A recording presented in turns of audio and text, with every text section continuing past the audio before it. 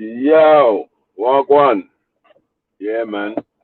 Yo, yeah. First thing, yeah, fuck the police, innit, man? You hear me? Yeah, man. We said fuck the police. Fuck the police. Fuck the police. That's fuck the police. Fuck the police. Fuck the police in the middle of the streets, in the belly of the beast.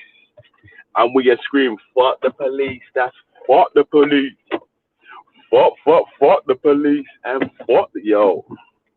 Yeah, man. So, you know how we do? We up in this biatch. Yeah. What's the day today? I don't even know, man. Wednesday? Well, yeah, big up, man. Big up the Wednesday gang. Yeah. I'll type my G Block wavy live streamers, yeah? Boom. Yeah, man. So them dirty crosses. You get me? Dirty crosses, bad man and ungrateful. Yeah. It's a mad thing, bro. I'm saying, if we need any evidence of institutional racism, this is the number one case that should be pointed at. You get me? Because, boom. I was there like,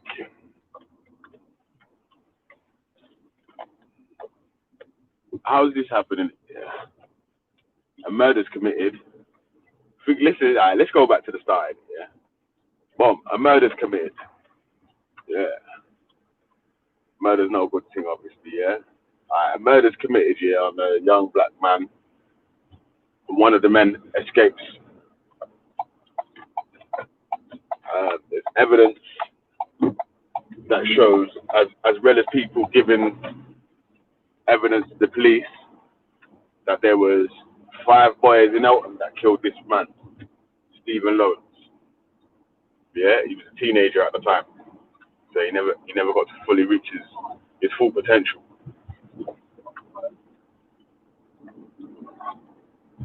But after all that, though,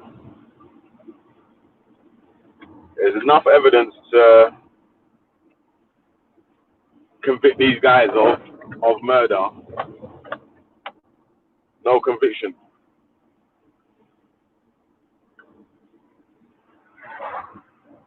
There's people that are giving evidence that puts these people in the frame.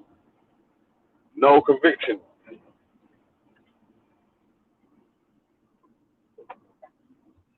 BBC made a blood clot. Channel 4 made a documentary about it.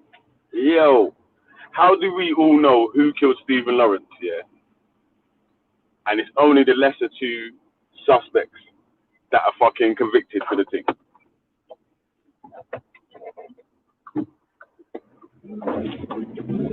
There was at least another 3 Donnies there.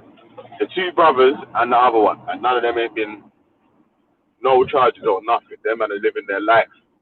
I heard they're doing their thing in Spain right now. Yeah, I heard them man are got grab in Spain and do their bits over there now. You get me?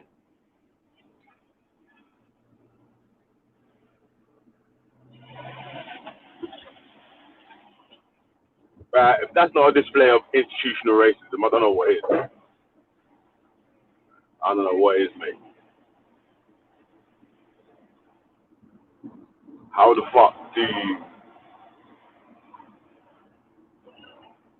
Cressida dickhead? How the fuck do you know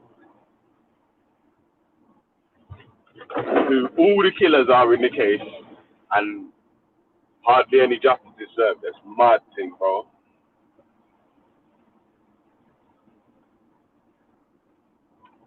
It seems like this sort of shit can only happen to one set of people, man.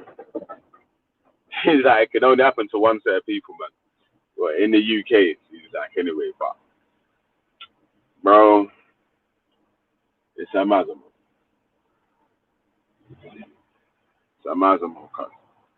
Stephen Lawrence's case is closed, even though they know who the killers are, and there's evidence.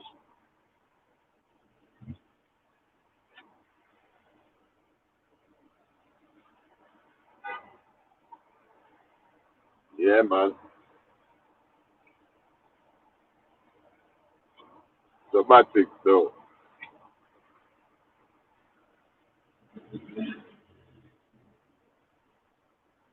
right.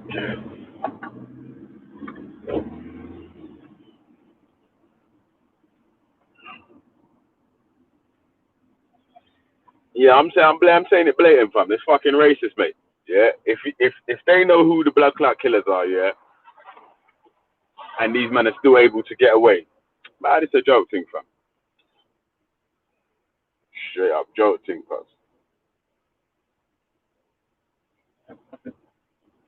Trust me, trust me. Full time joke thing, man.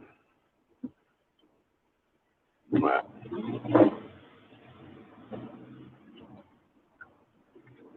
At least make them man rider one bang up with a couple of the man them or something. Yo, it's a mad thing.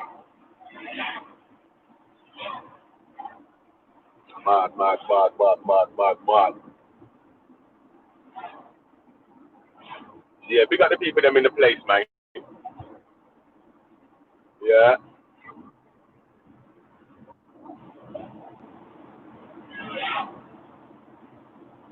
Is that natty? He's a bit OG.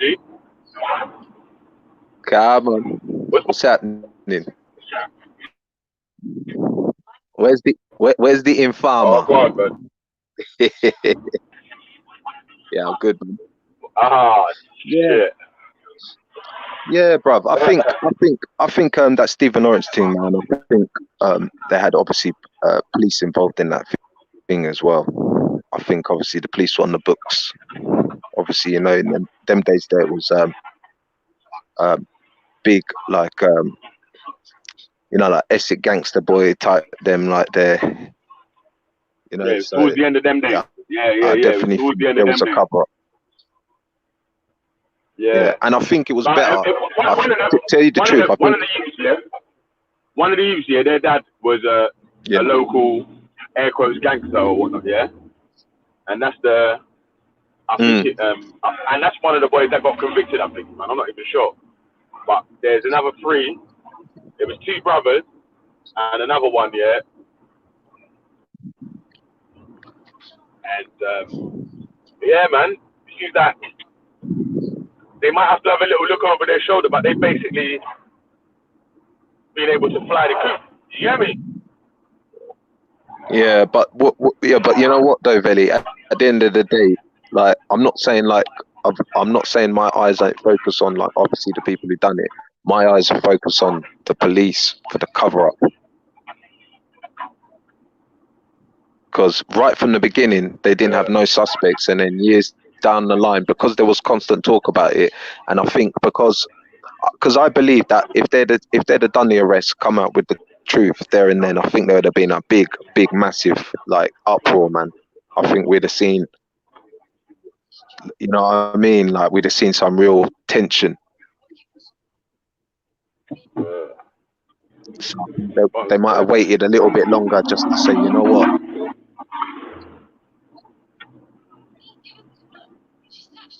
You know what I mean? Because the truth will always come out.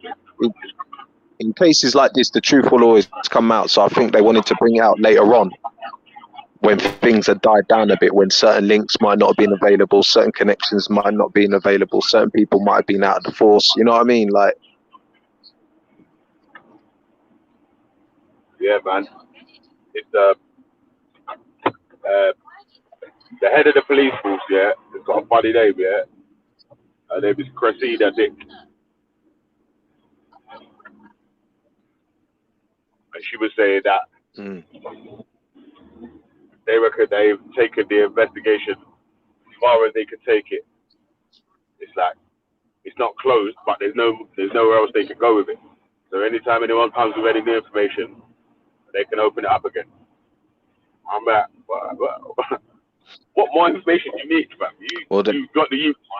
They've got the youth, yeah. Remember? Do you remember? yeah, There was a documentary, yeah, where they set up a camera in the youth yard and they put it on telly and they showed the youth practicing on how they're gonna stab niggers and shit like that. How they want to go down Catford Yeah, and with a machine gun and just start shooting and all them sort of shits like that. So, yeah, and that's like the bits that they could show. So if they've got them on a sting like that, yeah, you saying that they never talked about the murder once on the sting tape? I don't know about that, man. yeah. But the thing is, though, Veli, you know, like I can't remember what year it was when what? How many was it? Was it 3 Brez that got convicted, or was it 2 Brez? Two brothers got convicted in Yeah, the one late 2000s. and the other one didn't. Yeah, that's it. Yeah, so that's what I'm trying to say to you. Yeah, I believe they thought right now is the time to actually put these guys First, yeah, away because yeah, they had a trial at first, you know. They all was case first of all, the first trial. There was all 5 of them was on yeah. trial first time. I think there's 5 or 6 of them. Can't remember. Yeah, but they all bust case the first trial. Yeah, and then Yeah, that's what I'm trying to say. So they made them. So if they made a mistake the first time, then surely there's more into that story. Like the second time, and the second time it should have been done. The case should have been done. All of them tried, finished, and then start investigating into obviously the police force. The police force need to get investigated. That's who's being protected. yeah, it's a mad thing still. Yeah. Big up all the people them inside, man. Like I got a higher van today, innit, man? So I can't see the screen too good. I can just hear when someone jumps on. So I can't really read out the comments, man. But big up all the people them in the place. Yeah, big up AO, sensible one. Yeah, we want some more people to jump on. You may have opinion on the Stephen Lawrence case.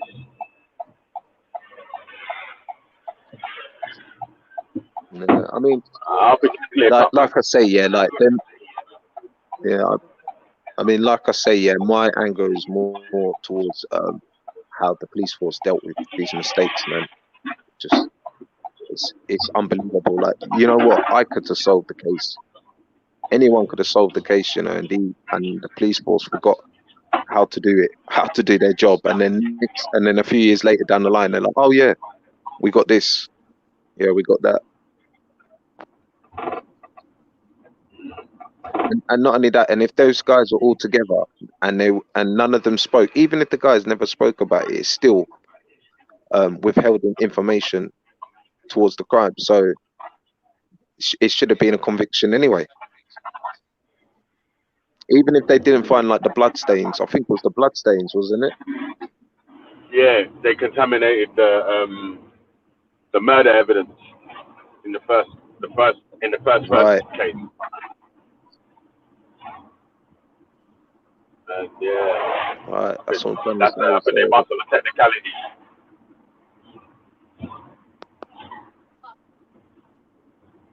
Yeah, because these are this type of stuff they've been using to catch criminals, like in the 70s. Do you know what I mean? Like, and you're talking like 19. What year was it? 90s, wasn't it? 90. It was 92 when he got killed. Was it 90? 92? 92, yeah. So like this technology in 1992 is perfect for doing all this. Yeah. So, do you know what I mean? And then they're like, oops, sorry, yeah, we made a mistake. Yeah, we got something else. It's like, come on, man. Come on, you guys were protecting like someone. Like, obviously, there's an agenda there. You got to kind of cover it up. Yeah, but eventually, someone's gonna talk, man. Someone's gonna speak up. Someone's gonna. Do you know what I mean? Like, you can't. Even the police and listen, we can't let certain people out. So if these guys, listen, these two could have just been like the little go to the shop guys. Do you know what I mean? It could have been like, well, listen, bro, you're gonna have to take the rap for this. But don't worry, you'll be on the protection wing. We'll sort you out. Do you know how much? Do you know how many people have been convicted on joint enterprise on literally just being in the area? Not even I actually know someone, yeah, I know.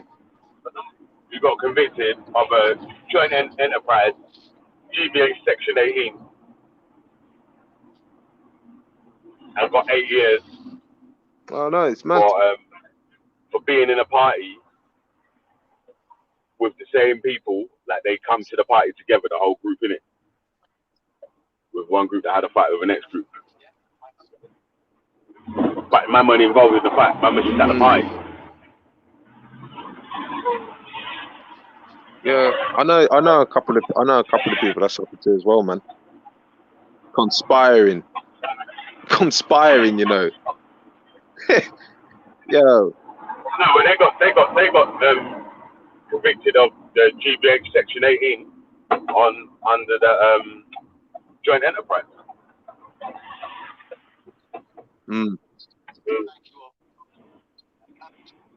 That's what I mean, man. That's what I'm trying to say. Them other guys that were known to be with them, they were known to be with them. Yeah, that's, you know what I mean. They should have been the ones to basically have gone down as well, because they didn't say nothing as well. So even if they witnessed it and they were there with them, they're not saying nothing. I'm not sure if that's how they would have been able to be convicted. It's only that if they could prove If they could prove all of them right, was there at the time when Stephen Lawrence got murdered, but they can't prove who murdered him, then that's when it's like a joint enterprise to get it. That's what I'm trying to say to you. Yeah, that's what I'm trying to say to you. Whether you've whether just two people stabbed him, whatever, it's a joint enterprise. That's exactly what I'm trying to say. So someone knows something. Yeah. If you weren't there, you don't know nothing, obviously, innit? If you were there, you know something. You're involved in it. You could have stopped it. You could have prevented it. Listen, yeah. The people of Eltham. Why did you? Yeah, these are the things they'll say. The people of listen, yeah. The people of fucking Wellhall Road, the estates that are linked to Eltham, yeah, all the way to the estates near Crownwood School, yeah. All the OGs of them, and they know the exact story of what happened in the car.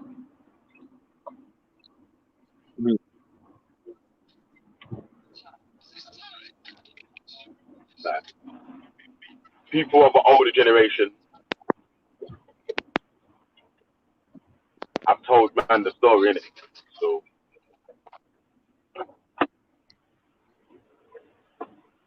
yeah, and that's what I was trying to say to you. Not, these type of things don't stay low for long. Like, we had the Donny near my area. Yeah? His name's I ain't gonna mention his name live, yeah.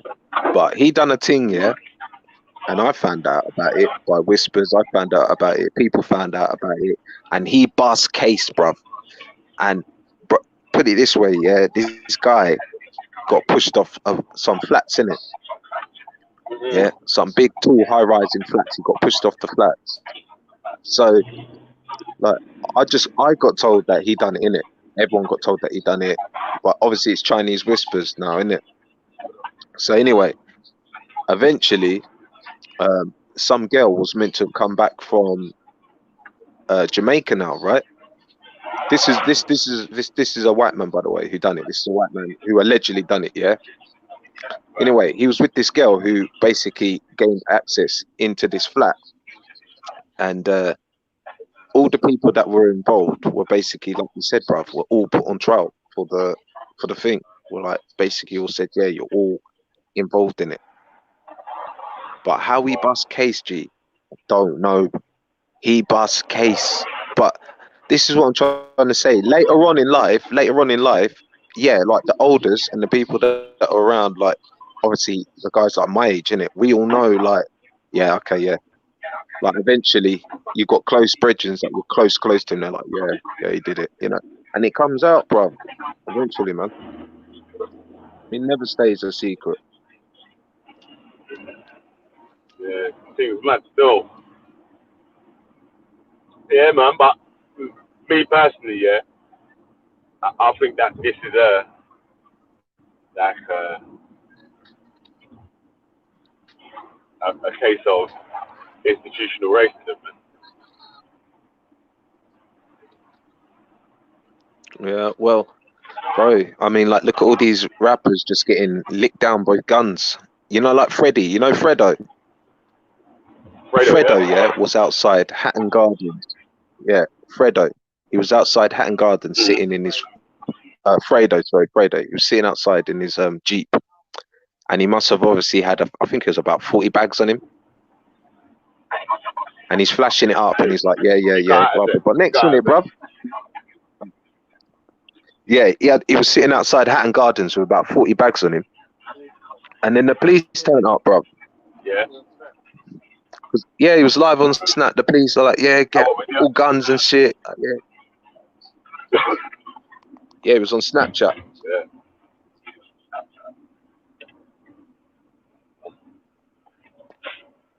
Yeah, that's I even bad. think, even with the Essex boys, Bad. man, even with the Essex boys, But even if you it know was for the these youths police. that's doing the 50 grand challenge and all that, yeah. I'm like, yo,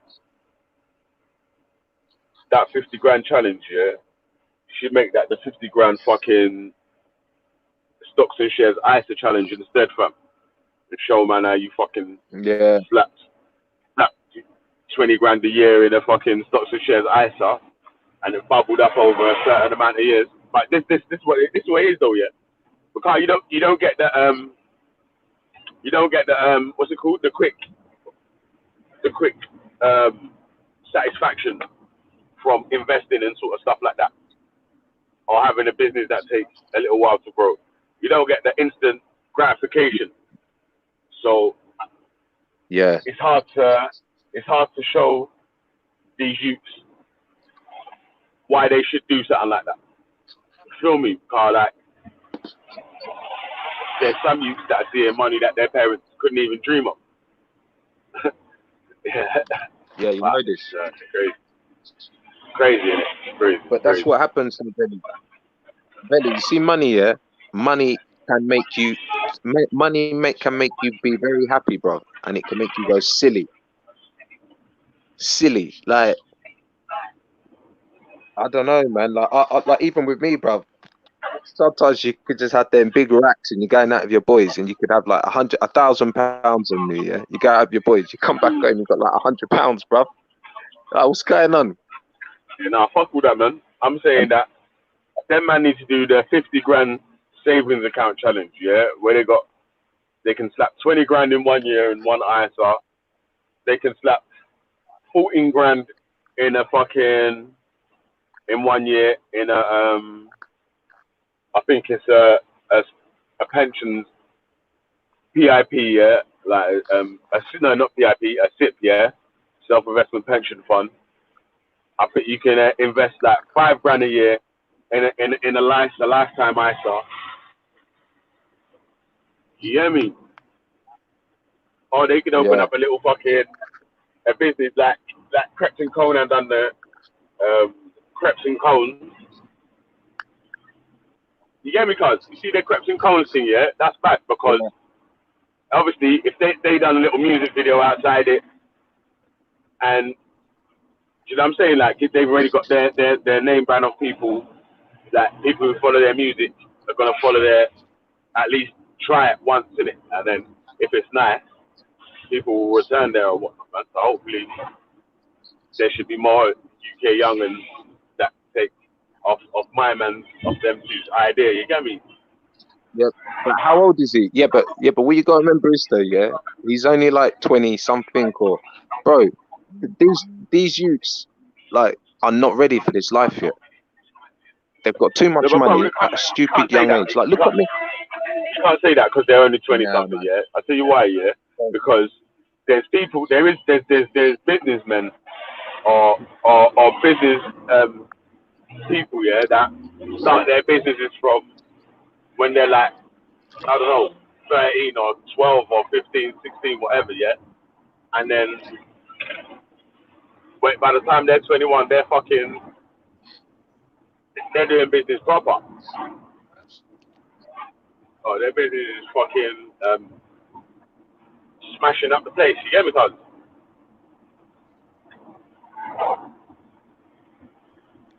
I don't know, man. I don't know, man. I've seen like even that chicken connoisseur boy. Yeah, I know that his mum and dad are like well backing him up when it comes to certain things. Like I know he's bought like a few properties. That's because his mum and dad are backing him. But when you've just got these Lone Ranger boys, they're just out on a hype thing. Most of them, G. Like Yeah, but they're bro, too I'm young, saying man. that When they got all that money, they've got to have people to guide them with that money. there's some. Alright, do you know who J2K is? You know who J2K is? Yeah, Yeah. You know the crep spray? yeah, Yeah, crep spray. That's his company. Crep spray. yeah, yeah. He done that. Yeah, Yeah, that's what I'm yeah. trying to That's say, in fam. And JD's what? Foot Locker. Yeah. And obviously, I check it like this then, yeah. J2K and Crazy Titch, Yeah, yeah, was around the same sort of time, and they used to par or whatever in it, yeah. And yeah, obviously all the man them love trainers in it, love kicks and whatnot, yeah.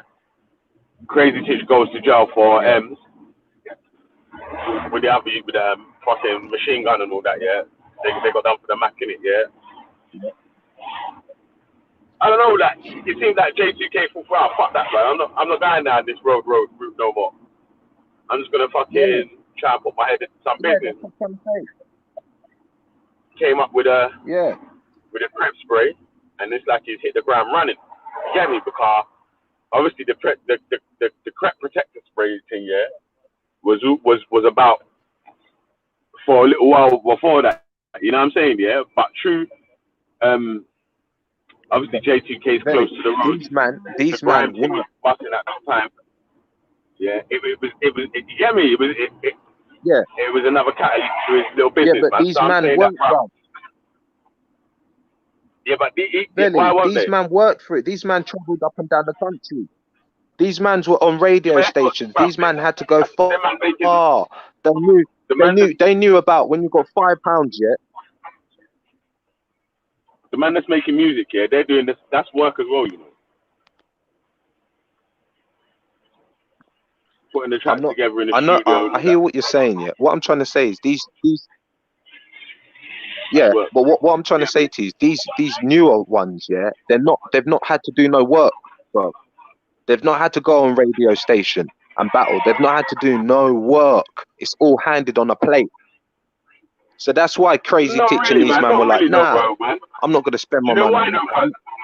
I'll tell you why I don't say not really, though, yeah, because there's still a come up before you bust on this little YouTube thing or whatever it is, whatever route of music you're taking to get your thing popping in it. So it's not like, you know what I'm saying? Like, so first you have to have the local hype, where locally the people are saying, yeah, my man's dope or whatever, yeah, and then you got to build up more than the local hype, like the little outside of your circle where people are rating your shit and sharing it and all that. You know what I'm saying? Like Yeah, the you could music do that companies and all online. that coming You could after do that. that online. Yeah, but I'm saying, yeah, They're but that's doing still it work, bro. online. They're But not traveling. let me They're finish. not going like to Brixton. They're not like Let me finish. going Let to me finish. Stratford Rex.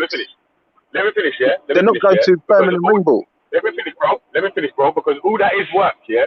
So even if you're doing your little YouTube videos, trying to get views on your video and so, whatever, yeah? All that is the pre-work before the big record companies come in with their big money to be able to promote you in this place, that place, and the other place. That's all work that these men have done way before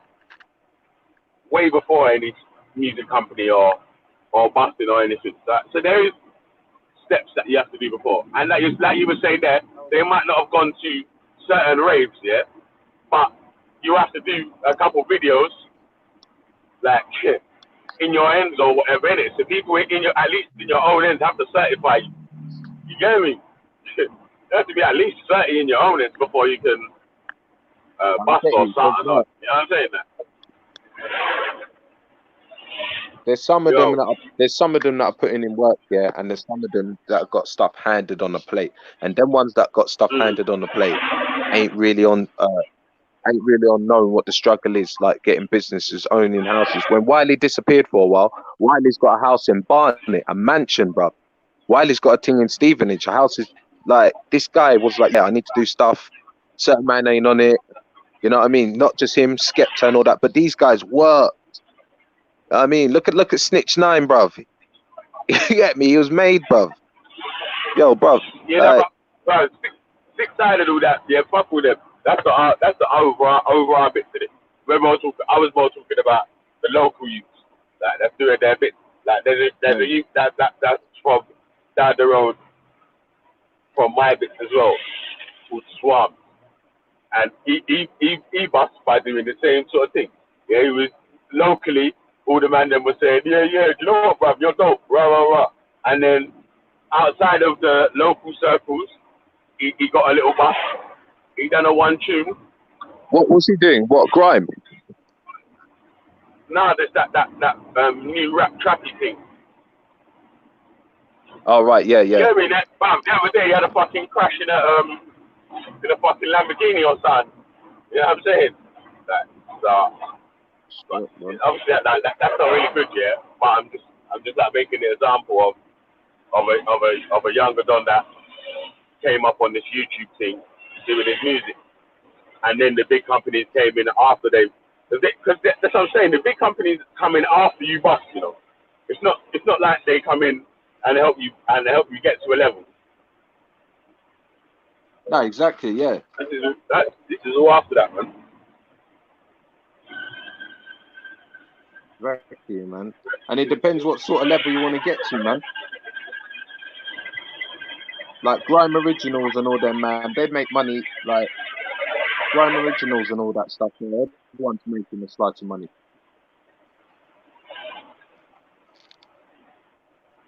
Like grime can actually keep itself going. It don't even need mainstream grime.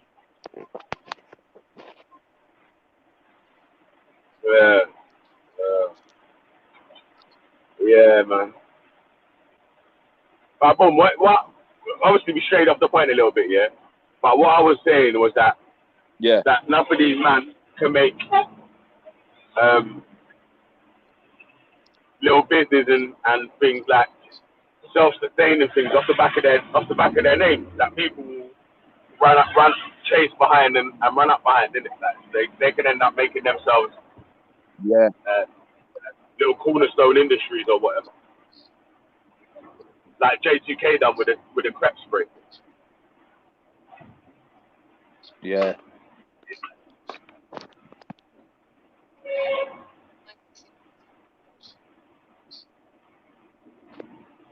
Yeah, they could do, man, but they just got to just see that. They've just got to just see that thing, man, and realize, like, even with footballers and all them type of people, realize that after that, what you're gonna do, man, like, you need to do more, not just the music thing, man. Yeah. Even with the garments thing, I want to see more like garms. Clothing labels. Yeah, clothing labels and stuff like that.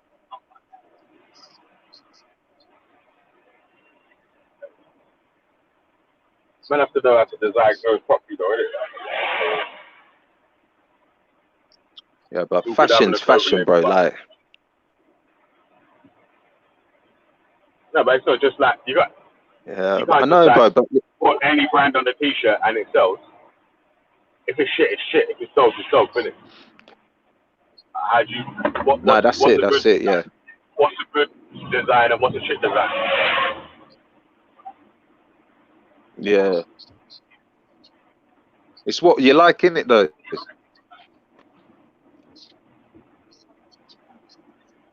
That's what you like. Like one of my brethren, he had a little link at the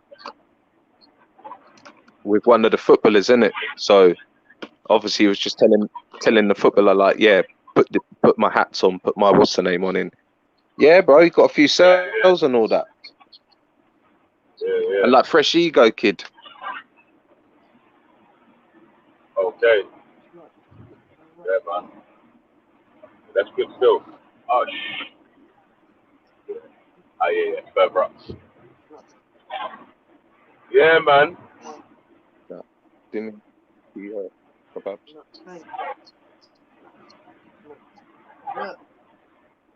Hello? Still hear me, yeah? Yeah, man. Yeah. So, Yeah. get back to the Stephen Lawrence thing, yeah? Like, Yeah. why do you think it's possible for the police to have the evidence of who the potential killers of Stephen Lawrence are, and not all the killers be convicted? How does that happen? That's what I mean. Yeah, and how can you shut the case? Well, it's It technically doesn't not make shut. sense. It's just they made an announcement saying that there's no, that they can't go no further with the case, basically. Yeah. But what you just said, that doesn't make sense with what they're saying. They can't go no further with the case. If there's still evidence, or there's still people involved, it's a thing, isn't it? So they did say though, if any new evidence comes forward, obviously they'll investigate. If any new evidence or any new techniques come forward that can conflict whatever, any new perpetrators or whatever, then they'll investigate. But boom.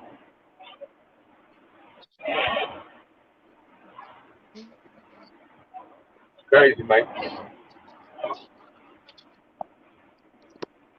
Man, you know the boy them are No, covering their but tracks.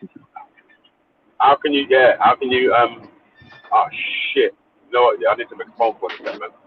Fuck the high, man. Need to pay congestion charge. Gotta pay fucking Dartford tunnels. Yeah, man. But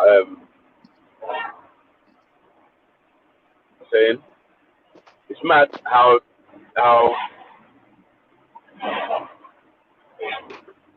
I don't know, man. Listen, Madeleine I'm McCann happy case is still going on, bruv. but although it's a sad case, yeah, it never happened in the UK, innit? That's what I'm trying to say. And they're still investing tax people's money into it.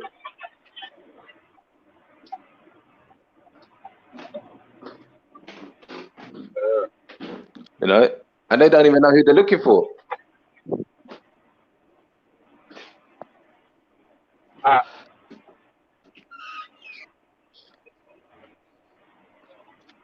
Right.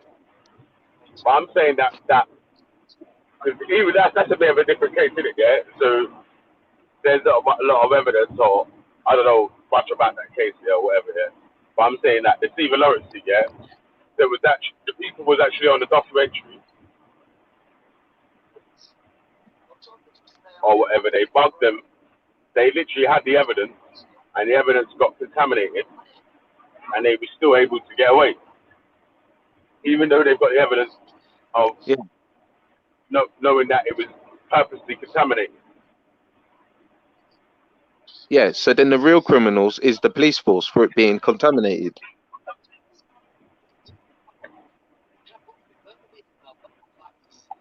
So a new investigation should be opened up.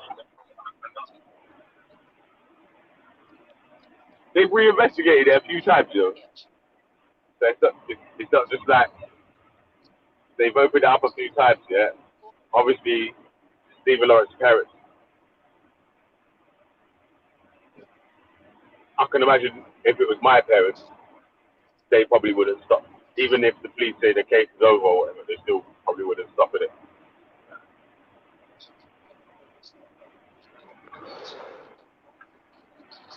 It is what it is, man. Do you know what I mean? It's black and white there. Like, for it to be contaminated, it's just ridiculous. It's just the most ridiculous thing I've heard. So, obviously, you know what I mean? There should be a prosecution on the police force.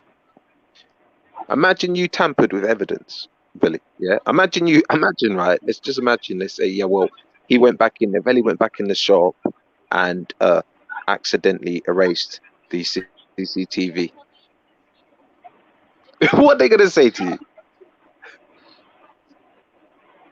Yeah, Uh, officer. I went back in, officer, and I pressed accidentally erase on the CCTV, and it erased all the CCTV. Oh yeah, case closed. Yeah. well, I don't know yet if the officer that was said to be contaminated evidence, if he was ever convicted of that or not. Yes, I don't know that still. I know that All right. Let me. But you understand the question I'm asking you? Like, if let's say you're up for trial, right, and the judge asks you, so what happened at 9:15 a.m. in the morning?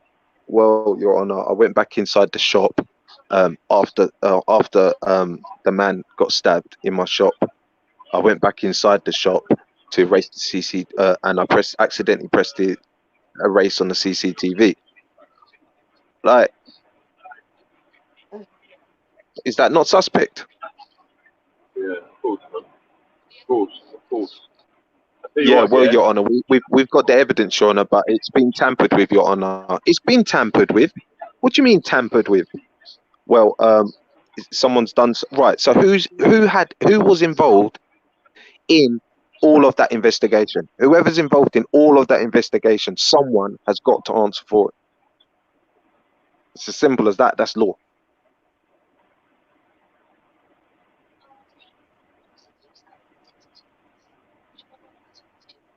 Someone's got to get mad chucked thing, bro. underneath the boat for that. So, like I said to you, The mad, obviously, them two players that have obviously being convicted, they were just used.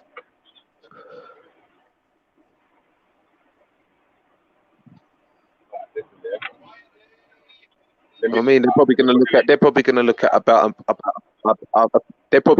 payout when they come out. They're probably going to have a nice little cushy bit of money when they come out. It's been thought of for a very long time. This case has been going for a long time, and then they're like, "Oh, the evidence is good." Come on, man. Look how long the case went on for.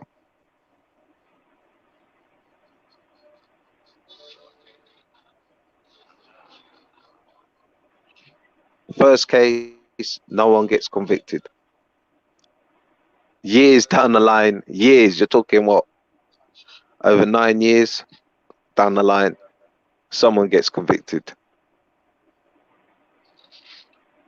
Evidence. Oh, and there was tamper with evidence. It's just, I don't know. It sounds fishy. You know what? I'm not even. I'll be honest with you. Yeah, those guys that went in, like the police. Like, I don't know who's more guilty, them or the police. Yeah, they were on the hate crime. Yeah, they were on that stupid bullshit vibes that was happening in them days there. But like we're trying to say again, yeah, we're expecting the law to be protecting and seeing all citizens as equal, and yet in such a big case that this is, that you've got tampered evidence. So you've got something worse than the actual case inside the police force. So what's worse, the killing or the tampered evidence in the police force? Who's the bad guys? Who's the bad guys here?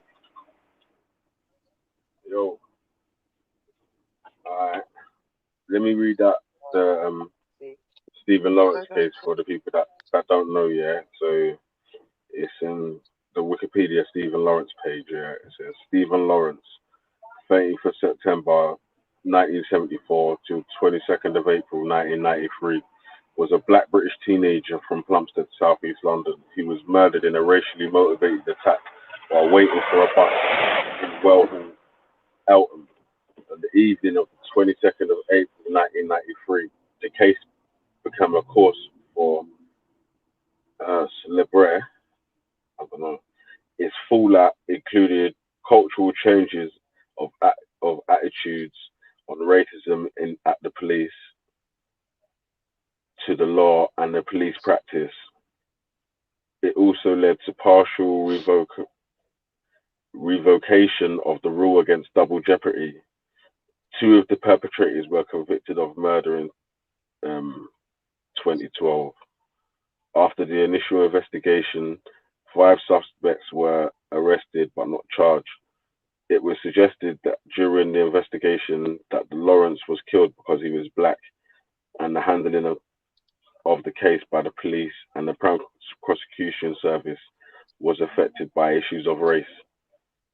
A 1998 public inquiry headed by Sir William Macpherson examined the original Metropolitan Police Service (MPS) investigation and concluded that the force was institutionally racist.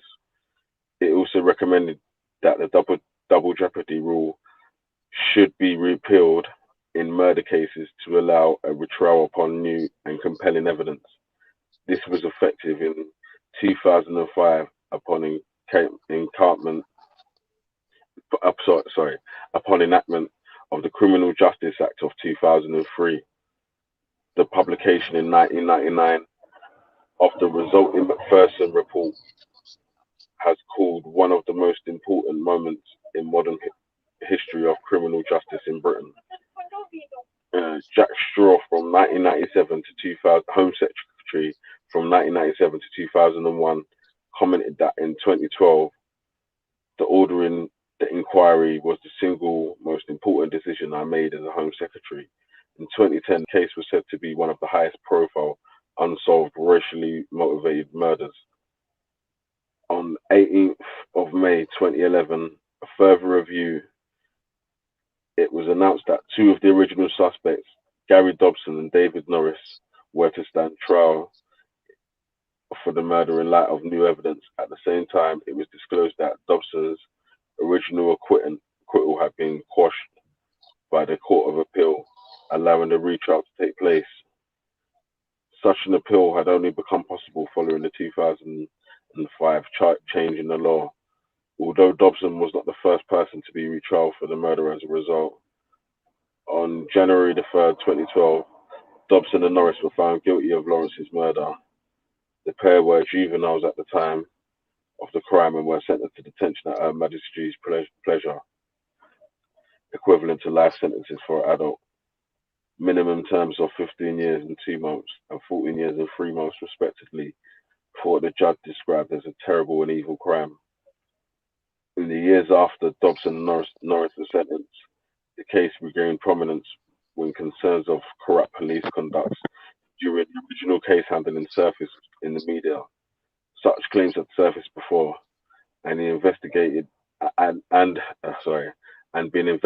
in 2006, but were reignited in 2013 when former undercover police officer stated in an interview that at the time he had been under pressure to find ways to smear and discredit the victim's family in order to mute and deter public campaigning for better police response to the case.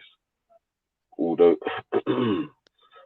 further inquiries in 2012 by both Scotland Yard and Independent Police Complaints Commission had ruled there was no basis for further investigation, Home Secretary Theresa May ordered that an independent inquiry by a prominent creasy into undercover police corruption, described as devastating, was published in 2014.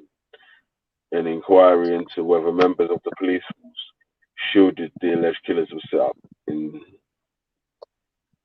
October 2015. Clean up. Yeah, so let me read this little bit about the murder. So this is the events of the day of the murder. Yeah. Let me have a sip of my drink. My mouth is dry as hell.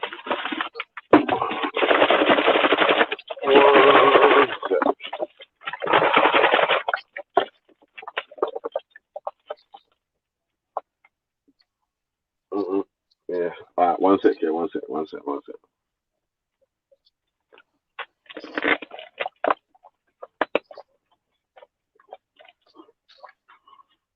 Okay. So the murder. Lawrence had spent the day of Thursday, the 22nd of April, 1993, at Blackheath Bluecoat School. After school, he visited shops in Lewisham and then travelled by bus to Uncle's house in Grove Park. He was joined there by Dwayne Brooks, and they played video games until leaving around 10 p.m. After realising that the 286 bus on which they were travelled on would get them home late, they decided to change bus routes. Either 161 or the 122 on Well Hill. They decided to change bus routes for either the bus routes 161 or the 122 on Well Hall Road. Lawrence and Brooks arrived at the bus stop on Well Hall Road at 10:25 p.m. Lawrence walked along Well Hall Road to the junction of Dixon Road to see if he could see a bus coming, and went back towards the bus stop. Brooks was still on Well Hill Road, partway between Dixon Road and the roundabout, with Rochester Way and West Thorn Avenue. At this point, Brooks saw a group of 5 or 6 white youths crossing over Rochester Way on the opposite side of the street near the area of the zebra crossing, and moved towards them. At just after 10:38 p.m., he called out to ask whether Lawrence saw the bus coming. Bullets claim he heard one of the assailants saying, What, nigger?" As they all crossed the road quickly, as they all quickly crossed the road and engulfed Lawrence. The attackers forced Lawrence to the ground, then stabbed him to the depth of about 5 inches on both sides of his body. The right collarbone and the left shoulder, both wounds were severed axillary arteries before penetrating the lung. Lawrence lost all feeling in his right arm and his breathing was constricted. While he was losing blood from major blood vessels, Brooks began running and shouting for Lawrence to run and escape with him. The attackers disappeared down Dixon Road, and Lawrence ran in the direction of Shooters Hill. Lawrence collapsed after running 130 yards.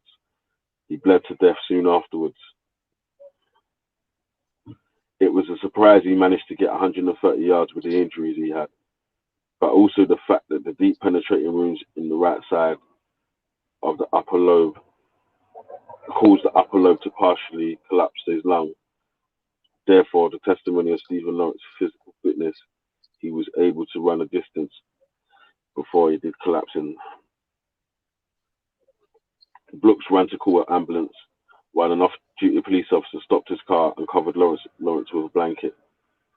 Lawrence was taken to Bullock General Hospital at 11:05, but was already dead. Mad. All 3 witnesses at the bus stop at the time. Imagine there's 3. See, this is why it's even mad. Yeah, there's 3 eyewitnesses of the murder. All 3 witnesses at the bus stop at the time of the attack said in statements that the attack was sudden and short, although none was able to identify the suspect. In the days following the Lawrence murder case, several residents came forward to provide the names of the suspects, and an anonymous note was left on the police car windshield and the telephone box naming the local gang as the 5 suspects. They were Gary Dobson, brothers Neil and Jamie Akel, Luke Knight, and David Norris. In February 1999, officers investigating the handling of the initial inquiry, been a vital witness, had telephoned detectives 3 times within the first few days after the killing, and appealed for her to contact them again. The 5 suspects were previously involved in racist knife attacks around the Eltham area. 4 weeks before Lawrence's death, Dobson and Neil Akel were involved in a racist attack on a black teenager, Kevin London, whom they verbally abused and attempted to stab. Neil's brother Jamie was accused of stabbing teenagers Dwayne Whipham in 1992 and Darren Giles in 1994, causing Giles to have a heart attack. The stabbings of the victims, Gurdeep Bengal and Stacey Benfield, which both occurred in March 1993 in Eltham, were also linked to Neil and Jamie Acle, David Norris, and Gary Dobson. Initial investigation, arrests, and prosecutions. Within 3 days of the crime, prime suspects had already been identified. No arrests were made. However, no arrests were made. However, until after 2 weeks of the murder. Sorry, the phone keeps going dark because I'm supposed to be on StreamYard. Can you still hear me? Yeah. Yeah, because it keeps going black because I'm supposed to be on StreamYard still. So, all right, within 3 days. No arrests were made until after 2 weeks after the murder. Detective Superintendent Brian Whedon, the officer who had been leading the investigation from his third day.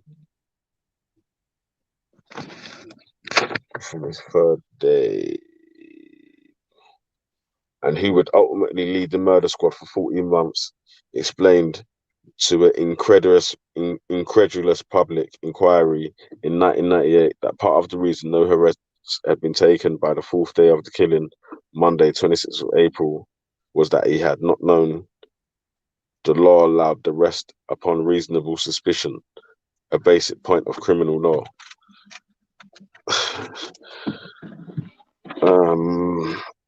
On the 7th of May 1993, the Acle brothers and Dobsons were arrested. Norris turned himself into the police and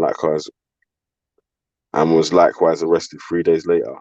Knight was arrested on the 3rd of June. Neil Acle picked out an identity parade, and Luke Knight were charged with the murder on the 13th and the 23rd of June, on the 13th of May and the 23rd of June, respectively, but the charges were dropped on the 29th of July 1993. The Crown Prosecution Service citing insufficient evidence.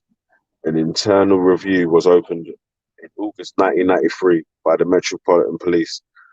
On the 16th of April 1994, the Crown Prosecution Service said that they did not have sufficient evidence for the murder charges against anyone, despite a belief by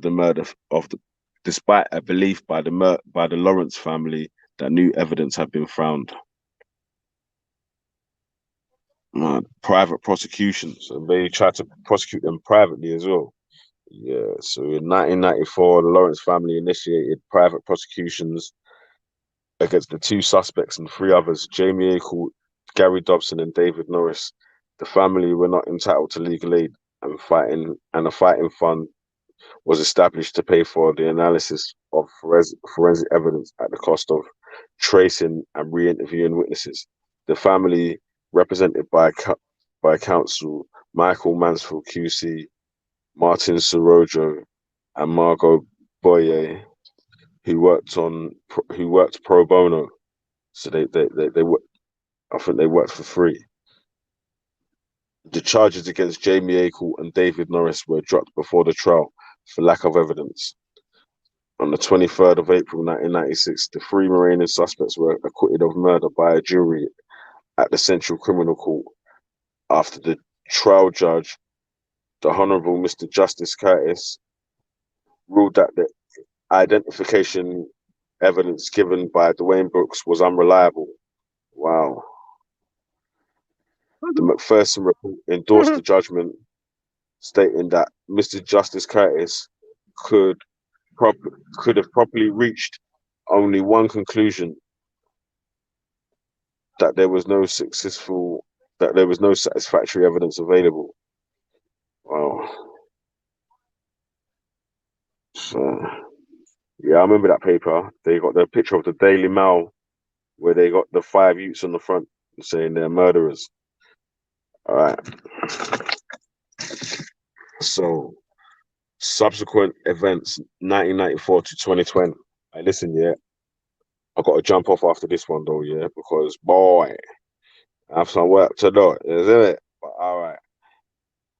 An inquest into the death of the of the of an inquest into the death of Lawrence was held on the February 1997. Was held in February 1997.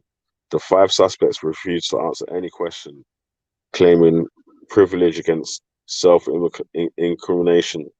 The inquest concluded on February 1997 with the jury retaining a verdict after 30 minutes deliberating unlawful killing in a complete and invoked racist attack by the five white youths, finding this went beyond the bounds of their instruction.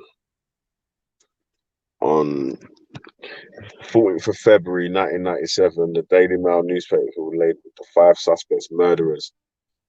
The headline read, "Murderers. The Mail accused the men of the killing. If we are wrong, let them sue us." Underneath this headline, mad thing. Underneath the headline, fuckeries. Big up If we IC3. are wrong, let them sue us. Yeah. Underneath this headline appear pictures of the five suspects: Dobson, Newen, Jamie Acle, Knight, and Norris. None of the men ever sued for defamation, and the public's strong opinion rose against the accused men and the police who handled the case. In July 1997, an ordered inquiry by the Home Secretary to identify matters related to the killing, known as the Macpherson Report, which completed in February 1999. See below. In 2002, David Norris and Neil Aycock were convicted and jailed for racially aggravated harassment after after an incident involving plainclothes black police officers. They set them up in it with the black police officers. Yeah, mad thing. Uh, in 2005, the law was changed as part of the findings of the Lawrence case. The Macpherson report had recommended that the rule against double jeopardy, the common law rule, once acquitted of an accused person could not be tried a second time for the same crime, should be repealed in murder cases, and it should be should possibly subject an acquitted murder suspect to a second trial if fresh and viable new evidence came to light. The Law Commission later added its support to the. Oh shit! So I've made the. Oh shit, man! I've made it go to the wrong.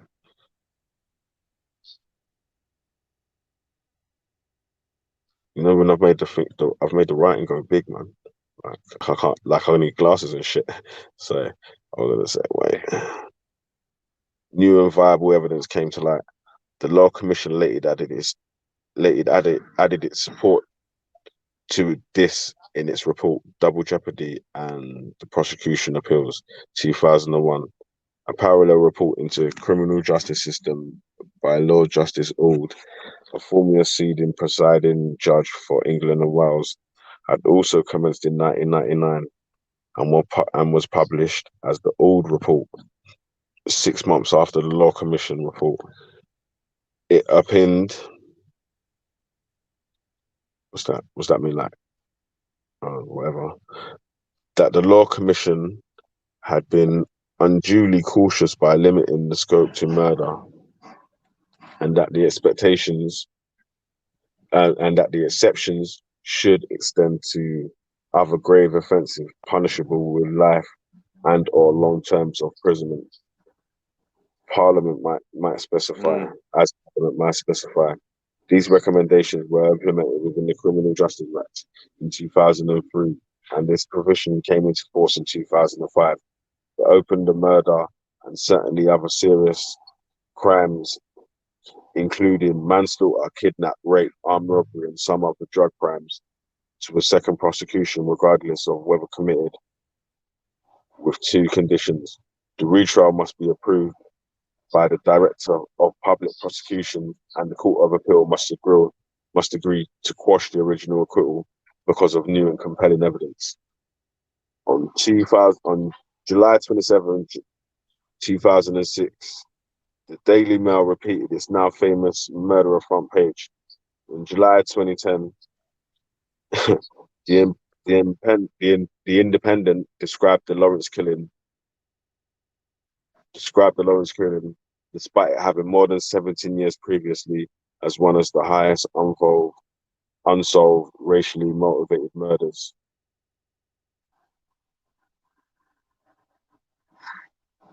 Yeah. All right, now, listen, this page goes on for ages, man. So I have to stop there, yeah, because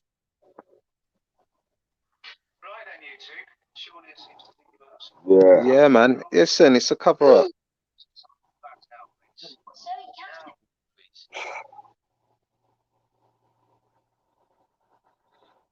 yeah, man. So we got the people them in the place. Yeah, old tight Natty on the panel. Who else is jumping on though, man? You don't have to jump on and help Natty run the show, man. I'll tell you what, yeah, I'll put the link to that Wikipedia page in the chat as well, yeah.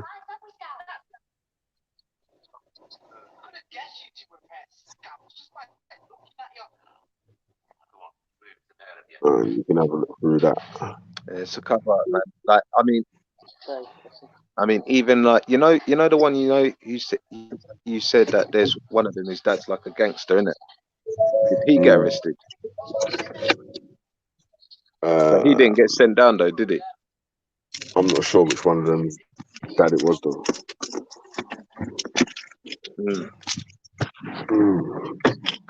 The two brothers, That's the two spooky, Acorn man. brothers and Luke, Yeah, have been able to get away. It seems for now, but yeah, that's the thing about obviously because the case is still quite high profile. Someone could make their name on solving it. that's a sacrifice. I mean that. So That's a sacrifice, bro. much That's a sacrifice. They've them Donnies that are in jail now. They're the sacrifice.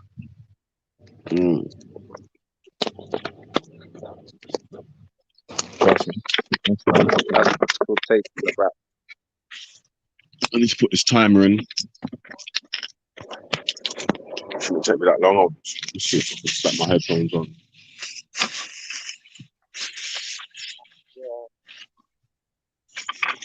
These headphones on for a sec, mates.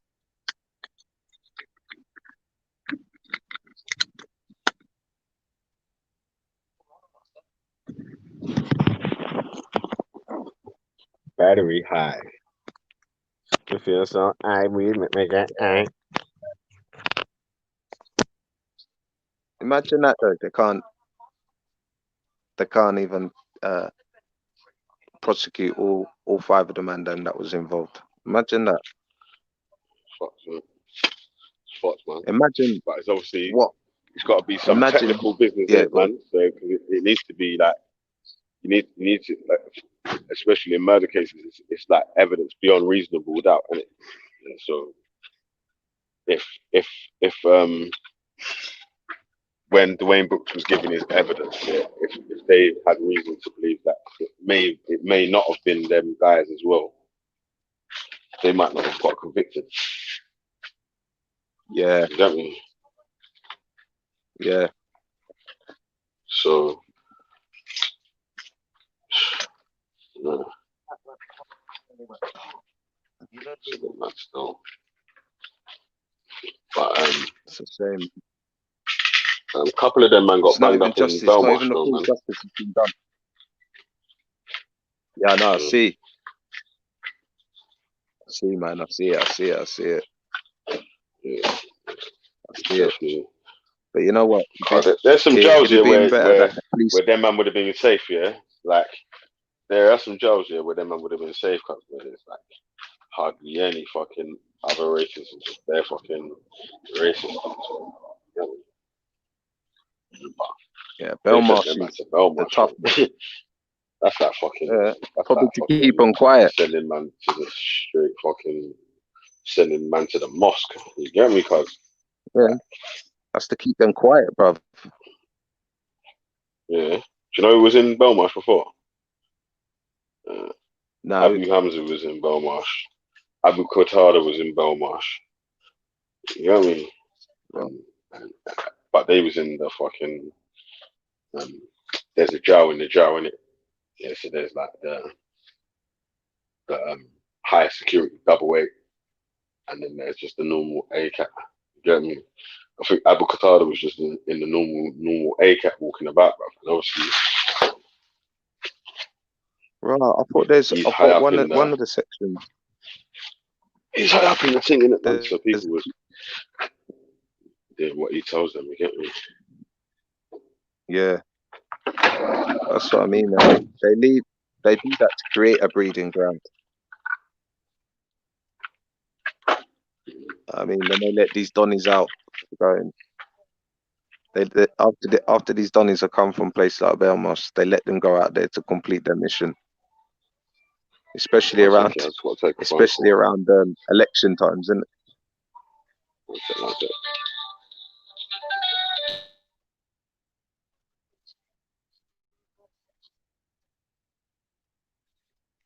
We got the chat still.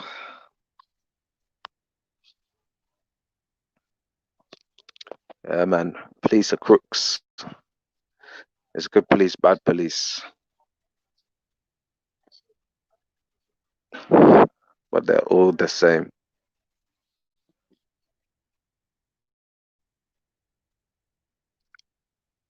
Can't mess with the biggest gang in the world, man. You know what I mean?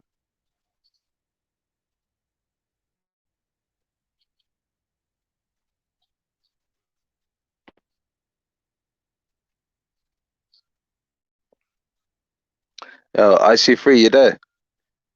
I know you got a little something to add to this. Cut the bank thing out for a little while, innit? Give the banks a little rest.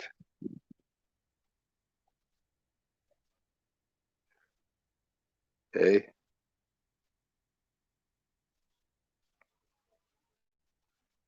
Yeah, it's obviously it's this, man. When you're talking about police force, the biggest gang in the world, and they're the ones who have the evidence. They're the ones who actually tell the story. They're the ones. You know what I mean? They're the ones who put all the pieces together, comb through the evidence. They're the ones who are suspicious. You get me? So when they got their nice little file there to produce, it's how they want it to play. Because at the end of the day, when there's a crime, man, when there's a crime and it gets big publicity, and they need to get somebody. They can't be saying, "Oh, we don't know who it is." They need to act, because then they seem weak. So I don't know about that, all that tampered with the evidence. Yeah, that's why you can't 100% trust nobody. Can't trust the police, mate. I mean, the only person you could trust when it comes to the police is your lawyer.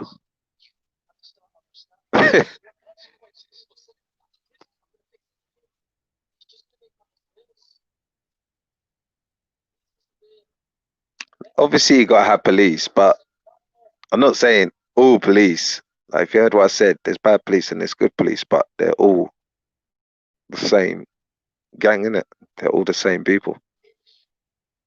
So even if a good police officer's trying to do a job, the other police officer might want to go off the books, innit? You might want to go off the oath and start acting like Wild West style and start getting out tasers and and using excessive force for no reason. Good cop, bad cop, innit?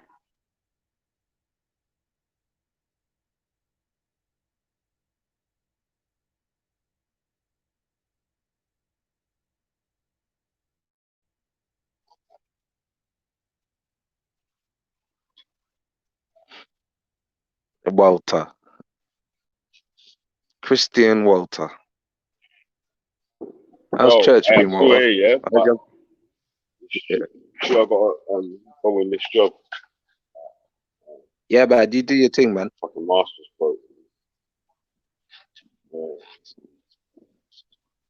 Say that, man. You got yourself to jumping on, you get me? Yeah. Man. Now, if you got, yeah, obviously, Lottie, if you've got the money, lawyer. But anyway, lawyers are there. That's what they want, man. If they've got a case that they know if it's a case like that, yeah, lawyers are all over it. They're in it for the money, obviously, and obviously they're in it for the money. But even that publicity thing, man. Do you know what I mean? Even that thing where they get to go up there and tear up the law. That's what lawyers love to do. Lawyers like to be like their lawyers, mate. They like to just go there and tear up the law. They like to put the right. They like to correct. So, yeah, man, you got to have a good lawyer. You got to have someone with knowledge of this. I think Walter would make a good lawyer. You know what I mean? Walter would walk in there with his Bible. I mean, as soon as Walter walks in with his Bible, everyone knows he's a holy man. Everyone knows he's going to talk the truth. Ain't it, Walter? Hey, Walter walks into court with his Bible held above his head. You know he's telling the truth.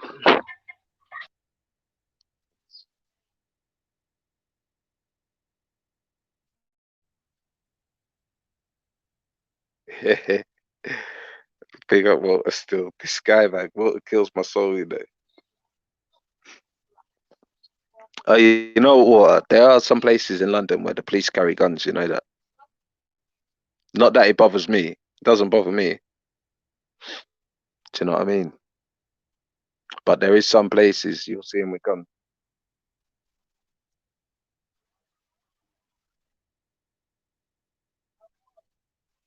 So, you know what I'm saying? I'm just saying there's good cop, bad cops, man. See it however you want it. See however you want to see it. It's just them.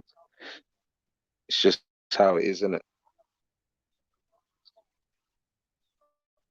Cop is a cop.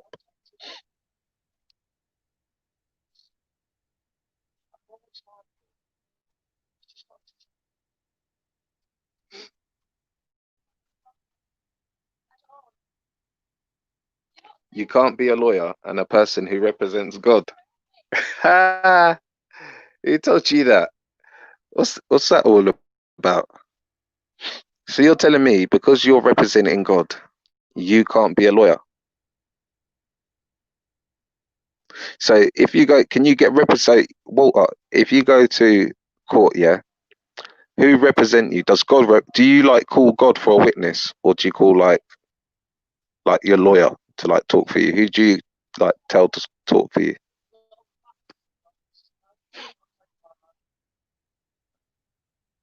Like if you're in court, yeah, say you're in court, and the judge asks you, he's like, yeah, Walter, where was you Thursday night? Just say 1 minute, Your Honor. Let me just do you get out your Bible and like call God and be like, let me just call God and he'll answer you.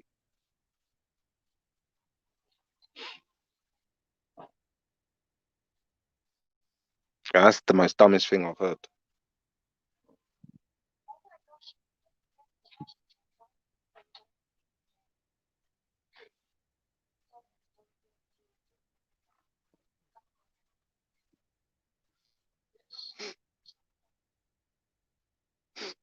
Yeah, anyone could be like, if you want to be a lawyer, you can represent yourself,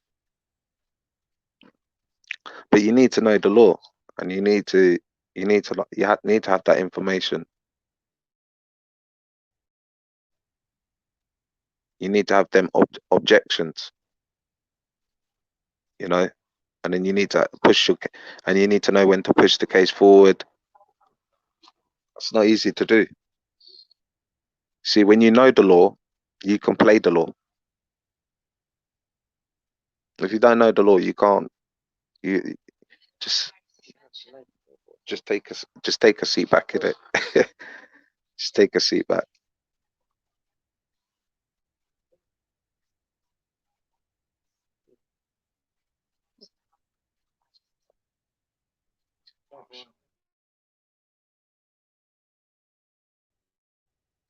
So yeah, man. Stephen Lawrence thing, bro, is It's a no-brainer. It's a no-brainer, mate. Corruption. Corruption.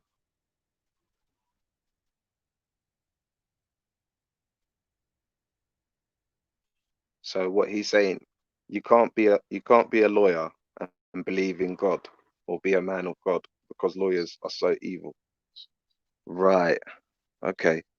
Well, I'm just wondering, like, who, like, hopefully nothing happens to Walter that he needs to go to court. But imagine if he did, like, who would represent him? Moses? The Holy Spirit? Who would you call to represent you?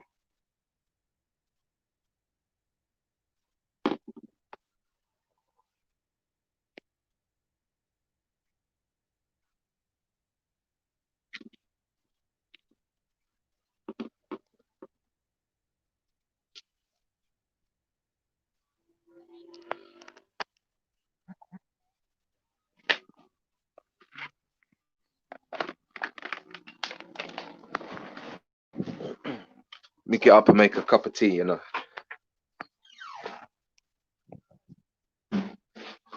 Make a cup of tea. Have some toast and all this. Get me?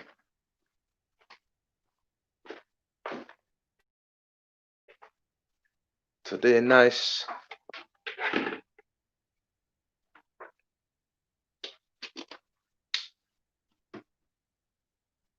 Yeah, that's I think that's what I mean, man. These people are mad, you know. Oh, lawyers are evil, police officers are good. Mental. Come with the holy water. Hey, while I'm making a cup of tea, he's drinking holy water. Allow me today, Waterman, innit? Come allow me today. Just have one day here where you don't try to, you know, stand against me or something, innit? Like, just have a day off, innit? Pick up your Bible and read. What's going on with this shit here? Yeah, I call the Holy Spirit to the stand. Hey?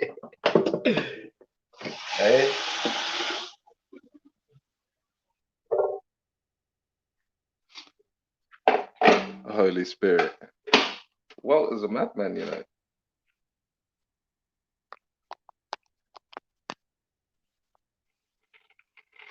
Walter's the ultimate madman. In a way, I'm pretty sure you lot all witnessed the other night. I'd like just to, at least, let's all have a little minute silence for, you know, a fellow panelist that used to come up on here. You lot might know him as Turek, innit? Yeah, like, you know, like his funerals the other day, unless you missed it, those who didn't turn up, it was quite a big turnout. And I'd just like to thank everyone that turned up that night. We all tried to show him a little bit of support towards the end, but obviously it got a little bit too much for him.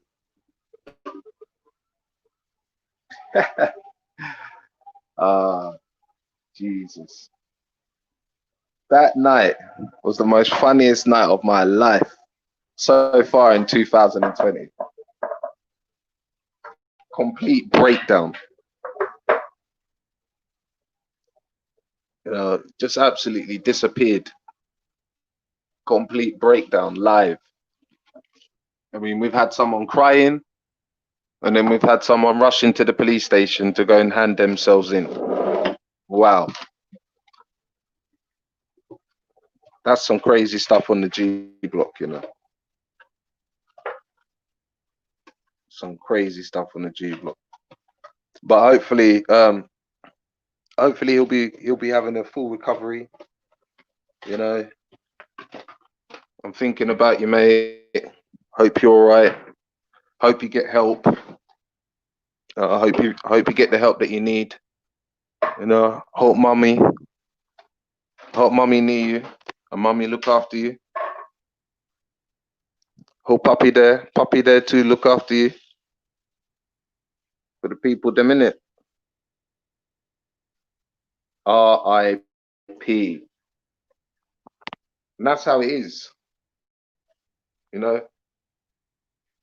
Oh, Tariq is a real man. Hey, Veli, highlight that comment, man. Highlight that comment. Highlight that comment. Tariq is a real man, unlike you, who can only fight with middle-aged women. Who fights with middle-aged women? Talking about fighting for. Hey, listen, I don't know what's going on in your childhood, White Chocolate, yeah, but the way how you sound sometimes, it sounds like your childhood was harsh, because you're always talking about fighting and all these type of stuff. You know what I mean? Like, what's up with you?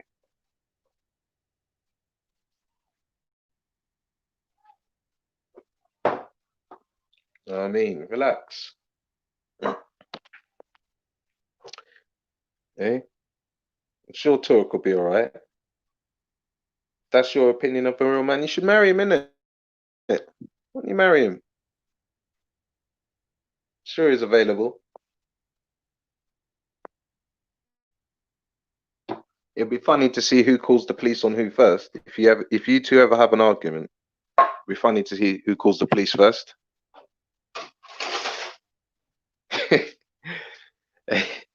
999.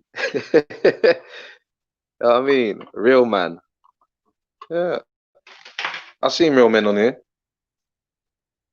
I bet you're gonna say like it's all right for real men to come up here and start crying and lying about deceased ones live on TV just to get a cookie. That's all they wanted. Oh, my mum died, Veli. I want a cookie, Veli.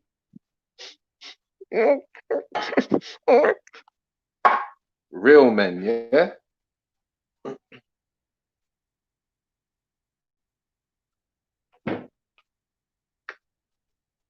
I don't fight Wendy and them. I don't call that a fight. Honestly, I don't see what you see if you call that a fight. No, it's not really a fight, is it?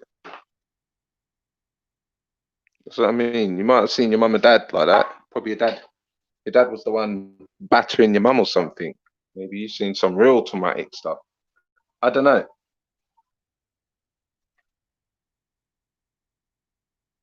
You get me? But I don't pick a fight with them. They fight with me. If that's how you see it. He's got time for fighting. You know what I mean? He's got time for fighting. What? You're mad. You're just as mad as the other ones that think kids dancing is like, you know, getting them all hot underneath the collar. That's all I asked the guy. I was like, yo, Turo, what going on? He's like, yeah, what going on? Yeah. Like, what? What's wrong with the video? Yeah, it's a bit too sexual for me. No, I was like, what, you getting aroused? Ah, that's what it was. I swear to God. I swear that's all it was. It was just me asking him why it's bothering him. So don't you think that's a bit weird?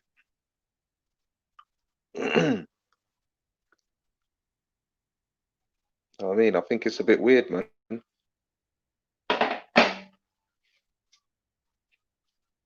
Okay. Well, listen, White Chocolate, all I got to say is this, yeah? You're a woman, and you've come up on here chatting pure waffle, and if you're saying what I think you're saying, you've come up on here attacking me. So what's your point?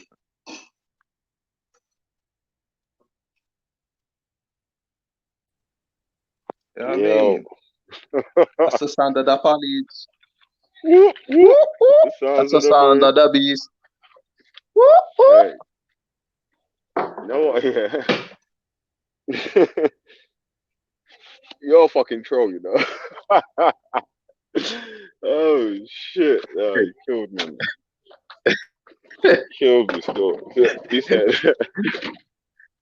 you said man said the I was dance is a bit thinking, too sexual for me still. What I was gonna say, what you getting aroused? No, and obviously at that moment there, you fucked up. You just get mad bro, from there. No. bro. At that, after he said that, you know, like when the record cuts out, you know, when like when the DJ does a little, you know, that little jump the DJ does. Oh yeah. That's what it was for me. Yeah. That's what it was for So, me. I'm thinking to myself, so, this guy can't go Disneyland. Imagine him go Disneyland, bro. oh shit! What you trying to say? Oh, He can't go Disneyland, G. oh man, shit! Baking in there, man. Nah, bro. And there's no AC in this bitch. None. What, no aircon now? God. No, man. That's long. Hey, finally, good morning. Well, good Well, afternoon. go on. Well, thought. You changed your channel for 2 Hello, days. I what didn't up? even know you were changed channel. Huh? I said you changed your I, channel. I didn't even know. Like we didn't even realize. nah, well, I never changed it. I got a fucking strike. So No, I know you got strike. yeah, I got a strike. Yeah, that's what happened. You hear me?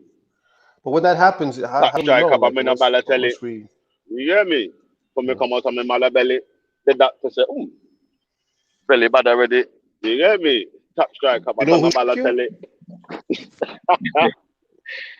Yeah. Do you know? Nah. Do you They know? must Shit me strike, they now. must strike, but they can't get it It right. was the juice.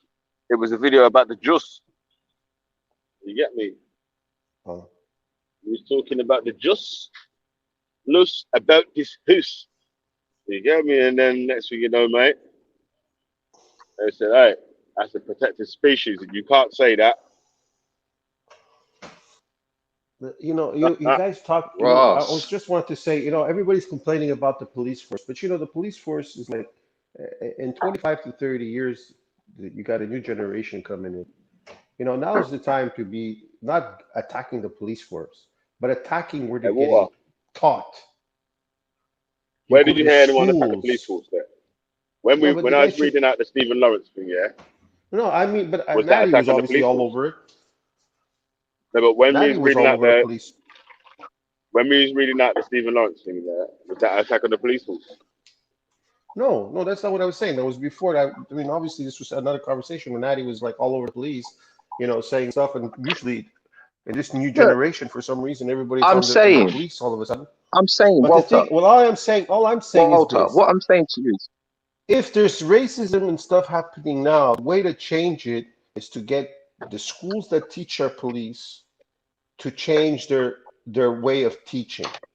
If there's no point in attacking this when you attack you obviously if things go wrong you say you know but the best way to change your police force is to change the way young kids are taught in police school. So instead of always concentrating on what they've done wrong, okay, you know what, let's go to the institution that is teaching these kids and let's attack it from there so that in 20 years you got veteran cops who are a little bit more ahead of the game.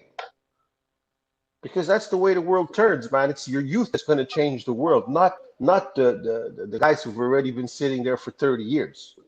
Yeah, but It's always how the comes youth that every changes the time? world. But what you say that, yeah, but every time one of the younger people says make a suggestion, you're always shutting it down. But but Like the now, younger people that are we're saying the younger people. we're saying that obviously it's a clear cut case of institutionalized racism. What's happened in the Stephen Lawrence case here? Okay, but that Not happened 30 years ago, right? That happened 30 years ago. Now that during this 30 years, we're 30 years ahead of the game. mm, Is there What any has changed? improvements been Has the made police force changed for the better or for the or for the worse? worst? Mm, This is 30 I'm not years sure. now. 30 years I'm ago, not did we sure. attack? There's That's all probably I'm going to saying, be some improvements, yeah, but there's going to be some things that haven't improved as well. right? Like it's Stephen Lawrence's case part of the police training in an academy at the England schools I don't of know. what not to do. Like if I I go don't know check the what the training curriculum of the police academy in England, will I see is. one of the courses on how not to, work a case? On Like how there's not to work 30 a case. young, You say. Say that 30 again. young, 30 police officers are being taught to go to a police force one day, and is that part of the curriculum in their classroom? How not, to do a crime scene? Probably not. I'm not sure. How could You know. there's no way for us to test that. There's no way for Exactly, us to test that. there is because I'm pretty sure the courses are all shown on when you're about to go to school, they always tell you what they're going to teach you that year. Just like So a so we have kindergarten, to wait. you know So what the for us kindergarten to is going to be investigate, taught. so for us to investigate just for our YouTube debate, we have to enroll in the police to find out if they do I teach doubt them. it. I doubt it because any kid, any 18-year-old could be enrolling in the police academy today, and he'll have his courses all laid out for him for the year. And part of it maybe might be justice. Maybe another one will be moral. Could be a part of morals or something like that. It could be anything. You could just watch and see what Yeah, they're being they taught. probably do have. I'm gonna say if they were smart, then they probably would have at least a course on I don't know or a bit about him trying to treat the public equally or something like that, rather than saying, "Oh, one, don't treat black people badly" or whatever. I think they would rather probably put it as we should be treating all cases equally, like all suspects, all the witnesses are treated with care or whatever, or something, something like that, rather than Yeah, I mean that's they the would only way say, to go because you get one of these old geezers that have been around since 1956. There, well, how hard is it to get these guys to change? You got to find a way to catch them. Like Natty's going. They probably did this. They're probably doing this. You got to get in the heads of kids.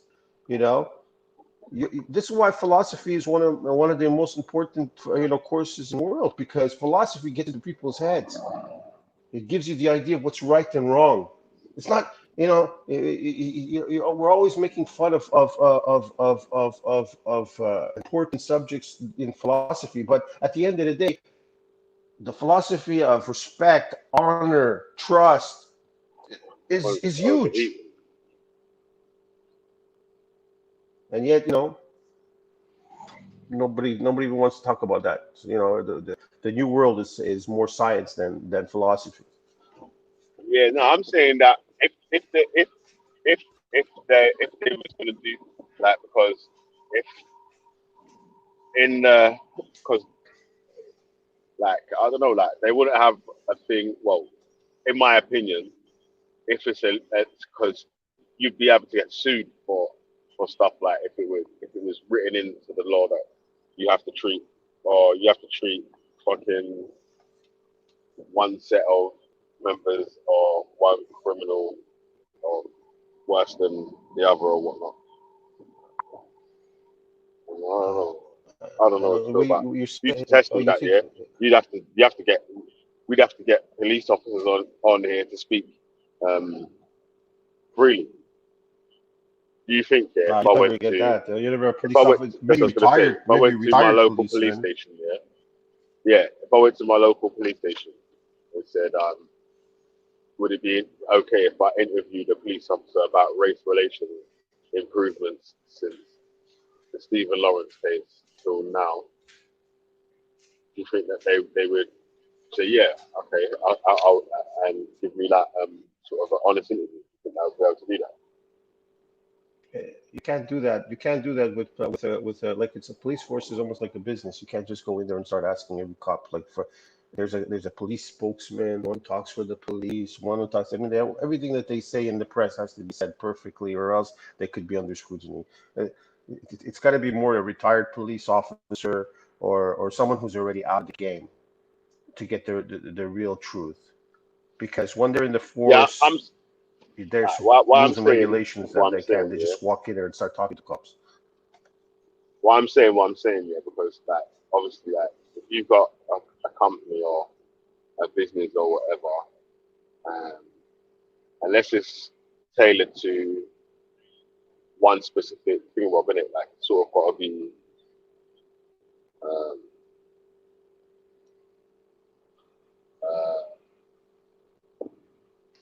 you sort of have to write it out so it seem equal in all people's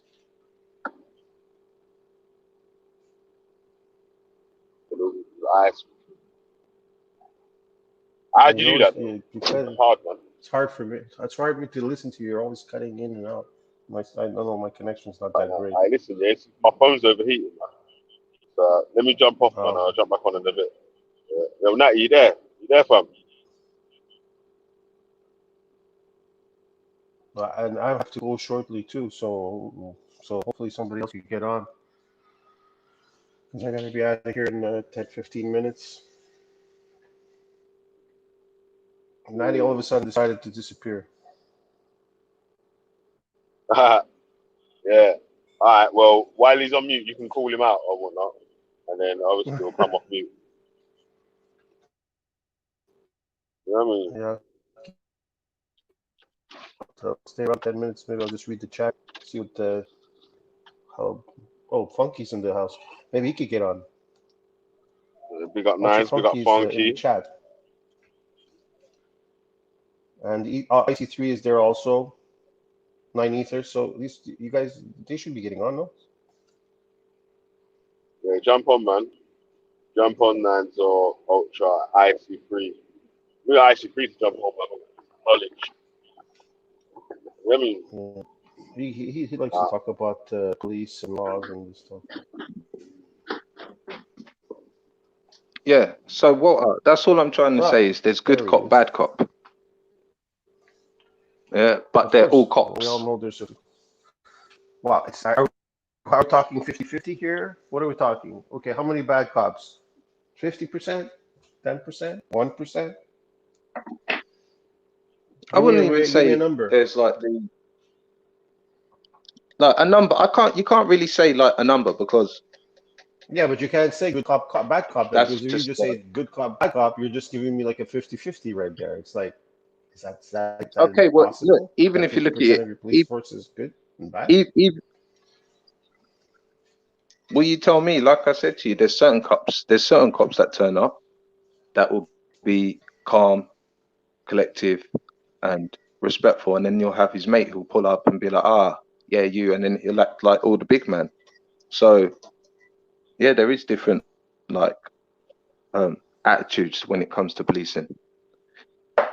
Obviously, you being such a good Christian, you've never been involved in the police. Is that what you're saying? Well, I mean, when I was growing up, I lived in an area back at the time. There was a little bit more crime, a little bit more stealing going on.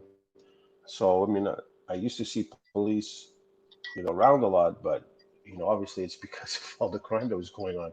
If every second day somebody's bike was being stolen, someone's radio was being stolen from their cars. There was always something going on. I mean, it wasn't like today. Yeah. Today it's more. But once you got out, once the community started to control that, obviously the community grew, and now that area that was once a zone of I mean, it's still the city, is a lot better. Is that what was that up to? Doing probably a better lifestyle, meaning people. It's hard to say. I don't know. Okay, so let's look at the tampered evidence part. Okay, so let's say for instance, you're talking about back to stepfather. Back to what? You're back to the case that happened 25 years ago. Yeah, back to the case. Yeah, Okay. just because I just want to get inside like your head how you think. So, you know what evidence is, don't you? Yeah. Okay. Now, Yeah, I usually have to you close know privacy when. after. So, you know how important evidence is to a case. For sure. Are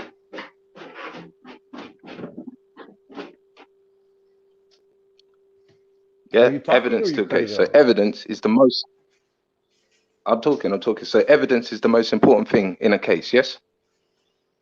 Of course. Of course. So, when you know, like police files and everything like that, government files. It's government now. All this evidence and everything is government files because the police force is a government force. So all this information and everything is stored tight. It is stored tightly, and only top like people in ranks get to go into Well, these I mean, evidence files once to it have a goes look at. into a court case, once it goes into a courtroom, I think all the evidence is shown and it's registered in in But a before it goes, court case. yeah. But on the defendant or the accuser? On both defense has access to the No, same. the Let police. me The know. police have evidence. We're not talking about like if I brought the evidence to court.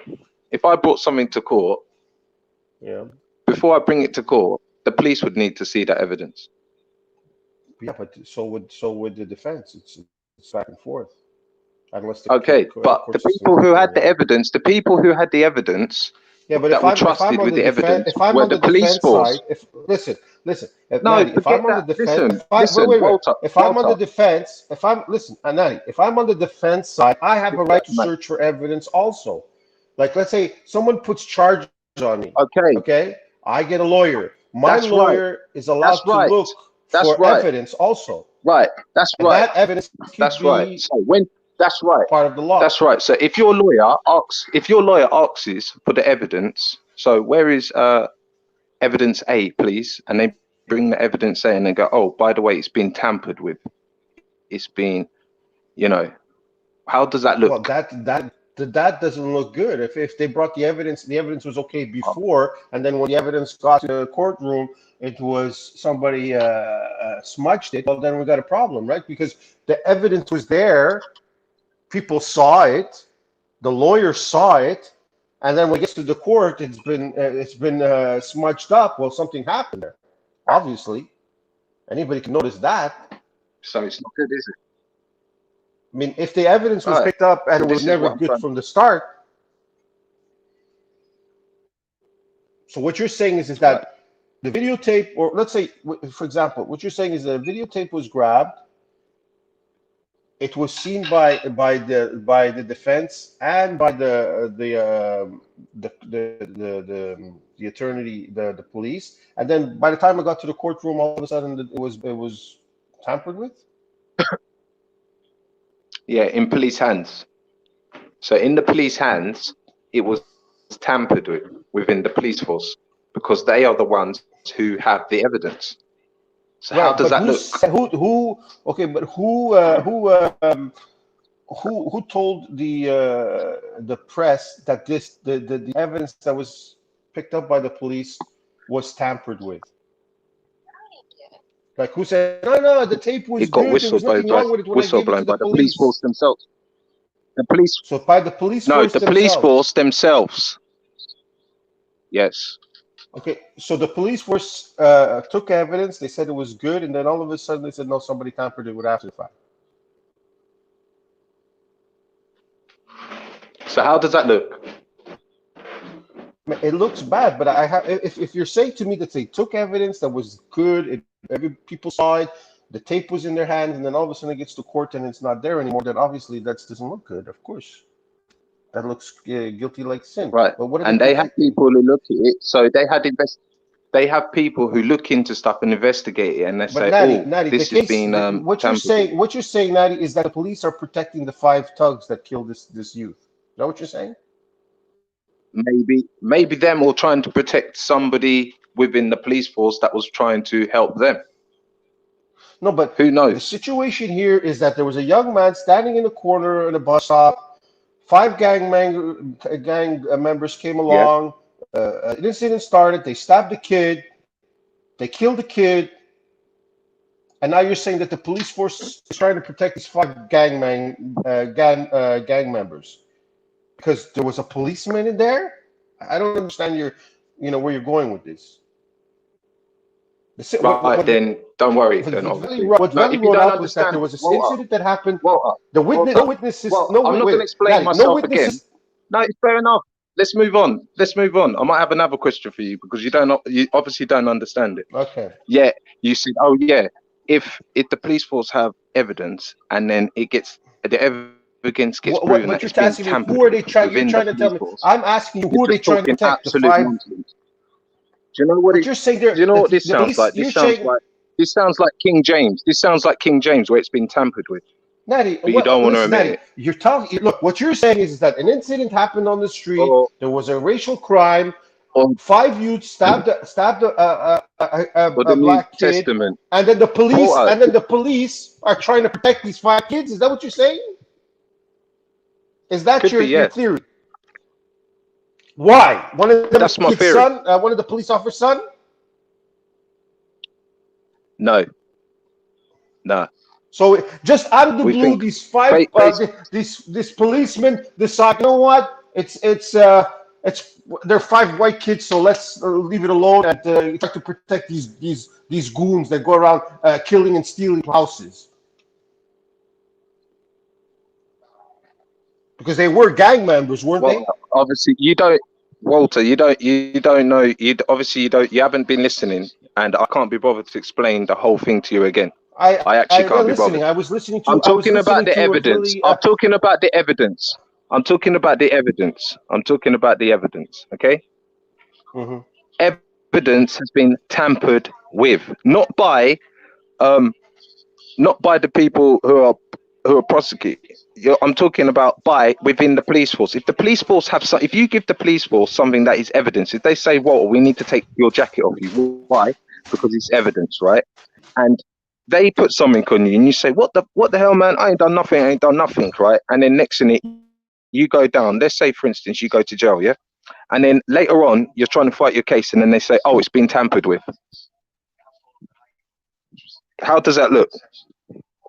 How does that look for you? You've gone down because they said, "Oh, we need your jacket for evidence," yeah. And then later on, while you've been doing like 5 years, 6 years in a stretch, innocent man, and then they say, "Oh yeah, the police force have admitted there must have been some contamination, some tamperment with it." Doesn't look good, my friend, does it?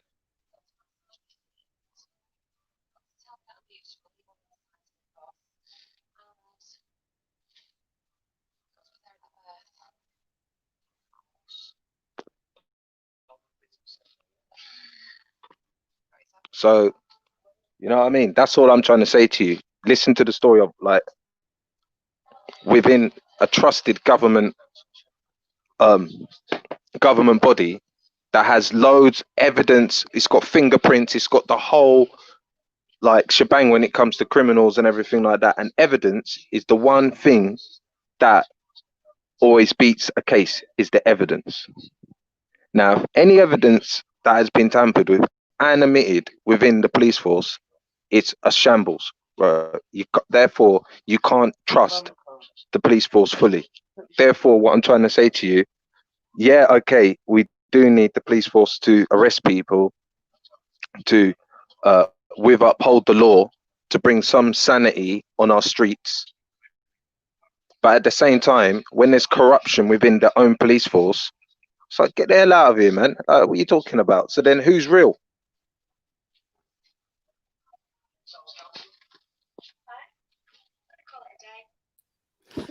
Interesting question. You get me, IC3? I don't know. What do you think, IC3? Yeah, I understand perfectly what you're saying. So let's just try and approach it this way.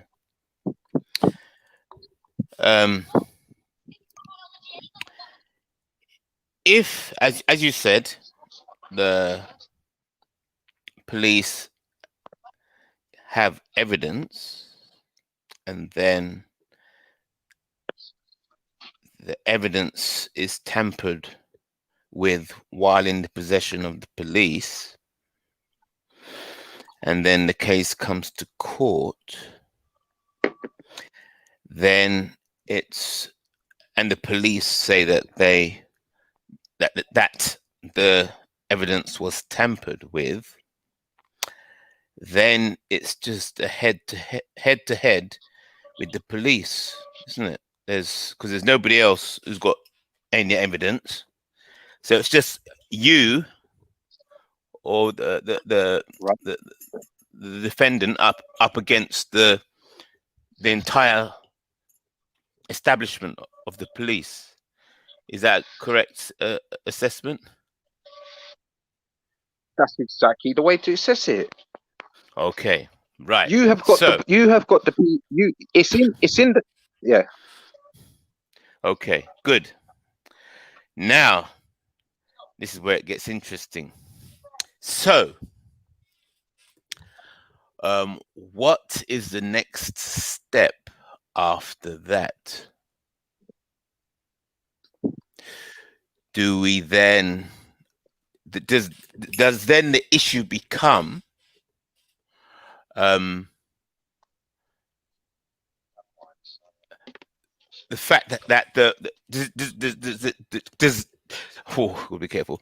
So does, at that point, the issue becomes another bad example. It becomes another bad example. It's brought up to this day as well, and obviously it's been brought up to 2020. Okay. Yes. So obviously it's now made a very bad example. Right. Of obviously institutional racism. Yes. That's what it's brought up. That's what's given now. Hold it. Let's go bit by bit. Let's go bit by bit. The back door's open. Yeah, let's go step by step. Okay. So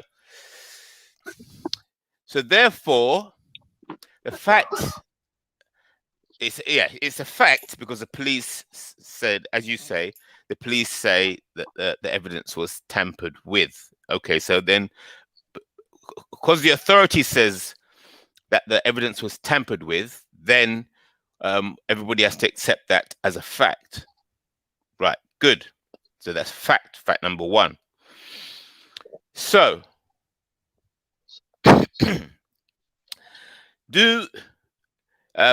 then it becomes an issue of incompetence within the police force, correct? Correct. Okay. Correct. Okay. Let's go slowly on this one because this is heavy stuff here. So, if there's incompetence within the police force, then who would be responsible for that incompetence which led to the tampering of the evidence of the case? Okay. So whose head's on the block? Can I answer that? Go on then. Okay. Can I answer that? Yep. Right. Go on. Well, obviously, as we know, within the police force, you have a pyramid system. Okay. Yeah, within the police force.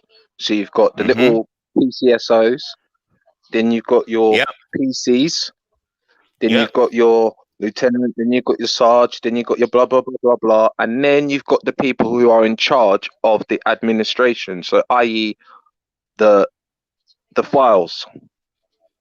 Correct. So whoever, because obviously when you need a file, you need to type in, you need to say blah blah blah, or you need to sign something, or you need to know who's got those files. So where those files were kept, that's the first people that you go to. It's where were the files kept here, and who was there with it at the time, and who had blah blah blah. Correct. So right. Good. After that, then they should then be able to say, well, Sergeant blah blah blah wanted information on it this day. Yep. Blah blah blah had a look at it on this day, Yep. and Detective Marsh had a look at it on this day. And Yes. so Okay. Good. then you go and interview these guys here. Interview those. Okay. You interview those people that had access to the information. Okay. Continue. That's good. And then you obviously if they're going to then talk and say, well, this person had it and this person had it and this person had it and this person had it, that's fine. You then continue to investigate, and eventually you'll get a good picture that there's like maybe 20 people involved. Correct. But Okay. then Good. someone has got to answer for it. There is no, like, if I go to court, someone has to answer for it. Someone's got to answer for the crime. Right? Yeah, but We know let's there's slow a it crime down. Hold it, committed, so someone hold it. has to answer for it. Hold it. When you said crime, what do you mean by crime? The crime of the tampering of the evidence, or the crime of the murder? Corruption. What do you mean? Whoa. Yes. No. Let's not move to the word corruption. Yeah. Yes. Well, the murder was well. Look. Okay. The look, murder was the crime. Yes. This is the way I see it. Okay. Okay. The murder was the crime, right? But Right. also, that's now what's become part of the crime is a corruption. Oh, hold it. Where did you jump to the corruption? So I where's don't want to say, yeah, okay, they could, Sorry. because there was corruption when there was tampering. There was corruption with tampering of the evidence. Okay. Interesting.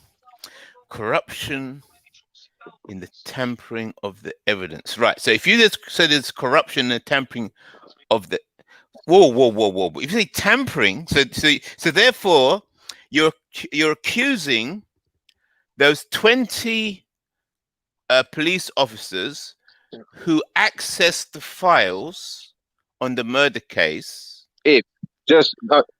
But just with of tampering. That's just an example, with obviously, what we're using here. Yeah. We're just that's an example. flowing through. It's the whole scenario we're painting is how can I say? We're just using it to try and illustrate the procedures. So we just say what 20. Should happen? You said what 20. Is law? What is law? Yeah, we'll get there. We'll get there. Yeah, and what is law? So, right. Okay. So corruption. Okay. So so then in someone. Court now, yeah. One of those 20 people, as you just made up that number, but yeah, we'll go with that number. One of those 20 people that had access to the evidence is responsible for the state of the evidence, and the way they handled the evidence resulted in the corruption of the evidence. That's where we are now, correct? Yeah. Okay. So that's where we are now. Are you writing this down? Yeah, of course. I'm writing this down, and I'm thinking it right through.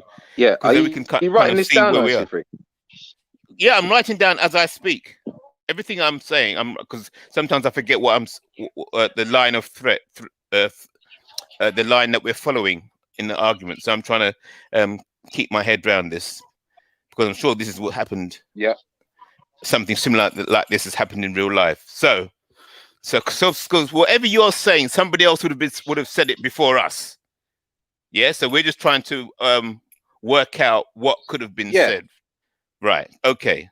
So right. So yeah, well, I reckon that's what Walter that's an explanation of why. Sorry, because he's trying to think that I think. Yeah, don't worry. Don't worry about what Walter was saying. We're gonna. So and that's what it's boiled follow down it to. through. We're gonna follow it through so that anybody who's listening, they could actually see the logic. Yeah.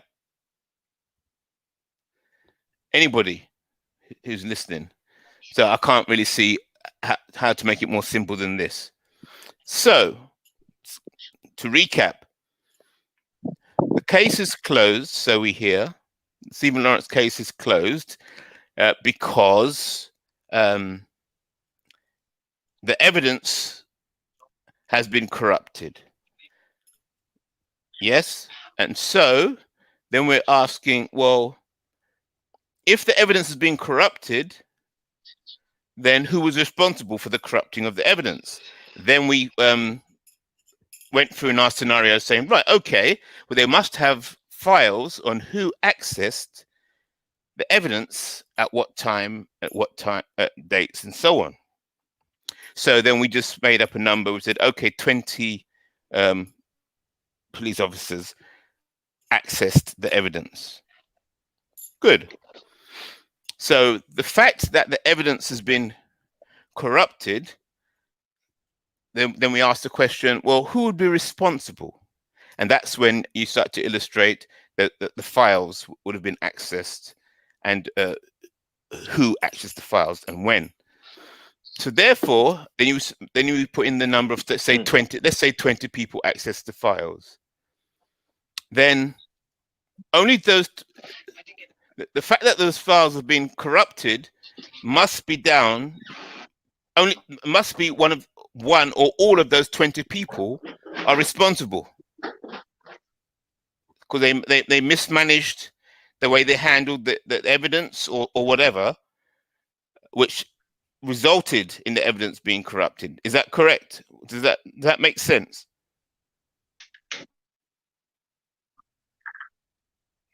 Does that make sense?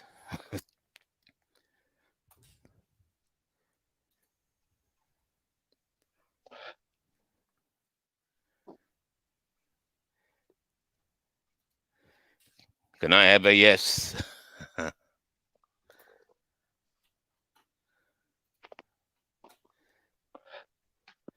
Well, yeah, look, I've just brought some evidence with the evidence, and that's all I'm trying to say. Okay, yeah. So that's all I'm trying to say. What the reason was for, whether it was gang related, listen, you never know. It could have been gang related, it could have been political related. You never know. But one thing is, when you've got tampering with evidence within the police force, alarm bells are ringing. It's no brainer. You don't need to go to university to go, oh, hold on a minute. Yeah. Yeah, it may seem simple, but you see, that word tampering with evidence, did the police say that somebody tampered with the evidence? Tampered? Or did they just say that they use that word? They use that word, tampered. Or did they just say, do you know what it means? Listen, look, they fucked it up. They messed with the evidence. They fucking did whatever they fucking want with it. Get the picture, IC3. I got that. I've got that's that. The picture. Yes, I've got the picture. But you see, so there's a process that led to the fact that the issue is now closed. Is that correct? The murder case is closed. So there must have been a decision process that ended up with that. And then if they say if they say the case is now closed, that means they must have gone through a process, a procedure to arrive at that conclusion. And then there'll be lots of people that are upset and saying, wait a minute, there's corruption, and so on, and all this kind of stuff. The evidence was because when they looked at the evidence again of the files and the shirts and everything, there was stuff that didn't look the same or written the same as it was before. Someone realized that and was like, oh, wait a minute. Yes. So somebody's not right. You know what I mean? They're like, wait, but then, yeah, it was blatant. You can't even cover it up anymore. That's what I mean. That's right. So, and that's a fact. What you're saying is a fact because the police confirmed it. Correct? Yeah. Right. Okay. So we don't have to go over that again. So what more? So that's what I'm trying to say. So Yeah, I've got that. This is Everybody's got that. This is what I was trying to explain to Walter. He's like, oh, so police are bad now. Wow. It's like, Yeah, I know. I look, understood. I was listening. I'm not saying all police are bad. There's good Yes. and bad. He's like, what percentage are we talking about? 50%. I know, It's I like, know. what's the percentage of good Christians and bad Christians, Walter? In fact, Yes. Walter, do me a graph, please. It's just not like certain people. There's just, I don't know, man. Yeah, I got you. I don't know. He wants to feel important, so Okay, so he's got a right to. He's got a right to, but just make yourself look stupid. Yeah. Right. Well done, Walter, for 8 minutes of making yourself look stupid. Bravo. So let's go on with the case now. So we leave. I think your clarity is good with the situation, and we won't talk about Walter now. But we'll try and look into taking this a bit further. So,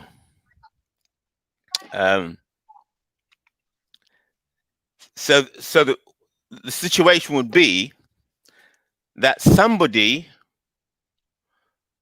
would have to be held responsible for that corruption of the evidence, and then, as you try to illustrate, at least it can pin the numbers down to a small number of people that had access to the evidence. And then, in order to get to justice of the situation, the question would be: was it the result of poor police training and procedures that caused those police officers or whoever had access to the evidence to mistreat it or mishandle it in such a way that it became corrupted? You see, and see, so I'm trying to illustrate to you. Yeah, continue. Saying is, no. I'm not trying to say that our police force are idiots. They're not idiots. Okay. Right? Good. They're not idiots. Like our police force, a very intelligent police force. They're not idiots. You might get one or two sausages, but they're sausages. But when you got real police, yeah, we've got real good police, right? When it comes to intelligence and stuff like that. Yeah. But what I'm trying to say to you is, it's in this case itself, right? Yeah. It wasn't like Stephen Lawrence was a footballer or a basketball player or something like that, where they needed to hide evidence and do all this stuff. Yeah. It's because the case it had so much evidence. The fingers are pointing to these people. There was numerous witnesses, blah blah blah. These men smirking, laughing, got caught saying certain things, got caught up in certain things, and then, you know, a few years down the line, you're like, oh, sorry, we got it wrong. We needed to do this. No, someone had stuff on them already, and it was gonna come out. It was gonna come out, and people wanted answers, and they had the pressure on them. Stephen Lawrence's family, it was too much to put away, so they needed to use. I believe they used them two men for a scapegoat, so that whoever was involved in the police force can sleep at night and say, "Well done, mate." Like we've buried it. We've buried the horse. Okay. But still, what's not buried in my eye is this tampering with the evidence thing, mate. That can never leave. Okay, good. That can never. That should be a fault for everybody, not just for a black person. That should be a fault for everybody, everyone. When you get stopped by police, or your car lights out, or something like that, like this could be for everyone. Because if they can do that, because they're the law, who's going to believe the law? That's what they say. I'm the law. Who are you going to believe? That's the system, innit? That's right. Serious question. Right. But I think, okay, so let's cut to the chase then. There's two things, the way I'd put it. when you started off the stream, I think more or less when you begin talking earlier, you said that evidence is the most important thing. I think that's what you were saying. Was that correct? Evidence. Yeah. Is the most Yeah, important. evidence is. Okay, hold on. Yeah. What if I was to say to No you? evidence, no case. Okay, good. I heard you. Right, good. I'm going to say that evidence is not the most important thing. I'm going to say that it is. Where's your evidence for that? Where's your evidence for that? Where's Exactly. your evidence for that? We can challenge it. Let me finish. Then we can challenge. Right. So I understand what you're saying. Evidence is the most important thing of coming to the truth of a case and solving a case. So I'm saying that evidence is not the most important thing. I'm saying it is the system itself. The justice system itself, and the opinion of the judge, the person who makes the final decision, is the expression of the entire system.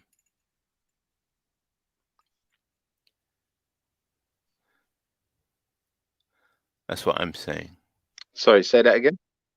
You're saying what? I'm saying it's not evidence that is the most important thing in a case. It is the system or procedures are the most important thing. Right.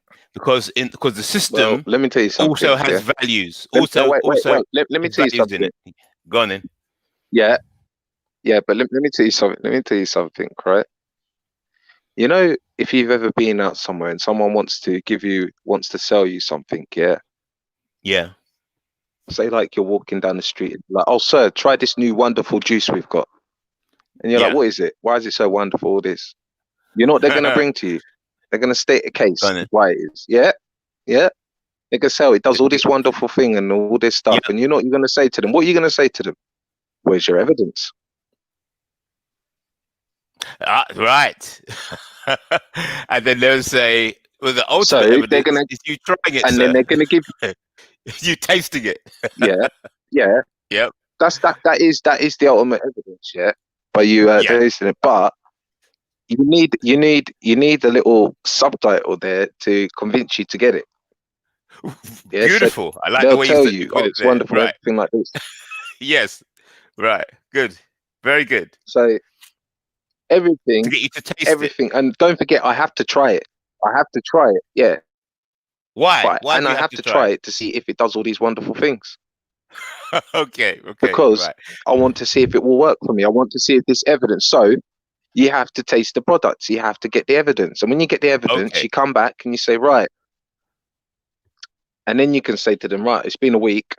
We're all here now. And, oh, wait, sorry, sir. Sorry. We just realized what? It's false advertising. There are no, it has got more sugar in it than what we stated. Yeah. Okay. Oh, really? Mm-hmm. So what they were saying is, in the beginning, wasn't what they told me about it being less sugar. I went off, I tried it. And now you're saying, oh, wait, sir. It's not sugar free. It's got like 100% sugar. We got it wrong. Yep. Okay. And that is because they're false. They're false evidence. Lies. So it's a lie. Okay. So it's a lie. Okay. So that were those lies evidence? The law should not lie. Okay. Beautiful. The law shouldn't lie. Yes. Definitely. Okay. So would you take the lies? Were those lies evidence before you tasted the drink? Did you perceive the lies as evidence before you tasted the drink? Sorry, say that again.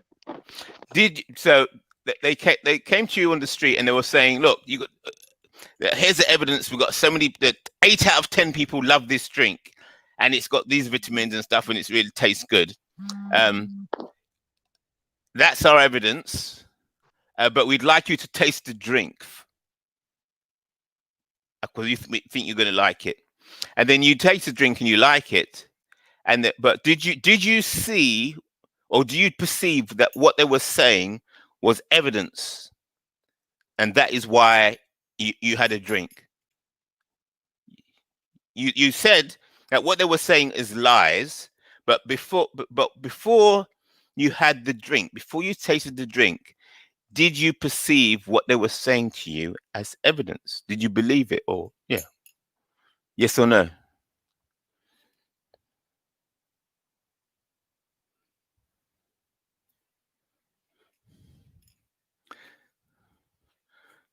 Evidence.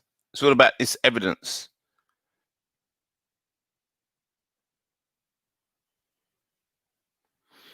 Because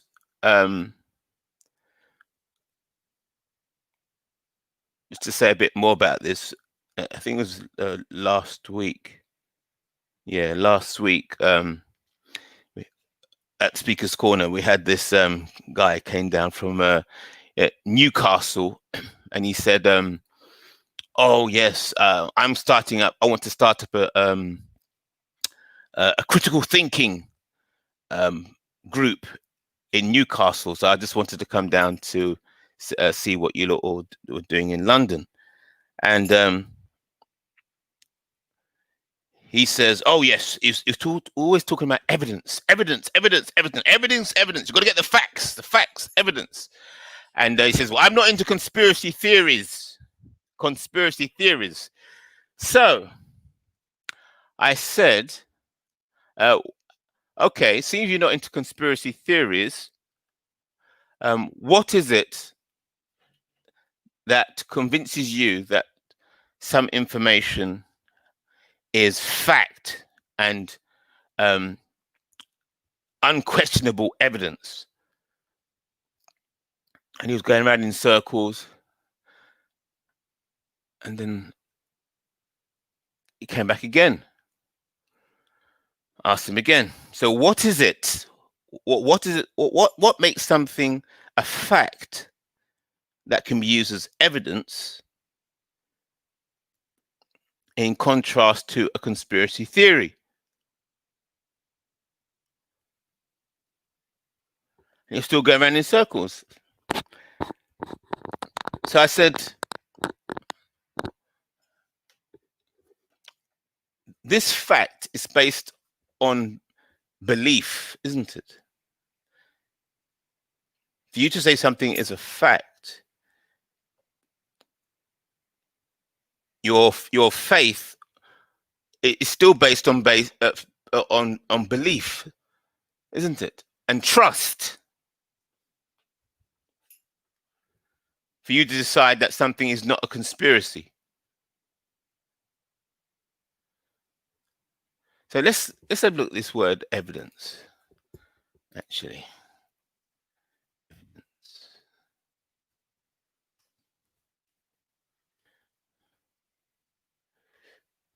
Right.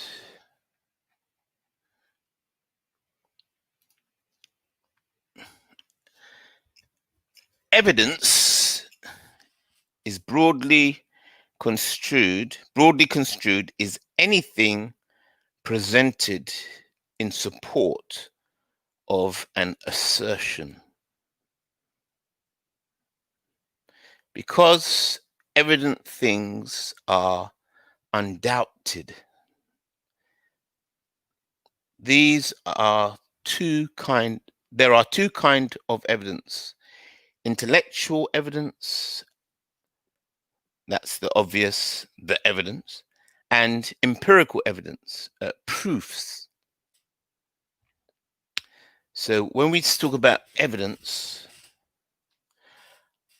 are we talking about intellectual evidence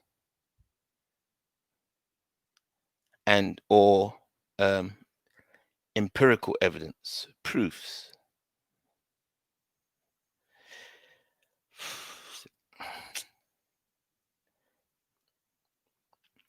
The mentioned support may be strong or weak. The strongest type of evidence is that which provides direct proof of the truth of an assertion. At the other extreme is evidence that is merely consistent with an assertion, but does not rule out other contradictory assertions, as in circumstantial evidence. In law, rules of evidence govern the types of evidence that are admissible in a legal proceeding. Types of legal evidence include testimony, documentary evidence, and physical evidence. The parts of a legal case which are not in controversy are known, in general, as the facts of the case. Beyond any facts that are undisputed, a judge or jury is usually tasked with being a trier of the fact. What's a trier of the fact? A trier of a fact or finder of fact is a person or group of persons who determines facts in a legal proceeding, usually a trial. To determine a fact is to decide from the evidence whether something existed or some event occurred. Various aspects of a case that are not in controversy may be the facts of the case. Right. So beyond any facts that are undisputed, a judge or jury is usually tasked with being a trier of the fact for the other issues of the case. Evidence and rules are used to decide questions of fact that are disputed, some of which may be determined by the legal burden of proof. Burden of proof. Burden of proof is a legal duty that encompasses two connected but separate ideas that are established, that for establishing the truth of facts in a trial before tribunals in the United States, the burden of production and the burden of persuasion in a legal dispute. Burden of proof relevant to the case. Evidence is in certain cases, e.g. capital crimes, must be more compelling than in other situations, e.g. minor civil disputes, which drastically affects the quality and quantity of evidence necessary to decide a case.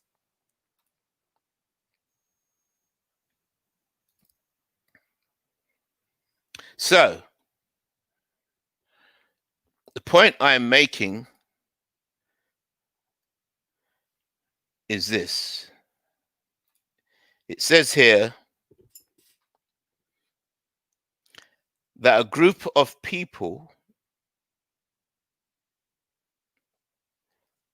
have the power, see, beyond any facts that are undisputed, beyond any facts that are undisputed, a judge or jury is usually tasked with being a trier of fact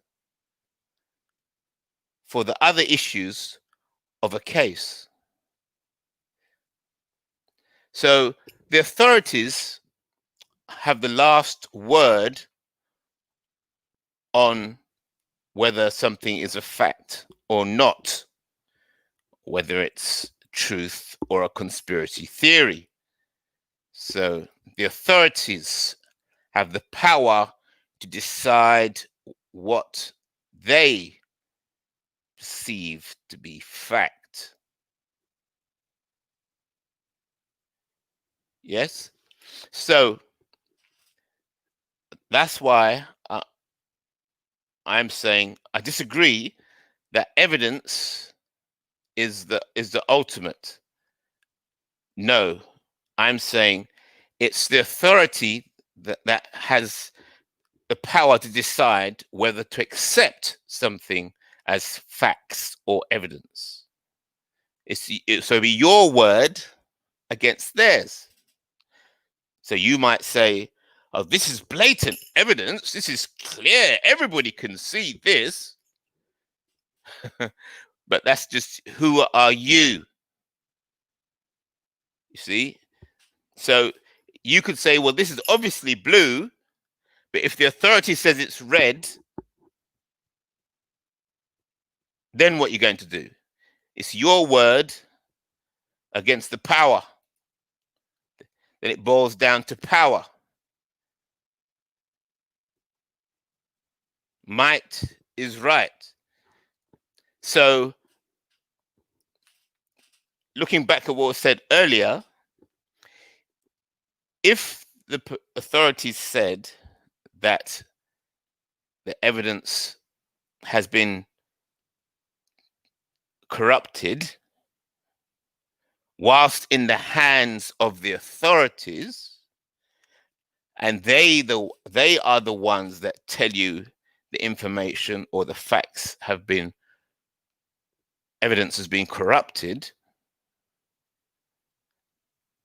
then that appears to me to be a message saying, listen, whatever you see or whatever you thought you saw, at the end of the day, we decide what is evidence and what is not. And we decide whether the evidence has been corrupted or not. So you just get back into your place and we will tell you what the facts are. Because we are in the position of power and we decide what is evidence and facts and what is conspiracy.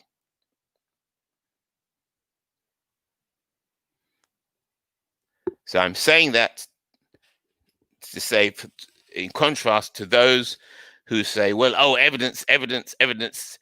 No, it's just shouting out, screaming out evidence is not enough. There has to be power behind your decisions to make them acceptable.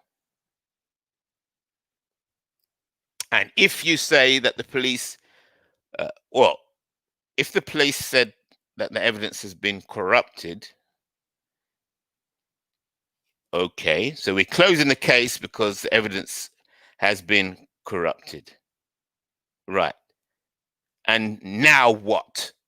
So what? What are you going to do about it? Are you going to dig up some further evidence? Well, if you can find further evidence, they might say, oh, right, we might open the case again.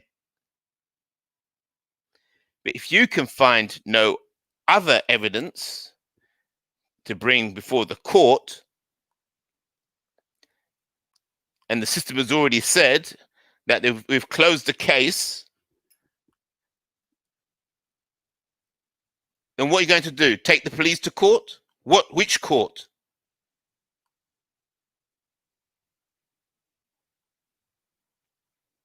Yes. So if the police have corrupted the evidence, either through corruption or mismanagement or whatever, and the evidence is no longer useful, and the authorities have said the evidence is no good, so we're going to close the case.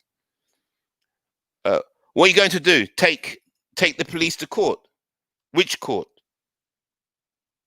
And what? Sue them for the mismanagement or the mishandling of evidence? What's the angle going to be? What are you going to say?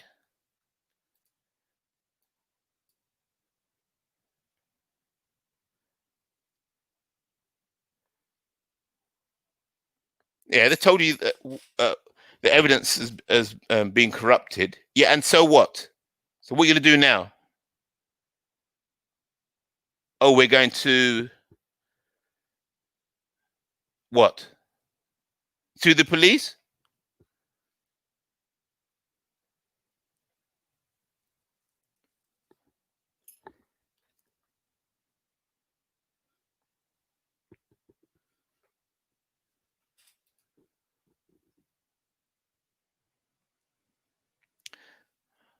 Veli, I think there's some people in the back. Veli, I think there's some people in the back. Yeah. So what? What are you gonna say? Now,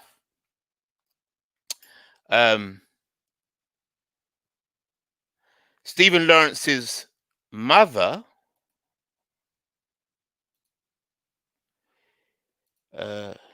is a baroness. Now, what powers or what power does a baroness have? Greetings, Mr. IC3. Greetings, In the greetings. building. How you mean? You don't know. Good to see you, man. Good to One- see you. You Good. too, you too, you too. Yeah, so I wanted to come through, yeah, and just share some information with Massive. Yo, it's a long time since I've shared Yeah. the platform with the one and only Schiffer Don of the Banana Clan. You don't know. Big up yourself, King. You get me? What's it called? What am I saying? Right. So I wanted to share some information with the people them, yeah. And the information that I want to share is Okay. regarding the Stephen Lawrence case. All right. So and because I heard a conversation earlier about the extent to which the Dr. Babylon were tampering with the evidence, yeah, with regards to the Stephen Lawrence case. All right. So just in case Okay. yeah, we're going to share some information with regards to that. But it's well known that the police are tampering with the evidence. They had the names of the 5 boys within days of the murder of the brother. Yes.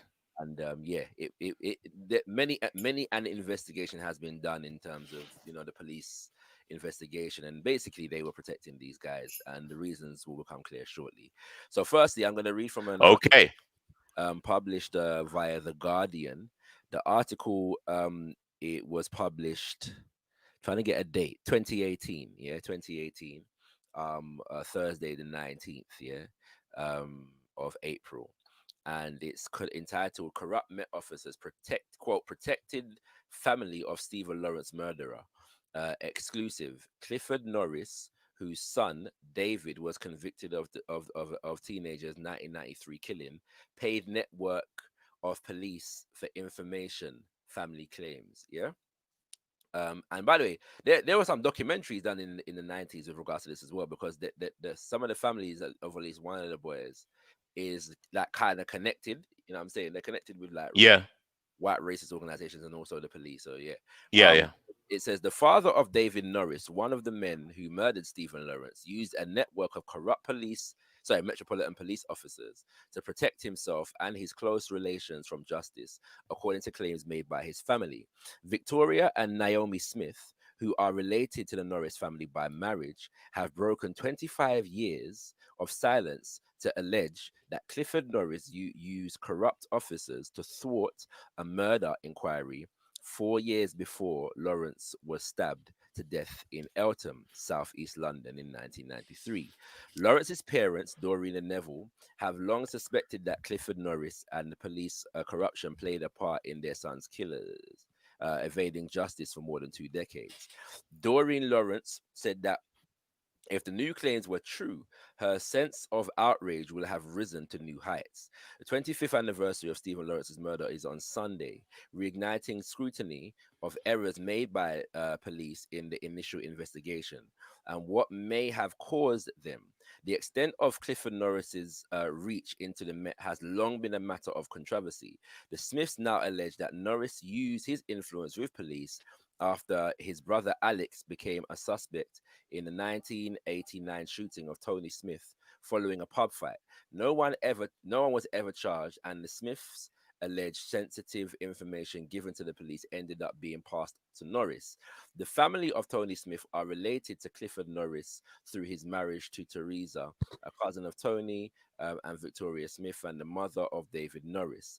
Police intelligence shows detectives believed Clifford and Alex Norris had worked together in their criminal enterprises. Clifford Norris, a convicted former drug importer, denies ever having corruptly influenced police officers. A document obtained by The Guardian shows that Alex Norris was the prime suspect for the Tony Smith shooting. Smith is said to have stabbed Norris, who allegedly then shot him dead. The Smith family say that after Alex Norris became a suspect in the shooting of Clifford, who lived in South London and Kent, on the South London and Kent border in Chislehurst, used his influence to intimidate witnesses. The links to the police were well known within the family, according to Tony and Victoria Smith. Smith's mother, Naomi, she says, quote, it was known as the Cocaine Mile from Bermondsey to Greenwich. Clifford Norris had the old bill in his pocket in every nick. The Smiths also say Clifford Norris used his influence with the police after Stephen Lawrence's murder. Norris's son, David, was among the men jailed in 2012 for the racist killing after 19 years of evading justice. Victoria Smith said, if the police had done their job after my brother was killed, then Doreen Lawrence would not have gone through what she's gone through. They left Clifford Norris at large and untouched to use his influence with the police. The Smith family said they told the Met about the corruption claims and were not taken seriously. The new allegations point to the Norrises having a much greater reach into the Met than previously believed, or has ever been admitted by police chiefs. Doreen Lawrence told The Guardian, I thought that after 25 years, I could no longer be shocked by the conduct of the Metropolitan Police. However, if it is true that they did this, my sense of outrage will have risen to new heights, and I will want immediate answers from them as to why it happened and why I was not told. Connection between Norris and the police were also suspected by former senior investigator in Her Majesty's Customs and excise, how you pronounce that word? Excise, who feared corruption was blocking the agency's efforts to look into his drug smuggling operations. Former Met officers have also revealed long-standing concerns about about Norris's reach into the force, with one claiming it went back as far as 1978. Stephen Lawrence was attacked by at least 5 white youths who were shouting racist abuse on the 22nd of April 1993.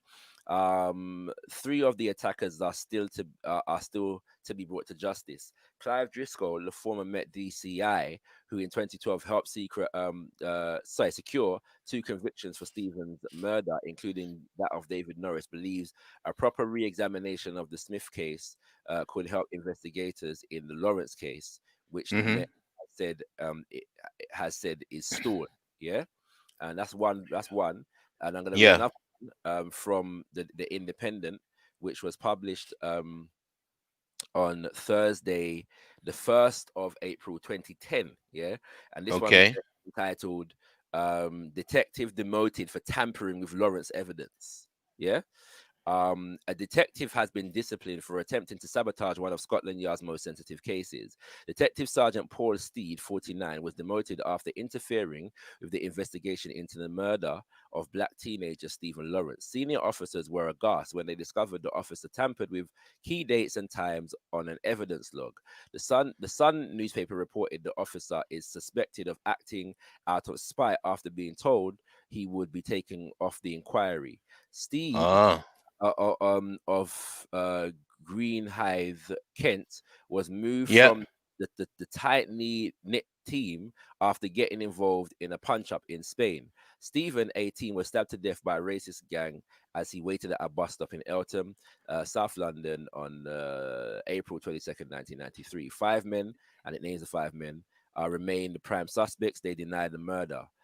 3 were acquitted of the murder after private prosecution brought by the Lawrence family collapsed at the Old Bailey in 1996. An inquiry into the Floor Police response accused the Met of institutional racism and proved to be a landmark in race relations. Stephen's mother, Doreen, was invited to Steve's disciplinary hearing, where he was found guilty on 2 charges and demoted.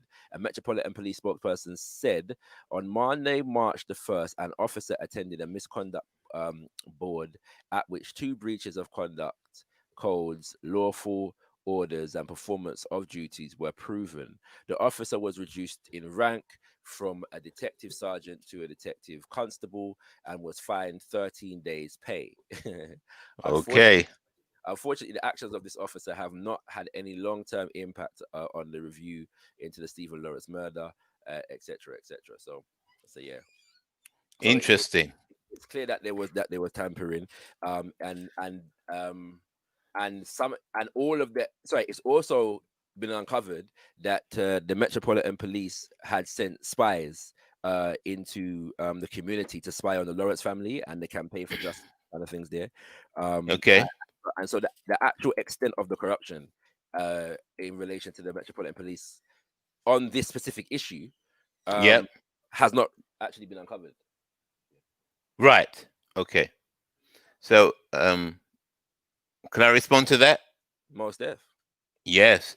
Thank you for that, because following the scenario from the beginning, the fact that you've actually mentioned it was Detective Paul Steed who's tampered with the evidence. They knew who tampered with the evidence, and the evidence was tampered with.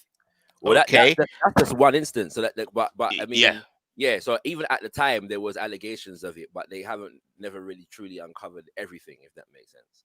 You know what I'm saying? Yeah.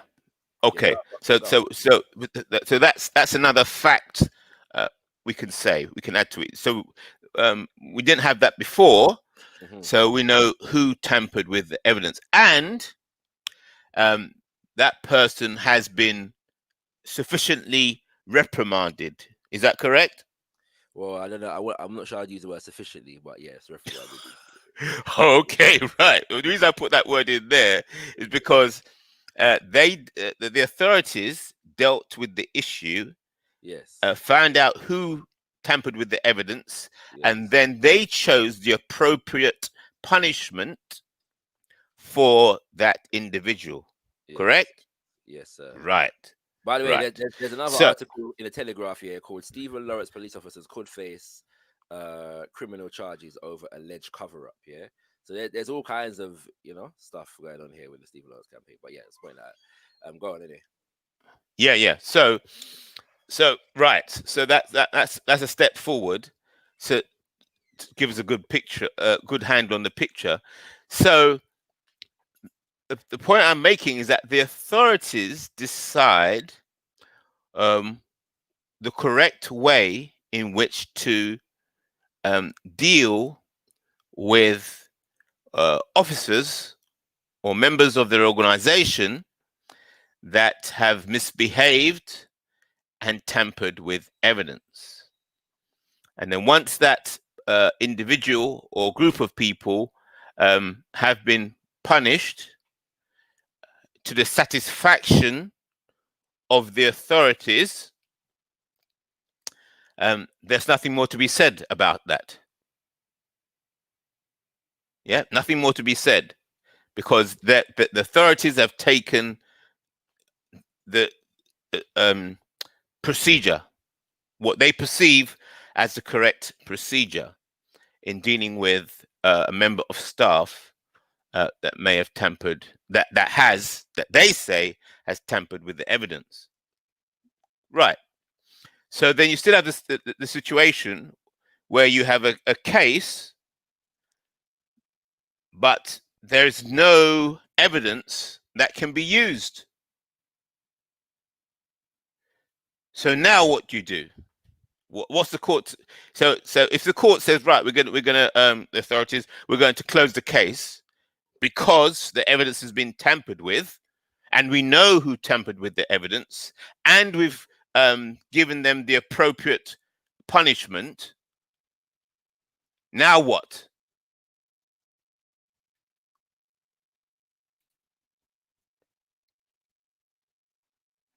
Now what? Well, now I'd imagine they're going to close the case, innit? Yeah. So they close the case, and so people can say, right, they've closed the case because the evidence is not useful. Then you're going to say, oh well, there's corruption within the police. Then they're going to say, well, it may have been the case, but we have dealt with it. We have found that the members of staff that have behaved not according to procedure, and we found out who it was. We know they tampered with the evidence, and we've punished them accordingly. Now what?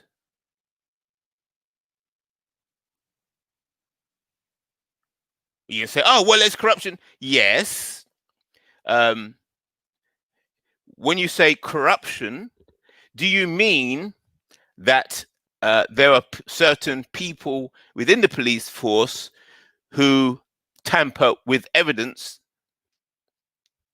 If that is what you mean by corruption, yes, we agree with you and we understand what you have said.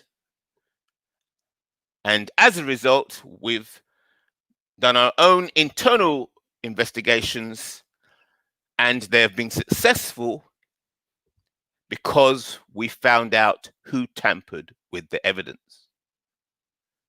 And we've dealt with it, we've punished them accordingly, and that's that. We punish them according to our procedures. So yes, we've dealt with your accusation of corruption within the police in regard to this case, and we've shown ourselves to be efficient and listening to the public, and we've removed the rotten apple or apples in this case. Case closed. Now what?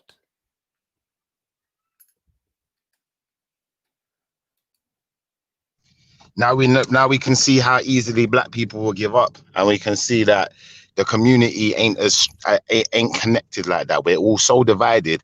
You know, we'd sit back and let something like that happen, but Black Lives Matter comes around and we're all marching. Okay, good. So, yes. So, therefore, going back what I understand you to be saying, that the community have seen how the authorities have dealt with the case of corruption, and the community still feels unsatisfied, even though the authorities have concluded that they have settled the situation according to their procedures. So, but the community is still very upset, and therefore they realize that they cannot go down the lines of the case anymore because it's closed. So therefore they're expressing their anger at the state by having movements like Black Lives Matter, and I suppose this idea of defund the police. Continue. Stephen Lawrence's parents did bring private prosecution against the people, and even that was found not guilty.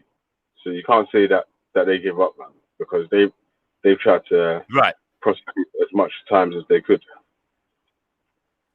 That's not the family in general, because the actual family haven't given up, but the actual community wasn't behind them enough, in my opinion. And I think it just shows the type of community we're dealing with in after 2000. That, you know, you can see black people jump up to support Black Lives Matter and marching and doing all sorts of things. They got it everywhere, written everywhere.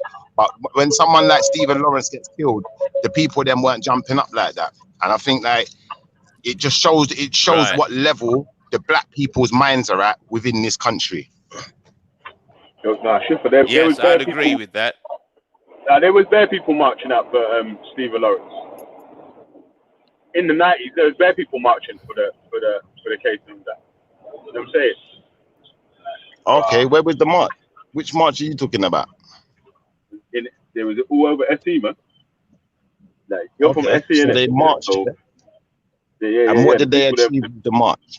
They didn't achieve nothing, man. You get me? Because the people were still free, innit? Yeah. Exactly. But again, obviously, wait, hold on a sec, yeah. You can't say exactly like it's proving man's point here, because it wasn't. It is proving my point. What march? No, but it wasn't. How was it organized? It wasn't. Yeah, but listen, let me finish, yeah. Because the people actually went out and tried to do whatever they like. The family tried to bring private prosecution. Yeah.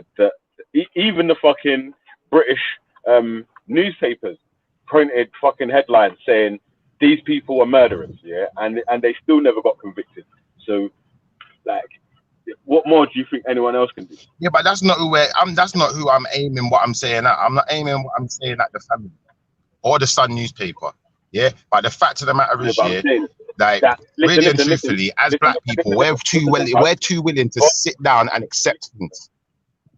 No, but for the people, like for the mainstream news to even get a wind of this sort of case, there has to be noise on the streets first of all. Do you know what I'm saying? Like, because the people that like the way that the news coverage goes, they're only popping cases, things that people are going to be surrounded, uproar about or whatever. Do you know what I'm saying? Like, so they're going to the news reports. Imagine that there's people die and get killed every day in the UK, in Europe, in America, in Africa, and whatever. Yeah, but only certain cases make it on the news. Do you understand that? You get me? So for the Stephen Lawrence case to get brought to the forefront like that, yeah, that means there has to be noise on the ground first of all. Okay. All right, I'm hearing you, but I'm going to say in reply to what you said, as far as I'm concerned, yeah, if you're going to do, you see, when the police kill someone, yeah, or if a racist attack happens on one of our people, yeah, a dark-faced person, or if you want to call them black, whatever, yeah, and then, you know, the police have gone and covered it up. There shouldn't be no peaceful marching going on. That's some idiot thing. That just shows that our community is soft. Yeah, I mean soft. You know, like when you call someone the P word, like we are that. Our community is that. And I don't respect that. I'm going to be honest with you, because the fact of the matter is, let me show you something. You see, if I was the age I am now and Stephen Lawrence did get murdered the way he did and they covered it up, listen, as far as I'm concerned, we're going to mash up everything until them people are in jail. Do you understand? That's what I'd be on. Something like that can't happen again, because do you know what? Realistically, the mentality of us now, they know we will at least get up and come out of our yards, even for just Black Lives Matter. You know, a lot more people have become awoken to the racism and things going on in the world. But at the same time, you got too many black men that's willing to just settle for anything. Yeah? And that's the problem in the black community. The other problem is that the women in the community don't defend the community enough. But too many black men are willing to just accept anything. Hold that point, man. Hold that point. Yeah, that point there. Yeah. You're saying a lot still. Yeah. But again, so do you think that there's not been no other racist murders since Stephen Lawrence?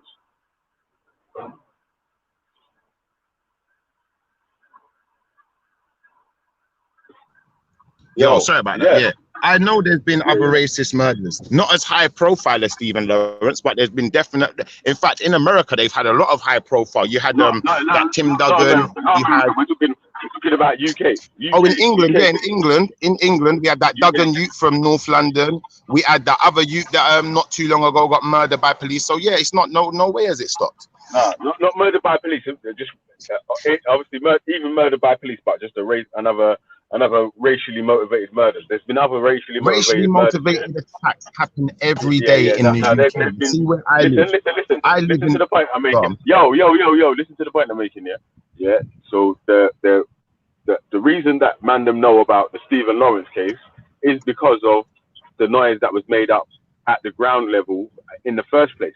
You get me? And the reason why you don't know about all the other murders is because they weren't covered nationally like they weren't, or you weren't connected. They ain't covered nationally because man ain't having it like that nationally. Stephen Lawrence gets murdered, yeah, and everyone's on some calm kind of, let's peacefully arrest these people and get it done peacefully. No, sir, Itnagasa, come to the countryside, come to where I live. A man tried to racist attack my uncle, a group of them. Every last one of them dead. Understand something. You think they want that in the newspaper?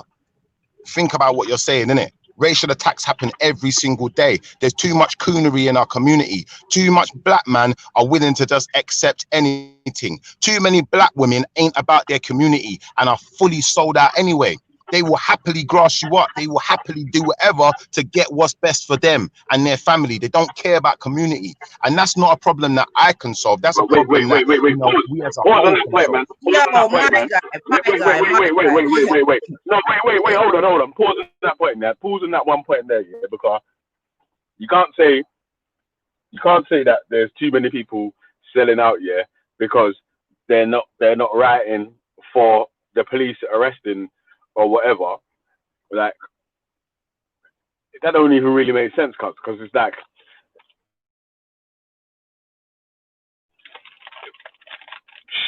yeah, it's mad for so what Manchester what's man to do? So what are you saying that? What are you saying that man should do then? That if the man them should have gone and killed the youths that were supposedly the suspects in the murder case? What I'm saying is, yeah, if man then went and killed the youths that were the suspect in the murder case, that would have been a start. Serious. Yeah. Cause then at least they would know, do you know what? This black community don't fuck about, you know. If we kill one of theirs and they know who did it, they're coming back for them, they're gonna dead. No one ain't gonna want to attack us again, innit?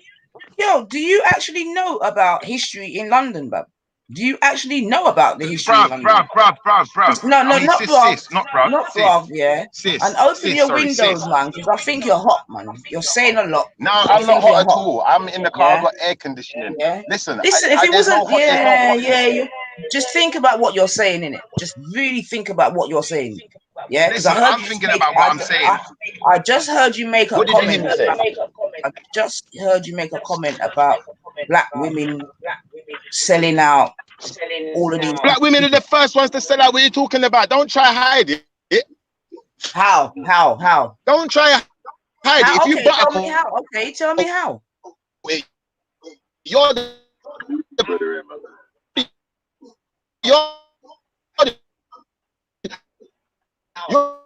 You're cutting out. You're cutting out. Say it again. Shifa, say it again. You're cutting out. I can't hear you.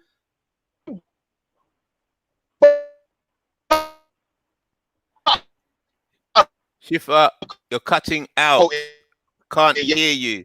You're making yourself part of the problem. Workplace, yeah. Black woman in school. She lied one at a time. Say it all again. Start again. You cut out. Start again, please. All right. Can you hear me now? You cut out. Start again. It's cutting out. Yeah. Yeah, it's a bit better. Hello? That's right. Yeah. Yeah. Hold on. That's Is better. that all right? So basically, yeah, Yeah. the black women are the first ones to accept the white man's authority. That's why they are the first ones to sell us out. That's why the black woman is light years ahead in the workplace. She's light years ahead in school, because the white man doesn't need to attack the black woman. Yeah, because the black woman cannot impose sex on the white man neither, but the white man can impose sex on the black woman.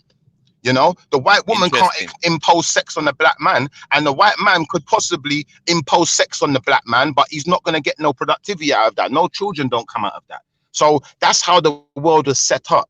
Yeah, to use the black woman as a breeding method to make up a new lighter skinned nation and whitewash us. Yeah, that was the first thing. And secondly, to make sure that the black men fall in line. So when the black men ain't falling in line, they can talk to the black woman and say, well, what's he doing over there? What's going on over there? This modern day slavery, exactly. And the sisters are the ones who help to enforce it, but they don't realize it. Okay. Okay. So we're sellouts. Okay, cool. So first question, are you with a black woman? No, sir. Sorry? No, sir. My woman's Colombian. No. We don't deal with black and white over here. No, sir. What does that mean? No, sir. That means no, sir. No, sir. We don't deal with the colors black and white over here like that. The woman that you are with, is she a sellout? No, sir. So why isn't she a sellout? Why isn't she a sellout? Because let me explain something to you. When you define sellout, like I said, look, whatever you just said about black women, most of the black women don't even realize they're sellouts. That doesn't mean all of the black women are sellouts, you know. That just means the majority. That means the majority of black men are on some type of coonery nowadays. So are you a coon? The majority of black men. That doesn't mean are you a coon? I'm not. Are you a coon? Coon? I don't think we should get personal, because this is where things start spinning off. Yeah, he's using that word. Yeah? Yes, but when you start asking, I am using it, and I'm saying I don't do coonery. One of his statements. You're asking me if I'm a coon, and I'm asking you. Do you do coonery? One of his first statements was that black women have sold out, this, that, and the other, fucked up the community, this, that, and the other. Yeah, he's not with a black woman. So what's that got to do with it? That's what my mom's black. My mum was black. So what? My sisters are black. So what? What's that got to do with it? What's that got to do with it? This is the coonery right now. What you're doing right now is coonery. Don't get it personal, please. Don't get personal, because then it starts getting into gossip, and the whole thing spins out of place, and people can't focus on the case. When people say, "Well, what color? What color shoes rather than her. Yeah, but hear what I'm saying though, bro. Rather than her coming on here and challenging what I'm saying in an educated way and saying, you know what, I disbelieve what you're saying, Shifa, because of this fact, and this fact. What she's gonna come on here is try to come on here and challenge my integrity as a human being. If you want to challenge my integrity, I'll challenge yours. And then we'll go down that road. Listen. See, the thing is, a lot of people like to play games on this channel. A lot of people on this channel like to play games, innit? You see me? I'm not a play games brother. I will tell you straight, suck out. I will tell you straight. I don't like you. If I don't like you, I ain't got a problem with Nanifa. But you see what it is, because people come on there like that, yeah. I'm gonna tell people straight. If I don't like something, if you come and call me a coon or say, oh, I'll try and challenge me personally, I'm gonna challenge you. So let's not do it to each other, then, innit? Otherwise, it's gonna go there. Okay. That's right. Keep on the subject. Let's start again. Provide your evidence and facts that black women sold out. Provide your evidence.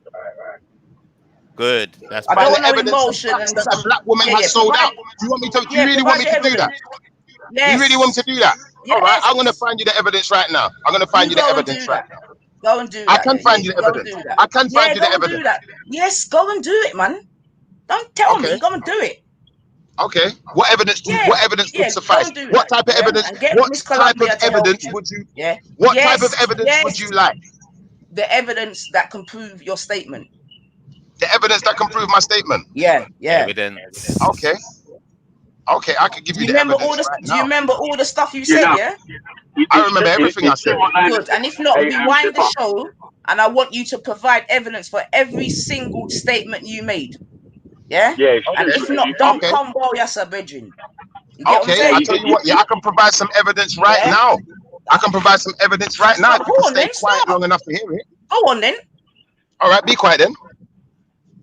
Yeah. So first thing, yeah, what you'll find is, yeah, it's young black men that they're kicking out. So anyway, you're coming on the thing before I finish my sentence. The best thing to do is shut up when someone else is talking. I'm going to talk to you like you're an idiot.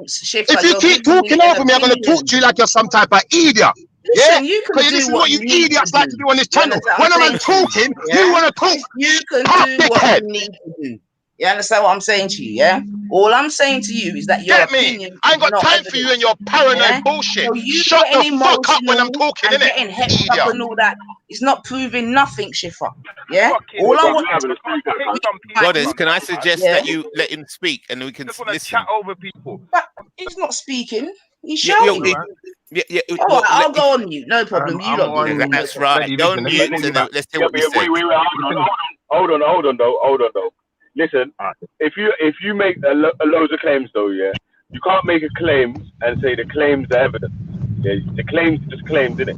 Yeah, Brethren, this is the bullshit that you lot come with. Have you given me a chance to give my evidence, but you want to make a dumb statement like that? Now you're sounding retarded. Have I had a chance to make my bumper class statement? And this is why I talk to you like you're some dickheads on there.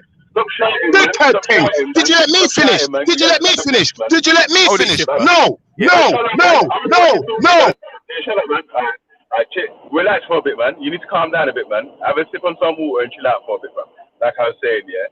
When you're making claims, yeah, provide evidence for the claims that you're making, innit, man. And stop shouting at man like man's a dickhead, bro. Because it's not that, bro. Just chill out, yeah. Stop shouting at everyone and all that, man. Relax, bro. You get me? Yeah. Provide your thing and do your claims and your evidence, innit? Brethren, if you're going to let me provide my evidence, then shut up while I'm talking, innit? Everyone's going to... Bruv, shut up, man. Don't talk to me like that, bruv, man. Just relax yourself, man. Like, yeah, but you man are talking to me like I'm some dickhead. You think I'm having that, fam? Am I some prick that everyone can come and talk over, but I have to shut up when you're talking? Are you lost your mind, fam? You're chatting to man like some dickhead, bro. You're chatting to man like some dickhead, bro. It's you that needs to. Bro, I'm talking to you like a dickhead because a man has come on. Hold on, you let this girl come and cut my sentence off, and then you want to chat over the top of me as well. So who's taking you for a dickhead here, fam? Bro, what are you shouting about, man? Chill out, brother. I'm shouting because you're asking what I'm shouting. Are you asking, or are you just doing that to mock, man? Are you asking genuinely, or are you doing that to mock a man, rude boy? Exactly. So if you ask a question, wait for someone to give you your answer, then, innit? I'm talking, yeah. But let me fucking finish my fucking sentence, then, innit? And stop shouting. Now you know how it feels, innit? Relax yourself, man. Well, now you know how it feels, innit? Chill out, bro. Chill out, man. And chill out, man. Chill out, man. And relax, bro. Like I keep trying to say to you, bro. You can make as much claims as you want, yeah? But obviously people are going to say to you, you need to provide evidence, innit? So when you're making your claims, provide evidence that goes along with your claims, innit? Yeah? Just saying so-and-so's a sellout, yeah, it's not evidence, bro. You have to provide evidence. Are you going to repeat the same thing 5 times? Are you going to keep repeating the same thing like some dickhead, rude boy? Because I just told you, I was trying to give my evidence and you start talking over me. Idiots. I don't care, I'm not talking to no one calm, because I ain't got no respect for people that want to talk over the top of me. Shut your mouth, man, and stop fucking chatting to me like I'm a pussy, old bro. Stop doing that, man. I beg you, just chill out, bro, and stop doing that, man, because it is getting on my nerves, bro. And I keep telling you to stop doing it, and then you go and do the same thing the next sentence, bro. You get me? Like I keep telling you, bro, stop doing that, man. I'm letting you have your chance to have your say and do your thing, bro. And then you keep shouting at man like man, some pussy, bro. Stop doing that, bro. I beg you, stop doing that, man. Getting strikes because of your dickhead talking and behavior. Stop talking like dickheads, innit? Listen when people's talking, innit? Don't talk over people, innit? Stop acting like a prick. All of you, man. The whole fucking channel. Every last one of you on here.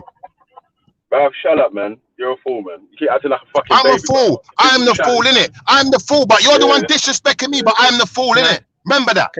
Can I say something? You're shouting like a fucking child, bro. And you're talking over people like a fucking child. Now what? This is why you're a pussy, yeah? Because I've had to chat to you harder than I've had to chat to you get me? All of my actual this is why you're a pussy, fam. Because you're talking that shit to me. You're talking that shit to me. But hold on, when someone started talking over me, you didn't say to them, let me speak, but you like to do it to me all the time. That's why you're a pussy. Now what? Stop it, man. Stop it, man. When everyone's chatting over you, yeah, and people keep cutting you off and cutting you off and cutting you off, I jump on the panel and tell them to allow it, bro. So stop it, man. Stop doing that, bro. Stop Not it, bro. once, not once, bro. Not once, bro. That's a lie, bro. That's a lie. Go back and listen to your recordings, bro. Stop that. Because I've done that for every single person on the panel, whether I agree with their point or disagree with their point. Except for Schiffer, bro. Except for Schiffer, bro. It's been noticed by not just me. Been noticed by other people, bro. Been noticed by other people, not just me, bro. Go on, you talk. You chat, because you love to chat over Schiffer, innit? Schiffer, some dickhead that you can talk to, yeah. Go on, you chat. Stop it, man. Because you're acting like a baby again. That's why. Because you keep acting like a fucking baby, Gentlemen, again. Please calm down, gentlemen. Gentlemen, please calm down. Now, thank you very much. Yeah. Let me finish my sentence, though, man. People can get passionate when they're talking, innit, yeah? Okay. And say what they want to say, innit, yeah? But like I'm saying, bro, don't come with a person. Every single something to say. Someone wants to talk over me. Nah, man. No, because I was fucking talking, bro. I was already talking. You get me? And you keep saying people talking over you, but there was already someone talking before you jumped on and started talking. So obviously you know how the thing goes. Everyone has to get their say in it. Let the man finish. No, that's not fair. That's not fair. Someone else was not talking when I was talking. I waited for everyone to finish. Hold on. IC3. How long was I there waiting for you to finish talking before I started talking? Hold on. Yes. What's his name? Yes. Shakara. How long did I wait to you got to finish talking before I said a word? The moment I'm talking, people are talking over me. I'm the one who gets all the disrespect. So I'm not giving out no respect no more until people stop it, innit? I understand. So we let Veli go on. Put your dummy in, man, and Press fucking start. have your bottle. Go on then. Chill out, man. But like I was saying, bro, yeah, provide evidence for your claim. Anyone that's going to make any claims, provide evidence for what they're saying, innit? Yeah, because we can always just say hearsay things, yeah, to try and get each other triggered or whatever, yeah. But with no evidence to the claim, yeah, it's just airing it. Like you don't go nowhere. Oh, okay. So, can I say something? Can I say something? All right. This may sound a bit strange and a bit off course, but I think I have to say it. You see, this whole situation flamed up as soon as the conversation went personal. You see, as soon as you start saying, who you married to, who you going out with, what shoes you wearing? You see, as soon as people start bringing in personal stuff, the conversation cannot stay focused because. Can I say thank you to that? Can I say before Belly jumps in and cuts me off again? Can I say thank you for that comment? Because finally someone's realised the disrespect that comes my way every time I touch this channel. Thank you. Listen. So you're saying that was personal, yeah? But then if someone's on the panel saying all black women are sellouts, yeah, that's not personal. No, but it's general saying black. If they said all black women are sellouts, or that's all. But if they say black women are sellouts, then it's still a conversation about black women. It's not about people who's going out with who's in bed with who. It's not direct. It's still a general term. So if somebody says, "Oh, black men," that would include me. Yeah, but they're still going to ask. Listen, all right. So if I make a statement saying all black women are sellouts, yeah, someone is going to ask me, yes, okay, all black women are sellouts, yeah. So your wife's a sellout, yeah. Correct. And I was like, yes. Well, my wife's not black though. My wife's not black, so she's not a sellout. That's where it goes wrong. Oh yeah, so, but hold on. It should. My brother. Can I just make this clear before we get wife? No personal. But cuz you see the thing is now, cuz I never said all black women. If I said all black women, then I could hear where you're coming from. But the fact I didn't say all black women, this woman ain't got no right to be coming there talking about my personal business and getting all defensive. If you're getting all defensive, rather than dealing with the issue that's being raised, you're part of the problem, not part of the solution. Correct. But if she's a black woman, though, I'd agree with that. But wait, hold on. But if you make a statement saying black women are sellouts, obviously she's going to take it a bit personal as well because she's actually a black woman.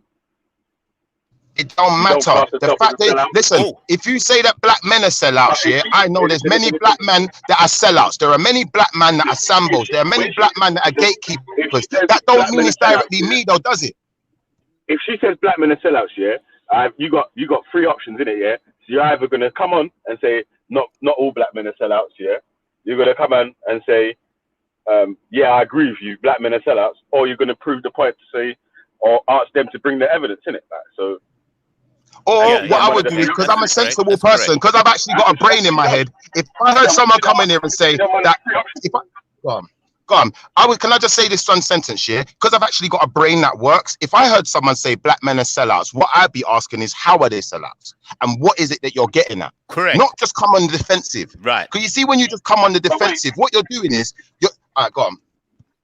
No, but yeah, but in that point there, yeah, you're saying, yeah, after the defense of asking you who your partner was, she did ask you for the evidence of how you can say black women are sellouts. Where's the evidence for this? Can I say something? Okay, now when I was trying to provide the evidence, when I was trying to provide the evidence, I was getting spoken over. Hey, Shifa, let me finish this part, yeah? So when it was the, yeah, you need to provide evidence for the thingamabobs, yeah? Obviously, that's when I was jumping on to say, yo, make as much claims as you want, but provide evidence for the claims that you're making as well, innit? Yeah? Yes. So that's what. Can I say something? Yes. So it's quite simple. I'll provide some evidence for the claims that I'm making right now, if you like. But I'll be honest with you, yeah. Oh, Shifa. I think that I was in the middle of trying to provide some evidence. Sorry. Yes. Sorry, my brother. Can I say something? Yeah. I'm just going to try and deal with the principles. I think. See, people can come out and make a claim. It can be a wild claim. It can be a silly claim. It can be a sensible sounding claim. So they make a claim. Then. But a claim is not necessarily attacking an individual. If they make a claim about an individual, I think then that's trouble straight away. But if they just make a claim, generally saying black women or white people or or slaves or whatever, then that's the subject. The subject is black women, and right. Hold it. So that's the subject. So you've made a claim, and then somebody could say, right, okay. Can you provide evidence to that claim? But to ask that person about their personal life, now that is a habit that always generates, I'm going to say that this is evidence that as soon as people start getting into people's personal lives, it just generates a kind of energy. And things just fly over the place. Yes. You gotta be honest, bro, and say that your personal situation can have an effect on your opinion that you're making. Yes. Yeah. But it's up to you to volunteer. Wait. But wait though. So yeah. In a question that's like general, yeah. So you're gonna say all black women are sellouts, yeah. So when the person that's making that statement, yeah, the person that makes that statement, yeah, a black woman is well qualified to say, well, like, who are you to make that statement? What, like, is your wife black? Is your wife a sellout? Yeah, but Veli, you see what you just did again? Yeah, good point. Veli, do you see what you just did again? You keep making this point and you keep saying, you said all black women are sellouts. I never said all black women are sellouts. So go and rewind your tape and stop saying. I said black women. I said black women. No, I hear you, but listen, I'm going to be honest. I'm sitting here listening to you, man, yeah? You said when 9 sat there and someone says a statement like all black women are sellouts, I never said all black women are sellouts. All right, but if you say black women are sellouts, yeah, and there's a black woman in the crowd, is she not going to take that personally, think that you're talking about she could be included in this list of sellouts that you're trying to provide as sellouts? She shouldn't if she's educated. If she's been to college or been to school or been to university or got any kind of an education, even primary school can teach you this, yeah? Realistically, if someone says most or a lot of or not all, but some number of black women are a particular thing and you're a black woman, yeah? If you take it in a defensive stance, it could be seen that you might see some of that in yourself then. Because no one's attacked you personally. No one said 9 is a sellout. No one said every black woman's a sellout. So for you to take it so personally that the first thing you do is become defensive, you must see some of these qualities in yourself, or you must be paranoid. One of the two. Right, if you're paranoid, fair enough. Yeah, can I say something? So, I almost forgot what I was going to say now. So, what Veli, what you just said You said so for example, if a person said all black women are sellouts, can we just rewind the tape? Can we just rewind the tape? Why don't we just do that? And then we can hear everything that he said again. Can I finish what I'm saying here? We can take notes and go by one. Like, we don't need to do this guessing thing. Let's just go back, rewind the thing, and we can hear what he said. Yeah, get the timestamp then, Nines. Yeah, but hold it. Has anybody admitted or confessed that they're a black person or a black woman? You should just assuming, you know what, that's why it goes back to blackness. You see, so we can assume. Did you listen to what he said when? As a black, did you listen to what he said? I'm not talking about Schiffer at the moment. What are you talking about? I'm talking about principles. I'm trying to have a conversation on principles. I'm not digging at Schiffer. I'm not digging at Veli. I'm not digging at you. I'm saying we should practice. I'm suggesting we should practice talking about principles. I'm not digging at individuals. Yeah, but let me answer one. Let me answer one of your principal questions, though. Yeah, because correct. Again, then yeah. So if you say not all, if you say black women are sellouts, yeah, correct, and then you say, if you get in your feelings about that question, that you're not educated, does that mean that you have to be educated to a certain level to even make them sort of statements? So do you have to be like a university graduate or highly educated to even start to make these sort of statements? And if you're going to say, but if you're an educated person, yeah, and someone puts a proposal to you, yeah, and you don't have the answer to it, the first thing you do is you go away and you find answers, then you come back when you've got answers, or if you've got something to add that might be able to change the opinion of that person, you add the information, not just go on the defensive. Information is not defensive, it's just information. So any more questions? All right, but listen, yeah, if you make a statement, yeah, black women, whatever, black men or something, yeah, yes, a person in the crowd is right to say that you're generalizing all, because you didn't make the statement you didn't make the statement there's a few, yeah, there may be, or anything. You just said black women. You get me? So as far as I'm concerned, you were saying all black women. Have you gone back and listened to what I said?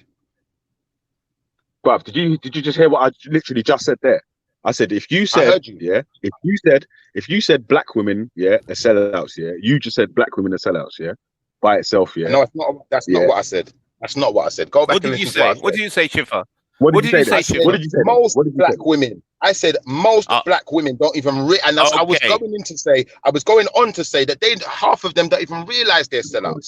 So really and truly, what you need to do, go back and rewind what I said here, then come back with some close on your argument and an apology for this disrespecting can't work. Right. Yeah, getting no apology, man. Sorry, man. Get out of here, man. You've been acting like a bitch for about fucking half an hour, man. Fuck off, man. Yeah, because you're not acting like bitches, innit? So I'm just acting like a bitch back. You got shit in your nappy, man. You need a fucking Pampers change, man. You need to, no. Come on. Let's not get personal. Yeah, but alright. Listen though, yeah. Like I was saying, yeah. Even that statement, then most, yeah. If you're in a crowd, yeah. But if you're in a crowd, yeah, and someone makes a statement, most black men are sellouts, yeah. Yep. Are you gonna think that obviously you trying to include me in this number? Yeah, obviously, that's the question. If you're saying most black women are sellouts, then even that could be like, right, you must be talking about even the black women that's in the chat, or the black women that's listening, or the black women that you know, or the black women that you spoke to. We don't know. Like, yeah, but cause you're gonna know if you're a sellout or not, innit? And if you really want to know if I'm talking about you, that's why you should have let me talk my things, because then I could broke down why they're sellouts, and then you be able to distinguish whether you're one of those sellouts or not, innit? But rather than let me go and run my talk and say what I've got to say, and then people can make their own definition of what I'm saying, people want to interrupt me, they want to get defensive, they don't want to talk the things. Yeah, because like you said, the moment you say, if I said most black men are sellouts, then some black man's going to get defensive rather than hearing the information I'm offering and then offering some information to the contrary, which would be the educated way to deal with that. You know, but people want to come on here with ignorant all the time, and then I'm supposed to not be ignorant. Listen, I can be whatever. I can do ignorant, I can do educated, I can drop bombs, I can give you the information, but you don't got to be quiet long enough for me to do it. All right, you're saying that, yeah. But the the next statement after you said that, yeah, was after Nine asked, right, have you got a black wife, yeah?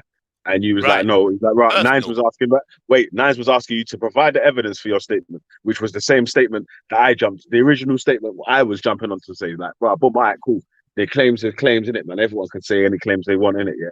But if you can provide evidence for your claim, that makes your claim stronger in it, yeah. So correct. So give them a chance. That's what man was jumping on for.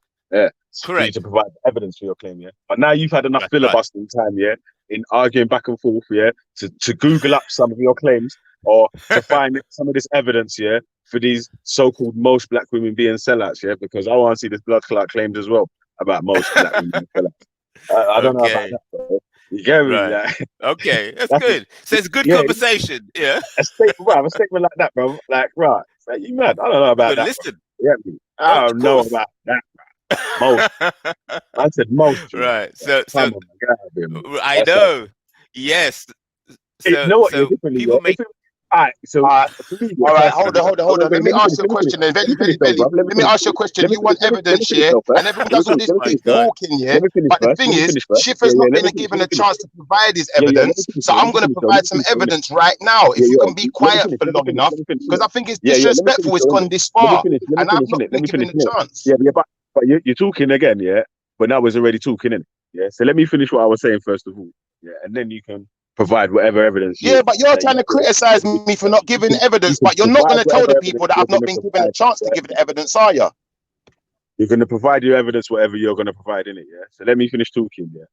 With this fucking blood clot, yeah? Like, yeah, so what was man talking about? Man was talking about this claim that all or most black women are sellouts, yeah? Right. So, I was like, but boom, yeah. For me, yeah, a claim like that, if it was like, say, fucking Wendy or G-Car, Adrian Moon or someone like that making a claim, yeah, I wouldn't even care if they had any evidence or whatever. Yeah. I would just probably say that you're very chatting shit or whatever. But fucking, right, okay. If fucking like a black person makes them claims, yeah, like it's like, Rob, with your, it's serious. I want to see the evidence for what you're talking about. Then. You get me? Bro? Okay. I was when you made that claim. Yes. What did I type in the chat? Yeah. Rewind back to that time when you was talking. Yeah. Where was I typing in? Right. Bro, that was a big claim, bro. You need to provide some evidence for that shit.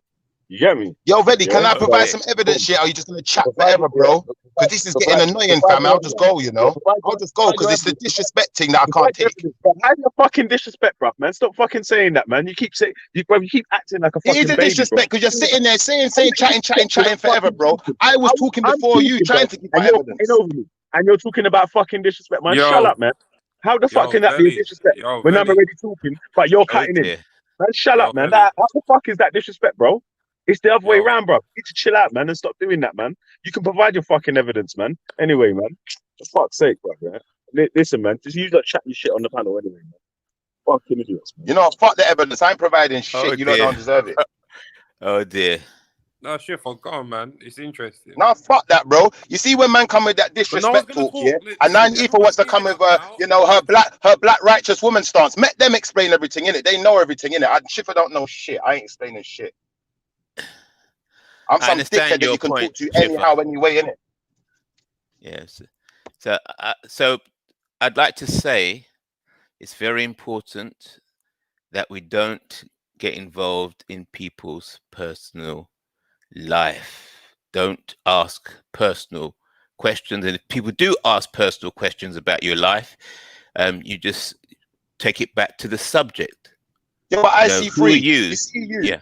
You see you, my brother, yeah? What you was doing, you was having an educated conversation. Even Shakara, me and Shakara don't always see eye to eye, but Shakara was having educated conversation. Now, I've come on here and I've said something here, but rather than people letting me talk my things, they want to come and attack me and break me down into little sections and want to get personal. So as far as I'm concerned, you ain't got no damn respect. Don't ever expect respect from me, innit? You know? And yes, Nine Ether, you're the fucking sellout. You're the fucking sellout. So now what you got to say? Yes, Veli, there are enough black men that sell outs. Veli, you're the fucking sellout. Now what? Dear. What have you two got to say? Because one, Veli is a fucking atheist, yeah? Yeah? Bows down to the white man, yeah? Nine Ether is like Just some kind of, I don't even know if she's retarded. I don't know if she's got some kind of mental deficiency. I don't know if it's disability, but she says the dumbest shit I've ever heard come out of anyone's mouth on this channel. And she talked like she's a man. Yeah. So if you want to know how the white man has got the black woman to start acting like men, yeah, it's because the black woman thinks she got authority over the black man, like Nyanifa. Now talk your things, innit? Yeah, you face the piece of something. Oh dear. Like, but Shifa, can you please? I'm interested in your evidence into what about how they're sellouts.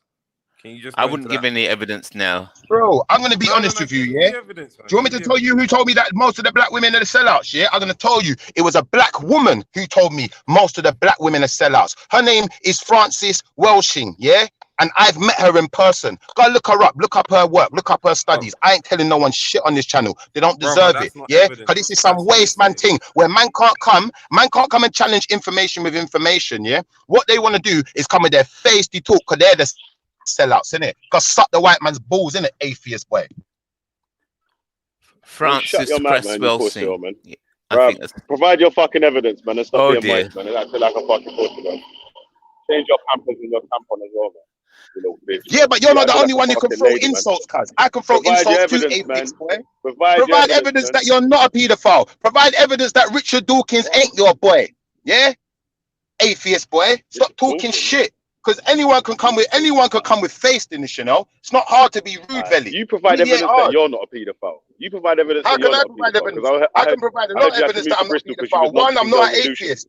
Yeah. One, I'm not an atheist. Two, I don't bow down to the white man. I'm gonna bring this brother on, yeah. He's gonna tell the man them that you was nonsense girls in Lewisham because you had to move. Oh no. I left. Go on then. Bring him on then. Bring him on then. All this personal stuff. I have to make an exit. Bring him have on a then, good mate. day, everyone. Have a good day. Yeah, but this is don't take it personally, because it's just a dissing match, innit? Shut up. That's what it's turned into. It's turned into can't come back to Lewisham, man. Shut your mouth, man. Because man can't be man enough to just hold their corner, innit? Just hold your corner, fam. You're an atheist, innit? Yeah, you suck the white man's dick. You're the sellout. Now what? Now what? You're an atheist, fam. You sold out your own people. Now what? Stuff up, you know? Bro, I can make stuff up, you know? Are you not an atheist? Is that not true? So provide your evidence. So you're not an atheist? So you're not an atheist? Bro, have you not come on there yourself and said out in it, man? Because you keep talking shit, bro. Brethren, if you're an atheist, you sold out the community, fam. If you're an atheist, you sold out the community, because no black people will never know atheists. Now what? What? Provide evidence that there was any black people in history that were atheists. Provide evidence. All right, provide evidence that there's fucking black people that think they're fucking Israeli and not Hebrew Israelites. Shut up. I can provide all the evidence. I can provide you historical evidence. I'll go and get the book right now. I'll tell you what, stay right there. I'm gonna go and get the book right now, because you know what? I'm in a place where I got all the information. Stay right there. I'm gonna go grab it for you. I'm gonna go grab it for you. You stay right there. Fuck off and get it, man.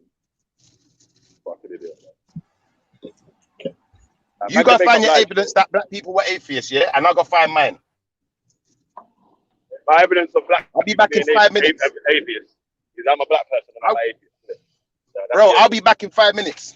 Yeah, you show me evidence of historically black people being atheists, and I'll show you historical evidence of black people being Israelites. And then we're going to learn today who chats shit. Is it Velly that chats shit, or is it Shifa? Don't try to save face. Just get your evidence. I'm going to get it right now. I'll be back in 2 minutes. Let me show you historical evidence, yeah? My granddad's an atheist, my dad's an atheist, and I'm an atheist. Now what?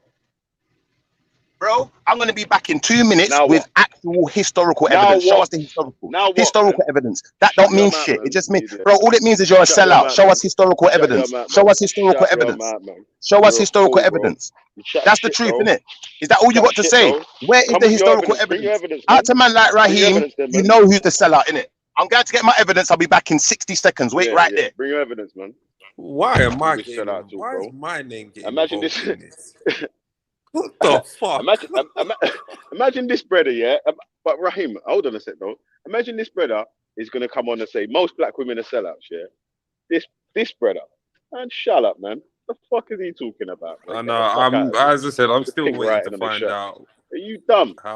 I've told man to provide evidence, yeah. Then man wants to go into some other shit about atheists and then rah rah rah. I'm like, bro, shut up, man. Provide evidence for the black women being sellouts, man, and stop fucking trying to escape. But you know you was chatting shit, bro. You know you was chatting shit, bruv, and you got a couple man caping for you in the chat. You even got a couple black women, or one or two black women in the chat that might be rating what you're saying. But that's mad, bro. So what you saying? That most black women are sellouts, yeah? Fuck off, man. Idiot, bro. And man, when they try to chat to me about anything, shut up, man. I don't ever want to hear none of you pussies ever try to tell me anything again about nothing, bro. You men are fucking idiots, bro. Straight up. Straight. Dickhead, man. Full-time waste, man. Get the fuck out of here, man. Can't tell me nothing about nothing, bro. Are you dizzy? Bruv. I've been smoking crack out here, bro. Get the fuck out of here. You can't tell me about no most black women that sell out. Are you crazy? Do you know how much fucking... Bruv. Oh, out of here, man. Shifa, just come with why you believe it's that, man. Because I actually find it interesting that you think that most black women are sellouts. Oh, most, you know. No, I never said that she said. I never said her specific words were that the women were specifically sellouts. What I'm gonna do is, you see, when people come on here and say things, yeah, what you lot need to do is, yeah, listen properly, innit? This is what I said. I said, if you go and listen to Frances Walsh sing and you actually understand where she's coming from, you understand why the women were the first ones to start selling out. You understand why it was essential to the white man to convert the women. He weren't trying to convert the men like that. Yeah. To be honest, to understand something. Evidence. You said both. Is that your evidence?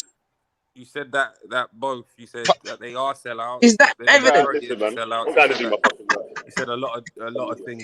I've not provided the evidence yet. I've not provided the evidence yet. Right now, I've not provided the evidence yet. But what I will say is this: what you lot are doing right now, yeah, is just showing. He's asking you, Shifa, was your mama sellout? Imagine that. If you want me to be precise about this, yeah, let me explain something to you. Any black woman you see with weave in her head, was your mama had weave in her sellout? head. So technically, Was your mama sellout? Listen. Technically, yeah. Let me show you something. Yeah, if you want to bring my mum into this, yeah, Look, I'm gonna man, bring your just mum. yes in. or Do you wanna no, do this? man. Do you want to do mums? Do you want to do mums? I'm not you want to do mums? Listen, you just done me. You just told me all about myself. You understand what I'm saying to you? Now I'm asking you a question from the comments. You want to do mums? Let me say something. First and foremost, first and foremost, my mum's dead, innit? So don't bring my mum up, innit? First and foremost, my mum's dead, innit? Don't bring my rascal like mum up, innit? First and foremost, my mum's dead, innit? Don't bring my mum up, innit? I'll bring your mum up, innit? Is your mama sellout? Is your mama sellout? Is your mama sellout? Is your mama sellout? Is your mama sellout? Is your mama sellout? In this bitch was my mother. Yeah. Goddess up in this bitch. Yeah. My mother. All right. Well, don't ask me about my mother. My mother's passed away. Respect the fact that my mother is no longer here, innit? Because if my mum was here, my mum would come on this channel right now. My mum would tell you about yourself. If my mother was here, she would come on this channel right now. She would not only tell you about yourself. She'd say, if you got a question to ask me yourself. Furthermore to that matter, my mum would bad you up, Nanifa. My mum would have badded you up. She would have put you in your place. That's what she would have done. You cannot tell me that I am sold out. You get it? Because you're not sold in, you can't tell me that I've sold out. You are sold out. You are sold out. That's why you talk like a man. That's why you talk like a man. Is that being a sellout? You talk like a man beast. Okay. Man beast. Man is that being beast. a sellout? Man beast. Yeah, okay, you talk like a man. Alright, so if you want to talk like a man, I'll talk to you like you're a man, innit? I asked you about your woman, you flipped out. You understand what I'm saying to you? So you didn't come to have no conversation. You believe it. You can tell me everything about myself. You're triggered. You're triggered. You want to talk about people's mums? Listen, I'm not rising to you. I'm not rising to you, innit? I'm gonna leave you to the man them. You get me? Yeah, you're surfers, man. Yeah, he's gone. He's a surfers, man. Yeah, you're not well. In fact, you are not well, Shifa. Yeah, when we talk about mental health, you're under it. Yeah, remember me tell you that. But yo, Shifa, you can't talk to me about selling out, brother, because you ain't sold in. Yeah, remember you're the one that listen, Shifa, don't.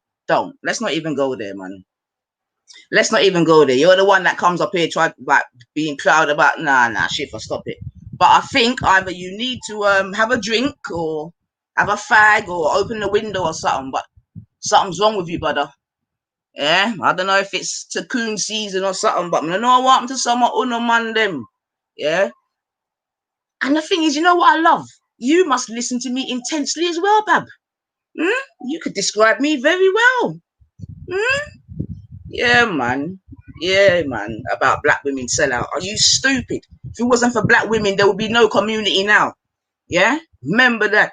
So I don't know what type of black women you were around, Shifa. But the black women that I'm around definitely ain't sellouts. You understand, my guy? So you can go out with I your never said sellout all the black talk. women are sellouts, though. You I never can said go all the with black your women are sellouts. sellout talk to wherever it is that you are in England. You get me? Let me show you Yo, something, Now come to Nanifa. You go one with your second, yeah. man talk. Yeah. You go with So your if man you voice and and the talk to people man around them, you are and then sellouts, what's I gonna happen is suggest they're gonna you talk to have you to like you're look a in the man. mirror. You understand what I'm saying Fucking to hell. you? And get yourself sold back in. Yeah. So with that, I'm You gonna need to leave you look with back in the that. mirror and turn yourself back Can't into a woman and stop talking like a man. and not. But is that all you got to say, Shifa? Yeah, you This talk is like how a man. dumb You sound you like are. one lesbian. You sound like one lesbian on steroids, love. Allow God. it. Just back All up a you've bit. got, Shifa. You've got no evidence. All Just you've back up got a is little bit. self-hatred. Listen, I don't need to You bring hate evidence to yourself people like and you. you I don't hate need black evidence for people. ignorant Yeah? people. That's it. Listen, That's Yo, what I listen. know I about don't you. listen. You hate I like yourself. Nanifa. I don't You've like got your attitude. I issues. think your attitude You've got issues. I stinks. don't I think the care. way you talk to No one go on, you cares talk. about that. listen, Where's your listen, Talking listen, over evidence? listen. people. Let me cut in. Let Where's me the cut in. evidence? All you're doing is being Let me cut personal, in. like a gal. Let me cut in. Let me cut in. Like you get fucked at night. What's wrong with you? One second. One second. You're Got too weird, much attitude and One you're second. One getting second. One personal. second. Yeah, let me I'm say a something. waste Let man, me but say you're bringing something. up people's you're mum, weak. yeah? But you're Let me bringing say up something. people's Let me say mum, yeah? something, man. You're It bringing was up people's from mum. a I tell you comment. what, Nanifa, Yo, I make my sister yo, punch you in yo. your face. Now what? You Now what? two. Now what? I I make Yo, my sister listen, listen, punch you in listen, your face. Now listen. what? You want to bring up Listen, people's mum? I make my sister punch you in your mouth. Now what? Yo, hear what I'm saying, man. Yo. Listen, man, need to stay away from all that, man. Forget about all them, all the Don't be bringing up people's mums then, innit? My whatever, mum's yeah. dead, innit? Yeah, My sister will punch but her in her face, seriously. Nines' mum's passed away as well, innit? So it's not your So don't mum's talk not the about only people's mums. one that Did passed I away bring up her either. You mum get me? though? So her I mum's weren't passed bringing away up as her well, mum innit? though. Yeah, but Yeah, Shifa, but I I'm just weren't bringing saying up that. her I'm mum. saying that both people's mums have passed away, innit, man? I'm just saying to chill out, innit? It's a chill out Yeah, so thing. Shifa, I'm you stop telling bringing took up my that sister, mums. as yo, a chill out, as a innit? personal attack on you when really it was a statement into how your statement worked. Yeah, your Listen, He bro, judging was if and sell out I'm saying certain if providing you my behavior. evidence, All feel your I'll personal provide he my was evidence, saying innit? hold on Yeah, Shifa, one second let him provide his she evidence then, said anyway, man. she said if the majority of black women are a sellout, does that mean your mum's a sellout? It's a yes or no question. But It's because not a yes you've or no got question. Cause it let me is ask you, let me show you it is something, hold Raheem, on yeah? Shifa, Go on, one you second. talk. Go on, I'm gonna go on The mute. reason why I say it's that is because you've answered from an emotional place instead of just being like, you know what, no, or she could have been, or she isn't because of whatever. You then turn around and be like, well, you know what, how about your mum? There's no need, man. Like, come All on. right, Raheem, can you be quiet long enough for me to say something in reply to what you said now, yeah? Go So hear what on. I'm gonna say. So hear what I'm gonna say now, yeah? When Nanifa asked me, is my mum a sellout? Yeah, I'll be honest. I was almost gonna answer a question, but she kept talking. Yeah. She didn't want to hear my statement. She just wants yes or no answer. Let me show you something. When you're bringing up people's mum, yeah, don't expect yes or no answer. Don't expect me to ask nothing personal about my own people, my own family, innit? What you need to do is stop getting personal, yeah? Because if you get personal, shit, we're going to get personal, it's going to get disrespectful. Veli said to me, provide my evidence. I went away to get my evidence. I've come back to provide some evidence on what I was talking to Veli about. I'm not going to provide evidence for 5 things all at exactly the same time, first and foremost. And secondly to that, like I said to Nanifa, if you want to bring up mums, let's bring up your mum then, innit? Don't be bringing up Hey, people's listen, mum, innit? Shifa, listen. Squash the mum thing. Just move on to the next point, innit? Yeah, just do that. Let's do the evidence thing, and we'll go carry on We're from gonna do here, the innit? evidence. Yeah. We're gonna do the You do evidence, the yeah. evidence is that So I'm you gonna show wanted to you provide. something, Yeah, yeah. I've got to jump off. I'm gonna Listen, show you I've got to something. jump off. Yeah. Contrary. But listen, All right. wait. I've got to jump off here. I'm going to be listening from YouTube. Yeah, Raheem's in the chat All now. right. Yeah, I'm gonna show and you. I'm gonna show you the evidence of why yeah, being an atheist is bowing down to the white man. I'm gonna show you that there were Israelites. There were Israelite you show black that. people before there were atheist black people. That's what you asked me to show. Yeah. I'm Tell gonna them, show you. Shifa. Tell him, Shifa. Go for it. Yeah, atheist. I'm gonna Yeah. show you. I'm not gonna tell him. I'm gonna You show the show evidence. him. Yeah. Yeah. You You provide ready? your Yeah. evidence. Yeah, we're listening from the chat. Yeah. All right. Cool. All right, no problem. And big up to Veli as well, man. Even though you got on my nerves today, do you know what? You're still a brother, innit? Like, big up to 9 Ether as well. Even though you got on my nerves, you're still a sister. And I hope that you lot can understand, you know what we was talking just now was controversy, innit? Now we're getting to some information. So let's try and hold the controversy and the personal stuff, innit? Yeah? All right. So, contrary to common belief, yeah, they say that black people don't like to read. Hide something, hide it from a black man, put it in a book. That's the sentence. If you want to hide something from a black man, put it in a book. Not if you want to hide it from Shifa. Because unfortunately for the white man, Shifa will read your rotted book. Yeah. So let me see if I can flip this camera on you lot now. Hold on.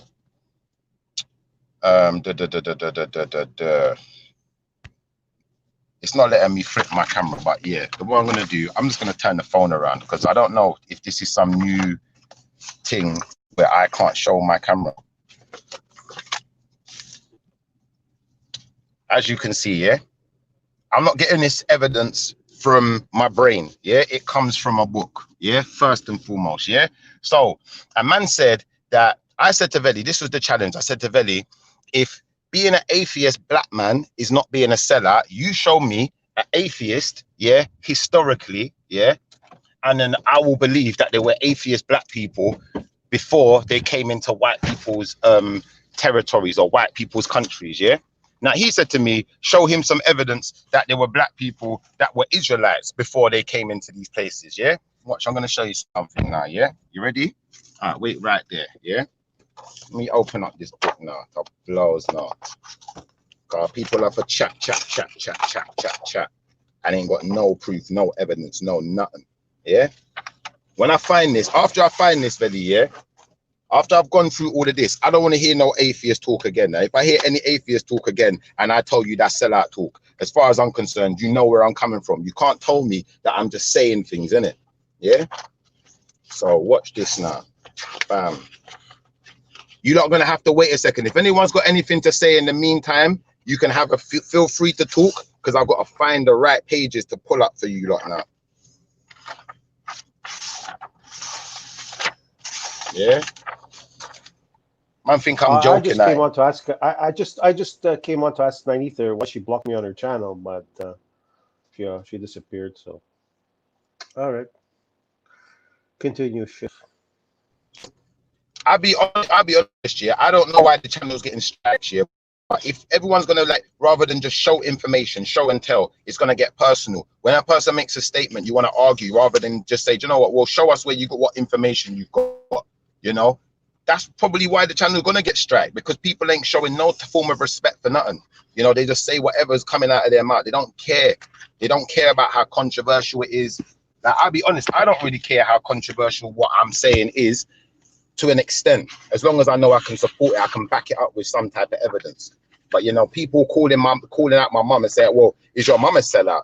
You'd never be able to substantiate my mum being a sellout or not being a sellout with any type of evidence, because that's getting personal. You don't know my mum personally, innit? You don't know her life. Only a personal family could tell you that, innit? As far as people in the community selling out, you know, there's going to be evidence that we can find to support that, where the community is broken down, where, you know, the community has been infiltrated, where, you know, people have not been treated fairly, you know, XYZ. You know, when you look at how much black boys are getting kicked out of school every minute, but you notice they don't kick out the girls every minute the same way. But I'm not even going to go there with you right now. All I'm going to do, I'm going to support this claim that I said. All right, here we go. Watch this now, yeah?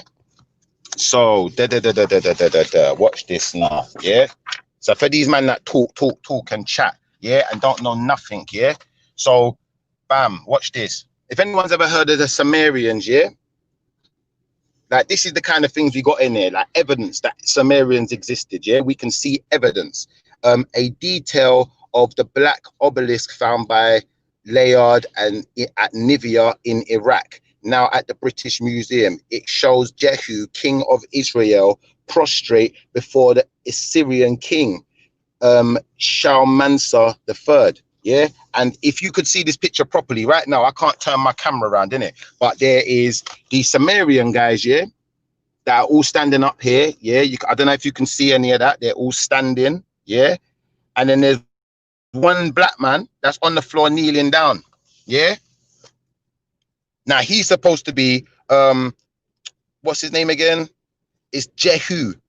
It shows Jehu, the king of Israel. Yeah, a black man kneeling down on the floor, lying like in prostration.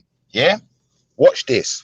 Yeah, so if we go into this now, yeah, watch this. I'm going to show you some more. I'm not even going to read out all the information because it's going to be long and no one ain't got time for that, innit? Yeah, so watch this. You see these pictures here, yeah?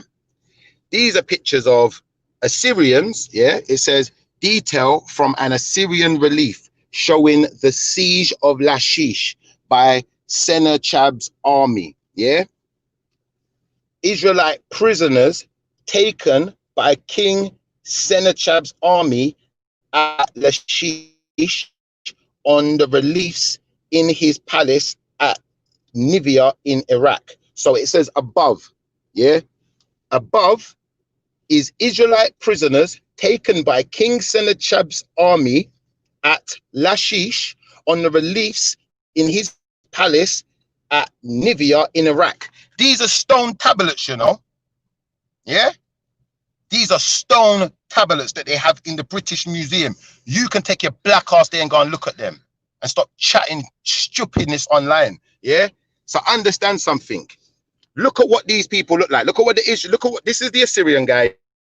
Can you see the type of hat that he's wearing? He's got this kind of bow and arrow thing on his back, like some kind of Mongol or I don't know, whatever them people are. Yeah. Now, look at the armor he's wearing. I don't know if you can see all of that. You can see the long beard. You can see that he's got beads on the ends of his beard. If you could look at it properly, you'd see that it's beads. And there's bits here that are actually very straight, like a white man's hair.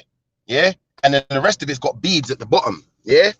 Now you look at these people here, there ain't no bead. All you can see is kinky hair, afro. Look, the hair stops right there. That's where it stops. Afro, kinky, beard. Just like you see, I don't know, what's the guy? Just like you see these black men now, like myself, with beard. Look, you see the beard, yeah? Kinky hair. It's just at one level. Yeah, afro. Yeah, but these men want to talk trash online and talk about, oh, no, historically there weren't no such thing as black Israelites. But hold on, there's stone rascal tablet that's older than anything you're talking about that will prove it. Now what? So come back with your evidence now. Show us that there was any ancient dark-skinned people that were atheists, and then I'll say, do you know what, being an atheist ain't being a sellout. Yeah, you show me that and I will agree with you, and I say, nah, being an atheist ain't being a sellout. Yeah. Same way, like I said, do you know what? I'm going to big up Shaka Ra, but at the same time, you know what, Shaka Ra, you know me and you had our controversies in the sense of, I will say to Shaka Ra with my chest, you know what? All right, you believe in African spiritual systems. But it's like when you say African spiritual system, that means more than one. And all of them can't be good, can they? In my opinion, in Shaka Ra's opinion, it may be different. I'm not telling you Shaka Ra's opinion. So don't want anyone to think I'm speaking for him in it. But I'm saying in Shifa's opinion, this is why I'm always kind of like asking a lot of questions of Shaka Ra, because I don't believe that they could all be good. I don't honestly believe that, because if they were all good, then how come Africa fell apart?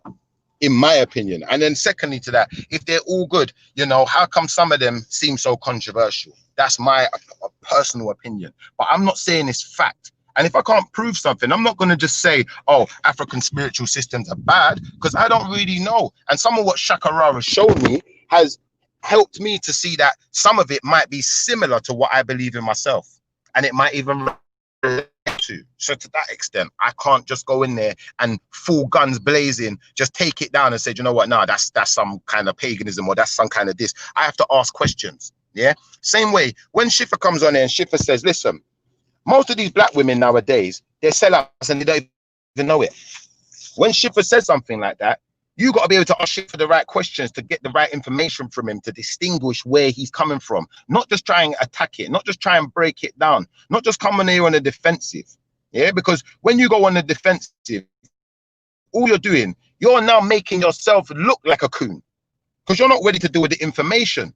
Yeah, if you're really about this blackness, you're really about your people. If you call it black, I call it dark skin. If I'm really about this dark skinnedness, yeah, this dark skin business and dark skinned people prospering and being something better than what we are in this world today and moving forward, not moving backward, we have to be prepared to have the conversation and tackle the issue, not just try to shoot someone down. That don't make no sense. So every time I see someone coming in, they're talking about Israelite, like, you see me, I don't do the Hebrew Israelite thing. I say Israelite. Because you see this book, like I just shown people. Go back and rewind if you didn't see it, yeah? It says King of Israel, yeah? So as far as Israelite, I could accept that. If he was the King of Israel, it could have been an Israelite. It don't say nothing about no Hebrew in this book. Full stop. I don't see no reference to nothing that says Hebrew, which is what made me dubious about the term Hebrew. Because maybe, you know what? the Hebrew language, how they've got it written, maybe that's correct, but maybe the name of the language ain't Hebrew. Maybe that language didn't originally belong to those people, X, Y, Z. I'm not going to profess to know all of the ins and outs. I'm just going to say that maybe that's the case because there's information to suggest to the contrary. Do you feel where I'm coming from? So on that note, you know, what more do I have to prove? Was there ancient Israelites? Of course there was. Historically, were those Israelites black? Of course they were. I've just shown you the pictures. They're stone tablets. They were taken at the time when those people were being taken by They had colored stone tablets back in the. They had exactly. They were colored. They weren't not colored. It wasn't like they were just plain. They had like, you know, they actually colored the stones. They actually, it was like, you know, like colored TV. That's right. Just like when you go to Egypt, you look at the walls, they're fully colored in, you know, you can see the color of the skin, the color of the hat, the color of the clothing, everything's got its individual colors. So there's no excuse for these people to be coming with their foolishness and ain't done no research. You ain't read a book, but you got so much mouth to chat. Yeah. But Egypt is not Israel. Egypt is Egypt. Egypt is Egypt, but like I said to you, people who like a lot of these Egyptologists, yeah, but these you're looking at the Egyptian history, not Jewish history. That's right. But what's even on, though what's on the walls has nothing to do with Judaism. That's right. Yeah. But what I'm going to say is, yeah, forgetting about Egypt for a second, yeah, because I could have an argument in contrary to that as well. But I'm going to say this much: we can find evidence in Egypt that they had a people there that was referred to as Israel, yeah, or as Israelites, yeah. We can't find any evidence that any people that were referred to as Hebrew, yeah. But we can find evidence of Israelites. Well, you in have Egypt. the Old Testament, don't you? That's right. Same way we can find evidence of Israelites in Assyria, yeah, in Iraq, in Nivea. Yeah, but Shifa, the Old Testament, can't you consider that evidence that there was people called Hebrews in? When you say, do I consider the Old Testament evidence? Let me show you that. Let me show you the name of this book again. Watch again. What does that say? Can you see what it says? I don't know. I can't see I'm on my phone. Can you see that? What does it say? I can't see it. I'm on my phone. Wait, maybe I can see it on this one. Do it again. It says the making of the past, biblical lands. Yeah, biblical lands. So, okay, but who wrote it? Do you reckon? Do you think the Old Testament's going to help? Of course, the Old Testament's going to help, innit? If I'm dealing with biblical, and a lot of these guys, you know, what Shifa, who wrote the book? What's that? Who wrote the book? The book. Hold on, I'm going to tell you. Tell you who wrote this book. Hold on. You can't get the books. This book is like, you probably can, but it's not like just in the flipping. I've tried to find it in just my local libraries and stuff like that. I couldn't find this book nowhere. I was lucky to get this book from a Catholic, yeah, a high up Catholic as well, yeah. So and then in this book, obviously, and in this book, the Catholic says that there was no Hebrews.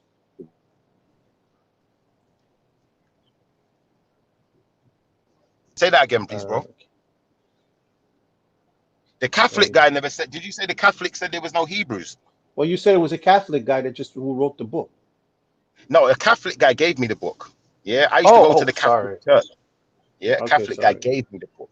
They've got these kind of books in church, you know. So when people are dubious about the religion and the history of it or whatever, a lot of people like to chat crap in it. They say, "Oh, you can't find no evidence that any of these people ever existed. You can't find no evidence that anything in the Bible is not real. It's all made up. It's all." Hold on. Like I just showed you, I've got the book, The Making of the Biblical Lands. They can show you exactly where certain people lived. They can show you exactly what city they came from. There are proof that these places existed. There are proof that these people existed. There is proof, physical, but they don't want to acknowledge it because they've been warped. Their minds have been warped by the system, which is controlled by the white man. And even some of the white people haven't been warped by it. Some of the white people were educated enough to realize these people are lying, innit? And we need to see the proof. And then they go and do their research. Then they realize you've got enough white people that are real Christian or really believe in the Most High, if you want to call it that then. Yeah? They're not calling Jesus God and them thing there. You've got enough for them. And they know more than the black people. because you know Yeah, what? I They call took the Jesus. time to I study. call Christ God. So I'm one of them. Sorry, Chef. You call Christ God, but Can't that's help it. but this is the thing now where, like I said, everyone's gonna take things in their own way, innit? Now, you calling Christ God. I've heard a man say Christ is God, but Christ ain't the Almighty, because gods are men. I've heard someone say that. So when you say Christ is God, that don't mean nothing to me. If I reverse the word God, the word Shifa, God reversed is God. if as a Christian, if you align the Son as the Father is Hold the on, I'm Son, why and that they're window? both. Wind that window and get out, please. Wind that window and get out, There's please. a woman, the cleaner gonna come in.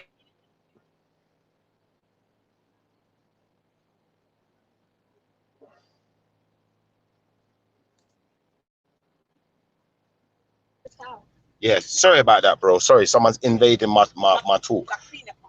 But I'm saying basically, there is proof and evidence to substantiate that these people existed. Whether Jesus is God or not, I'm not going to sit here and debate that with you. But like I said, I've heard someone say that Jesus is God, but not the Almighty, because, you know, gods are men.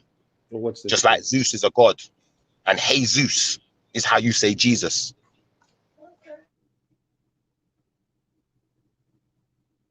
So that's all I'm going to say on, you know, Jesus being God. As far as evidence that Israelites existed and what color they were, what etymology they have, there is irrefutable evidence. Yeah. So what you're going to notice, Shifa come on here, yeah, and that's why I get angry, you know, because people want to break down what I'm saying. They want to argue against what I'm saying. They want to fight me down against what I'm saying, but they don't want to let me finish what I'm saying. Let me finish, then argue me down, innit? Then fight me down, because you won't be able to, innit? Yeah. So I'd like to see someone come up here and challenge what I just said. You can find historical evidence that there were dark-skinned people that were Israelite. You can't find no historical evidence that it was anyone, not even light-skinned people, were atheist. No one weren't an atheist. So how is that not being a sellout to the white man's things that he created and gave to you and said to you, stop worshiping the Most High, worship the system, worship money. Yeah, the system is your God. Yeah, your governmental ordinance department, that's your God. Yeah, we don't deal with God, we deal with the Most High. Yeah, why do you think Jehovah's Witness deal with Jehovah and they say we're not dealing with God? Because they realize it's disrespect. And that's what these men are dealing with. They're dealing with disrespect. They don't respect their own self. They don't respect where they come from. They don't respect what they're supposed to be about, which is knowledge and wisdom, not foolishness and just chatting a load of crap online and acting like you're someone when you're nobody. You're nothing. You just chat. Yeah. So getting back to what I was saying about the black women do not even realize half the time that they are selling out. They don't call it selling out. What it is to them is trying to get along and just getting the best for them and their family. But they've forgotten about the wider community. That's what's happened.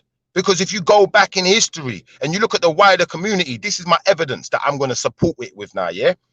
You're going to find that the women were the heads of the community. Yeah, the women were running the community. Yeah. You got different levels of leadership. Yeah.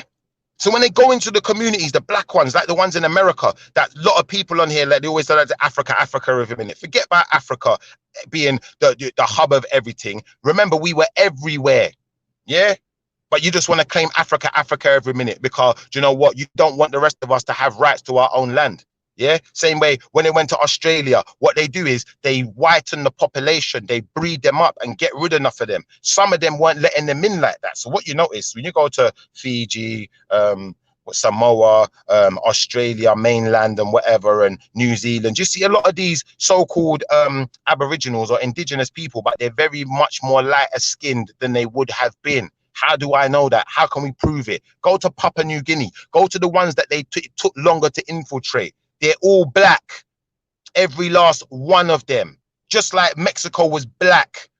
Just like Colombia. Just like any of these places, it was all black people. Yeah? But you want to discredit our side, innit? All right, cool. I'm not discrediting it, so I'm just going to put it out there like that, innit? A lot of people like to discredit us, innit? But we have substantial evidence that what they do is when they go in to a community, into a black community, the first thing they do is they get rid of the spiritual leaders and the physical and the spiritual leaders, like the army. You've got the priesthoods. You've got things like that, which is the first thing they attack. So anyone who wants to think that Shifa don't know what he's talking about, go and look up Alexander the Great. Go and look at what Alexander the Great wanted to do. Look, read his books on him. Read the books on him from the Europeans, read the ones from the Africans, and read the ones from the Asians. And you'll find there are certain things that are consistent. This guy wanted to be made into a god. He tried to get the priesthood in Kemet to agree to it. They wouldn't agree to it. They said, we'd rather die. So in the end, what happened is he separated. He said, I'll make my own statue and my people can worship my one. Your people can worship your one. But what happened is his people started worshiping their one. So do you know what? He got more angry again. They said, nah, do you know what? We can't have this. They killed off loads of the priests. And the only priest that was allowed to live was the ones that was willing to do their bidding. Yeah. Hence why. Let me read something quickly, man. You finished? You finished? Go read. Finish, yeah? All right. So, philosophical atheist thought began to appear in Europe and Asia in the 5th and 6th century BCE. Will Durant in the Story of Civilization explained that certain pygmy tribes found in Africa were observed to have no identifiable cults or rites. There were no totems, no deities, and no spirits. Their dead were buried without special ceremonies or accompanying items and received no further attention. They even appear to lack simple superstitions. Can I ask where you're getting this from and how you can substantiate it? I got it from. Hold on, so let me get you the website. Let me get you the website. Okay. The story of civilization. I've lost the part where it was on. All right. Is there any physical evidence to substantiate this story of civilization? All right. I've got you. The Story of Civilization. Who's the author? William Durant. William Iran. Yeah. Story of Civilization. Durant. Just the name alone is controversial. His name is William Durant. Durant. Durant. Durant. Okay, so he's American. South American then. All right, cool. So this William Durant, yeah, what physical evidence has he provided to substantiate this claim? He's wrote a book about it. So if he just written a book about it, there's nothing to substantiate his claims then. There's no way of authenticating the claims he's making. It's just someone making a claim. The difference in our evidence is I'm not just showing you something where someone's written a book. I'm showing you stone tablets. You can go to the British Museum tomorrow and look at the stone tablet. It exists today. It's existed stone tablets don't show black people on them though. Talking about yes, they do. Yes, they do.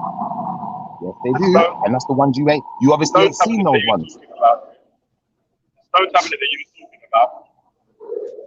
Bro, do you want me to show you the stone tablet again? Yeah, do you want me to tell you the name? Listen, do you want me to tell you the name of the tablet again, so you can go and look it up? You want me to tell you the name of the tablet? Yes. All right, but listen to what I was saying though. First of all, yeah, and man was asking you. Oh, so they had color TV like back in those. So the stone tablets were like color TV, yeah. Yeah, they were in color. They were in color, yes. In color, yes. Any more questions? All right, go on then. Show us the stone tablets then, man. I'm gonna give you the name of the stone tablets. All right, so I'm on William Durant. All right, while you're doing that, yeah, let me quickly read this little excerpt from how the Story of Civilization, 1935 to 1975, by husband and wife Will and Ariel Durant, is an 11-volume set covering Western history for the general reader. The series was written over a span of more than 5 decades. It totals 4 million words across nearly 10,000 pages, with 2 further books in production at the time of the author's deaths. In the first volume,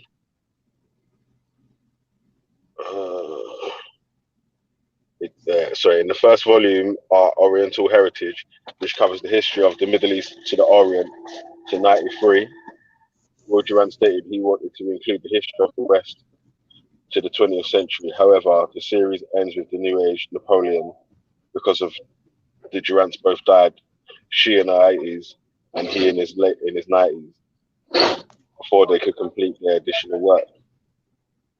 So, sorry, I was trying to find out where they got their references.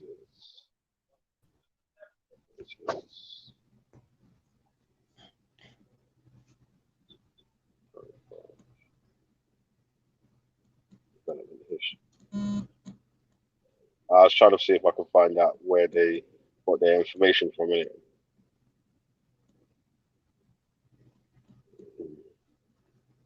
But yeah, it was Bro, in their like I said, this guy's just making a in their claim. in their books, their story of civilization. They was like going through trying to map out the civilization, obviously the history of civilization through Europe. Through All right. Africa, Type through into your Google, Orient, yeah. Type whatever. this in, yeah. Type this into your Google. Siege of Lachish, yeah, which is spelled siege of Lachish.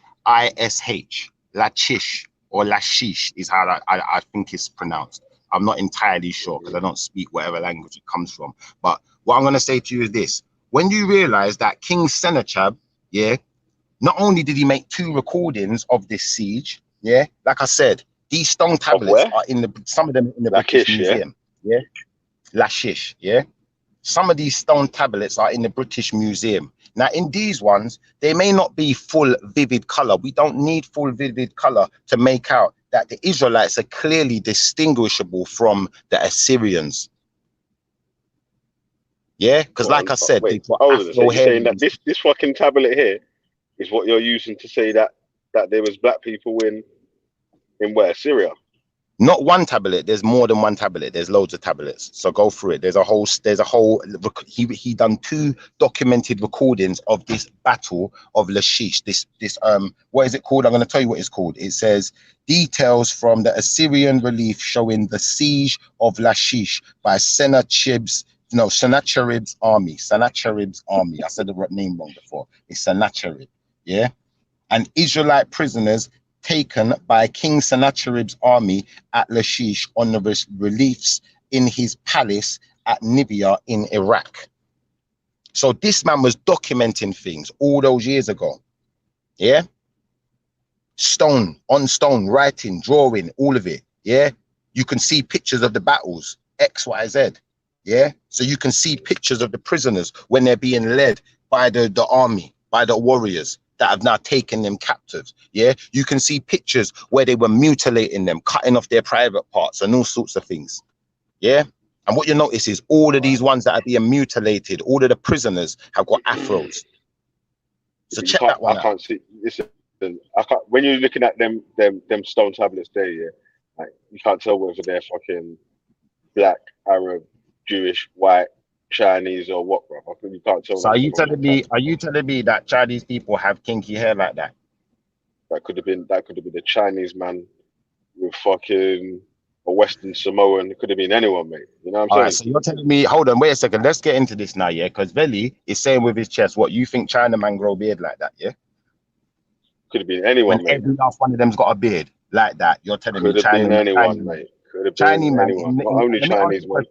Do Chinese it could have been listen, let me finish, yeah. It could have been the Melanesian, yeah, one of the pygmies from one of they are black.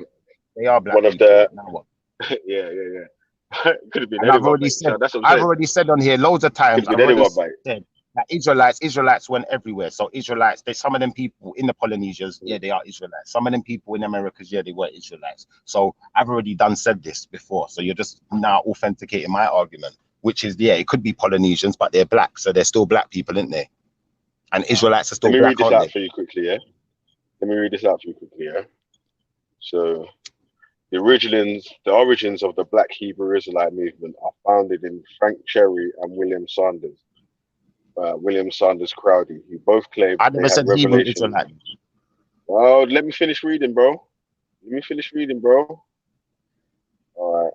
So the origins of the Black Hebrew Israelite movement are found in Frank Cherry and William Sanders Crowdy, who both claimed that they had revelations in which they believed that God told them that African Americans are the descendants of Hebrews in the Christian Bible. Cherry established the Church of the Living God, the pillar ground of the truth. Okay. All right. I'm going to tell you how. I'm going to tell you another way. Let me finish reading. My bad. I thought you was done. Sorry. Yeah. Get the info first and then answer the info. Yeah. So the Church of Living God, the pillar of the ground of Truth for All Nations in 1886, and crowdfunded the Church of God and the Saints of Christ in 1896. The Church of God and the Saints of Christ, originating in Kansas, retained elements of the Messianic connection to Jesus. So they're saying there that the earliest signs of the Black Hebrew Israelites are in 1886. So have you got like anything to battle that? Hello, still there? You're cut off. We hear you. We hear you. But you know, I think it's pointless. Every time you tell a Hebrew Israelite what you just said, they don't care.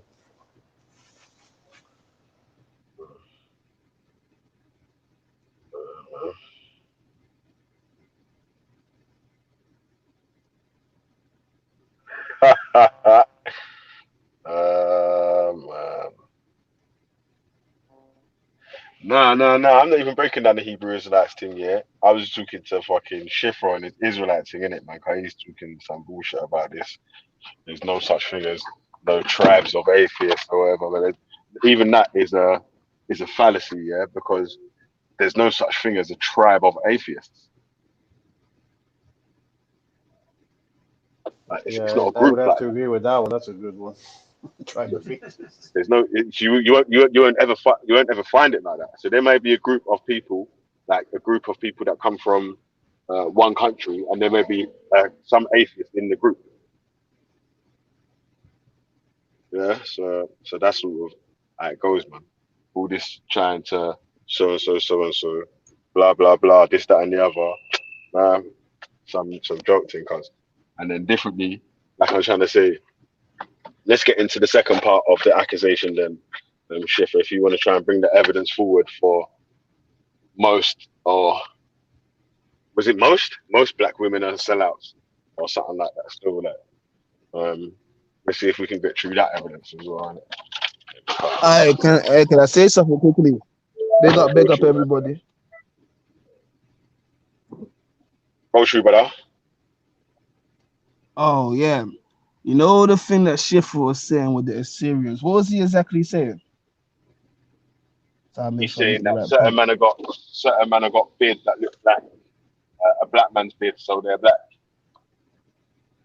Because I No, know not the Syrians, not the Assyrians. He was talking about the Israelites in the tablet, saying that the Israelites' hair and the Assyrians' hair was different. The Assyrians' hair was like white man's hair, but he Israelite or whatever his hair was like a black or whatever. Show the tablet still.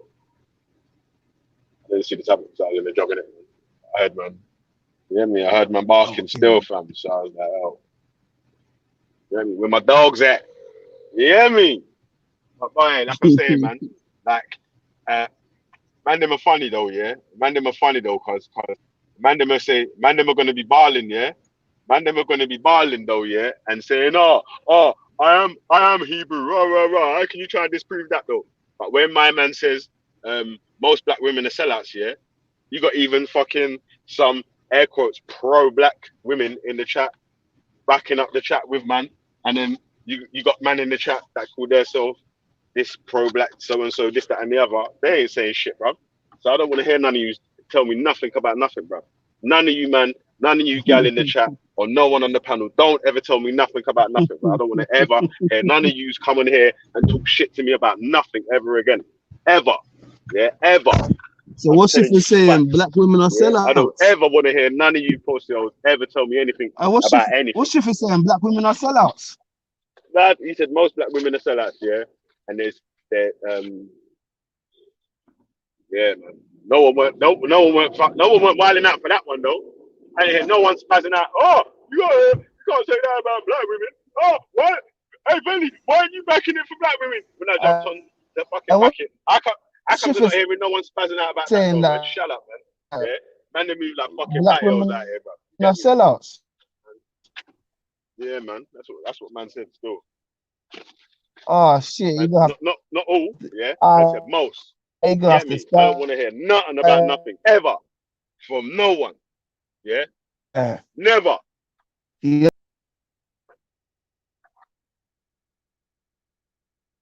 Yo, you're cutting out.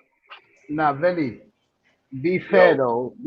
But you know, Can you hear Shifa me? will be Shifa, man. Yo, you're saying you don't want to hear nothing from no one ever, yeah? ever. I don't understand what you're basing that on, fam. Because, No like I way, not said, what ever. you're doing is I don't you're want to hear coming on here, you're nothing from making no one claims, ever. innit? At the end of the day, Wait. end of the day, you don't want to hear nothing from no one ever, because what you do is you make claims, but you don't accept proof. Kneel up and come again one time. I need to understand.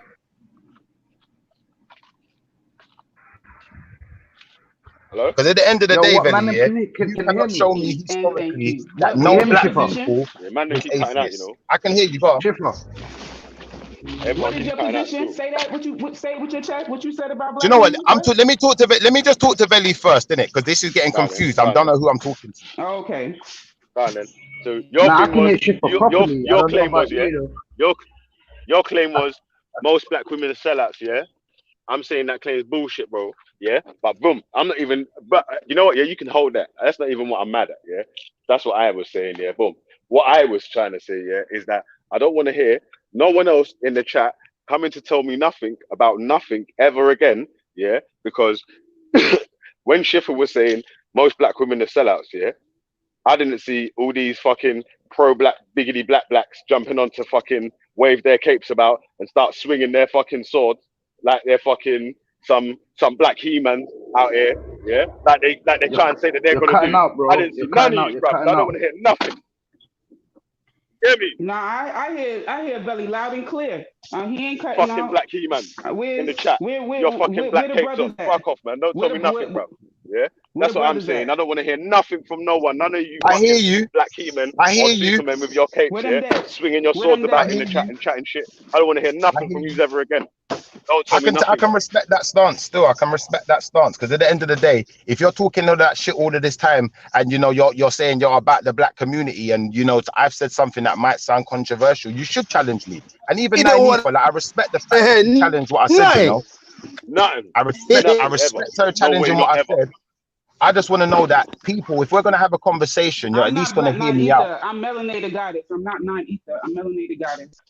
Yeah, I know. No, not you. I'm not talking about you. I'm just saying when Nyanifa was on earlier, you know, she was challenging what I was saying, but not allowing me to speak and asking me questions about what I was saying. And I found that to be controversial. So, you know, if we're going to challenge what someone's saying, you know, if I'm challenging you on what you're saying, like I did with Veli just now, what I was saying to Veli is that I don't believe historically I there's need to no jump off, man. I lost dark-skinned my other people phone, man. that was atheists. And I said to please provide some evidence that there were some. He said there was no historical people that were Israelites that were dark-skinned. And I said, I can provide evidence for that. So we've provided what we find to be sufficient evidence. Now, So you I'm still provided sticking to evidence my about side. black women. So you Yeah, provided yeah, that's what I evidence was because saying. That's all that. that is No, all that not Israelite yet, Mel. stuff. I'm Not yet, yeah. Mel. I just That want was to the hear next. That the was the next evidence in about. line. Okay, go That was ahead. next in line. And you know what? Yeah, differently. Yeah, like with that one. Yeah, I was like, boom. Boom. Do you know what? Yeah, I'll let you hold that, bruv, because I'm not even mad at that one. Yeah, I just want to hear what the Why actual not? evidence is. Let him hold That what? not No. What do you not. mean? I was talking about the black atheist sellout thing. Yeah, you can Oh, call okay, man black okay. atheist sellout. Yeah, I'll hold that. Yeah, that's cool. Yeah, I'm not mad at that one. Yeah, that's nothing, innit? Yeah, but boom, I want to see this evidence for most black women being sellouts. Yeah, and I want to see these fucking black superheroes. Yeah, like Black He-Man and Black Superman up on the panel, fucking doing their thing. You get me? Yeah, because every 2 seconds they're talking about how fucking blacker than black and I'm so biggity black. Yeah, No, but I'm then telling you, when man's man. coming to when man's coming to provide fucking evidence, or man's trying to say statements that most black women are this, that, and the other. All you black supermen were chilling in the chat, bro, typing popcorn and all that, bro. So don't fucking sit in the chat typing to me. Veli, you let someone so say this, you let someone so say that, yeah. But when my man said that though, where was you? Shut up, man. Don't tell me nothing. Veli, can I'm you hear fucking me? tired of it, Veli, man. can you hear me It now? gets yeah, I can hear you, Veli, bro. I can hear you, but I'm having a rant, bro. yeah, I can hear you, but I'm having a rant, bro. I'm not. Yeah, it gets on my fucking nerves, bro. Say that. When it does, it gets on my fucking nerves, bro. Yeah, when man them want to try fucking keep biling out Veli every 2 seconds, yeah. But then when the man them fucking talk about your Where shit, Born Rich where were at? you with your fucking Where case? Born Rich? Shut up, man. Where Born Rich? Don't tell I'm me gonna call nothing, a man. name. We're born Yeah, rich. me. I don't want to hear no one typing my name. I want to see my name in the fucking red lights in Let the me chat. see who in the Yeah? chat. Let me see who in the Don't chat. call me, bro. With them there. I, Born rich. to be, Oh, you yo, in the chat, quiet? Melanate, Nah. 1 second, yeah, 1 second, yeah. 1 second, yeah. To be fair to Schiffer, yeah, I listened back to it, yeah, because I came late a bit, yeah, so I had to rewind it when I heard most black girls are sellouts, yeah. So I digested it, yeah. And to be fair to Schiffer, he was gonna say his point, but then 90 for cut him off. That's number one. That's what I heard when I rewinded it, yeah. And then at the same time, yeah, I saw Lady D in the chat, yeah, going for Schiffer, basically backing him up, yeah. But to be fair to Lady D, in her defense, yeah, she did qualify it by saying bare black women are happy to vote for Biden in the elections and stuff. And I think what Schiffer was getting at, he can correct me if I'm wrong, yeah. I think he is talking about when he says most black women. Obviously, he doesn't mean 1 second, yeah. He doesn't mean most black women are sellouts. No, he doesn't mean they're all sellouts. What he is saying, I think he's talking about the design plan of the breakup of the black family, where they've turned the man against the woman. You know what? No, but listen. Thank you, my brother. These YouTube conscious people, you know what I'm saying? Because this is not how in real life how black people talk. Okay, and I'm tired of this sorry ass always blaming shit on the woman, right? It is not the woman. Anything that happens to the woman, the man allows that shit to happen. Okay, it's not one woman supposed to keep her family together. It's two people. It's not no woman raising the child by herself. It's the man is absent. Okay, let's come with some ma'at here. Let's come with some balance. I'm so fucking tired of y'all, man. These damn YouTube freaking supposed conscious people, supposed blackity black, supposed I'm for my people, but so quick to throw the other person under the bus, right? No, sometimes. Now this is the whole point I'm making. You shouldn't even have to clarify that statement, because that statement should have never came out your motherfucking mouth. That statement should have never came out your mouth. Now you're saying this. You're saying this. Let me just You're saying this, finish. melanated. Let me just finish. Right, now you want to let explain I'm gonna be why. quiet. Now you want to explain why women are sellouts, right? But there's so much things that women, you know what I'm saying, on a public forum, that we bite our tongue and that we don't throw the black man under the bus. Why? Because we understand his oppression. We understand the negative image, right? So you don't hear me speak about all the fucked up shit. But y'all so quick. Y'all so quick to be like, oh, the black woman does this, and yes, she gets abortion, and yes, she does this, and blah. Cry me a motherfucking river. Because we in the trenches together. He did say men as well, though. Melanade. Nah. Let's not be emotional. No. You didn't say men. Yo, stop caping him, man. Stop caping, bruv. Listen, Schiffer. I swear down, I heard him say men. Wait, Schiffer. Yeah, let's be fair, yeah. Schiffer, I beg you, you tell Mel what the original statement was, yeah? What popped off the conversation. The original statement that popped off the conversation was this, melanated, yeah, and this is why I'm not upset with you for being angry at me, because I wanted the anger, but I just wanted the attention so that someone would listen to what I got to say, because I think it's a valid point that I'm going to make. Yeah, now realistically, we were talking about Stephen Lawrence, yeah, and I was saying that the black people, yeah, we can see the mentality of black people, not black women, within this country, within Britain, yeah, where we're going to sit down and allow something like that to happen. Now, I said, you know, you look at Black Lives Matter comes around and people are marching and protesting and whatever else. Belly said, oh, but people marched for Stephen Lawrence. I said, well, what was the result of their marches? Nothing. All right, cool. And why was the result nothing? Because, you know, realistically, as far as Schiffer was concerned, with such a significant incident in history, we can't afford to be peaceful all the time. And if we're just going to be peaceful about it and just let it happen, and nothing didn't, for instance, the people who murdered Stephen Lawrence, we know who they are in it, yeah, and the community ain't done nothing in it. It shows the mentality of the community. If them people was in America, then no one wouldn't care if they was police, no one wouldn't care, they would probably be dead. And that's the truth of it. But the fact of the matter is, there's so much coonery based in the way we're educated, we sometimes don't even see it. And then I went on to say my statement was actually this, you know, a lot of the women, yeah, are actually sellouts in the black community and don't even realize it. That's what I said. I didn't say they're sellouts and it's like they're just selling out the community and they're trying to get something out of it for themselves. I said they might be sellouts and not even realize it. So if they don't even realize it, it means that they're being conditioned. Hold on, though. Shipper, didn't you say men as well? Wait, but hold on. Hold on a sec, though. Let me reply to one of the points that you made in that thing though before Mel goes in. Yeah, because what was it? Oh shit! Sorry, man. I was trying to remember when I was trying to driving and everything. To be fair to Shiffer, he did say men. Shiffer, didn't you say men? Be honest, Shiffer. I heard you say I did say the men. Well. I did say the men are sellouts. No, my brother. Let's just be fair, innit? I did say the men are sellouts too. But my first point was made on the women, innit? So if the women got upset about it, they within their rights, innit? You're within your rights to be upset about what I said because I did say men, but I didn't say it till after. Yeah, you didn't say men until after we had a little argument. Yeah, but it was the first statement was that there's or most or some or whatever, there's a lot of black women that are sellouts in the community. Obviously, I disagree with that, innit? All right. Did you hear the statement again, though, Belly? Listen to Belly. Listen to the statement again. Listen to the statement again, because I'm going to show you where you lot are getting words misconstrued. Sorry, and it's Mel, due to let him go again, innit? It's due to the way people take things, innit? And I'm glad people take things the way they do, because we can now see who's emotional and who's just listening to what's being said, innit? Now listen to this statement again. Okay, well, listen to the statement again. No, just hear the statement. Just hear my statement. Just hear my statement. No, but melanated.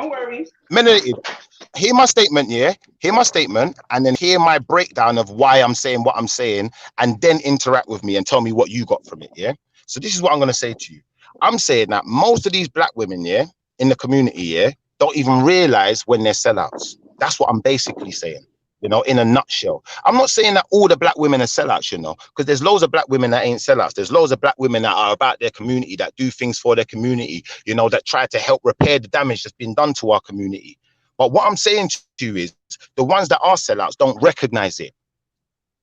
That's what I'm saying. A lot of the black men are sellouts too and don't recognize it. You see, let me finish.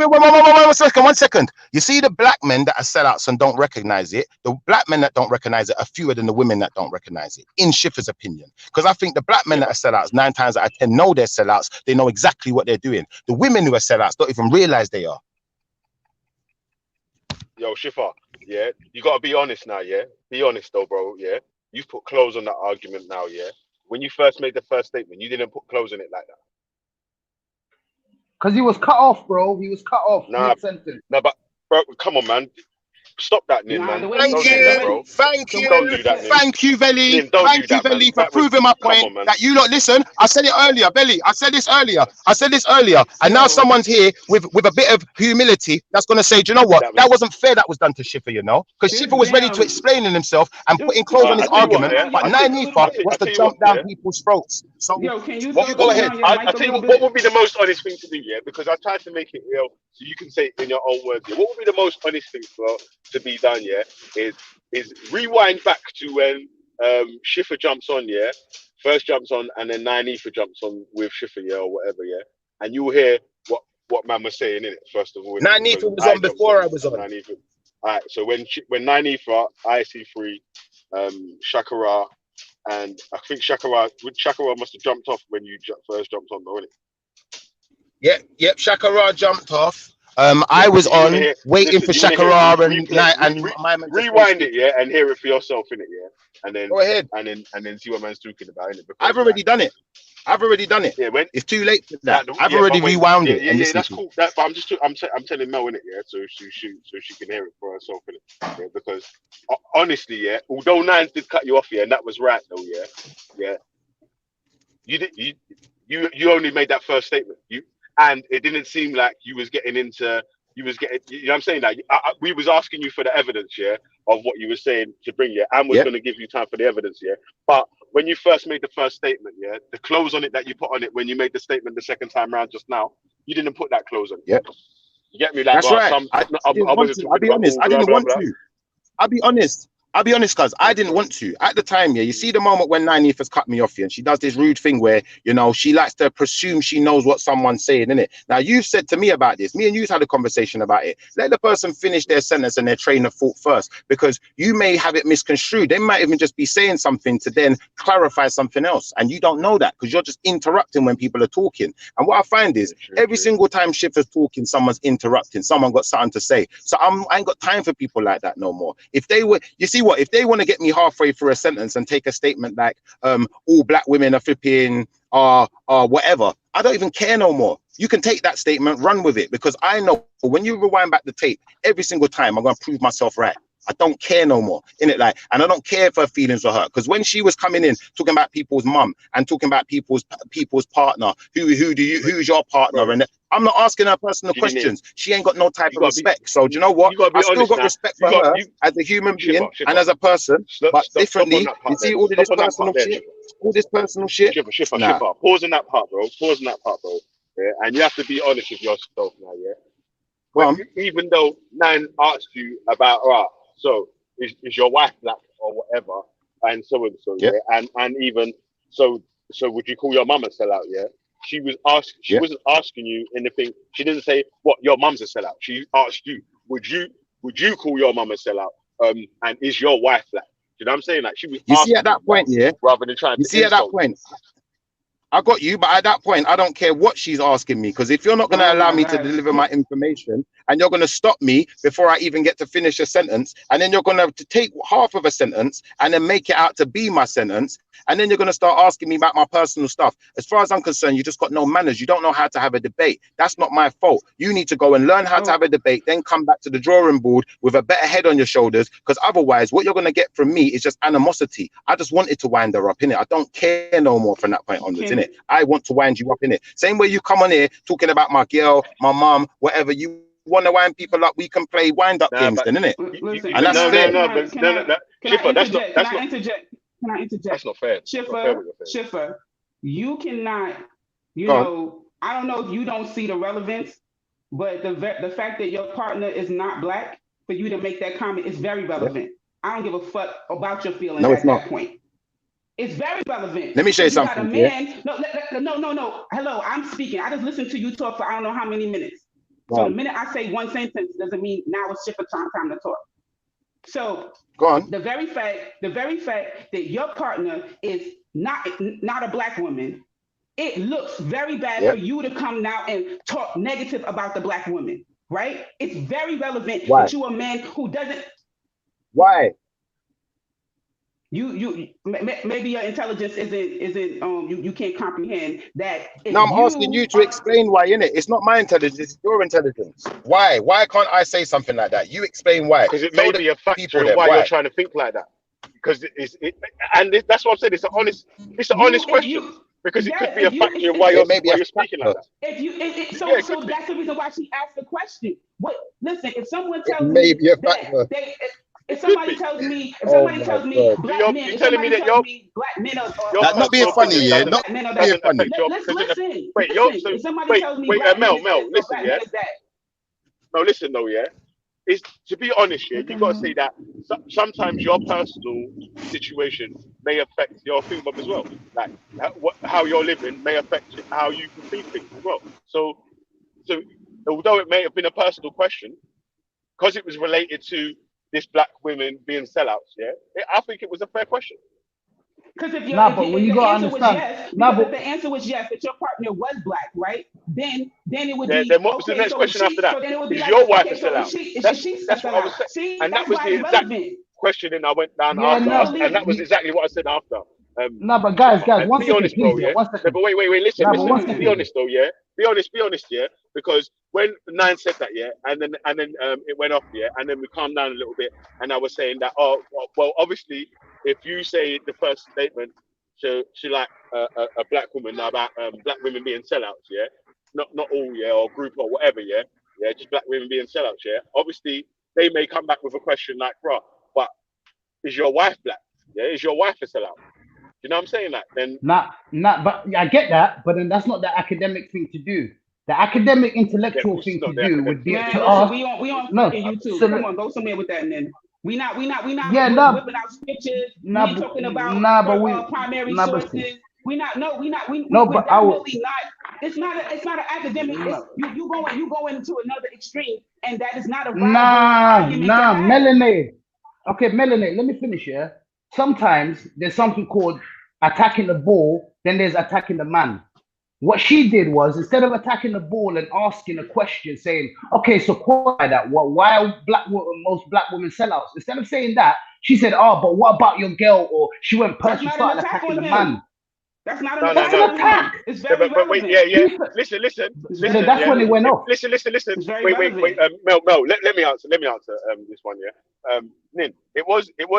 Alright. So she got the ball, yeah, but she clipped the man, yeah, as well. Because although the question may have been a bit personal, yeah, in the first like is your wife a black woman or whatever, it was still relevant to the point that was being made. Because the original point was that black women are sellouts. But even with that, then, if you're going to go with being technical about how you're displaying, how you're answering questions, when you lay out your question, first of all, then, you need to provide the evidence for what you're substantiating. So then people can answer the actual evidence what you're laying out. So You then, can't just say black women are sellouts, yeah? But wait, Yeah, but listen, you that should can't have just been say black asked. women are sellouts, yeah? Wait, but listen though, you can't say black women are sellouts, yeah? I want an academic answer, but I'm not providing no academic evidence to why black women are sellouts. No, but then the question should have been, so why are they? But without even, but you can't. You even Can I admitted ask you? that he got cut. He got cut off. He got cut off. He literally got cut Yeah, off they get cut off. as he was about to mid sentence. So obviously, if he was about to get cut off, yeah. So then at least you would have gave him the time at least to explain himself and to quantify that. You know what I mean? I'm not saying what he was doing was right, No, yeah, but it he all couldn't. kicked off. You're right. He may have been able to explain after so and so, yeah, if he wasn't cut off when Nines asked his first question. But I was saying that it was a fair question that was asked in relation to black women being sellouts from a black woman. I get you. I get you're saying he clipped the. Yeah, go on. Can I go ask on. you? Can I ask you a question? Do you think that the statement "black women are sellouts" is personal to black women? 100% is personal, but So then, it's not. wait, No, but listen though. hold on. I asked you the question for a reason. Then if it's Yeah. personal to black women, meaning you got personal first. You said something personal to me, and I said something personal back, but you want to say "ouch." No, it don't go so. Nah, but then It don't go so. there's gen. You But do listen not. though, Mel, listen. Oh Okay, well. let me reply. Let me reply. Big up to my sister Naisa because I would have said the same motherfucking thing.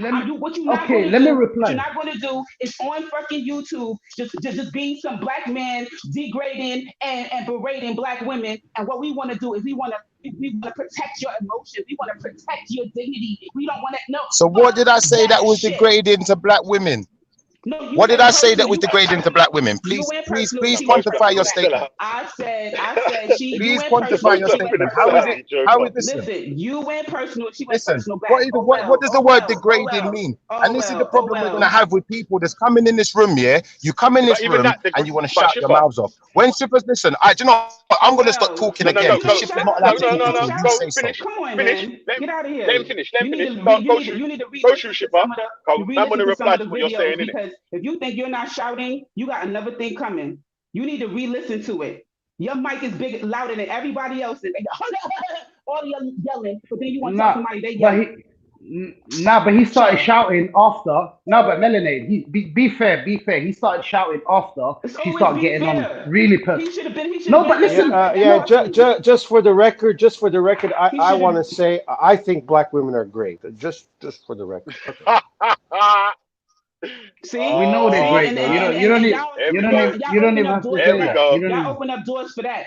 Y'all open up doors for that. There you go. But Melanated. Sometimes you like what Schiffer I think was doing. He was doing like a statement where it's done to. No, but listen though. Let me finish though, Melanated. He was doing a statement. He was doing a statement to sometimes shock the person at his core. Certain things are like what?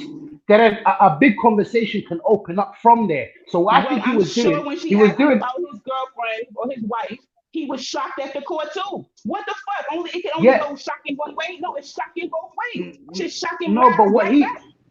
She shocked his Let me wife show you right something. there. Melanated. Hold on. Wait. You lot, 1 second, yeah. Let Shifa say something, yeah, because I like what Melanated said. Melanated said, why don't he shock his girlfriend the same way? Why don't he give her the No, same that's treatment not and make that's her not what I understand said. the issues That's in? not Hold on. what I said. Wait. No, What are that's you not saying? what I said. What are you saying? Talk to me then. I'm Say saying what you're. that There's you too didn't. much voices. I'm Melanated. saying There's too much I'm voices. saying you Go on. didn't. I'm saying you didn't like the way Nine Ether went personal. You made a statement that was supposed to have a wow factor. She shocked you.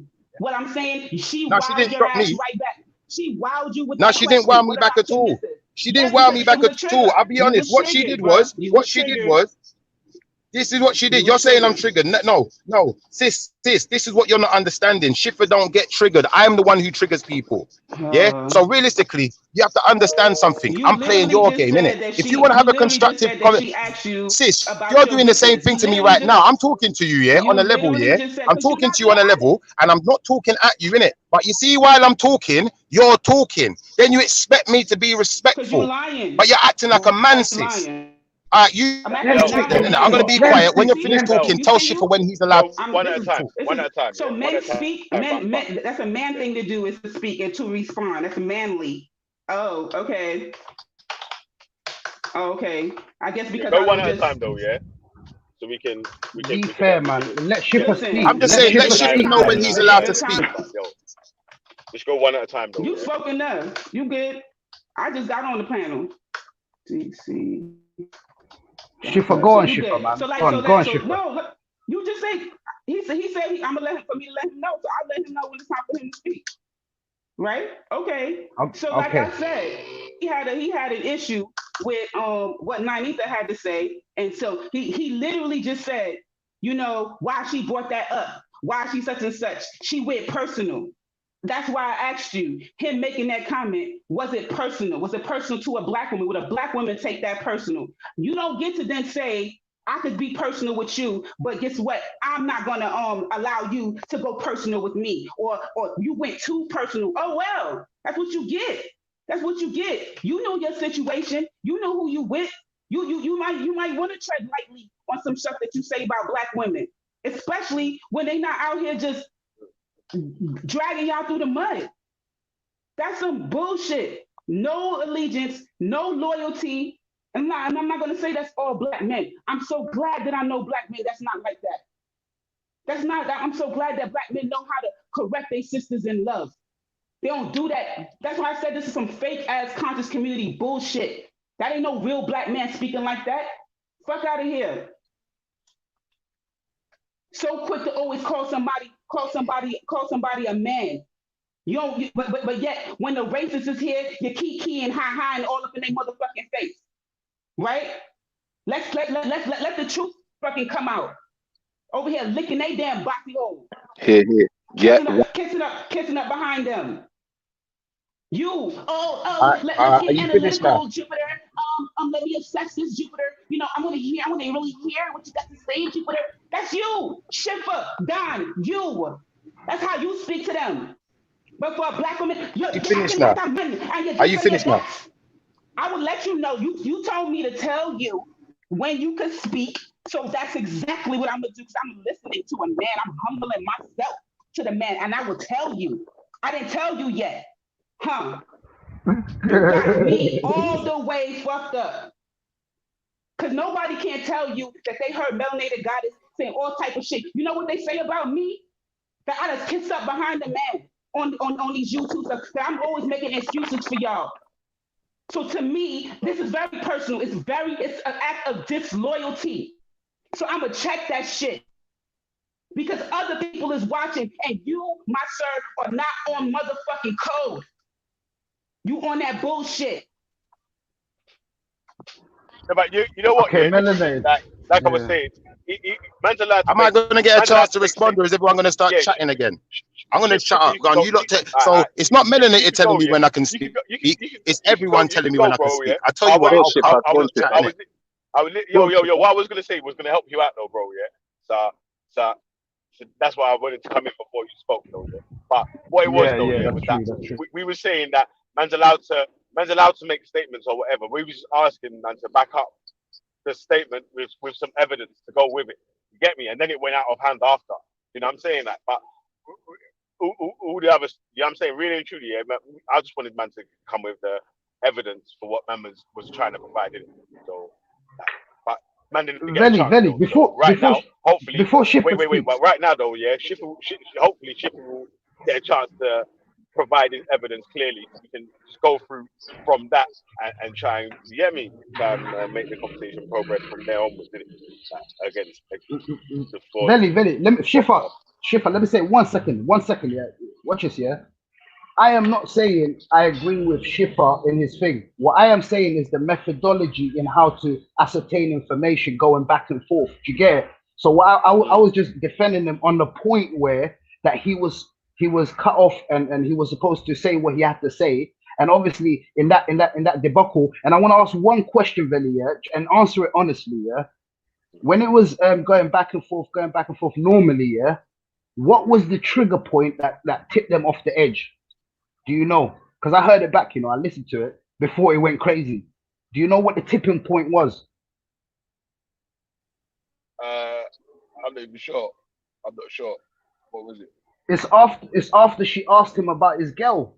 After that, yeah, it went crazy. They started then it went to moms, then it went crazy. You get me? But before that, up until that point, do you get it? But when he said what he said, wait though, cuz you see, you gotta be fair. Like I was trying, and I did try to explain this to Schiffer and IC3 at the time as well. That if you feel like that's a personal question, yeah, why do you not feel like it's a personal attack when the statement was made about that most black women, even if it's not all, that most black women are sellouts? Why wouldn't you feel that the black woman that was listening is not going to take that as a personal attack?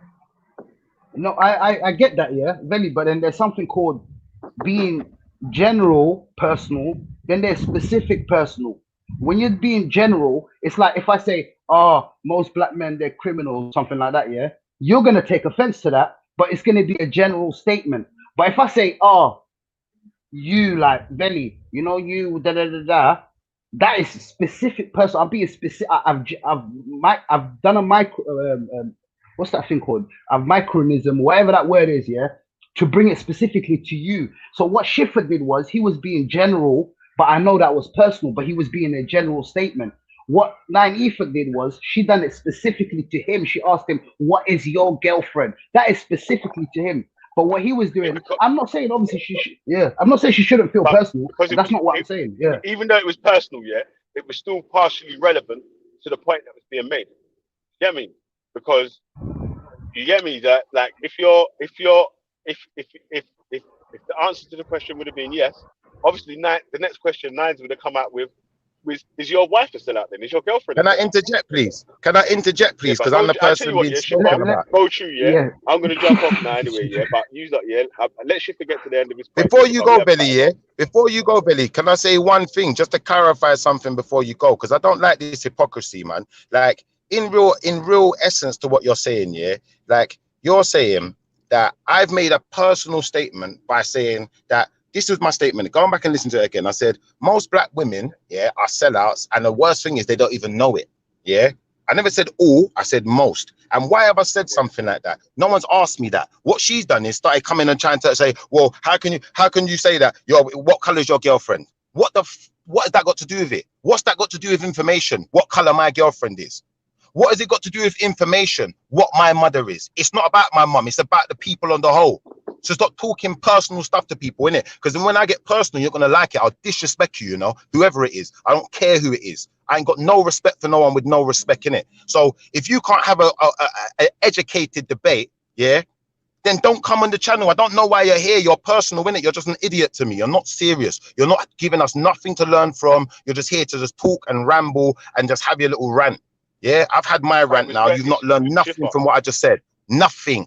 Yeah, but I can teach things, but you're not going to get nothing from a rant, which is what you're getting from Nine Ether, which is what we just got from Melanated. I'm not saying Melanated don't come on and teach things though, but I think she's just in her feelings right now because the whole message has been misconstrued. Yeah. Now, if I'm going to say something here and you're just going to attack me and shoot me down and not want to know why I'm saying something, you shouldn't be defending that type of behavior. Because that type of behavior is just reckless, isn't it? And all it's going to do is create arguments. Whereas we could have had an educated discussion about what the information Schiffer was putting forward. Yeah. And more to the point, like I said, if most of these black women, yeah, are sellouts and don't even know it, wouldn't they want to know what areas they're selling out in? Wouldn't you want to know? So someone could say, well, this is why I think most of the black women are sellouts. So you could say, well, I'm not like that. And I don't do that. Or do you just not care, black women? Is that where it is? Is it all about you? Yeah, and your blasted feelings, because I've had enough. I'm sick to my stomach of people and their damn feelings. Shut up already. Yo, Get to the information. let Learn me talk now, something. yeah. Let me ask you a question, Shifa. Yeah. So, if so, do you not honestly think that the second question was relevant to your first statement? I think that the second question is convoluted, and it's like, if you're going to ask loaded questions and stuff, yeah, I'm going to answer a question like this. If this stupid person wants to ask a question about someone's family and say, well, you can't, to suggest that I can't make such a statement because my girlfriend's not black. Hold on, what color is my daughter? Shut your mouth then, innit? Yeah, my mum is black. So what? Don't be asking me if my mum's a sellout, because it ain't about my mum. We're talking about a people on a whole. Yeah. So if you want to get into it, you could have asked me what type of black woman are sellouts, innit? Then I could have told you. Ones that think they're men. They want to talk to man like man, but they don't even know how to act properly. They can't even have a debate properly. Because what they want to do is they want to scream and shout down the microphone, but not actually listening to what the other person's saying. This is a mad thing, isn't it? Yo, she's not here. She's not here though. So let's not get into personal. She's not here to defend. Nah, she's not here to defend herself. You get me? So then let's just allow that. You know what I mean? Just allow Schiffer, man. I'll be honest with you. Yeah? I'll be honest with you. The evidence of the coonery, I don't even have to prove it because they prove it for me. And this is the point I'm making. Same way when I said to you, Belly, when I made my statement and I said to you, how are you going to tell me about there was no Israelite people, anciently black Israelite people? But where's the ancient, what is it? What do you call yourself again? Atheist people then, the Israelite or the black atheists. Where are they in history? They don't exist. So at the end of the day, this is the thing. I'm offering information. I'm not just offering chat. So when people want to come with their chat, you think I don't take it as disrespect. You just want to chat.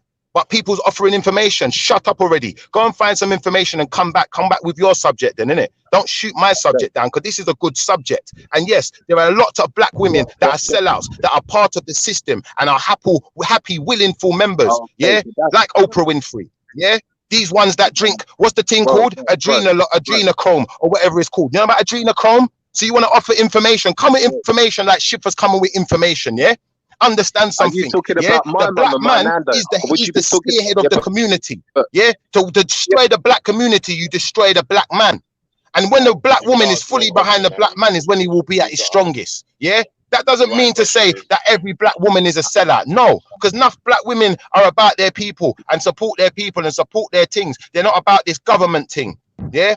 They're not about this atheist thing. They're not about this thing that they designed for us. They're about going back to us and doing what's best for us and supporting our families and having our own way. Yeah. But the fact of the matter is, you know, not every black woman is going to call themselves melanated goddess and have dreads in their head. Yeah. Most of these black women now got weave in their head and trying to act like white women. I'm done talking for a second because I'm angry, you know, that the disrespect that I've had today. And all I'm trying to do is raise a subject. Listen, Schiffer. Yeah, forget about the rants, yeah. Forget about the rants now. Yeah, everyone's at a rant now and everyone's at their time. Everyone's cooled down now. It's hot outside, yeah. Rah. Probably when hopefully Naz will come on, she can get her rant off and then everyone will be done, yeah. But well, I hope Melanated didn't take what I said as a diss because I see you as a strong black woman because you represent blackness, innit? And you're not gonna go and weave out your head and represent whiteness. Listen. So check that one out. Listen, Schiffer, listen. Forget about all the rants now, yeah. Let's get into the evidence. Let's go through the evidence step by step now, innit? Yeah. I need you to be providing this evidence for this most black women, or even a minimal amount, whoever, yeah. We need the evidence now for these black women being sellouts. What is it that we want to know? Someone to be called a sellout, and yeah, we need because the white women. Sorry. I'm going to give you the evidence right now. The white man and his system have indoctrinated the black women to directly go against their roots and where they come from. And now these black women are raising black men like yourself that are turning atheist. Yeah. and don't even realize this coonery. Don't even realize they're turning against their own heritage, their own people. That's the evidence. Now what? Right. So being an atheist means that you're a sellout and you're a coon, yeah? That means you're a sellout, you're a coon, because you're disregarding your own heritage. So realistically, you see black people as a whole, yeah. You see when we talk about reparations and these things now, yeah, we're talking. Hold on, let me finish. Let me finish before someone tries to misconstrue what I'm saying, yeah. So we like to talk about reparations and these things and what we're owed from slavery and this, that, whatever, rare, tear. But what you'll find is if everyone's gonna just believe what the white man says and believe there were no black people in America, they're not gonna give back none of our land. If we're gonna keep believing there were no black people in certain parts of Europe, they're never gonna give nothing back. They're just gonna keep everything and we're gonna be in the same position. Yeah. If we keep referring to ourselves as black, which is not something we was indigenously called, then realistically they can keep us in that position because we're accepting of it. Yeah. Now understand something. Until people get out of that mindset and say, hold on, no, historically, this is who we are. You got some people, you could call yourself Moors, but you know what? Even that one's got controversy surrounding it. But there's a lot less controversy surrounding that than what's surrounding this blackness that you lot are supporting every minute. And that's the coonery. That's the tomfoolery. Yeah. That's the evidence. And there's every single one of you on the panel that talks that crap should be enough evidence to support it. Let me give you a quick answer to one of your questions, guys. Yeah. Let me give you a quick answer to one of your questions, because like I don't know how being an atheist means you're a sellout, how that relates to most black women, because by statistics you'd say most black the majority. Hold on. Are you telling me the majority of black women in England? I never said majority of black women around the world, you know. So let's not start misconstruing words and adding in your little things, yeah? Because I'm not playing your game, yeah. So when we're talking about England. Yeah, when we're talking about England, are you telling me the majority of black women, even black people in England, are not turning atheists, just like the white people? I'm not turning atheist. I'm saying the majority of black women in the UK are probably Christian or Muslim. Okay, you think the majority of black women are Christian and Muslim? Okay, cool. I got you. But even that though, yeah. I got you. Again, it's a false point anyway, yeah, because saying that being a Christian or Muslim makes you more black, yeah, when none of the Christianity or Islam doesn't actually come from Africa. So I don't know how that makes you. Well, I can tell you some more. I can tell you some more facts. I can tell you some more facts if you want. I can tell you some more facts. That was just one fact. If you want more facts, then you say, Schiffer, give us some more facts. I'll give you another fact. Another fact is this. Another fact is this. Wait. But I'm not finished though, bro. You finished. I weren't finished, but you cut me off. So I weren't finished. But this is the thing, Belly. You ain't got time to listen. You got time to ask questions and interject. But when Schiffer wants to interject, I wasn't finished. But when I say it's not right, and this is the point I'm making. If you're gonna have a debate, Belly, yeah, what you need to do is understand the rules of debate. If you're asking Schiffer to come on here and give his points as to why the black women don't know they're sellouts and a lot of them are selling out, then you gotta give Schiffer some space and make his points, because there's not gonna be one point it's based on. Yeah, so that's one point. So let's not get too struck on that one point. And this is the point I'm trying to make about the way you lot have debates on it. It's like children. You ain't got time to listen. Why are you here then? Yeah, because I can go into another point. If you look at the dynamics of the workplace and the black man in the workplace, yeah, originally when black people was coming into the workplace, they said, do you know what, they weren't giving us jobs. So we had something put in place where they was giving a certain amount of black people would get jobs. So they had to give a certain amount of black men and black women jobs. Now it's been divided into they have to give a certain amount of ethnic minorities jobs. Now, really and truthfully, yeah, you got to understand it's about policies, yeah? And you see the men, it's harder to get men to agree with your policies than it is for the women. So most of the policies they're agreeing, and they're saying they got a black person agreeing to it, it's the women who's agreeing with them, because the women are getting in with them. You need to understand what's going on. How do I know this? What you may not know about Schiffer is I don't come from nowhere, innit? Yeah? So if you want to talk about my mum, do you know what? I'll talk about my mum and I'll say it with my chest. Do you know what? My mum knew about all of them things. Freemasonry, my mum, half of her brethren were Freemasons. She knows what's going on. Who do you think I got most of my information on when I'm talking about black women? Remember, I got a black daughter to protect, you know? So don't think I don't alert my daughter to what's going on in the world, innit? To the way the black woman wants to treat the black man, wants to talk down to the black man. You think you're better than us now, innit? Because you've got better jobs. But you're not realizing that all you're doing is you're taking a foothold in a society. You're taking a foothold in a society that has got you at the foot. It's got its foot on your neck. That's the bottom line of it. And if only way you're going to get to the top of this society is by playing by their rules and drinking their adrenochrome. Do you know what adrenochrome's made from? You know what that's made from? That's made from the blood of babies. Yeah. So all your Beyonces and all these gals that's weave out their head that you're copying to aspire to be like, all of you are sellouts. All of you are sellouts. All of you that follow that foolishness, that music that you listen to, that trash, all of you are sellouts. All of you so-called little gangsters and hustlers, and that's the music that you make, and that's the way you entertain yourself. All of you are sellouts. All of you girls that like shaking your booty in a club, all of that shake your booty business, all of you are sellouts. I think that's what you should have said, though, Schiffer, man. Instead of just coming out with the statement, most girls are. You should have first at least built up to it and basically justify your point. But yeah, let's allow all the emotional ranting and raving. We're waiting for the evidence, because all I've heard is emotional rants and evidence.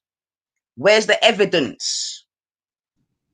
The evidence is, like I said, people are no longer interested in who they are or where they come from. They're interested in being part of this society. When you started integrating was when you started selling out, sis. Now let me explain something to you, sis. This is not evidence. This is you preaching your opinion. I have no problem with your opinion. I know you're not really about black people. We know the thing already. But at this point, I just want your evidence. I don't want to hear your emotions.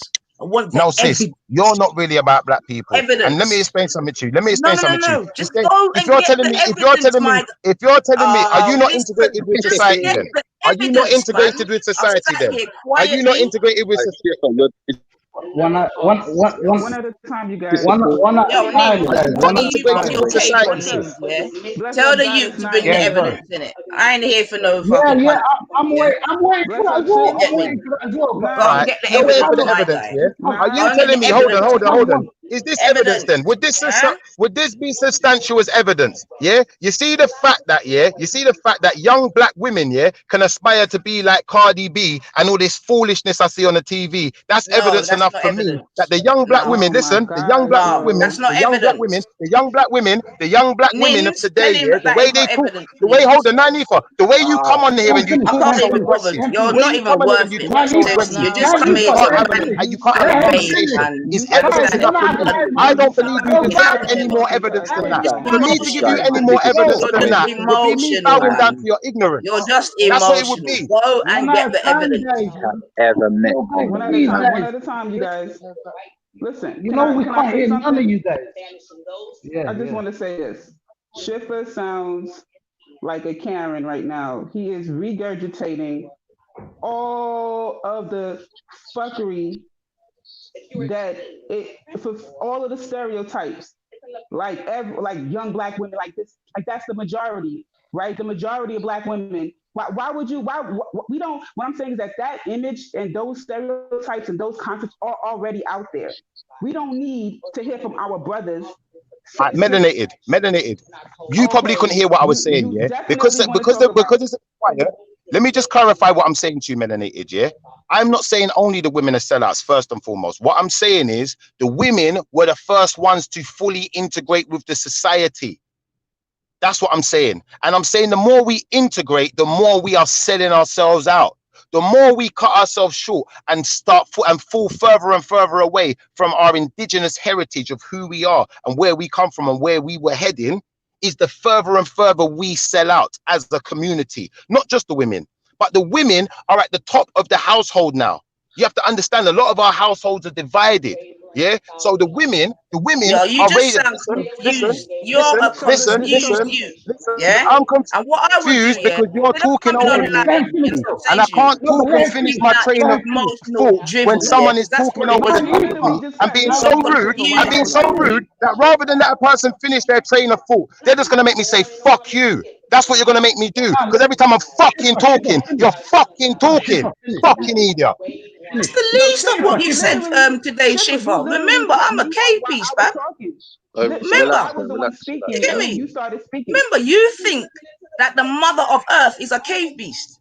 You're lost, my guy. So all this chattings that you're chatting is irrelevant, because in your actual mind state, that's not how you think. You understand what I'm saying? Brethren, what is this Shifa, haze business you're So coming with? right now, This is all what I you're mean. You chat doing is shit. just You dribbling. chat shit. It's just You sound like a dribbling. man. Because You sound like in a your man. You sound like a man. Go Listen, chat to Nin, is that your all you gal, can innit? say, Shifa? Go chat to Is your that all you gal can like say, that, bruv? innit? Nin, Is that all That's you all I can can say? say, bro. And that's what I'm That's all I saying. can You say. talk about That's all academic I'm and having saying. this and I that. talk whatever, You're the whatever. one that can't reason, my guy. Nine, let me say something. Can I just say something? All right. So You're before Nine emotional. I didn't came even on, know you were this emotional. What's happened, man? listen, Allow it, man. Please, allow it, I'm please. not before Nine emotional. I'm came just on, showing right? you I don't care, Listen, innit? If you don't want to hear, I don't care to tell. Shiffer, chill. Shifa, Listen, chill, before chill, Nine came please, on, brother, right? please. Before Nine came on, right? We was talking about why his partner stuff was even relevant, right? And in listening to him, Yeah. right, he is saying that a woman shaking her body is a sellout, right? I Yeah. don't hear any black men who are with black women saying that shaking your body is a sellout, right? So it shows that like his mind is on a whole nother perspective of siding with, you know, It shows that my mind is listen, conscious and it's not let me thinking about finish. shaking my batty in a club. I don't need you to take my sentence. You Shifa, literally Shifa. are No, talking Shifa, about. let her finish. Shifa, let her finish. So Let her say whatever she got to say, and then after that, respond with it. No matter how much you get offended by it, no matter how much whatever, let her finish, and then we can have a constructive conversation. if I Go was on, on sis. here saying a broad statement, black men are losers, right? Black men are losers, and I don't quantify what I just drop it like a brick. Just black men are losers. And I don't quantify it. And then when the guys respond, like, what the fuck you mean we are losers? And they getting all hype. Then I say, why you getting all hype? Why y'all crying like a bunch of bitches? Y'all acting like a bunch of females, right? Now, because I poked them All right. and now they responding, what I'm gonna do is say and point out they acting like bitches. And I'm calling them bitches. I'm calling them females, right? You over here crying like a little bitch. Right? And then what I do is I bring out every fucked up thing that Ralph or Jupiter or Dave Smith would say. If I start saying you guys aren't out here protecting your women out here getting dragged up by the police, where y'all at? Y'all not policing this and such. Y'all crowding up in the jails and you're criminal, you're violent, you're this, you're that, you beat your woman. I start coming out with a laundry list of how fucked up you guys are. Where's the love in that? Where's the education in that? Huh? That's not no, you trying to help us. Fuck out of here. You sound like a racist man right now. You sound like a white racist man saying we're manly. But atheism, Shipper, is not a You are perpetuating all the negative things that other people say about black women. That's what you're doing right now.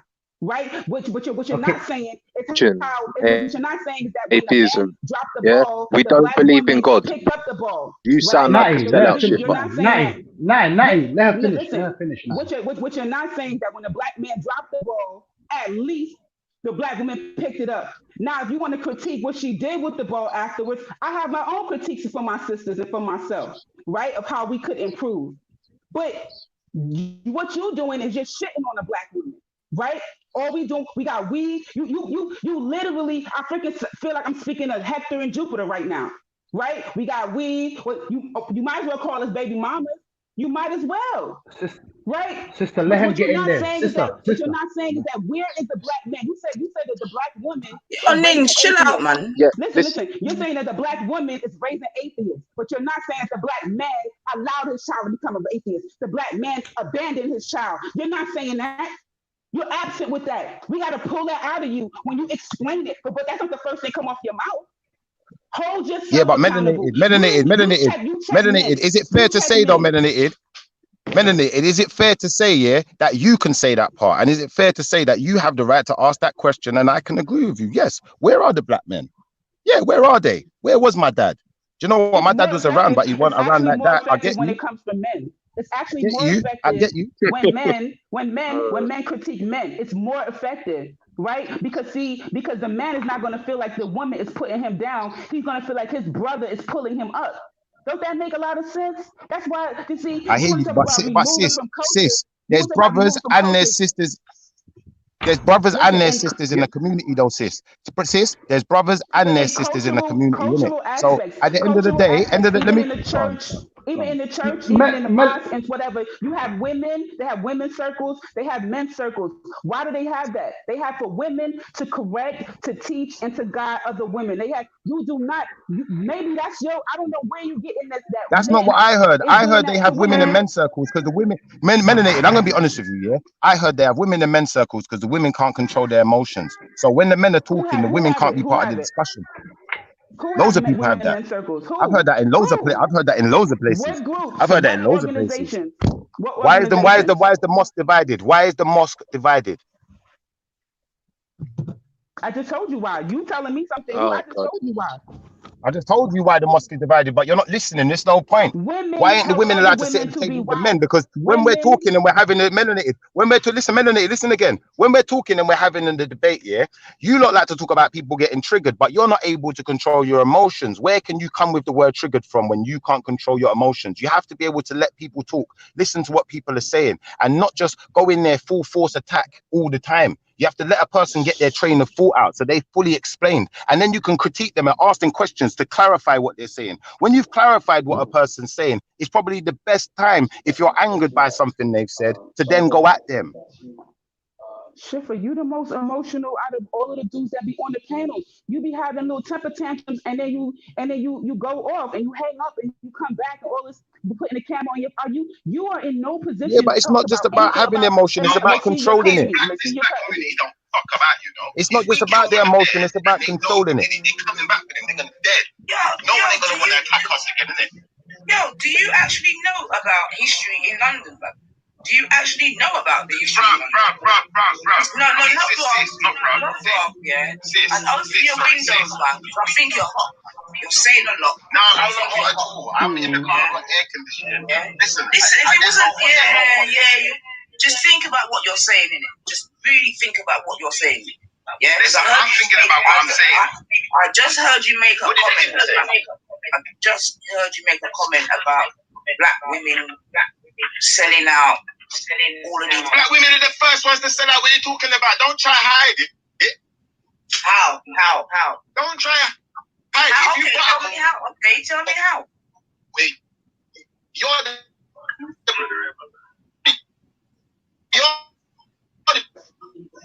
It's breaking up for me. Is it breaking up for y'all? You're cutting out. No, it was cutting out in real life. Hold on. Say it again. You're cutting out. I can't hear you. You know the anger. It will catch up. Schiffer, you're cutting out. Can't hear you. You're yourself part of the problem. Workplace, yeah. Black woman in school. She lied on her time. Say it all again. Start again. Yeah. You cut out. Start again, please. All right. Can you hear me now? You cut out. Start again. It's cutting See, out. I didn't realize all of that I cut off. I thought I did explain. See? Thank you. Yeah. Hold on. All right. So basically, yeah, the black women are the first ones to accept the white man's authority. That's why they are the first ones to sell us out. That's why. That's why the black woman is light years ahead in the workplace. She's light years ahead in school because the white man doesn't need to attack the black woman. Yeah, because the black woman cannot impose sex on the white man neither, but the white man can impose sex on the black woman. You know, the white woman can't impose sex on the black man, and the white man could possibly impose sex on the black man, but he's not going to get no productivity out of that. No children don't come out of that. So that's how the world is set up. Yeah, to use the black woman as a breeding method to make up a new lighter skinned nation and whitewash us. Yeah, that was the first thing.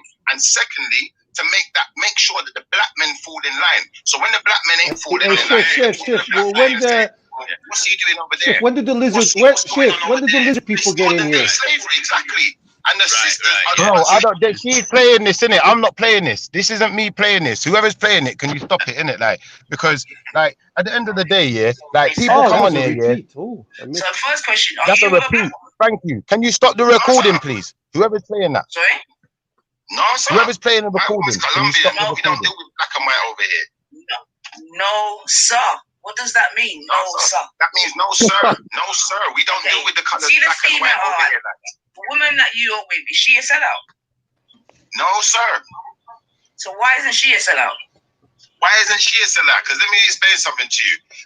When you define sellout, yeah, it's like I said. Look, what you just said about black women. Most of the black women don't even realize they're sellouts. That doesn't mean all of the black women are sellouts, you know. That just means the majority. That means the majority of black men are on some type of coup nowadays. So are you a coup? The majority of black men. Are you a coup? I'm not Man, going just put right everybody now. under the bus.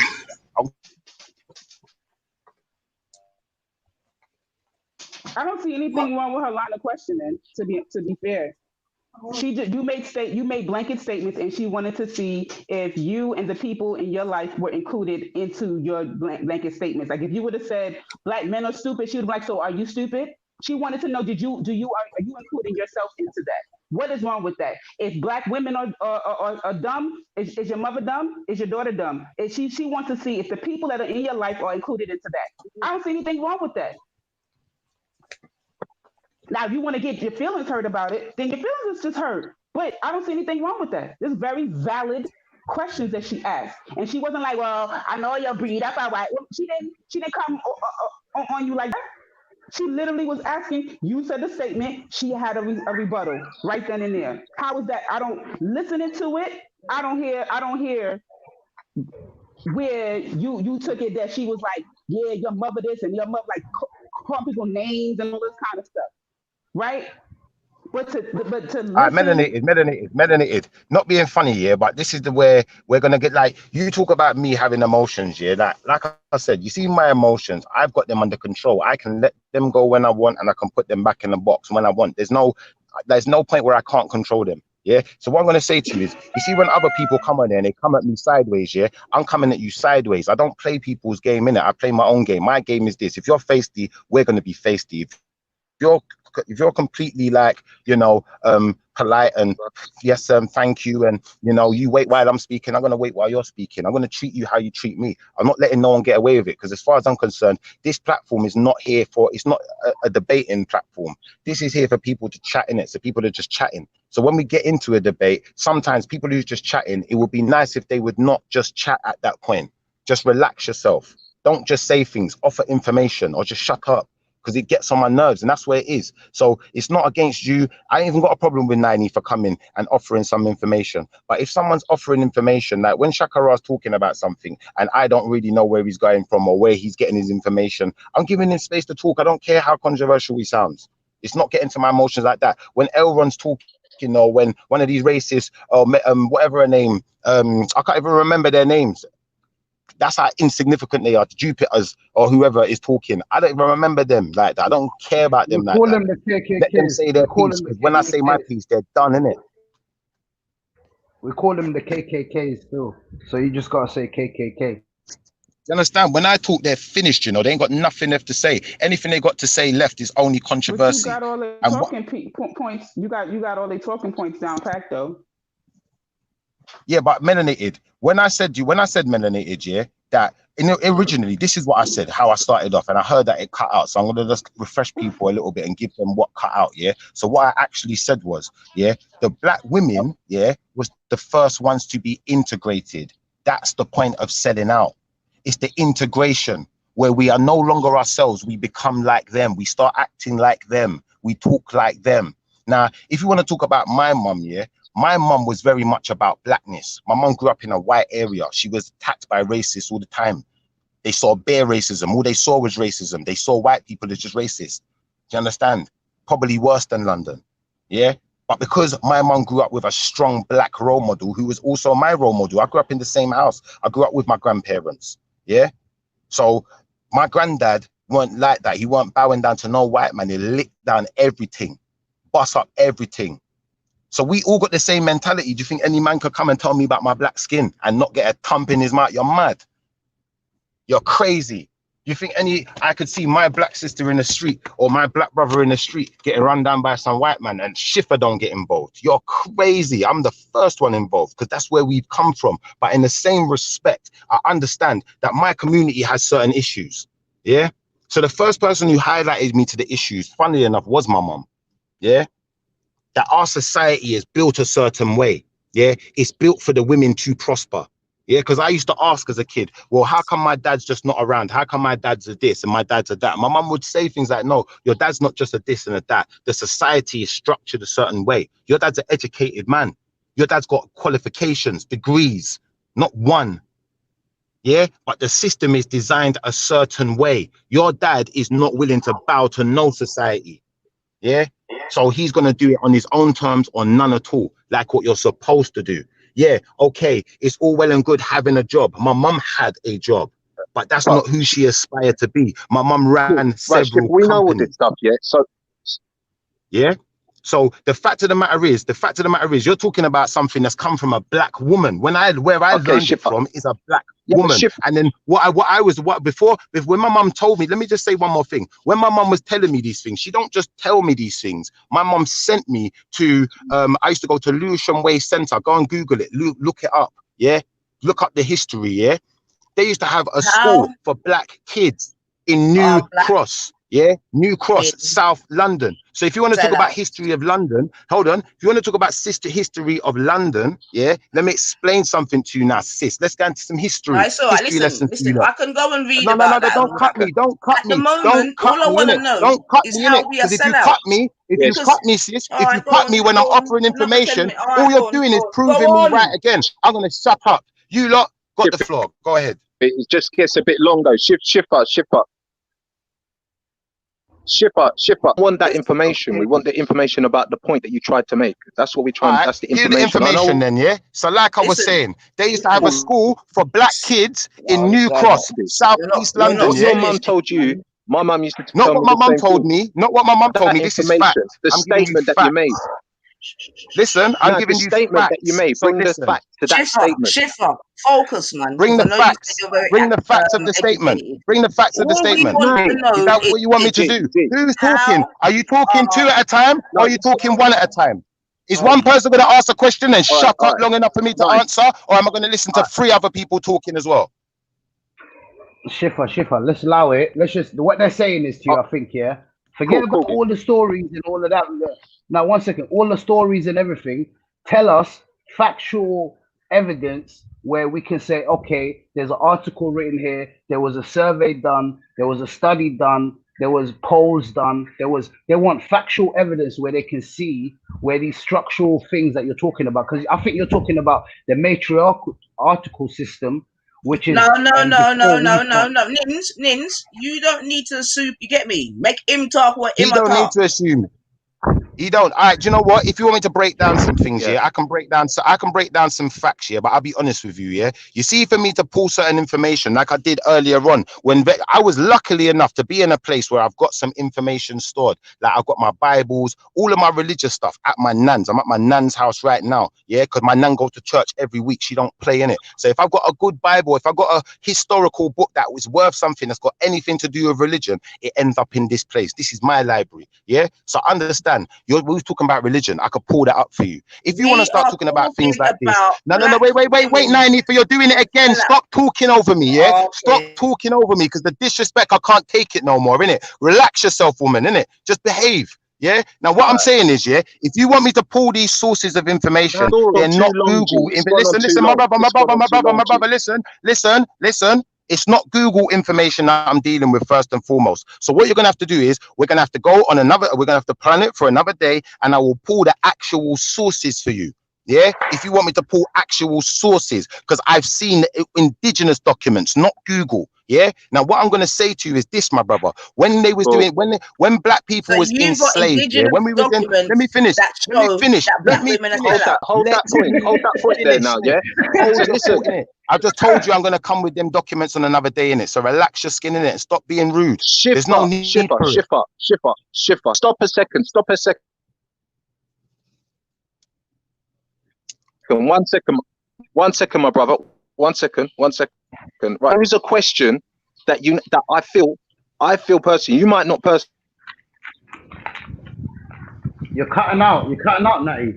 Natty, you're cutting out, man.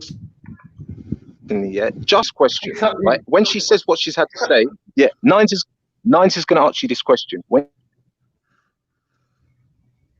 Yo, you're cutting out, bro. You're cutting out just when you Yeah, get we to the can't hear juicy. you, bro. We can't hear you. All we Just as heard is you're Nines about is going to ask a question. That's the only thing we heard. She asks you it, just Natty, answer it. Natty, your connection, bro. Yeah. So what he said was, when she asked you a specific question, just answer it. That's what I heard the last bit. If she wants to ask specific questions, yeah, wait till I'm finished, innit? But to be Because honest, your question might get answered in what with I'm all due saying. respect, we've been waiting for an answer from about 12 o'clock because that's when you made the claim. What question do you want to answer to? So we want to know how black women are sellouts. You want to know how black women are sellouts. Okay. Can you go on mute, please? And you're going to provide the evidence. Can you go on mute, please? No problem.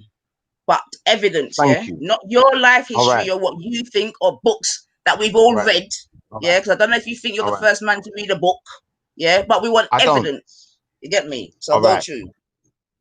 All right. First and foremost, I want to make this clear, innit? If you want evidence, I'm not doing this Google thing with no one no more, innit? Because people play games. So when I've got the evidence, I will provide it. At this point, you're going to get verbal or nothing. So you make your decision. Yeah, you should have said that from the beginning. I'll take nothing, to be honest. Cool, cool. But that's heard it. your So if verbal. you, so if at that point you don't want to hear what I've said, then what you need to do is you need to switch off, go and put in some headphones and listen to some music or something, because Schiffer can still have his say. Just because you don't want to hear it doesn't mean no one else should have the luxury of it. No, it's no problem. Do your thing, man. But it just means that, like I said before, you just talking a very emotional rant, substantiated by nothing. Just an emotional rant. Thank you. And within that process, yeah, you felt the need and the desire. You know what I'm saying to you, to try to demean myself for whatever reason. But I think Melanated got it right still. No, so all you've done is expose yourself, yeah. But I'm gonna tell you something, yeah. For you to say, yeah, that black women, you know, yeah, have sold out. You ain't right in your head. Yeah, because that means you women were the first. I also said black women were the first ones to sell out. Listen to the words now, Nico. Listen to the words. I also said black women were the first ones to sell out. I also said they were the first ones. And that's what I'm saying. First ones. But all you want to do is come in and preach, my guy. Yeah. That's all it right. is that you're. I tell you what you are, right? I'm gonna show you who you are right now. You're a youth that is coming into a lot of information in it. You get me? You're a youth on his journey, and he's coming into a lot of different information in it, and he's trying to process it. And you're a youth that will come online, you get me, and process the information live and direct. That's why I said to you this morning, just chill out, go and think about it, and come back. You know what I mean? Because all you've spoken is dribble. You're telling me, listen, you're telling me I'm processing information online. No, wait. I don't do that. Oh my Listen, God. without the black woman, for nothing, yeah? Sorry, I should have Let her finish. Nothing, yeah? And the mere fact that you want to demean the black woman, yeah, you're tapped, my guy, yeah? But do your thing, man. Do you know what I'm saying to you? Do your thing, man, yeah? So family, let us all come to the conclusion that he has no evidence to bring. Yeah, it was just his feelings about black women, you know what I mean, based upon, I think he mentioned a book, Festlin, I think. But apart from that, you know what I mean, it's just preaching and dribble, man. Yeah. But in the meantime, hold on, wait a second. Wait a second. I've said I'm gonna come back with the evidence when I have the proper evidence to hand. But you're saying I have no evidence, so and you're now trying to speak for me. We don't even need to listen to people. persons like I this. don't think anybody listens to you now, Nico. You see, when you talk like that, yeah, what it shows your mentality, innit? It shows your mentality. So I'm gonna let you finish. I'm gonna let you finish. And I'm gonna do the same thing to you. I'm gonna see if people have got enough respect. Why do you keep their mouth shut the same way? I've said what I said, but don't talk. Natty, big up yourself, man. You know what I mean? So when you come with that slimy behavior, yeah, and you want to talk for people, like either way, I don't care what you just said, because it don't mean anything. You haven't taught anyone anything. You haven't shown us anything. You've just shown us the reason why. Like I said, a lot of like women, like, they get left out of the debate because you ain't really got nothing to say. The ones who've got something to say, they're probably not in this room because they realize, you know what? If I come on this channel to talk, people ain't even really going to listen. What they're going to do is they're going to scrutinize one sentence of what you say because it hurt their feelings, because they're not able to control their feelings. Why do you have to come back with information, but you made the statement? You should have got your information before you made the statement. Don't you think? I did drop information before I made the statement, but I don't know if you heard, Melanated, that the thing was cutting off. And then by the time I've come back in, like, I didn't realize how much had been heard, didn't it? I didn't know how much they heard or what they didn't hear. I thought I just started cutting out. So, you know, as far as I was concerned, I didn't have to rewind. Come back. You just said you're going to come back to have the conversation and to provide your Yeah, if you're talking actual, listen, if you want actual documentation, that kind of evidence, yeah, then I will have to come back with the documentation, and that's fair to do. Listen, this debate wasn't planned. In the back. You've got acting like we've been planning this for 2 weeks, and Schiffer's had all the time in the world to gather all this information together. No, this was half. I don't know who debates that. Schiffer, you I don't know who debates that, innit? Can you no, I'm just saying, it's not like as if this. Can you hear me now? Yeah, we can hear you. Yeah, I was saying it's not as if this was a planned debate, innit? This is spur of the moment stuff. So for you to expect me to, my brother, I never said I don't have evidence. I said I do have evidence, and I will pull up the official documents to you. I'm gonna just say this. I have since calmed down, and I have recognized that every black man is not for the black woman, right? And some people, and every black woman is not for the black man. I'm still, my goodness, yo, I know you saw my phone on mute. I know you saw me on mute. Yeah, as soon as I start talking, then you start talking. I'm saying that, you know, this your presentation of that we are the first to sell out, you know, I mean, you feel a need to put one first over the other. You feel a need to highlight one's flaws over the other, right? As opposed to looking at ourselves as a collective and us working collectively, you know, to improve the situation. That we both have flaws, right? Because right now, you know, like how your book say, you got the beam in your eye, you telling somebody else about they speck they got in there. That's what you want to say, that we are the first to sell out. That's dependent on your perspective. I'm sure. Man. Be quiet, Terry. Greetings, everybody. Here comes. What is the topic today? Greetings. Yes, greetings. Greetings. The topic today, you know, and I think like, you know what the topic today is? The topic today is we're not going to get to it. That's what it is. We're not going to get to it today because we're just going to get to everyone's emotions. Even we're talking about people's emotions. It's the topic today is Schiffer a sellout, yes or no? So who said that? Even with people, that was Walter. So even with people whoever they decide to vote for, right, and having that be them being a sellout. So basically, all black people have to have the same political affiliation. That's not true, because people are going to vote for what their best interest is. So obviously, a person who's on a higher socioeconomic status is going to want to, if they have their own business and so forth, they're going to vote for the politician that will benefit their business. That makes them a sellout. Like, yeah. We got to be careful.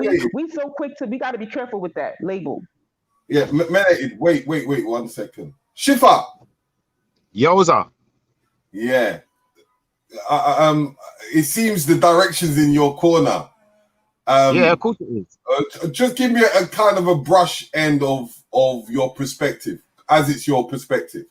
All right. Now, that's a good question. Because you see what's happening right now, yeah, is I'm just getting attacked from all corners, and that's what I was hoping. Someone was going to give me a chance to broaden some horizons, innit? So my perspective is this, you know, when I said the black women, sorry, I said the majority of the black women are sold out and don't even know it. The reason I said don't even know it is because the way they was integrated into society is the way that they sold out, and they didn't realize it at the time.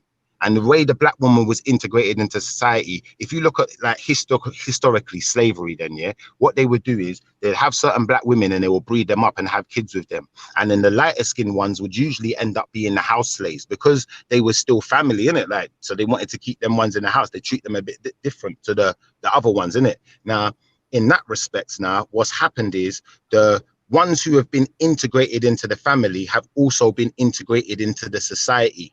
So they've never seen a reason to fight for certain things, i.e. our history and certain things, because they believe the society was giving something to them. It had something to offer them.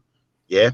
So nowadays, what's happened is those same women are the women that's running the household, you know, and then even if they're not the women that's running the household, by the time you get the women from Jamaica or from Africa or from wherever these black women come into the country from, yeah, and then they're now second, third generation, they're now educated by a system that makes them think a certain way. Yeah. Now, as far as the men are concerned, the men are just as bad. I'm not saying that the men ain't just as bad. Yeah. So I wasn't asked about this. Yeah. One person pointed that out, that I did say the men also. Maybe I said it after, but if we're going to get into the men, yeah, the men are just as bad, because realistically, what we're supposed to do is have our own. And you look at any society, you look at the Chinese, you look at the Jewish, you look at any society, they don't call themselves a color, they call themselves a people. So from you can see there's so many people without identity, yeah, then there's definitely a problem that we're identifying with them before ourselves, you know, and that what we need to do is get back to identifying with ourselves, however we do it. So I'm not disagreeing with certain people challenging what I'm saying, because it's controversial. Yeah. And it's going to hurt feelings. Yeah, it's going to hurt. And you know what? Sometimes you have to hurt feelings to get to the root of a problem, because we have to see what's going on in our society, innit?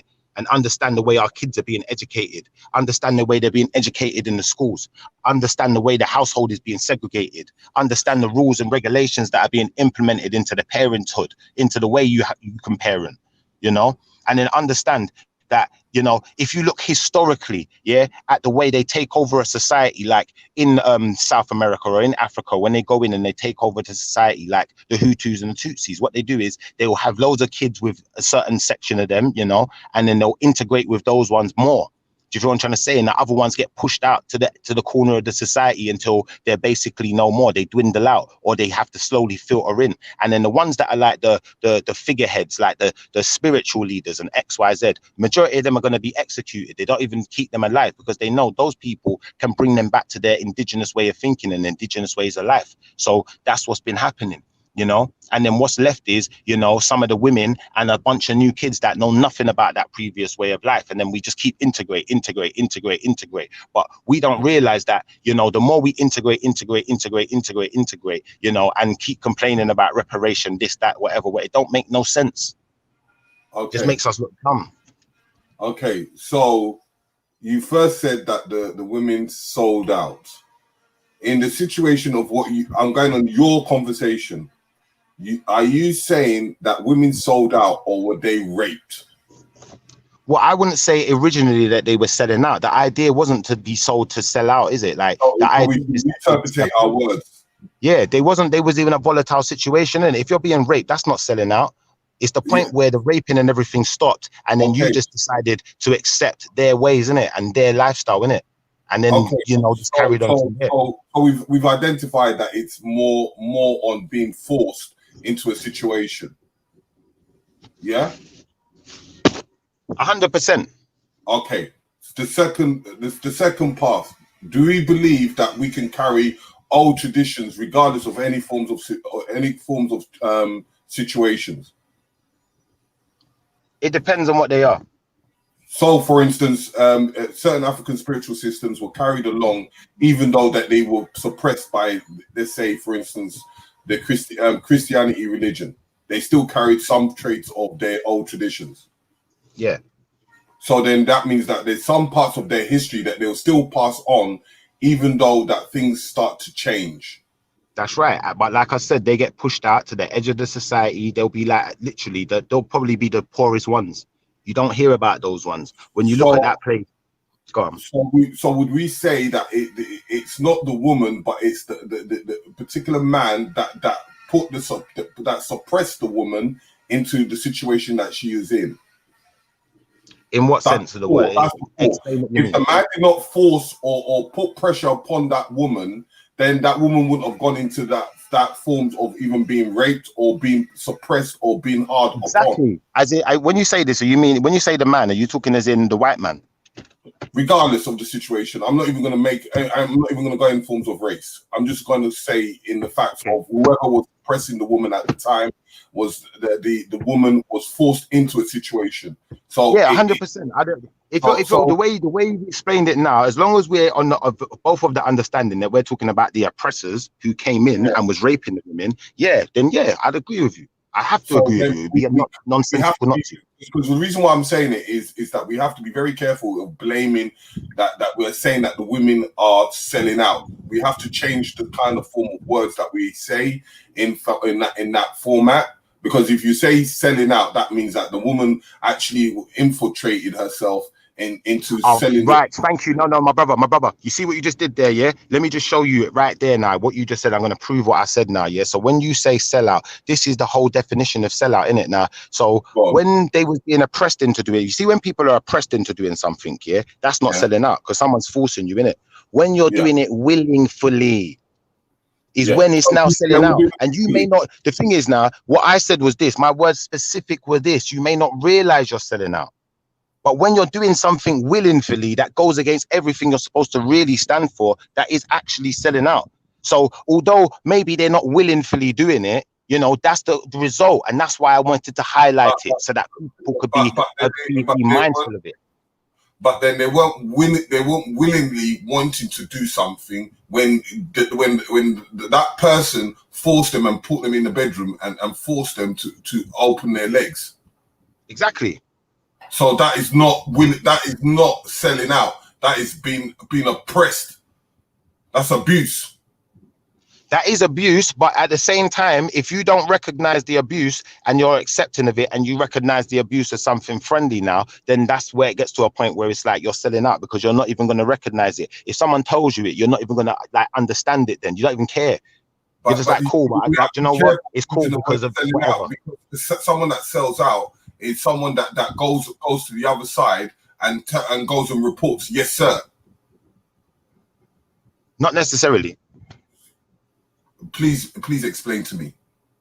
So for instance now, like when I said to Jupiter now, you're raising two light-skinned kids now, now at the end of the day, you may not call them black, but technically by a technicality, if written down on paper in a police station, they will be identified as black regardless. So regardless, you need to know how to defend those kids, innit? So if you're not going to accept certain things, like certain issues in society and, be, fully against it, where we can actually, inflict change, because that's the only way to inflict change. If all of us together agree on something, then, we can make a case about it. But if it's divided and some of us are saying one thing, some of us are saying another thing, and that's how, we're now doing it to ourselves because, you got a lot of black women who, they don't see things the way, they see the same things the same way as Jupiter. How do you think she can have that kind of mentality and say it with her chest? She's got a black husband. How do you think that happens? So at the end of the day, it's all well and good. It's all well and good. Go on, my brother. Yeah, but all I'm just saying is that if you're looking at it in that perspective, you've got to see, okay, a European woman raising up a black child. Now, depending on what her environment is and what her culture is, her culture is going to come first. Her environment is going to come first. Whether it's good for the child or not, the child is going to follow whatever the parent is giving. So, in that perspective, is that culture? Is it more of a European culture within a household, or is it more of the father's culture in that household? Then you would able to see. Then if the child is picking up, if it's more, let's say, the English per se, then the child is going to be more English than the child's going to be African, isn't it? Exactly.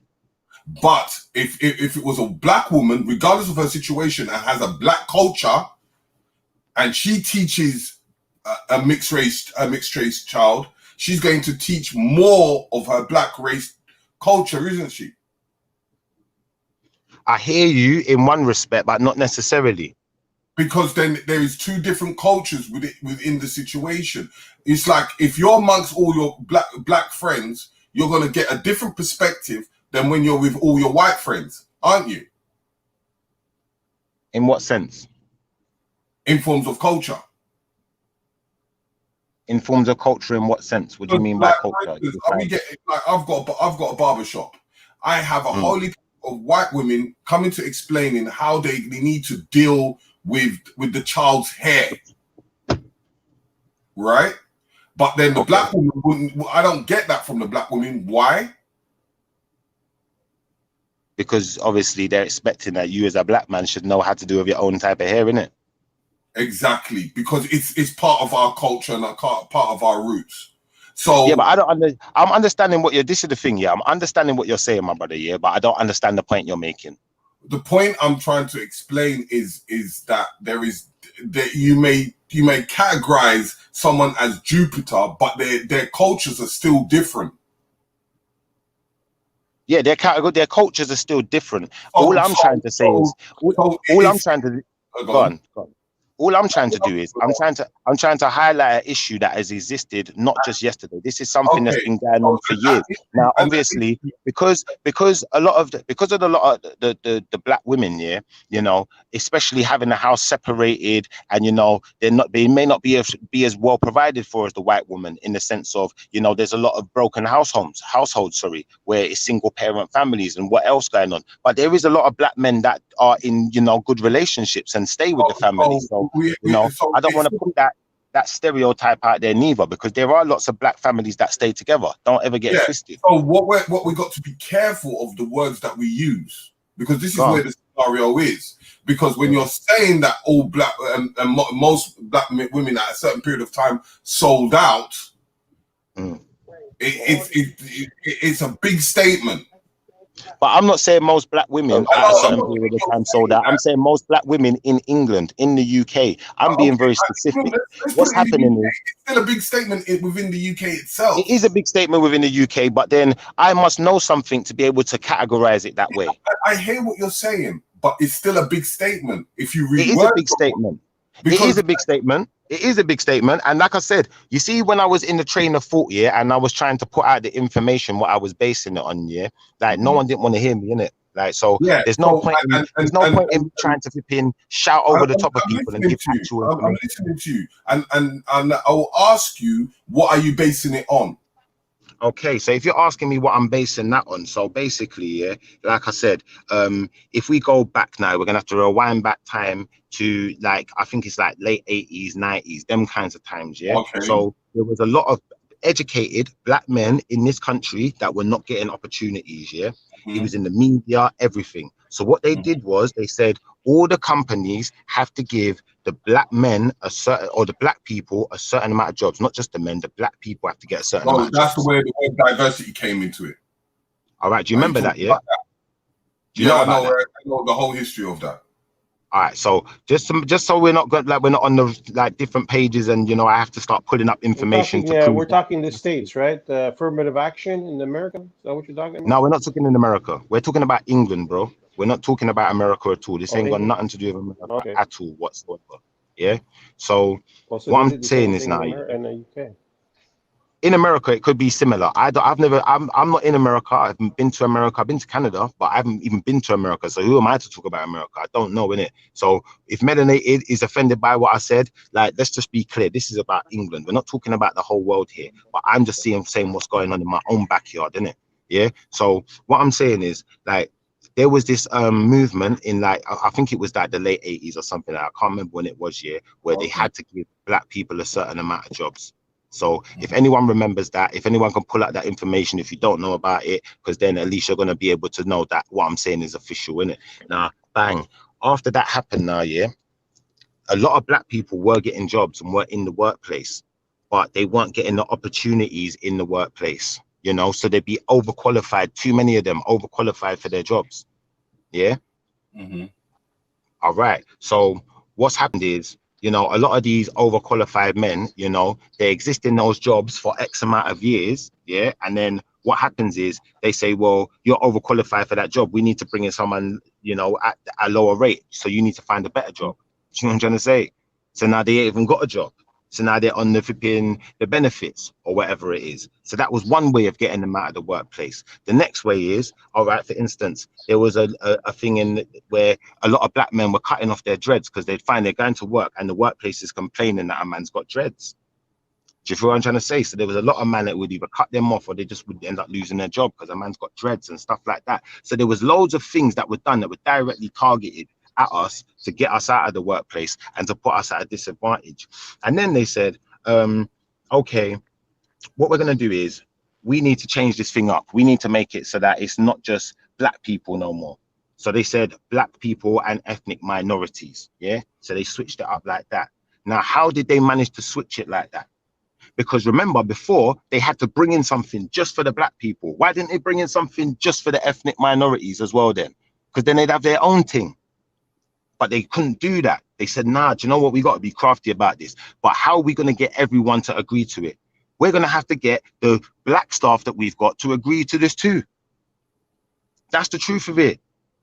So when everyone's got their wires crossed and don't understand what's going on in the world, like, you need to look back at history. Look at what was going on.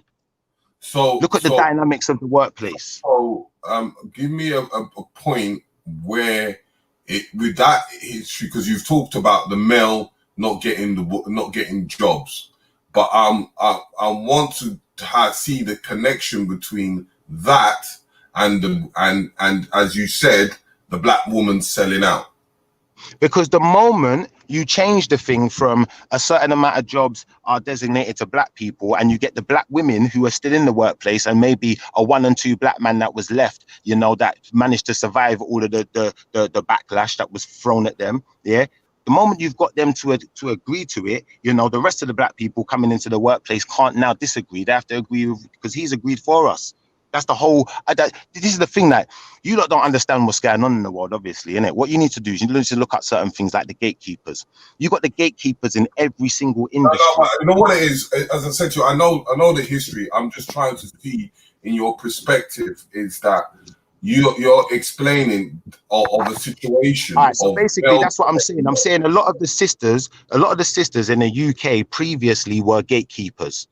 Yeah, were the gatekeepers. Most of the gatekeepers were females here. I don't know about America. I can't talk for America. Okay, we're not going to go into America. We're just going to stick with the black women in the UK. Now, as you're saying that these women are gatekeepers. Yep. Yeah. And why were they gatekeepers? Because at the end of the day, they still got to feed their families, innit? Okay. And what's the reason of them being gatekeepers? Sounds like Ghostbusters to me, especially in the 80s and the 90s. Why were they gatekeepers?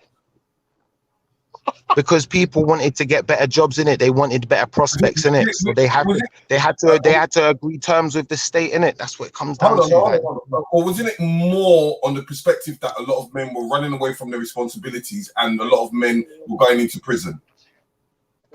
I wouldn't say it's just about running away from their responsibilities. The prison thing, I'd agree with. I would also say there was a lot of men running away from their responsibilities. Explain a lot of single mothers. Oh. Say that again. How do we explain a lot of single mothers? The way I'd explain a lot of single mothers is that a lot of these dads, yeah, they weren't dads in it when they were dads. Like they became dads at the wrong time. A lot of these dads were young men. They were still boys in their minds. Like you see a lot of black men today, like a lot of black men, like I see a lot of white friends that I've grown up with, yeah. And by the time they was like 25, they were married, got like however many kids, and that was their life. They ain't seen them. We don't really see them like that. But there's how much black man that still ain't grown up when they're 25. Do you know, like that? And that was the way our community was designed. Because if you think about it, like from the beginning, we're on the back foot in it because there was no job before. Do you feel what I'm trying to say? So society has us in it like some kind of boy, just buoying us off. Do you know what I'm trying to say? So we weren't fully integrated like that yet in every aspect. Okay. Some of us so were. What you're saying is most of these men at the time were not matured enough to take care of their responsibilities. Real talk. Okay. So would we blame the workplace or we would blame our family household in forms of division? I'll be honest with you, yeah. If you want to get into who I'd blame for that, yeah, I'd say on the whole, I'd say it is the weakness of the black man that, you know, he's been put through such things in slavery where, you know, they was like using us to mate with women, using us as mandingos and stuff, and fighting with each other and all sorts of stuff. It's unfortunate that we still pride ourselves on certain things. Yes, it is unfortunate that, you know, to this day, black people still getting in the ring doing boxing or whatever, you know, but they forget that that's where it really comes from, innit? All of these things. So you know, then when you look at it, it's in the form of a family household that's been that has gone through many forms of oppression and depression of the situation of the environment. Do you agree? Yeah. So then it's not just particularly, you cannot blame particularly one person for the situation, because it goes extensively through the family household into the environment, into the system. Exactly. So then, ultimately, would it make it right that we can't blame the woman or blame the woman being a sellout, but blaming the extent of the system of how it has worked upon us? No, this is the thing now. When you say who's to blame now, this is what I said. This is Schiffer's words. Go back, rewind, play again, please. Sellouts, but don't even know it. I made a point of saying that several times. Now, let me finish, my brother. Let me finish. Yeah. If we want to get to it, yeah. If we want to get to this, yeah, majority of the man them are sellouts and don't even know it. Now, everyone could come at me and say, oh, do you know what? You're just not about the black community. I don't care. Because let me explain something, black community. If we're about ourselves, then we have to be able to be standing up and being counted and saying, do you know what? Realistically, certain things, you know, we shouldn't be just accepting of, you know, and in certain aspects of life, you know, like for instance, yeah, if you want to go at me now, yeah, and you want to get personal with me, you see the type of person that I am, yeah, like, you see even if you play certain types of music around me, I'm onto you. If I hear my daughter acting certain ways or talking certain ways, my son talking, acting certain ways, my flipping girlfriend, my mum, my sister, anyone, cousin, I don't care who it is, yeah, I'm not accepting of it, because that's not who we are. Now, don't get me wrong. We might have been whipped and beaten into tomfoolery, yeah, and crookery, and, you know, talking gangsterisms on rap songs. But that's not where we started at, and that's not who we are. Do you feel what I'm trying to say? So I'm not promoting any type of coonery. And anyone who's on any type of coonery like that, anyone who listens to that type of music, I keep them far from me. Do you understand? Would you say the family household in its full format, its core root is trauma? 100%. So then, are they going to recognize it? Are they going to recognize it? Are they, my brother, let me say one thing, yeah? Are they going to recognize it? And is trauma an excuse for ignorance? Yeah, but it's not an excuse. It's understanding the traumas that they're going through, that they sometimes are taking an ancestral trauma from someone else to another. But there comes a point where you have to put your trauma to an end, my brother. If you got mental health here, you need to get help then, innit? You need help, because what you're going to do is, my brother, let me just say one thing, yeah? At the end of the day, yeah, like, you see me, yeah, I'm not about certain things, innit? So I understand the difference, innit? So these kids nowadays, they don't understand the difference. Like, a lot of people could probably understand this when I say this. If you go back historically and you listen to some of the older hip hop tunes, then a man might even be talking some badness, but they're not trying to glorify it like they was doing something good, you know. And a lot of them, when you hear them talking, they're talking about coming away from that type of lifestyle and not being a certain type of way and trying to elevate themselves. Now, when you look at, let me just finish. When you look at what these youths are doing today, for instance, with all the drill and stuff, they glorify killing each other. They glorify stabbing each other. When you look at the girls today, how they dress, how they treat each other, how they talk to each other, how they deal with man, X, Y, Z, they glorify certain things. And it's not right. It's sickening, to be honest with you. So how does someone, if they have a mental illness or they have a form of Alzheimer's disease, how do they able to treat themselves unless someone else identifies it? Exactly. So that's what we're doing. We're diagnosing. Thank you. There we go. Wouldn't it say that there is no one that we can blame? There's no one that we can say sell out, but to able to repair our household is us coming as a collective, as we know.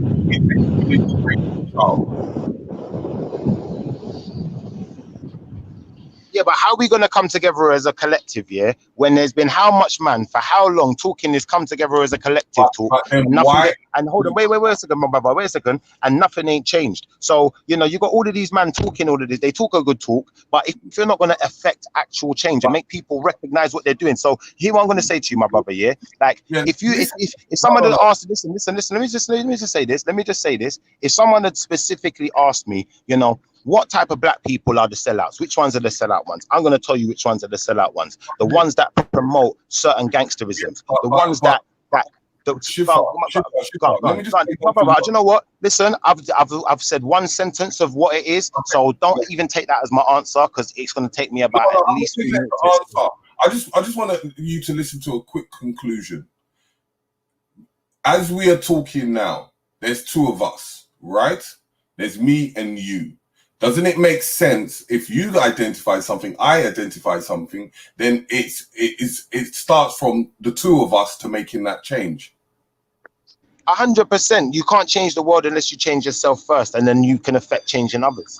Exactly. And then we look for like us to be able to have a collective to try and solve the situation. Then able to be accusing or putting an oppression upon someone that you may feel that you were able to bring out a form of negativity, when we should be looking at the positive side of things, and it starts from me and you.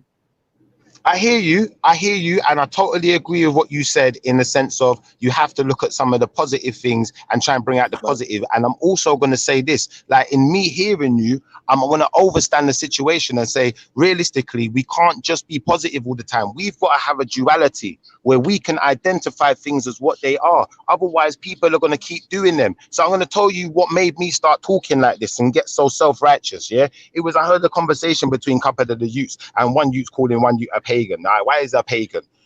You don't even really understand why he's calling him a pagan. You just don't like him.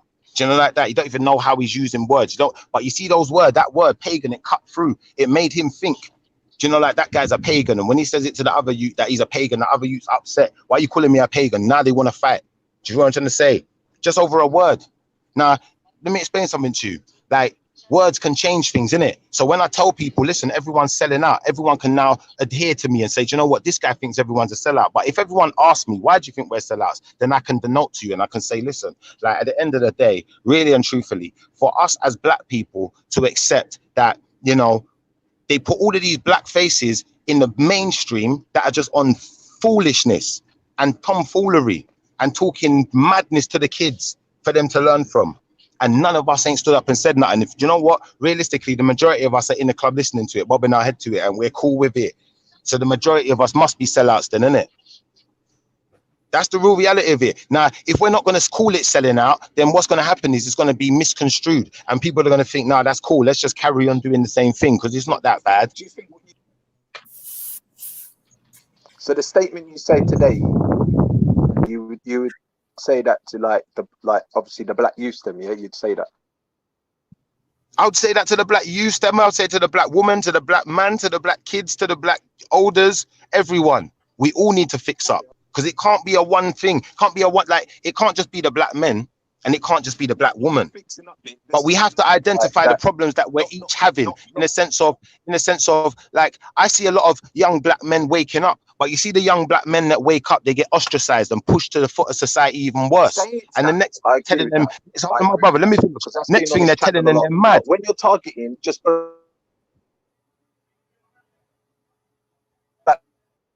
women, it sounds grandma and my aunties. You do know, yeah, but that's misconstrued as well, though, brother. Because I wasn't targeting the black women. I wasn't targeting the black women. I was trying to prove a point by highlighting one issue, and then I could have gone on into the black man. But as you noticed, like earlier on, we weren't really having a conversation. It was more just like even now, I'm passionate about the subject, so I'm going to be impassioned when I talk. I don't care if white people are scared of passion. Shut up, then go away. But you see what? Like, Yeah, it's good. really and truthfully, earlier on, I was getting frustrated because it's like we're not even really having a conversation. It's like we're just in a shouting match, and you just don't like what I said, so you're not even going to let me talk.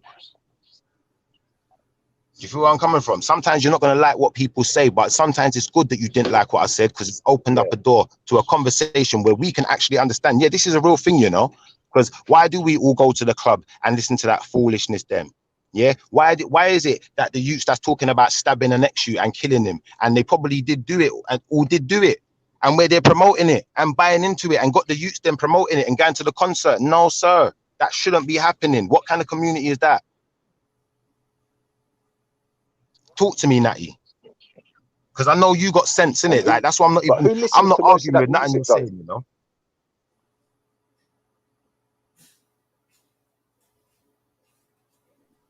Say that again, Natty. Oh, your thing's cutting out.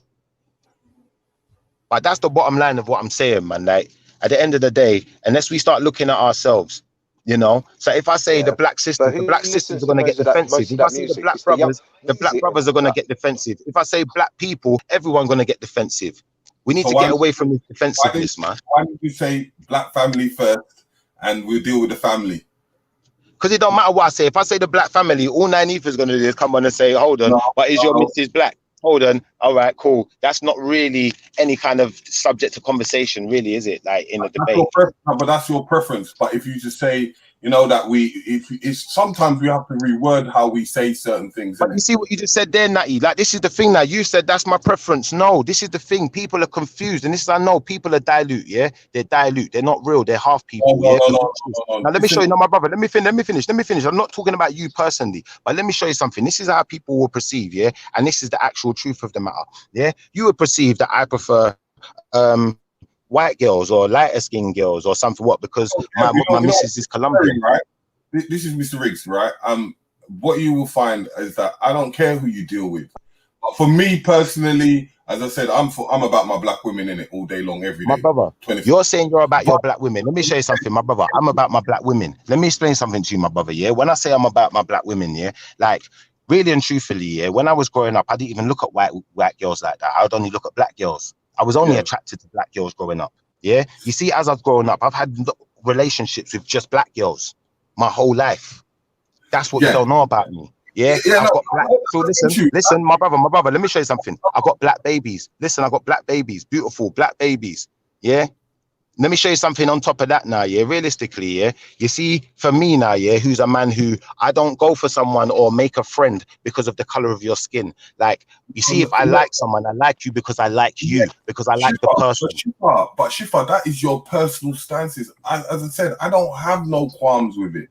But what I'm saying is that's I'm not saying you have qualms with it. I'm not, no, my brother. I'm not saying you have qualms with it. I'm just saying it's nonsensical. It's not. Listen, it's nonsensical to say that because a person is with a particular person that's their preference. Because you don't know me. My preference could be black girls. My preference could be Chinese. You don't know, innit? What I'm trying to explain to you is I'm not even. I don't care what you do or what it's about. I'm not talking about you. I'm just trying to explain for people like Nanifa and whoever else comes with you. You just say within the black. Go on, Natty.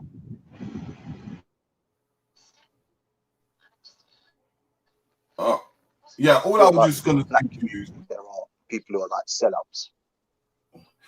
And that's my point. It's just that word. It doesn't sit right. It don't sit right with no one.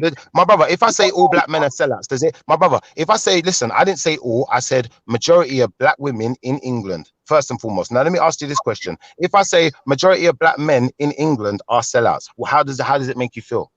Depending on the contents of your conversation. If the contents of your contents of my conversation are exactly the same. They're exactly the same. I honestly think majority of black men in England are sellouts. I honestly think that. Honestly think that. But what I'm saying is, when you're singling out, if you did that amongst men will probably attack you as well. Exactly. So it don't make no difference, does it? Thank you. There we go. But hold on, but you're singling out That's what I'm saying. We have to fight How am I saying, when you say singling out, though, my brother, yeah, I'm not Yeah. singling out one individual person. I'm I saying the know, majority of. Listen, my brother, let me just say something. When I say the majority of, it does not refer to Natty, it doesn't refer to Mr. Riggs, it doesn't refer to Melanated, it doesn't refer to Nyanifa, it doesn't refer to anyone who's in this chat room. Yeah, it refers to the majority of. Now, if you're not part of that majority, then who knows? I don't know. So why are you so defensive of people who you don't know? Get over yourself already. I'm saying is no, That's but what I'm one saying. I am part of that majority. No, I am, because I'm a black man. I'm black.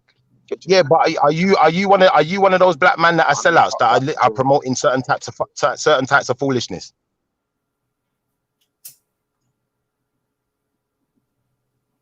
Hello? Am I?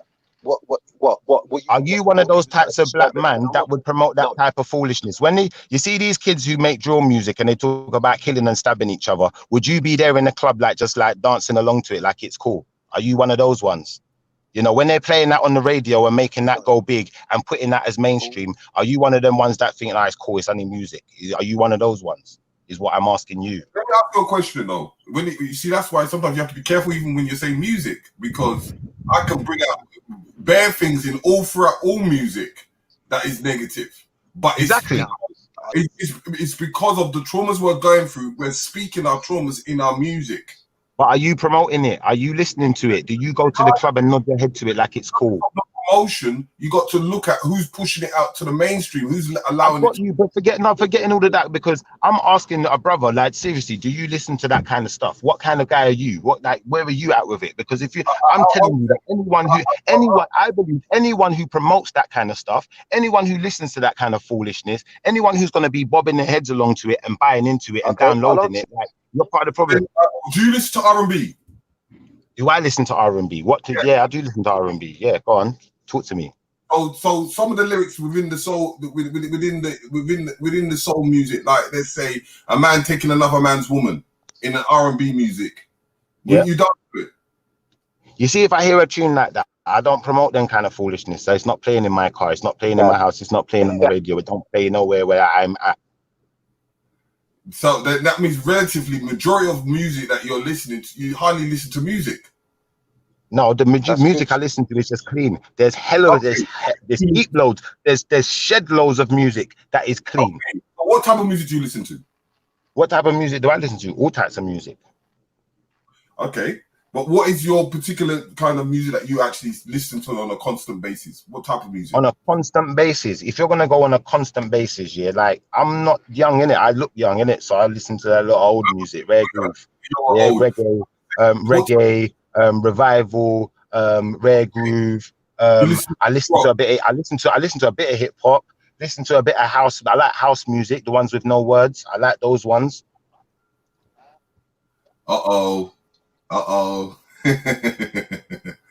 Logic is here. I listen to a bit of drum and bass, them ones with no words. I'm not really listening to the words on them ones. It's just more I like the beats on some of those ones. So I'm into all different types of music. That's fair enough. But that's fair enough. But even that doesn't define you being a sellout. That doesn't define you being a sellout. No, I'm not saying that defines me being a seller. I'm saying these kids that go around listening to certain types of music, talking about killing each other and promoting certain gangsterisms and promoting certain types of behavior, and then, the adults in the community that don't stand up and say to Radio 1, listen, you can't be putting black faces everywhere, popularizing F3, like, you see the fact that we don't do that, that's what I'm saying is the sellout business. Because you see me, you can't play it around me, it makes me sick to my stomach. I'll tell you, turn that off. Do you understand? I'm not about all of that. I'm not about that life. But I understand. But it seems that you're using the word for many things. Culture. I understand that culture of that music. Yeah, but I understand that culture, and that culture isn't for me to get up and start going out and gangbanging, because I know it's just music. Because my mum's educated me. There's things that are going to be around there, and you don't need to get involved in it. You got a choice. So either you get involved in it or you don't need to get involved in it. Promoting it, All right, but we're not talking about you, though, my brother. This is the problem we're gonna have. We're not talking about you. We're talking about the majority of black people. Then, yeah, I started off on black women. I then moved on to black men, and I've told everyone my issues with them. You know, I told you, I've told people how I think the women. Black women, I'm thinking of all the black women that I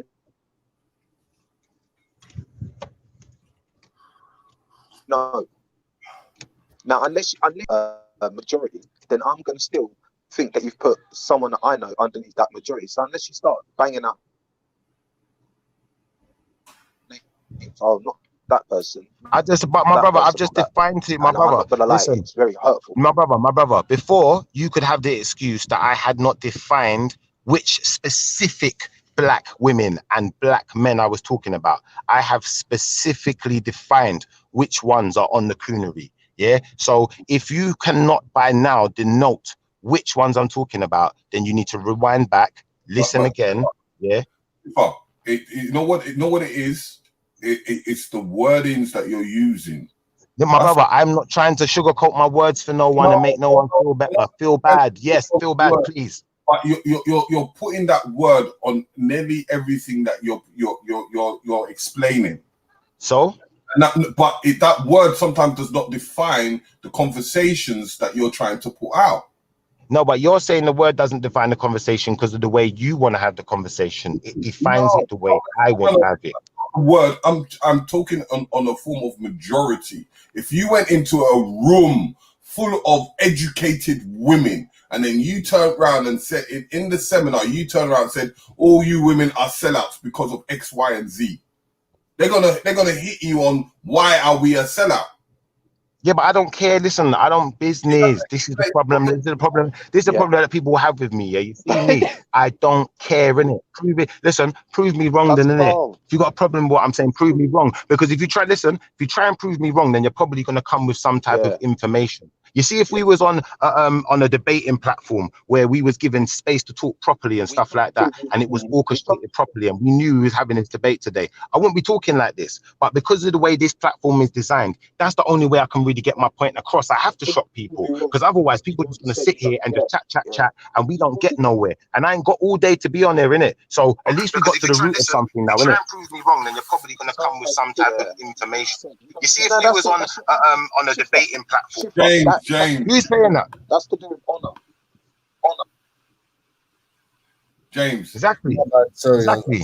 I get what you lot are saying. No, my brother, I agree with you in a sense that I didn't have to use the word sellout in it. And sellout is going to upset people in it. But sometimes you have to upset people to spark the debate. The debate was going somewhere else on the channel today. And I don't know if anyone's noticed, but when Schiffer comes on here, yeah, I'm not coming on here to just talk about any and anything. If I've come on here to talk about this today, it's because it's something that I've seen, I've been looking at, I've been looking into, I've been thinking about for a little while. And you know what? I thought, you know what? Let me share with you guys. I've already had debates on it, you know, like that. This isn't my first rodeo. So like for me, it's like I could show you lots some stuff, but really and truthfully, it's about everyone else being researched and rehearsed as well. So this isn't really a debate. Schiffer, I didn't I heard bits and pieces. Yeah. No, but research. Everyone here, I'm sure research. But with what? I think you're delaying. I didn't hear that. I think you're delaying that. You know, I just is it possible? Is it possible? Yeah, we were all trying to get out. To briefly recap, yeah, not only what your position is, like briefly, because obviously everyone else has heard it a bag of time.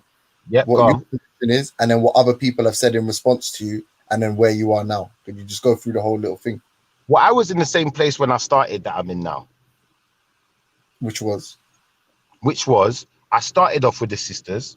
And I was trying to point out the issue that, you know, most of the sisters are sellouts and they don't even know it. Yeah. And I was going to move on to the brothers, but I didn't get a chance to. It turned into an argument, but eventually it's calmed down. So now we've had that conversation as well. So I've said, yeah, I think majority of the brothers are sellouts too. And, you know, unfortunately, they don't even know it. I've explained why they're sellouts and they don't even know it. I've explained type of actions that they take upon themselves and the type of things they do and the type of people that I'm aiming my argument at.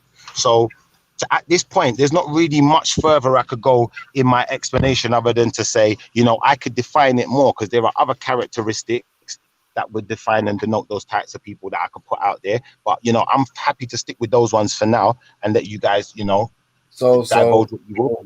So almost then basically it's like as I say, you think most black people are sellouts, but you divided it by gender because you thought that had more like shock value or that would encourage a discussion more.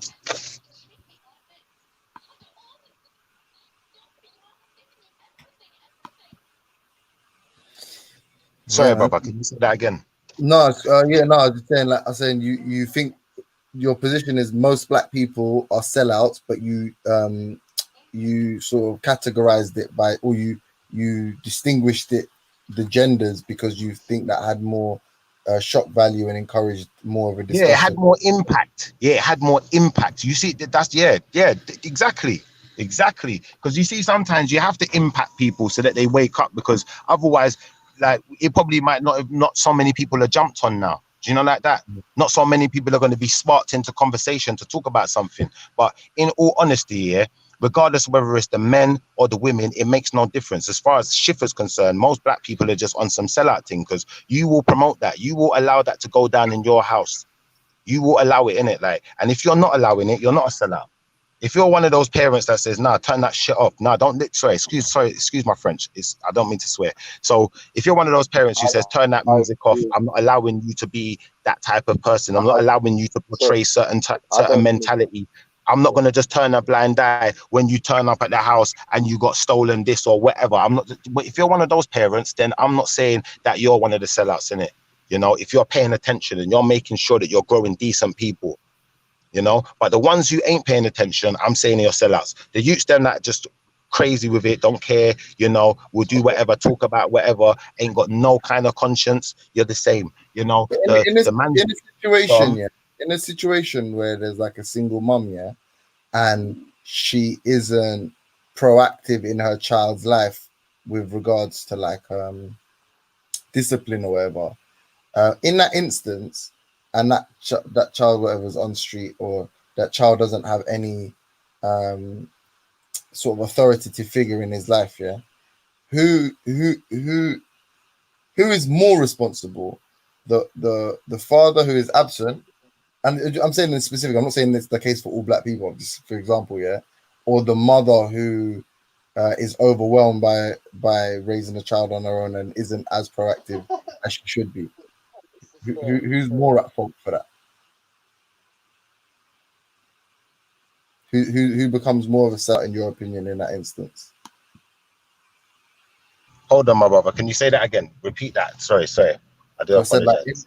In an example of like a single, because obviously you were talking about like mothers who let stuff slide. So I'm saying just let's take like a case study of like a single parent family where it's just the mother, and let's say she isn't as proactive in her child's life with regards to discipline, let's say, and there's an absentee father who, in your opinion, is what constitutes more of a sellout, being completely absent or being involved in your child's life but not what's the word, man, not being as like authoritative, or not having as great an influence over your child, like a positive influence? Which one's more of a sellout?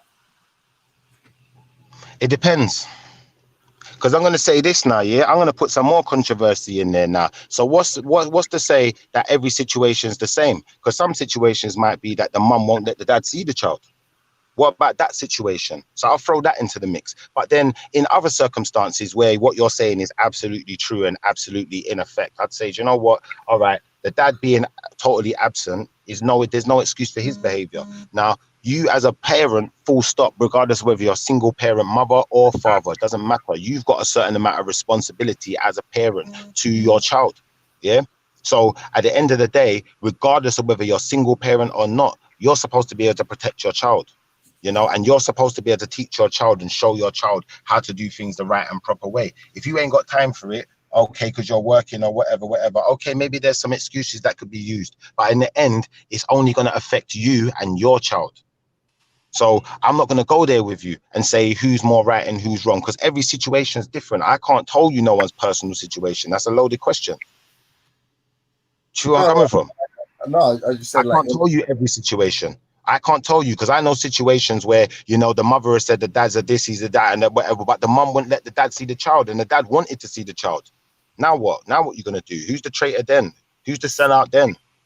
You know, so we got to put things in real perspective before we start bringing things to the drawing board. That then, this is what I'm saying. I've had the debate already, so this ain't my first rodeo. Do you feel where I'm coming from? That argument is not. It's not really going anywhere. Do you feel what I'm trying to say? How does a person really answer to that? I don't know everyone's personal situation. Yeah, Hey, but are you can I'm good, man. I'm good. yo, can you hear me, Riggs? Yeah, I Riggs, can hear you. and I think Riggs on the phone or something. But yeah, yeah, yeah, it's an interesting position you take. Like, fair enough, man. You're entitled to your opinion, but I would say that it's weird that you would start with black women. Like, if you had started with black men or sellouts, I feel like that could open. What's the word? That's a less divisive position to take, because when it comes to I don't women, keep like, them, my brother. You see, when you say it's a less divisive position to take, yeah, it's not a less divisive position to take. okay, I can tell Like, you why. Though. at the end of the day, anyone who's a sellout is a sellout, innit? No one, there's no person you could say to. There's not. I could give you my opinion why, and then you could decide if that's valid or not. So, like, the reason I would say that is because black women are considered statistically like the most oppressed minority group. Even if you factor in the fact that black people in general are the most oppressed minority group, and then say that obviously, like from a sexist perspective. How do you explain what you just said? Please tell us where you're getting your information that makes you to know that black women are the most oppressed, more than the black man. Well, obviously, yeah. Okay, if that's what you believe, I'm going to tell you now that Schiffer believes to the contrary. I believe the black man is the most oppressed. And, you know, I have my reasons for that. You have your reasons for what you're saying, innit? But either way, I don't care who's the most oppressed. What I care about here in this conversation was, like I said, I may have gone at the sisters first for the shock value, because really and truthfully, like, certain times, like, it would be nice if the sisters could come into the debate, you know, and just have the conversation. Like, Melanated, I'm going to give you your respect, because Melanated's had the conversation and she wasn't just on some attacking vibe. She was defensive because she's a sister, rightly and truthfully, the same way I'd expect if I attack the brothers are going to be defensive. Your brothers, isn't it? Like, come on, it's common sense. But in the same respect, the reason I attacked is because I wanted you lot to hear something and understand something. Too many of us are on this coonery, yeah. So when our friends coming around playing all this Cardi B business and wind up your bum business and, you know, dress promiscuous and act a certain way, sleep with 10, 50 different people, and, you know, when I got a brethren who, you know, he don't respect his gal, and you want to go out with man, and you expect me to keep quiet because you want to do your F3 and chat to this gal, that gal, every gal. I'm not part of it, innit? And if you're part of the problem, then you're part of the coonery, because a man can come on there and say with his chest, well, those black men that left the household, are they the problem then? Because do you see what? I look after every single one of my pitney them. I'm not leaving none of them out. Do you know, like that? I'm not that type of dad, but not every dad's like that. So I get where you're coming from, but understand something. If you're promoting that type of lifestyle, if you're promoting those behaviors that enforce it, that make it happen, then what's the point? You're part of the problem, innit? Wake up, man. Like, when do you wake up and realize, you know what I'm doing here is actually a problem? No, I can't just go and make any type of music and talk any type of foolishness and represent my community with it. No, I can't just have my face out there in any type of film, in any type of way, doing anything. Because we're a community, we're supposed to know what's going on in our own backyard, innit? Before anyone else can dictate what's going on in our backyard. Like, this is a joke to me, like, I'm not gonna lie.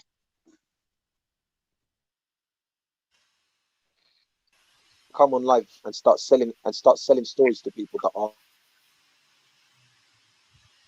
You're telling me I'm selling stories, but I'm selling the truth, because you're probably one of them people that sit there listening to that foolishness. That's why you're defensive. That's why you're going to defend it. Put clothes on your argument then. You tell me why that's that type of, you tell me why.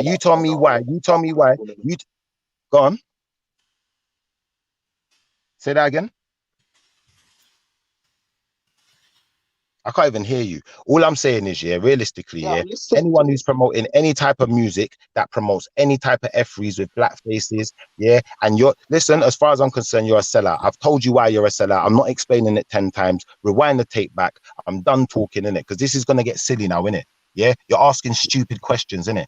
What kind of a question is that? Why? I've just told you why you're a sellout, innit? Because that's not what you're supposed to be about, innit? You're supposed to be about betterment of your community. If you're going to drag your community down, then realistically, you're a sellout, innit?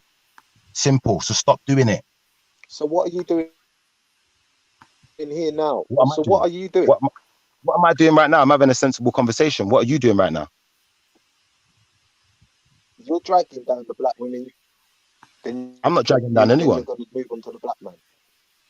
I'm not dragging down anyone. What you're doing is you're trying to defend something that's indefendable. So what you're going to do is drag down the black woman and the black man all in one go.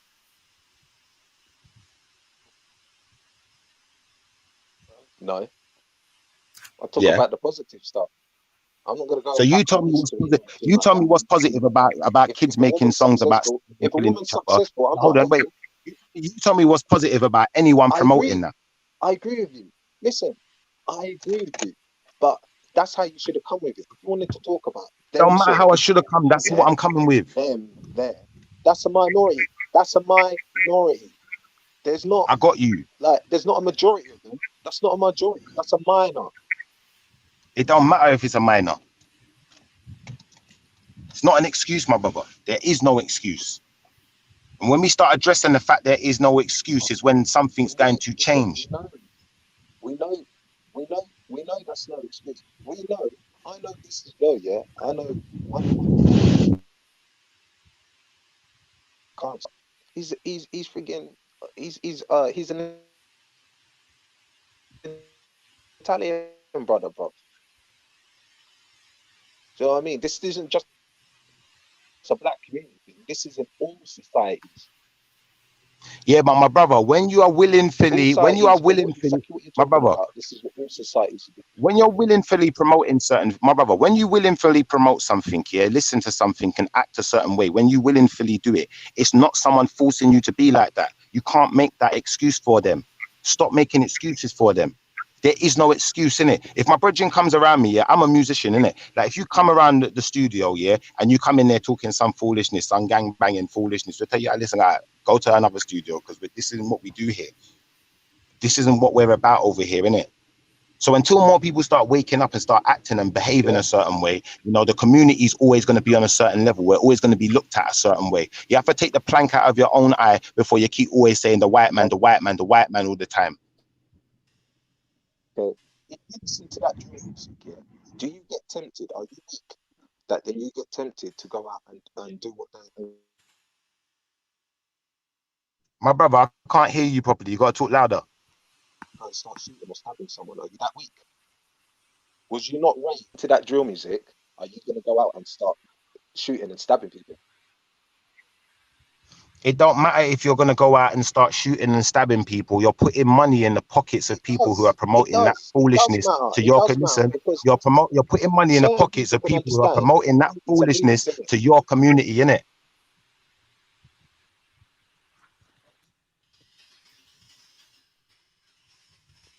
Because you're telling me, yeah, are you telling me that when they're putting out all of this, hold on, are you telling me that when they're popularizing all of this music that these kids are talking about killing each other and gangsterisms, you're telling me there's no other music that they could popularize? Because there's wholly part of a music, you know, but it don't get popularized. The mainstream is consciously and purposefully pushing that type of music. So think about what you're saying, innit? That's a minor, though. That's a minor. It's not a minor. It's not a minor. It's a minor to you. Understand? No, sir. Everyone's not an adult. Everyone's not an adult. Because if everyone was adults, everyone will be behaving like adults and saying, no, that's not acceptable, innit? Let me tell you what the positive thing to it is that loads of people dance to the music and they don't go out there and start doing this thing. There's white people who dance to it. There's Asian people who dance to it. There's being Italians. There's blood. They know it's music and they like the music. The negative thing is what the music is about. I understand you, but that's not like the point I'm making is, my brother. The point I'm making is, my brother. Yeah, my brother. The point I'm making is, brother. Yeah, if you're gonna have people as figureheads of your community, why are we gonna allow it to be people like that? Why aren't we saying something about this? Because the majority of us are sellouts. That's the truth. We want that in it. They're happy with it. That's what they enjoy. Well, go on.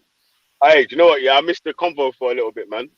But I don't know. Have you provided the sellout information or evidence? No, I told you, look, I will provide the actual documentation on another day. I've given some verbal information which people can go and research for themselves. I haven't been able to give all the information I wanted to give because there's been a lot of questions, inevitably. But where we're at with things right now is, you know, like someone else rightfully pointed out, I didn't stop at the black woman, you know. I said that most of the black men are sellouts too. Yo, And I've said it with my chest. I said it with my chest. I said it with my chest. I've also said why most of the black men are sellouts. I've given them the information on what I'm basing it on. And what I'm saying is until certain behaviors change.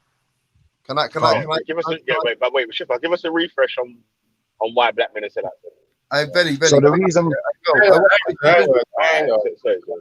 Shiv, can I just say one thing? Because you asked me for something, and this whole time it just coincides. Yeah, it's just coincidence that it's when Belly comes in. Sorry, Bill, I will let him go on, but quickly. Yeah? So what I said to you was, so I'm going to post the links for the research to prove these things. But it's I've got an article about the reasons why black boys are falling into violent crime in London, and there's a portion of the article that reads, a high number of black and ethnic minority women are also in low-paid jobs and have unstable work. And there is a broad consensus that lone black mothers are the societal group hit hardest by austerity. There's an article, there's like a piece of research to provide evidence for that. And it says, moreover, research shows that by 2020, this group will lose the greatest proportion of their individual income due to higher rates of poverty and discrimination based on class, race, and gender. So just to make that clear, so when it comes to discrimination on class, race, and gender, all those things are taken that black women are going to be harder by these forms of discrimination, right? So you know this, James. That's just an article, though, brother. You see when you're saying, hold on. Have I finished? I'll let you finish every time you've spoken, yeah? So and I'm going to provide you the evidence for that. So it's not just an article. I'm going to put the links in the back chat for the research, not the article, the research that supports these views, yeah? So if we're looking at it like that, we're saying that if a black woman is, like, because this was the instance I gave you, in which you're talking about a black man, whether or not he's allowed to see his child, whether or not he's just absentee, and a woman being a household, I think more than not, statistically, if we take into account all the factors impinging upon this woman and her ability to care and discipline or be involved or influence her child's life, I'd say that it's harder in that instance for a black woman than it would be for a black man, isn't it? So a black man has whatever legal recourse he has whatever ability to, provide for his child. But the woman, even in the instance where the woman isn't preventing the father from seeing the child, she's still got more obstacles in her path to being involved in her child's life, right? To make money for the child and then be able to, be the authoritative disciplinarian or whatever it is. So, and I'm going to provide the research. So that because you said you don't agree with that. So I went and found you some. Can I say something before you get the floor to Schiffer again? Schiffer's initial point was that black women are sellouts. You guys allowed him to dance around and to basically about everybody being sellouts, when his initial point was clearly that black women are sellouts. Like, you didn't hear. You didn't hear when I jumped on and said, "Are you going to provide did you provide the evidence for black women being sellouts?" He said he's going to provide the evidence on a future date. Okay, so then he went on to talk about black men as if he was trying to say from the beginning that black men and women are. No, he weren't trying. I don't know about all that, yeah, but I know that he said that he's going to provide the evidence for the black women statement at another time. But Belly, can I say one thing, please? Can I say one thing, please, bro? Because you can see the behavior already, innit? People are defensive, innit? When you're defensive, what's going to happen is we're trying to have a debate over here, and you're just saying defensive statements and just saying controversial stuff and just making personal attacks. I think you need to take a look in the mirror, mate. You spent the last 30-45 minutes and you've not really managed to quantify your initial argument that black women are sellouts. Like, really? Like, if you were going to say that everybody's sellouts, you should have just said that from the beginning. Not single out black women as if, like... What I think I what haven't would have just been better. singled out black Hey, women Shipper, though. Shipper. I Let haven't me just. help you, But the brother. thing Yeah. is, I haven't just singled Shipper, out black Shipper. women though. So Let me that's where let me let me your let me help you argument's with the next diluted, isn't with the it? next time You got nowhere to run now. that you want to do your call out or whatever. Yeah. This would be the best way to do a call out. Yeah, I would say. Yeah. Sorry. If you instead of saying so and so's a sellout, blah blah blah. Yeah, you need to point to all the different things. Allow me, Yeah, like man. bruh, these people You are the can have most that do attitude, this. These people why? do that the most. This How do shows I this. take the This piss? shows that, and this shows up, down, left, right, and blah blah blah. Yeah. Know it, man. This is why black women are sellouts. There is something too If loud. I'm you in would the have middle of provided your something. evidence I'm like doing that, yeah, something important. there would have been a million Can you not questions that value people me would have had to that I'm answer doing something? before. You know what I'm saying? Like before anything else, but if you just said, most black women are You sellouts. don't start argument. Wait till I'm finished in it, and then like, Yeah, all right, just allow me. innit? I know because this is an important debate. You're just fucking up my whole debate now. Do you want to just fuck it up where it is? Should I just stop the car and just like start acting like a dickhead as well or something like that? Just allow me, innit? Just allow the attitude thing, innit? I'm trying to have a debate. You're just giving me attitude, throwing things down on the side. Hey, hold on a second. I thought black women only got man. black. Just allow me, man. Please. I'm not trying to have an argument with no one. I'm trying to just win a debate. I can't win it. I can't hear what's going on, can I? Thank you. But I'm not saying you're acting like you're doing nothing. No, I really. We said Shiffer's gonna come back and be like, hey, white women are sellouts too. White women are sellouts. Bro, not being funny, yeah. Not being funny, yeah. Not being funny, yeah. Not being funny, yeah. But you see, this is the problem with you, man, innit? You man, yeah. You man don't even realize I'm here. I've got other things to do, you know. I've got other things to do to be sitting here listening to man just chat crap. You ain't got nothing to say, innit? The best thing you could do, the best thing you could do, the best thing you could do, the best thing you could do, the best thing you could do, the best thing you could do, the best thing you could do is, you see the same way when you was talking, when I was talking, just be quiet and be respectful. Just allow it, innit? Because really and truthfully, you man ain't got nothing to say. Nothing what you said was intellectual, innit? If you can't follow the conversation and you don't think you're a sellout and you're there listening to this fucking drill foolishness talking about stabbing and killing each other, as far as I'm concerned, that's part of the problem. The fact that you can't see you're a sellout. You can't see your sellout behavior, isn't it? You can't see your sellout behavior, innit? Wait, one second. Let me ask you a question, Pat. Go to ask a question. Ask a question. Ask a When your question. beans was cutting up, how come you didn't ask her why she chatting to you like a man? Say that again. When your beans was hotting you up, how come you didn't tell her what you chatting to you like a man for? Listen, let me explain something to you, yeah?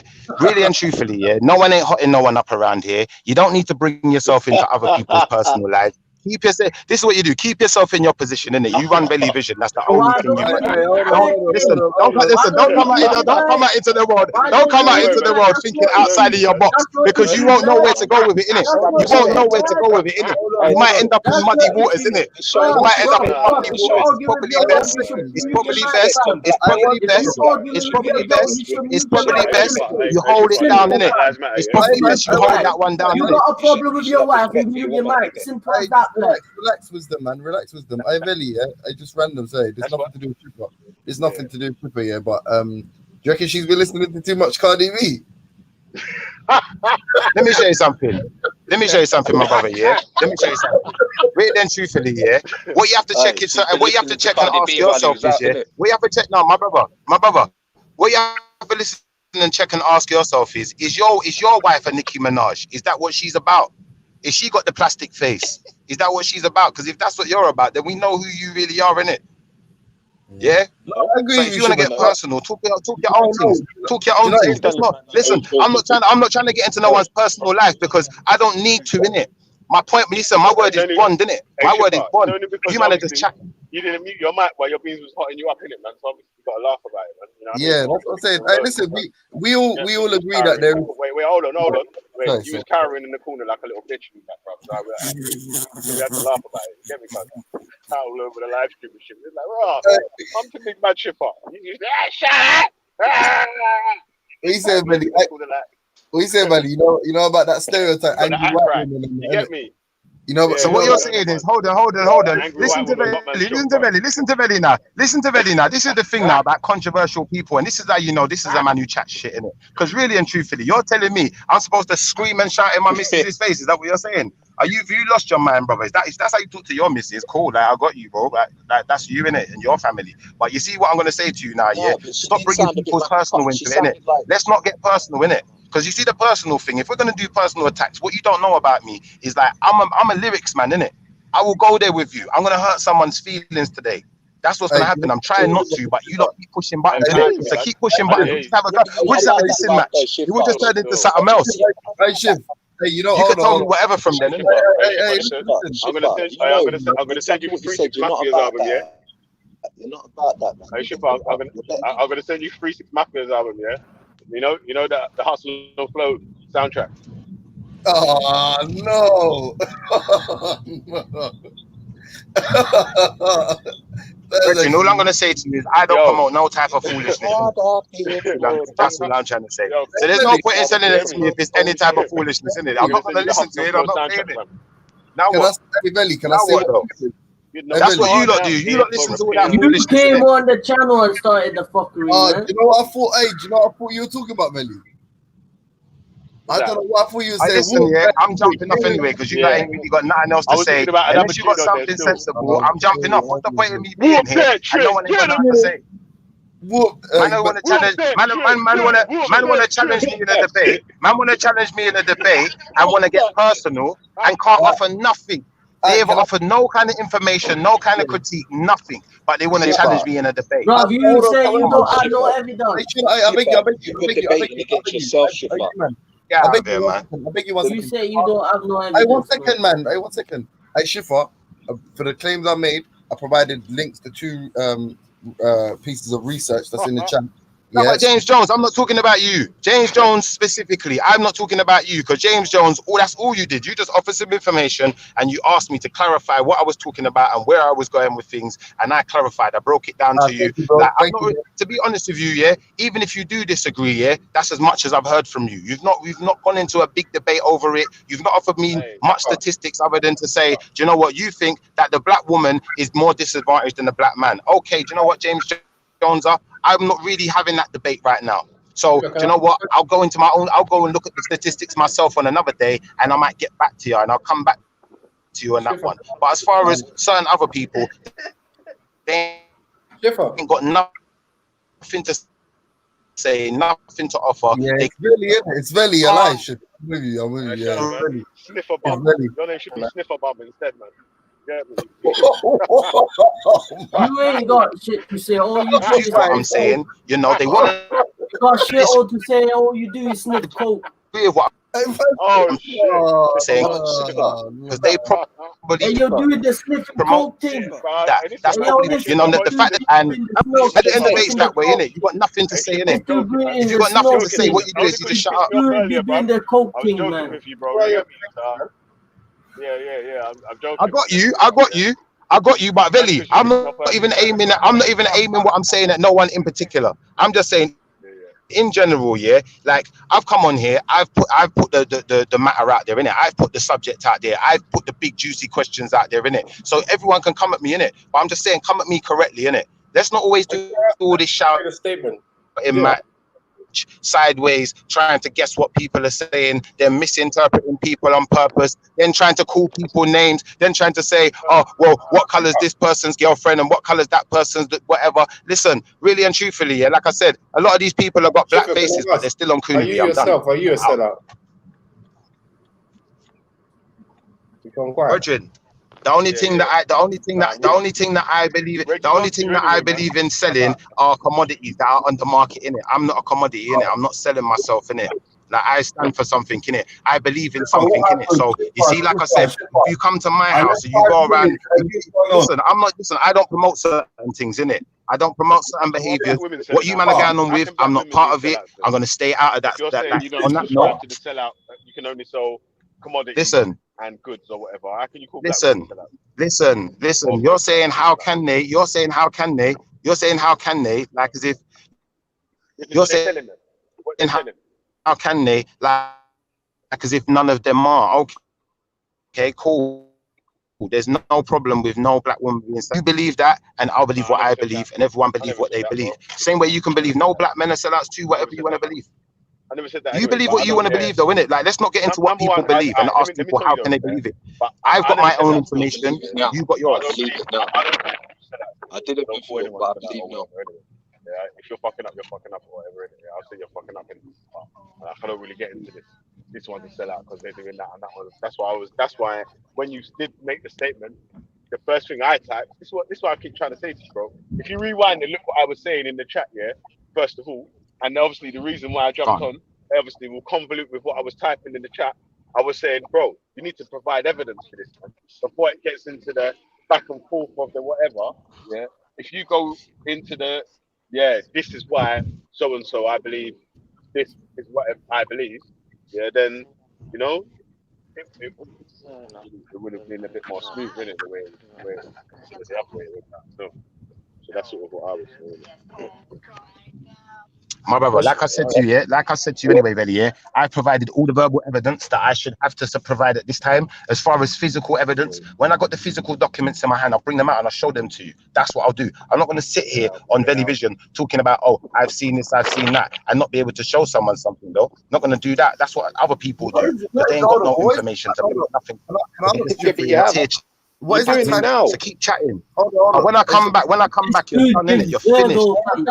And that's when I'm gonna start talking about people who really are. Everyone relax. Can I ask you a question? What type of evidence Yeah, don't worry. I'm coming back to you with the. I'm gonna come back to you with the physical evidence. I know who's got it. Don't worry. So I'm gonna go and see them. I'm gonna get the physical evidence. I'm gonna come back and I'm gonna bury you in life. Bury you. Don't ruin the fun, man. About what type of evidence. Allow him, man. Let him bring the evidence, man. Let him bring the evidence. Well, hold on. You try to ruin the party and that. James is always trying to smack up the pinata before the party starts and that. Allow it, man. All right, You know fine. what I mean? Let my man bring his evidence. Alright, can I just say one thing then? Yeah? Can I say one thing? Yeah? And this isn't personal, so don't take this personal. But when you hadn't muted your mic, I heard you say to, I'm assuming it was your missus or someone else, you said, I'm trying to win a debate. How do you think you've done? I think that you lot sound like a bunch of ignoramuses. I'll be honest with you. That's what I think. I think that James Jones is the only one who's come on. James Jones is the only one who's come on and even said, do you know what? Other than, do you know what? No, Natty said constructive stuff. Natty said constructive stuff. Natty said constructive stuff. There was one other brother who said some constructive stuff, but as far as Veli, you're concerned, as far as, you know, like anyone else that's come on, like as far as I've heard a load of jargon and foolishness. I've heard like a couple of people who's tried to critique me, and outside of that, I've not heard any form of debate that's coming in my direction to prove anything that I'm saying wrong. All I've heard is just personal opinions and personal attacks. But really and truthfully, I've proven my point, because at the end of the day, certain things are facts. Yeah. Certain things are facts. That's naturally what's happening right now. Go outside of your front door, you'll see it. It's happening right now. So you then tell yourself you haven't seen it with your own two eyes, and then tell me it's not fact, innit? I'm done talking. There's no point in talking to ignorant people. You lot, if whoever's ignorant that hasn't been listening, that thinks that I'm just attacking black people, understand something. I'm black, idiots. Get out of here. You talking about? Wake up, take the plank out of your own eye. Take the plank out of your own eye. Take the plank out of your own eye before every minute it turns into, before every minute it turns into the white man, the white man, the white man, the white man every minute. Like the white man's everyone's problem all the time, when sometimes we're our own problem. Not all the time though. Shifa. So you're black still, yeah? You're black now, yeah? I didn't know you. I thought you were clean, I Shifa. you don't deal with black and them. I thought you're dark skin, yeah. I thought you were just dark skin, Shifa. I thought you said you didn't. Black, dark skin, same thing, man. Makes no difference, man. You sound mixed race. Man, you sound mixed race. My brother, I tell you what you sound like. You sound like one of them coconut coos. You sound like a coconut coo. You sound like one of them man that sell slaves. You sound like one of them man that sell slaves, cuz. You sound like one of them man that sell slaves. You sound like one of them man that if I see you in the street, I'll thump out all of your teeth and you'll still be chatting shit. After all, you got no teeth. You'll be talking with no teeth, fam. That's what you sound like. Lick out all your teeth, fam. That's what I'm saying. Lick out your teeth. Smack it up, boy. That's what I think. Smack it up. Smack it up. Sniffing coke, man. Smack it up, bro. That's what I do. But Shahid's been claiming black longer than you, Shifa. To be honest, he's not even black, but he's been claiming longer than you. I'm half black. I'm I half kick black. Shahid down a flight of stairs. You can't. Bruv, Shahid one of them man come there that do come it. on these Come do it. Come platforms do and it. talk Come all this meet me right wickedness. now. But Come he'll to get kicked down a flight Oh of my stairs. end. shit. That's what Come to happens. my Hold on. end. Hey, wait. Sniffer, Hey, come hey, to wait. my Hold end on. and you'll see Shy, what chill out. happens, fam. Chill out. Man, Shy, bust your chill mouth out, out. I'll bro. come there. I'll Chill come there. I'll out, see you on bro. Saturday. Chill out, man. Whatever, No, man. you. I Because will give you an uppercut, fam. You're done out here. Whatever, man. Whatever, man. You can't uppercut a flipping fly. Bruv, come down to the ends and try it. I dare you. Bro, I'm on your Shy, ends right remember now. I What? told you that you're moving Bruv, to you're the not end on my soon. You ends. need to You're chill not out, on my bro. ends. You don't know my ends, Telling you. fam. This I know thing that every thing end. that Don't you're worry. doing So now, yeah. Bruv, just come chill, down to Bro, the chill. Shy, ends Stop and chill talking out, wicked. bro. I Stop swear talking down, bad, I will bro. It's not fuck helping you you, up. fam. I'll Not helping smack you. you up if Stop you talking came bad, down to innit? my That's not helping you. It's not helping Hey, you, bro. hold on. You know how Shahid's really black though, man. Like, look how much energy man's got because man disrespected the sisters. You know, Shahid's a real one, isn't it? Man, what? Are you done, bro? You can talk about the sisters. This guy's confused, man. Dude, boy. Hey, You're I all will pay confused, man. Sniffer £500 if he comes down to Blackburn to smack me up. Come, No. I'm waiting. Come down. I'm waiting. I'm waiting for this Sniffer. I'm Send me the waiting for postcode. Sniffer. Send me the Come, postcode. let's see what Sniffer does. Right, send me the postcode. You want the postcode? Hey. I'll give you the road. I'll give you the road address. How about that? I'll give you the Right, road give me the address. road. Hey, Give me the road Wait, address as well. he needs Then. to put the I'm not postcode in giving his you my top house top. Post it address. online, I'll give innit? you the road He needs to address. put the No postcode in his problem. top I'll top. give you I'm the with road you. address. No problem. Hey, No Shahid, problem. I'll give you the road Stop address. looking at me for it, Want the man. It's road not address? working. Hey, Hold Shy, on. Let you me need to get you allow the that though, road man. address. I'll It's do gonna it right now. backfire on Look, you one post day, it in bro. the I'm back telling you. chat You better for you, allow that shit. Sniffer. hey, Sniffer, Shahid. I'll post it in the back chat for you. All right, so Shipper, yeah, check it, right? Yeah, do what You you gotta see, like do. Arsenal fan TV, yeah, right now.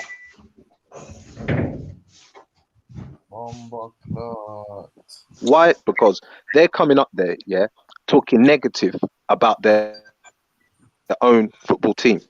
And then it started off with like one player, yeah. Oh, this player's dry, this player's dry, till the point where they started talking about the whole team is like they need to go. Yeah, they're all, you know. So They're all mad. you gotta look at it when They're all you shit. the way how you said like, black women are this, black women are that. They're teaching their kids to be atheists and all this type of stuff there. That is where already the sellout has begun because you're selling a story, a negative stereotype story. Do you not think that? Do I not think what? Say that again, because I cut off.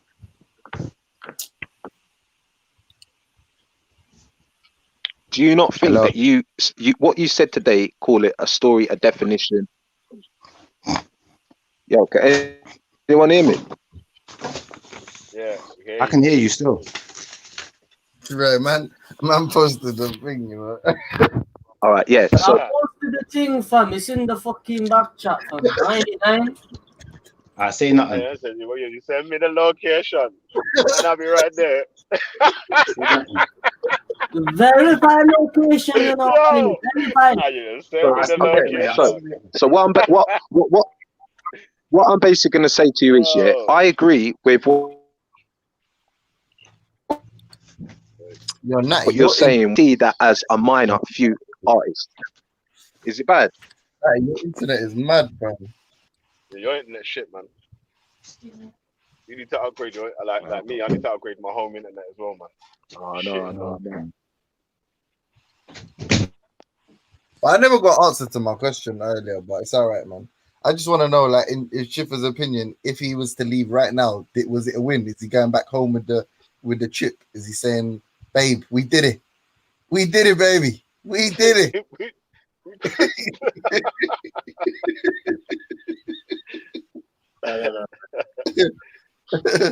Yeah, I don't know, man. Like, if you can hear me, Shiffer, like if I come on here, Shiffer, yeah, and started talking about you and started talking about your family, yeah, I would say I'm definitely selling you out. Like if I'm talking in a negative way, I would definitely put my hand up and say, yeah, I'm selling him out. I'm because you're selling people a story, innit? Like, this, and that's all I got is straight up and down. Like, it's a big word, isn't it? Majority is like. I think everybody like. But when you're talking about like hip hop, you get what I'm saying. So I think without you might not even realizing it, I think you sold out black women and black men. I think you sold out black people, full stop. Whether it's a black woman or black child, whatever you say, black, you sold it out because it was negative. How can he sell out anybody? Well, he wasn't even making any sense. he didn't even quantify what he was saying. So, but he's got evidence of the likes of which we have absolutely no idea about. But that's essentially what we're waiting for, Reggie. Listen, not being funny here, but I'm not sitting there on there all day, yeah, because man can't control their emotions and just want to come out and just say things like this idiot who just spoke, yeah. Like James Jones, first and foremost, dealing with what you said, yeah, dealing with what James Jones said, because you can't ask a man a question and then the next man wants to ask a question at the same time.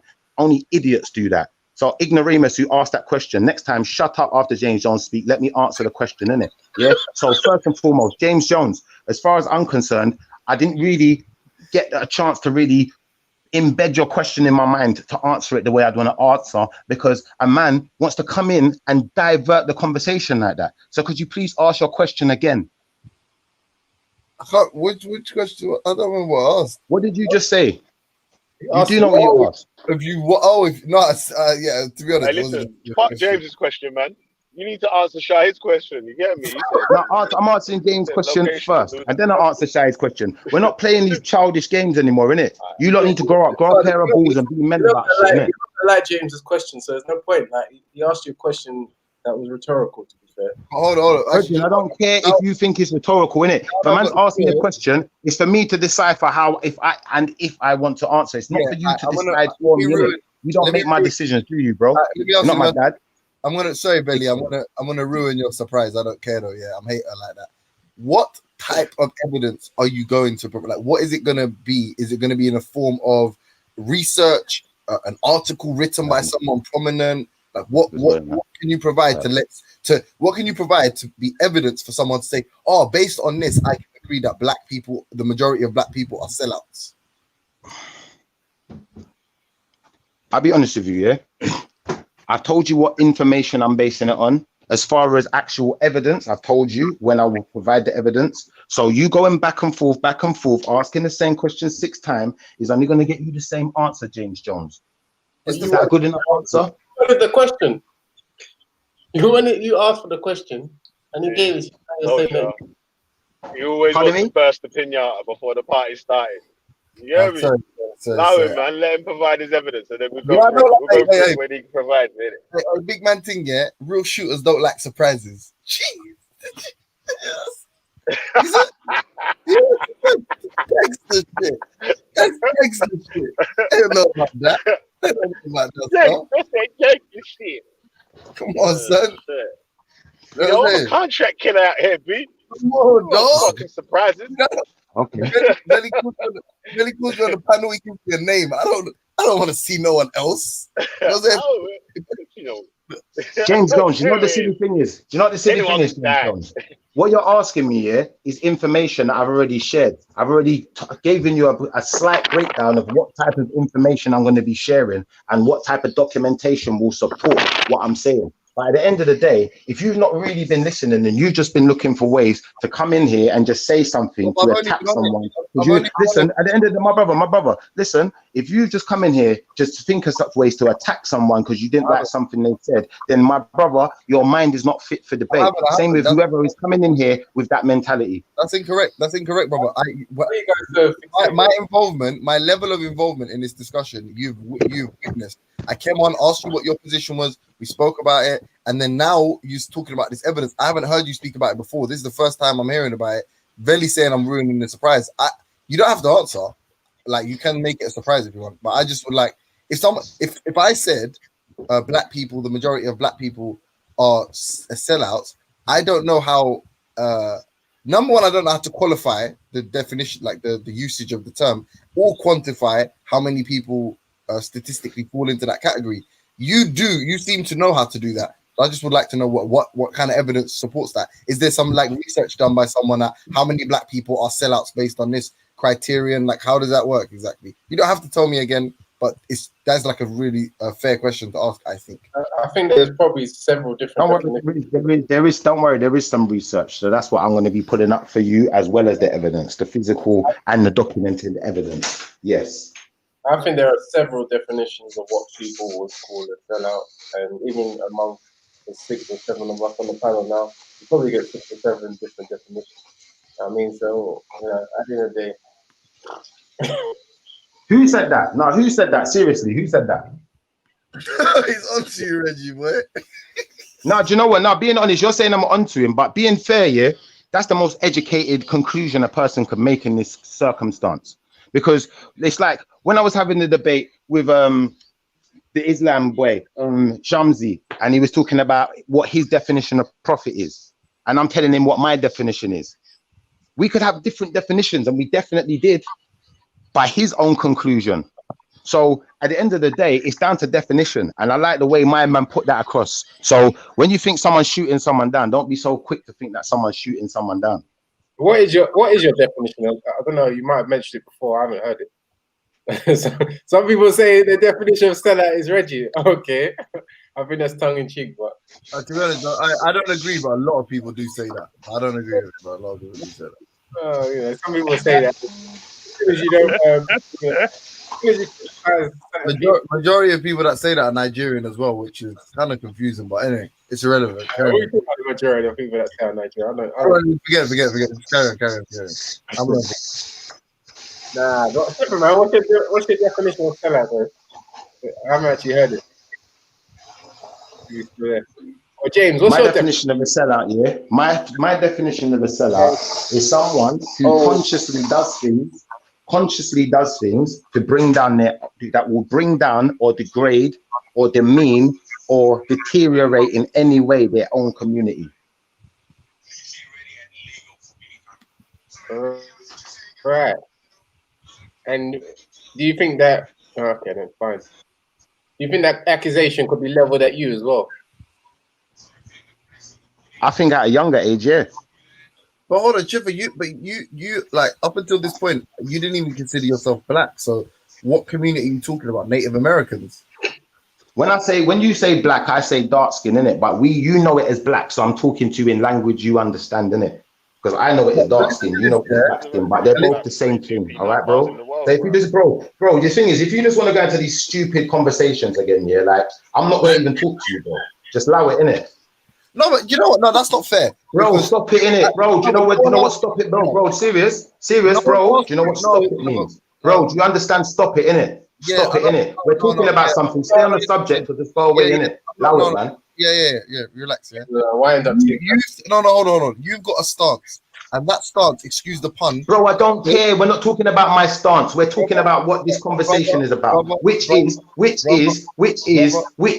the subject of conversation, not my stance. We're not talking about anyone's stance. Bro, I'm not doing my stance with you, so I'm going to ignore you if you say it anyway. Yeah, no problem. No one's forcing you to speak to anyone, my bro. So you can just mute, listen, and respond to somebody else. You don't have to respond to anyone. The point is, if this is a stance that you have taken, yeah, previously, and again, as I said, excuse the pun, but this colors one's view of your definition, right? So you're defining a term, and I'm meant to assume that you believe this term to be true. Now, if indeed you use that as the criteria with which to describe someone as a sellout or not sellout, I would ask you, is it equally, like, does it have a deleterious effect on a community as a whole if one person not only does not agree with the sort of the defining characteristic, or does not only agree with the sort of the label for the group, but attempts to separate themselves from other people in that group based on the discrepancy over the label? Can one not say that that person is having a net negative effect on their community within their community? You have, like, no, you can't. Hold on, you have historically. No, you can't. Yeah, you have historically. No, you can't. No, you can't what? No, you can't what? No, you can't. No, you can't what? You said, can you say if a person is isolating themselves from a community basically and calling themselves something different, can you see that as a bad thing and against the community? No, you can't. Because they're not isolating themselves. That's just your way of interpreting it. I would argue that you can. For example, I'll give you an example. I would argue that you can for the simple reason that if a group of people are saying we're black people and you say, but I ain't no black people, then you're not contributing toward that community, right? So based on your own definition, then would that would mean what you more likely to benefit another community, therefore selling out your community? Well, that's a misconception, because at the end of the day, me saying to, for instance, if I'm a man and I run a household, yeah, and my family are, for instance, my family are travelers. Then, yeah, let's say we was Irish. I'm not me. I'm another guy in an imaginary universe. We're Irish travelers. That's what we come from. We're gypsies, Romanis, whatever you want to call us. You know, we're that type of lifestyle, innit? Yeah. Now I go away for a while, go to jail, whatever happens, I don't know. And now my family are living some old, complete different lifestyle, and they're struggling, and you know they've lost their way. Then I come back and I say, no, you lot, we're not supposed to live like this. We're supposed to be like this. We're not that. We're this. I'm still one of you, though. No, but I'm still one of you, though. So really and truthfully, so my brother, let me finish, because I'll let you finish. I'm still one of you, though. So really and truthfully, what you have to understand is I'm trying to educate my brothers and say, listen, you lot need to wake up and stop behaving like that. Or sisters, you need to stop behaving like that. Or children, you need to stop behaving like that. You know, because realistically, if we just carry on down the same path of behavior, nothing is going to change. We can only affect change by changing our behavior. How does that not make sense? You're not addressing the point. So, but it's not just. Bro, I've heard the point. Listen, I'm done with you lot's points, because you're just, what you're going to do, you're going to do some baby thing now. Baby boy thing. Go on. Yeah, okay. So it's two labels that you're shirking, yeah? You're saying, one, I'm not an African, and you're saying, two, I'm not black, right? So in a community, so let's take a Pan-African movement, or let's take some kind of pro-black movement. In both of those, and we would argue that, in my opinion, they would be exemplars of a non-sellout perspective, innit? Like someone that's saying, I'm pro-black, I do for black. In my opinion, based on the sort of current understanding, that would be positive toward their community. And then someone that is a Pan-African that cares about all black people and believes all black people in the diaspora are originally African and therefore deserve right to a homeland. They're also positive to that community, right? Cool. If you're saying both of those things that you are not, so you are antithetical to both of those perspectives and ideologies, then you would you'd arguably have a negative perspective to your community. So regardless of whether or not you listen to hip hop, my bro, regardless of whether or not you support fucking Cardi B, as you keep referring to, is irrelevant. You're ideologically opposed to black betterment. If you say I'm not even black, I'm not part of your thing. Well, James, when you speak of these Pan-Africanists, because they claim that they're for black betterment. Everyone's got extra grind, innit? If you notice, everyone's got their secret thing. Follow the flow of the discussion, Reggie. We're not talking about you. We don't care about your opinion on Shakara. What I'm saying to you, it's funny how you want to talk shit now, innit? Because a man saw right through you, bro. Okay, go on, Reggie. Speak, go on, Reggie. Say your thing. One of the points that you made about the Pan-Africans and the black betterment people that talk a lot, but if you check them, and ask them what are they actually doing, some of them haven't done more than some of the people who don't talk about Pan-Africanism or don't. That's relevant. That's absolutely enough to do the argument. The argument, I said an example. I said take an example. So even forget Pan-African, even someone that's just black, like you focused on that because that's like your little bugbear, yeah. But let's just focus on someone that's saying they're black. If you've got someone that says I'm not black, and I'm not even I don't even have African ancestry like that. I have more Native American. You're James Jones. James Jones. Don't you find that difficult? Hold on, can I just finish this one point, Stripper? Yeah. I find it difficult to say the definition of a sellout based on their criteria. Forget who their missus is and what color or any of that. Just specifically that based on that criteria of it has a negative impact on my community. The fact that you could be considered black and you have just referred to yourself as black, but you intentionally force this point about I'm not black.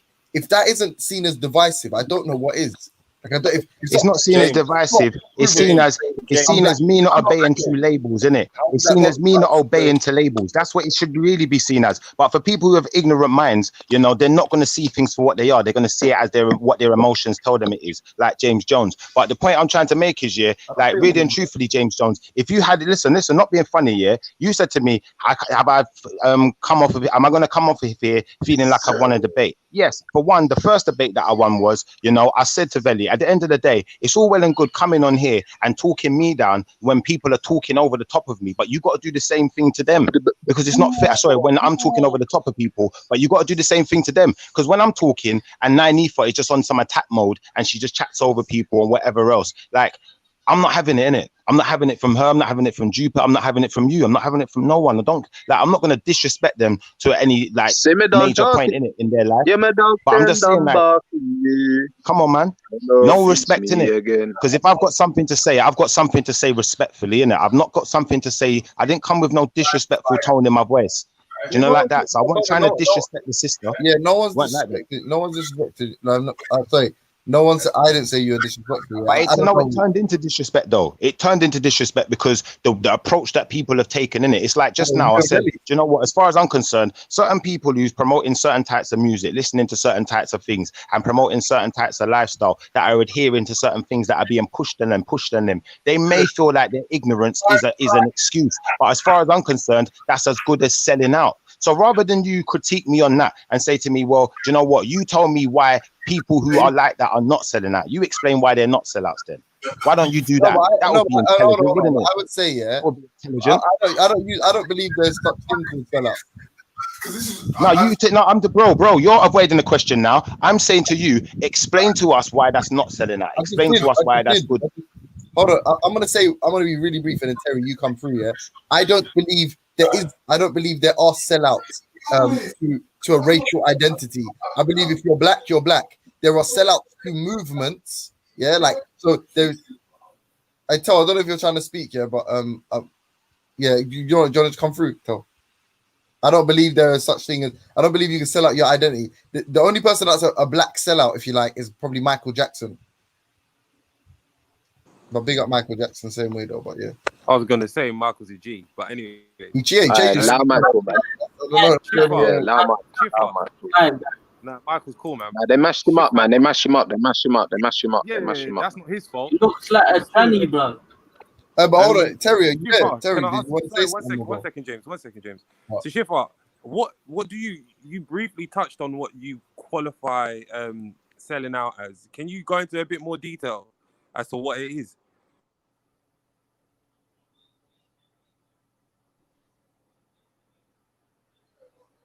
Shifa.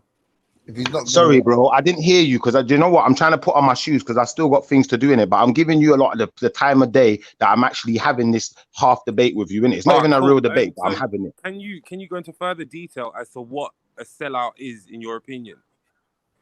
A sellout is someone who does anything in any way, shape, or form to bring down their community, whether on the smaller scale or the larger scale.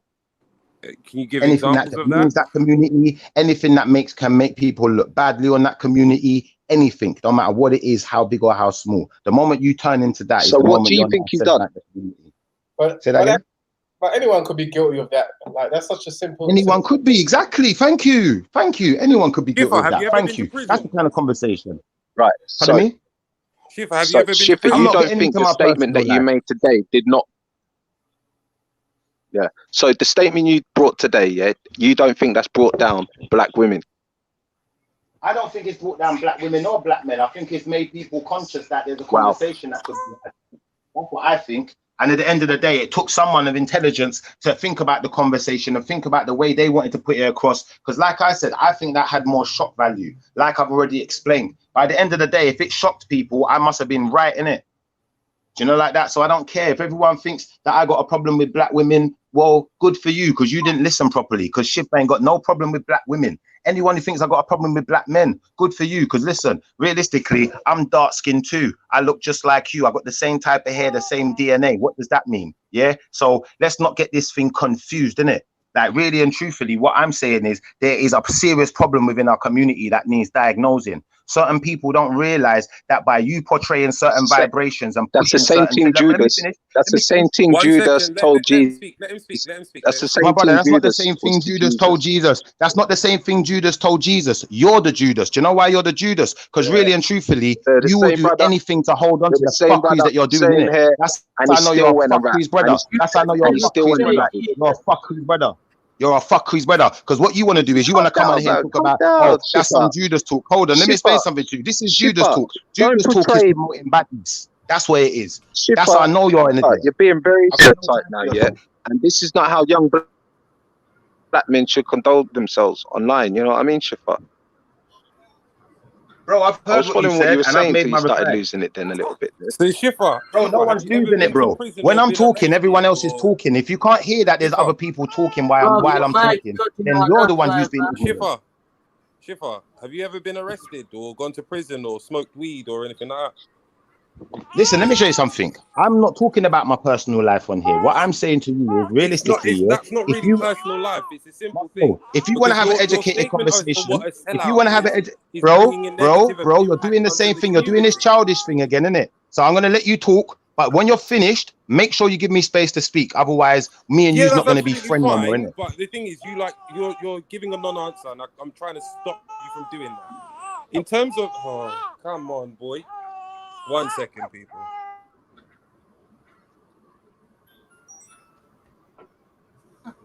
Yeah. Yeah, okay, yeah. Well, listen, you're stuck in your mind, so that's what you think, innit? But I'm just letting you know what you brought up was a negative thing. It wasn't a positive thing. It was negative.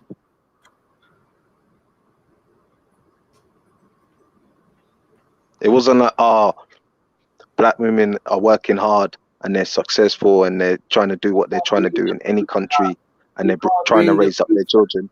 You came with negative. You just come with negative stuff, yeah, and started selling out this negative vibe, bro. I didn't actually hear like, what you Shippy, said. you need to So like sorry. try and recognize. I'm just saying, yeah, when you said what you said, yeah, Bro, before you ask your didn't say question, yeah, something before you positive ask your question, about I'm black doing women. something else quickly. Yeah, give me 1 second, innit? Because I have to keep bouncing back in between. This is why I'm getting frustrated as well because I've got things going on around me as Yeah. well. So it's Now you not do just your me thing. here chatting to you, innit? Yeah. So I'll just hold up the horses a little bit. Let's not Yeah, move now so you fast. do your You thing. lot are putting me on shed loads of pressure. It's very frustrating, innit? I'm giving you the time of day and the benefit of the doubt. I've not gone nowhere, innit? So you lot just hold the questions a bit more. Like, give your question now, innit? But try and hold some of the questions until I've given answers, innit? Like. Yeah. Well, you shouldn't really feel any pressure because really your words should be light. There should Yeah, be no sorry weight on about your that. shoulders. So you should Sorry about that. Yeah, you should feel a bit Shishi. light.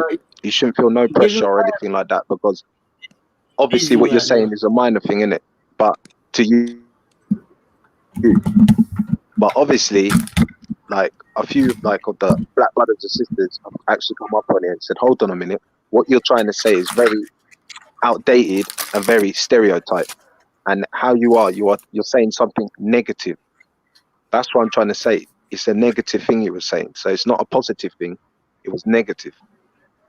So what you're saying is, my brother, that I can't say anything unless it's positive. Is that what you're saying? Yeah, well, me personally, for not being a sellout, I would say something positive. Yeah, I wouldn't sell Well, out my best obviously, friend. this is where I wouldn't talk about my this is, best friend who. yeah, this is where our opinions differ though, in the sense of I think if there's an issue in the community, whether it be good or bad, we should be able to talk about it. The moment people can't talk about it and people want to get all defensive, then there's a further issue. Yeah. So the source of it. So how about if you'd have started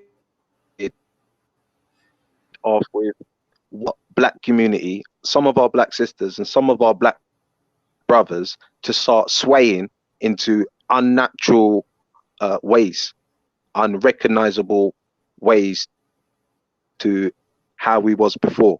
So you can use, i.e., for instance, like religion, like it was a big thing at the time. You know, you had to go to Sunday school, you had to dress up in the suit and all, none of them jeans, and you can't come to church in your trainers and all that stuff. There, like, you can use these things as good points, but these are like sectors of the part of the community. So you're using church, you're using single families, and then you're using like music, for instance. But if that is how you'd come out with it, because that's your evidence, right? That is your evidence, yeah. But you don't have no evidence to say that the majority of black women are sellouts. What's that got? You don't have the evidence. What's his claim got to do? What's his claim for people being sellout got to do with church and people going into religious ceremony in certain clothes? What's that got to do with his claim? Well,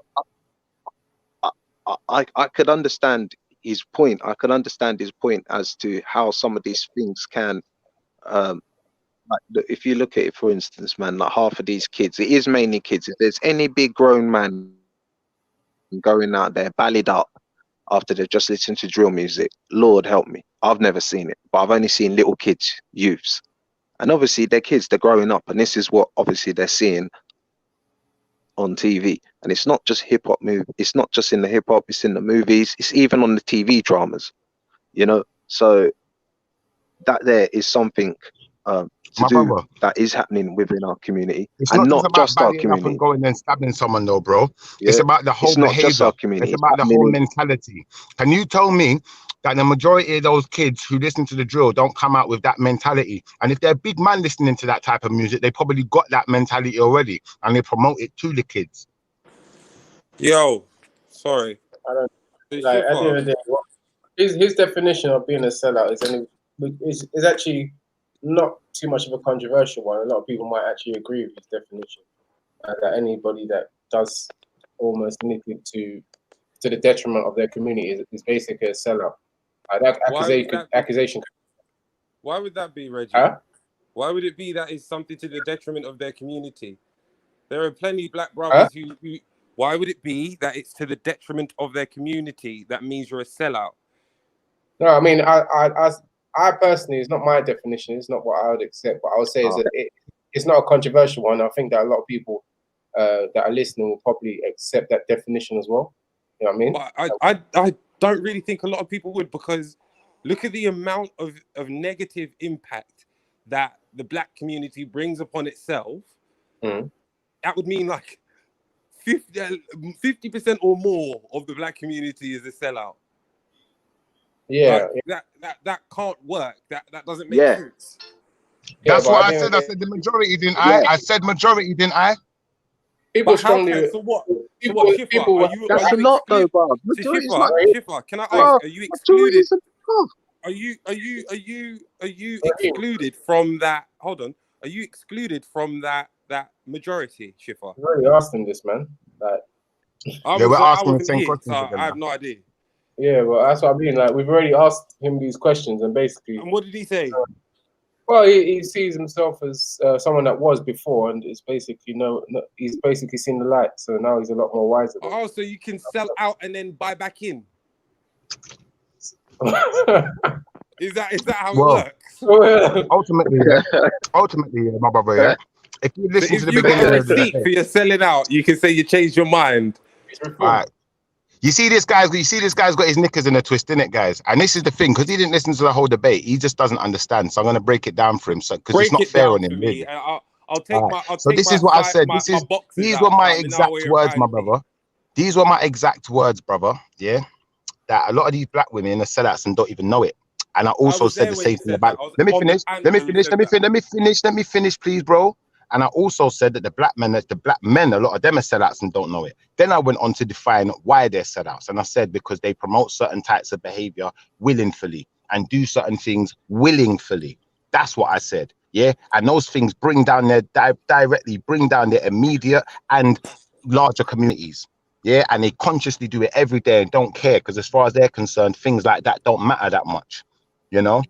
But at the end of the day, you know, if you want to get into it, you know, you need to know the real schematics of what's going on in it. So if someone doesn't know that they're doing something, that means they're doing it unconsciously, innit? I'm not saying that's ignorance. It's not unconscious. That's It is. ignorance. And It is unconscious.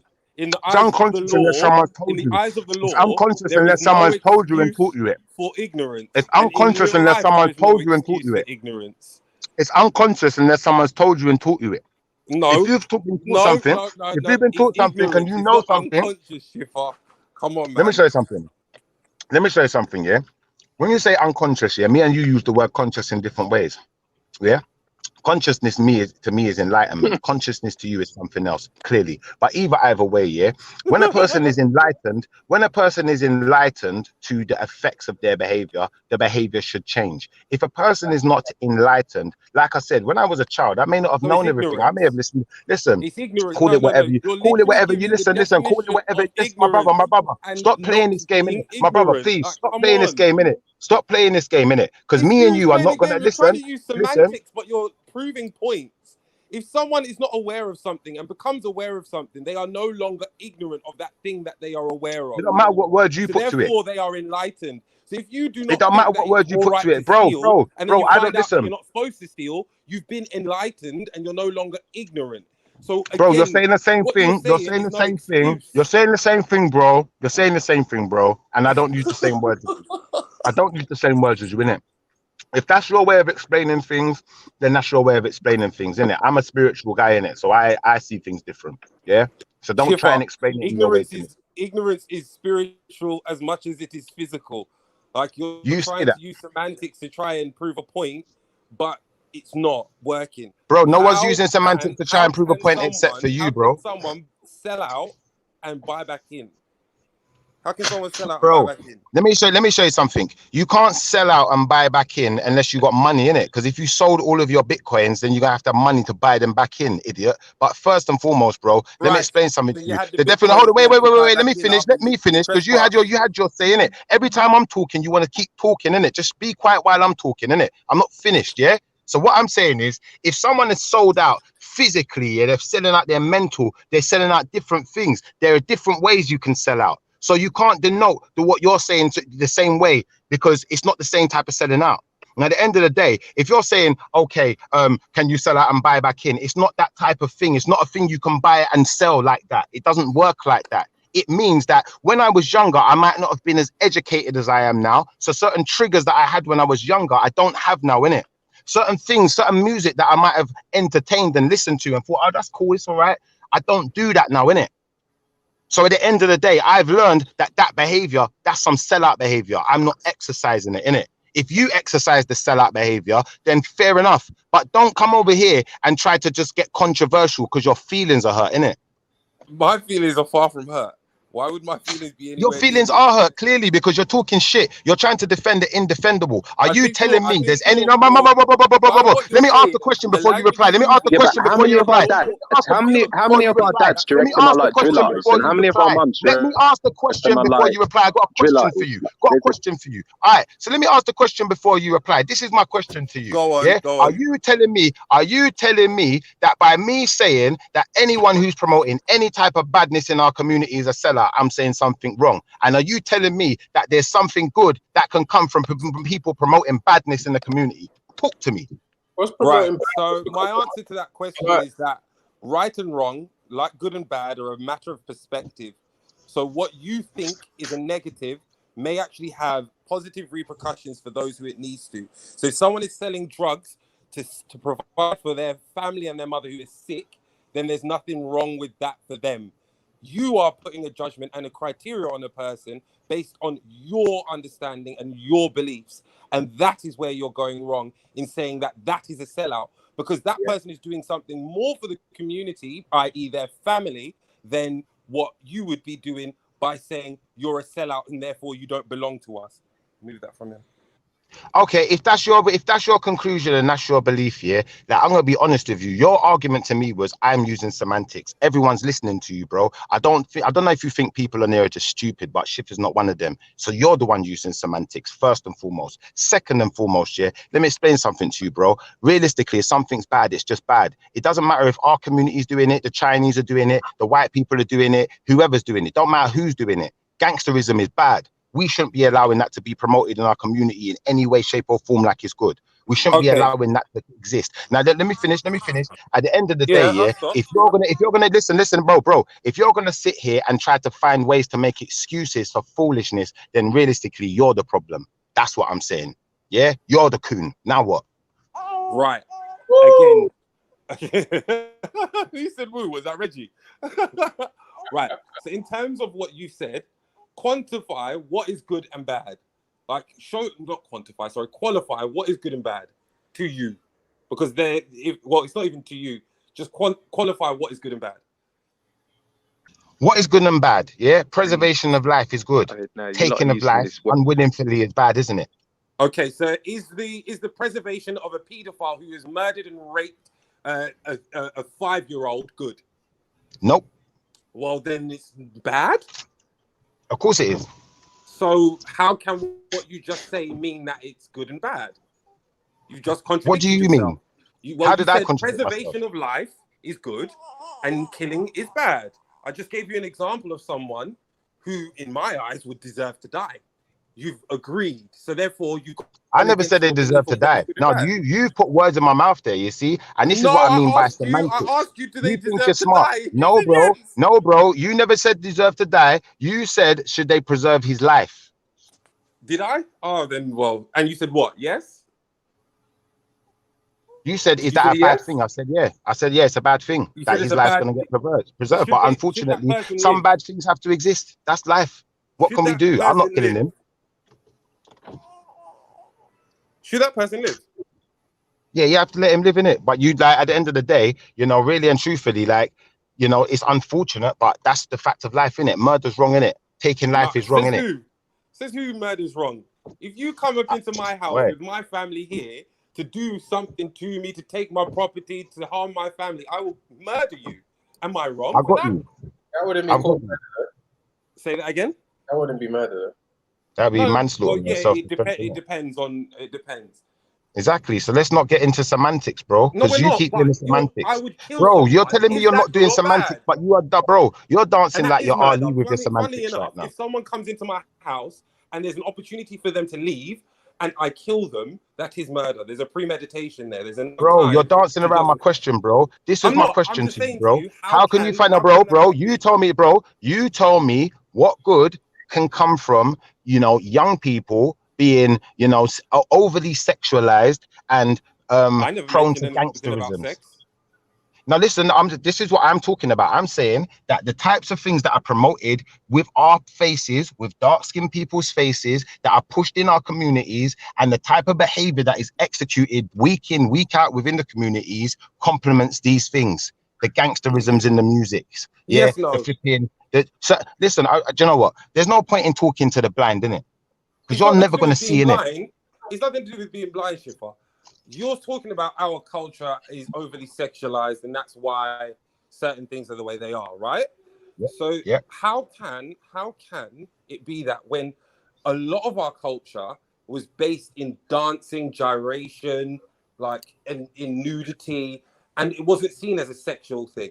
So surely the sexual component is a modern phenomenon that's coming in at some point. So how can you say that these things within our community are bad when they've been there before anything? It's the sexual. It's Bro, the let me explain individual something to you, yeah? ideal of Let me ideology. explain Hold something on, to you, hold on, bro, hold yeah? on, hold on. Let me explain something to you, bro, Hold yeah? on, Let me hold on, explain hold something on, to you. hold on, I'm hearing hold what on. you're saying. Go Hold on, you on, finish, hold bro. on, Finish, hold on, finish. hold on, hold on. Because you think I got all day for this foolishness, Hold innit? on. It's like, for example, a woman's breasts. Men will turn around and they will get sexually excited about those breasts. They will be like, oh, look at them. They're big, they're small, they're this and they're that. But the nature of a breast is not to be sexualized. It has become that. So how can these things in your eyes be a negative?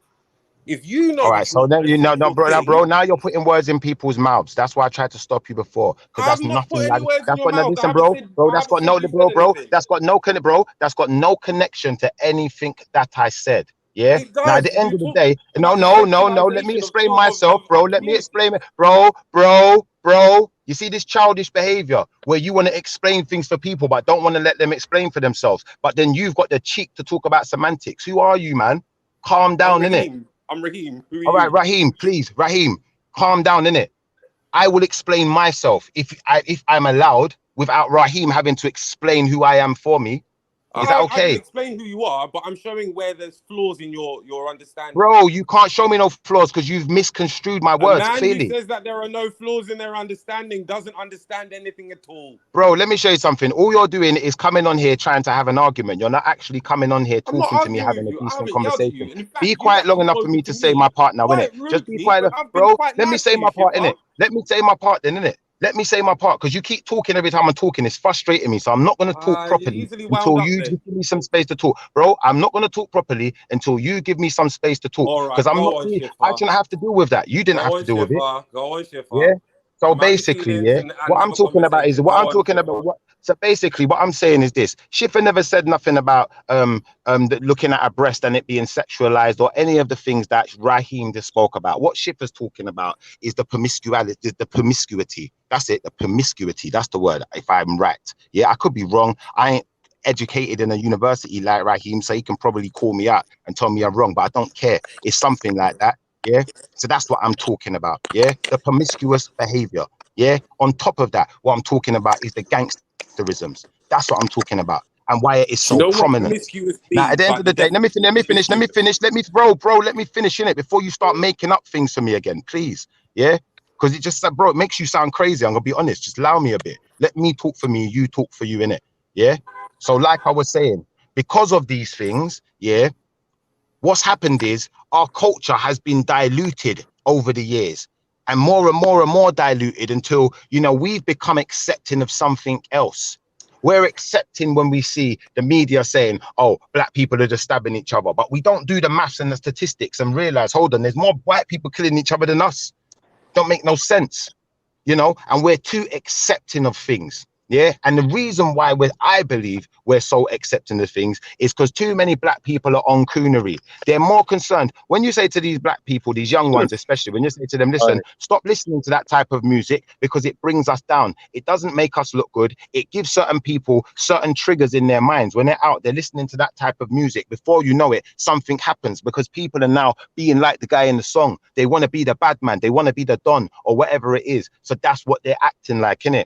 Now, when you try and explain that to Is them, that how you you know, feel? they Is think that how you feel? bro, Is let that me finish. Bro, when you try and explain it to people, yeah, how you're you telling me, is feel? it how I feel? Bro, let me explain something to you. It is When you nasty try and because he said explain, in my bro, opinion, so it is his bro, let me feelings. finish. Let me just finish, please. Let me just finish, please. Let me just finish. When you try to explain that to people, what you find is everyone's trying to fight you down and everyone's got an excuse why they can carry on listening to it and carry on doing it and carry on acting a certain way, carrying on like a bad man and carrying on with your criminal behavior or whatever it is you're carrying on with.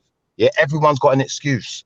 So at the end of the day, for me to say on that evidence alone, that I believe a lot of black people, if not majority, are on some coonery nowadays because they don't want to stand up and be counted and say, do you know what? All right, let me change the circumstance. Let's not allow that to happen. Let's not allow this to be promoted to the kids. And then when they've gone too far with it, we just want to throw them in jail and act like it was all their fault. You know? By the end of the day, it's not you say your piece, innit? I'm done talking. Cool. Is violence Right. So against another black person, is that coonery and is that selling out? Or is promoting and threatening another black person, is that coonery or selling out? As far as I'm concerned, yeah, violence against your own, of course, is coonery. Like, there's gonna be Okay, so violence then, in any so community. then, Let me finish. no, but I've Let asked me you a question. finish. I wanted that Bro, to be you've finished asked a question. I've answer. not finished my answer because I want to clarify. Did I though, want to Shiffer? You clarify my said answer, yes. innit? I want to clarify my Shiffer, answer. Don't take the you first piece don't of my need to answer and try and run clarify. with it. Yes, Bro, let me please, finish my Shiffer. answer, innit? Bro, let me finish my answer, innit? The fuck, Oh, man? Lord of mercy. Let me finish Go my on. answer, innit? All right. Deanna, Just calm the fuck down, innit? Yeah? So what I was saying is, It's yeah, just obviously there's going to be violence. emotions Bro, taking you obviously, bro, over. please, man, please. I'm not finished my answer. Until I'm finished, I'm not going to stop talking, innit? Allow me, yeah? You asked the question, innit? Yeah?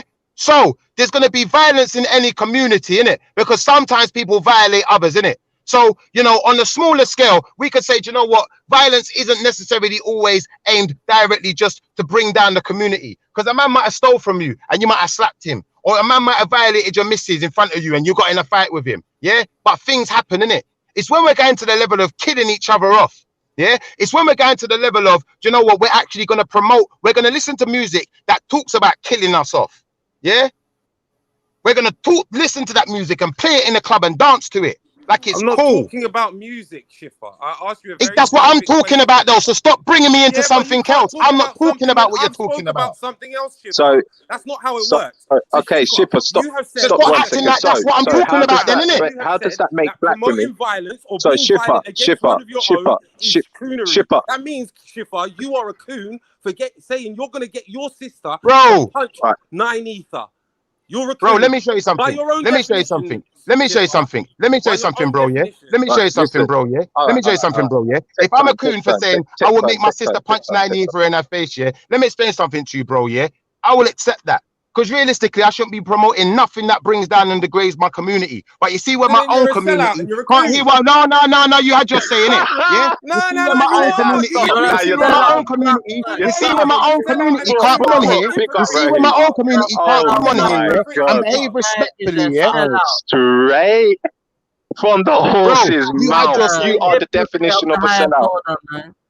Bro, you are had the your definition. food is You are the highest you had order your say, innit? You definition had of a your say, innit? SO.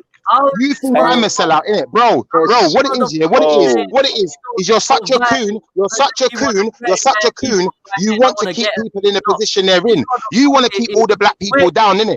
You are the biggest coon of all. You are the real Uncle Tom. You probably come from a long line of Him Uncle down the Toms and streets, you know what they gatekeepers. shout. That's why you and Shahid or whatever his name is on They here don't call talking him Schiffer, shit. they go Because you're the SO. gatekeepers, innit? You are the gatekeepers, innit? Talk that shit in my When face, innit? Schiffer pulls Don't up, talk yeah, such you wickedness see when online, Schiffer innit? pulls up on his Say it in driveway, people's yeah, face. the youths go SO. SO. You are the problem, Schiffer. You try to pretend Bro, like you are the problem. You are the coon fam. You are Tom Coonery. Tom Coonery should be your middle name. That's who you are, bro. That's who you are. You're one of them suck pussy boy. You're a suck pussy boy. That's what we call you. We call you suck pussy boys. You see you suck pussy boys, yeah? You're so scared of the system, yeah? You would never come out and say nothing controversial. You're so scared. You're a suck pussy boy. Suck it, pussy. Pussy. Suck it, pussy. Suck it, pussy. Suck it, pussy. Father Raheem. Father Raheem. Bro, these brothers who say that I'm a where have you sellout, been they're all day, probably G? the black. Bro, Where these have are the you boys. been all day? Listen, I'm not even being funny, yeah? Where Not being have you funny. been all day, These bro? brothers probably hang around with just white boys. They don't even hang around with black people. But they're calling me the coon. But because they're so comfortable in their lifestyle, because they're so comfortable with what they're listening to and the foolishness they get up to, they want to call me the coon. But they're the coon. Yeah, I do hang You're around the with a real few white coon. boys, you know. You're a fucking Sambo. You are Sambo Junior. You might as well link up with Jupiter, mate. Bruv, even my white You boys, might as well be listen, Jupiter's even my husband. white You friends are be telling you you not. are going to be the next Jupiter's husband, Captain Sambo. Change your name to Sniff That Cold. Bro, change your name to Pussy Boy. Suck Pussy Boy. Suck Pussy Boy. Sell out your mother's fatty hole. Yeah? SO here, you know, bruv. We've got the If top you of don't the want to top. argue, we can argue, you know. We can argue. Put your camera on. Put your camera on. Put your camera on. If you're really bad, put your camera It's not on. an If you're argument, really bad, man. put your camera It's on. not an If you're not a argument. pussy, if you're not a pussy, if you're not a suck pussy boy, if you're not a suck pussy boy, put your camera on, bad man. Waste, man. I told you. If you're not a suck pussy boy, put your camera on, bad man. How much of All you of are this bad, here, man? yeah, is letting us. You're really bad, innit? You know, You're bad you on know the when he was talking internet. about All of you them coons, youths, yeah, all you the know them coons, youths who out talk to all the that coons. talk, innit? So hold on, Out to the coons. sorry. Why don't you come This to is the the road? sellout. Out to the coons. Waste, man. Of being what? Of being a Killer pussy. coons. Or not putting. Come on, Yeah. Schiffer. Behave, Schiffer. Behave, man. You're better than this. 8 hours to coon. The biggest SO. How educational. And this is what we call it. What's the Your word coming mic's muted, by the way, Shiva. Shiva, Uplifting your mic's community. muted. Your Listen, mic's muted. Shiva, your mic is muted. I'm actually telling you, your mic's muted. His mic is muted anyway. Like, you run ahead. Schiffer, your Understand, yeah?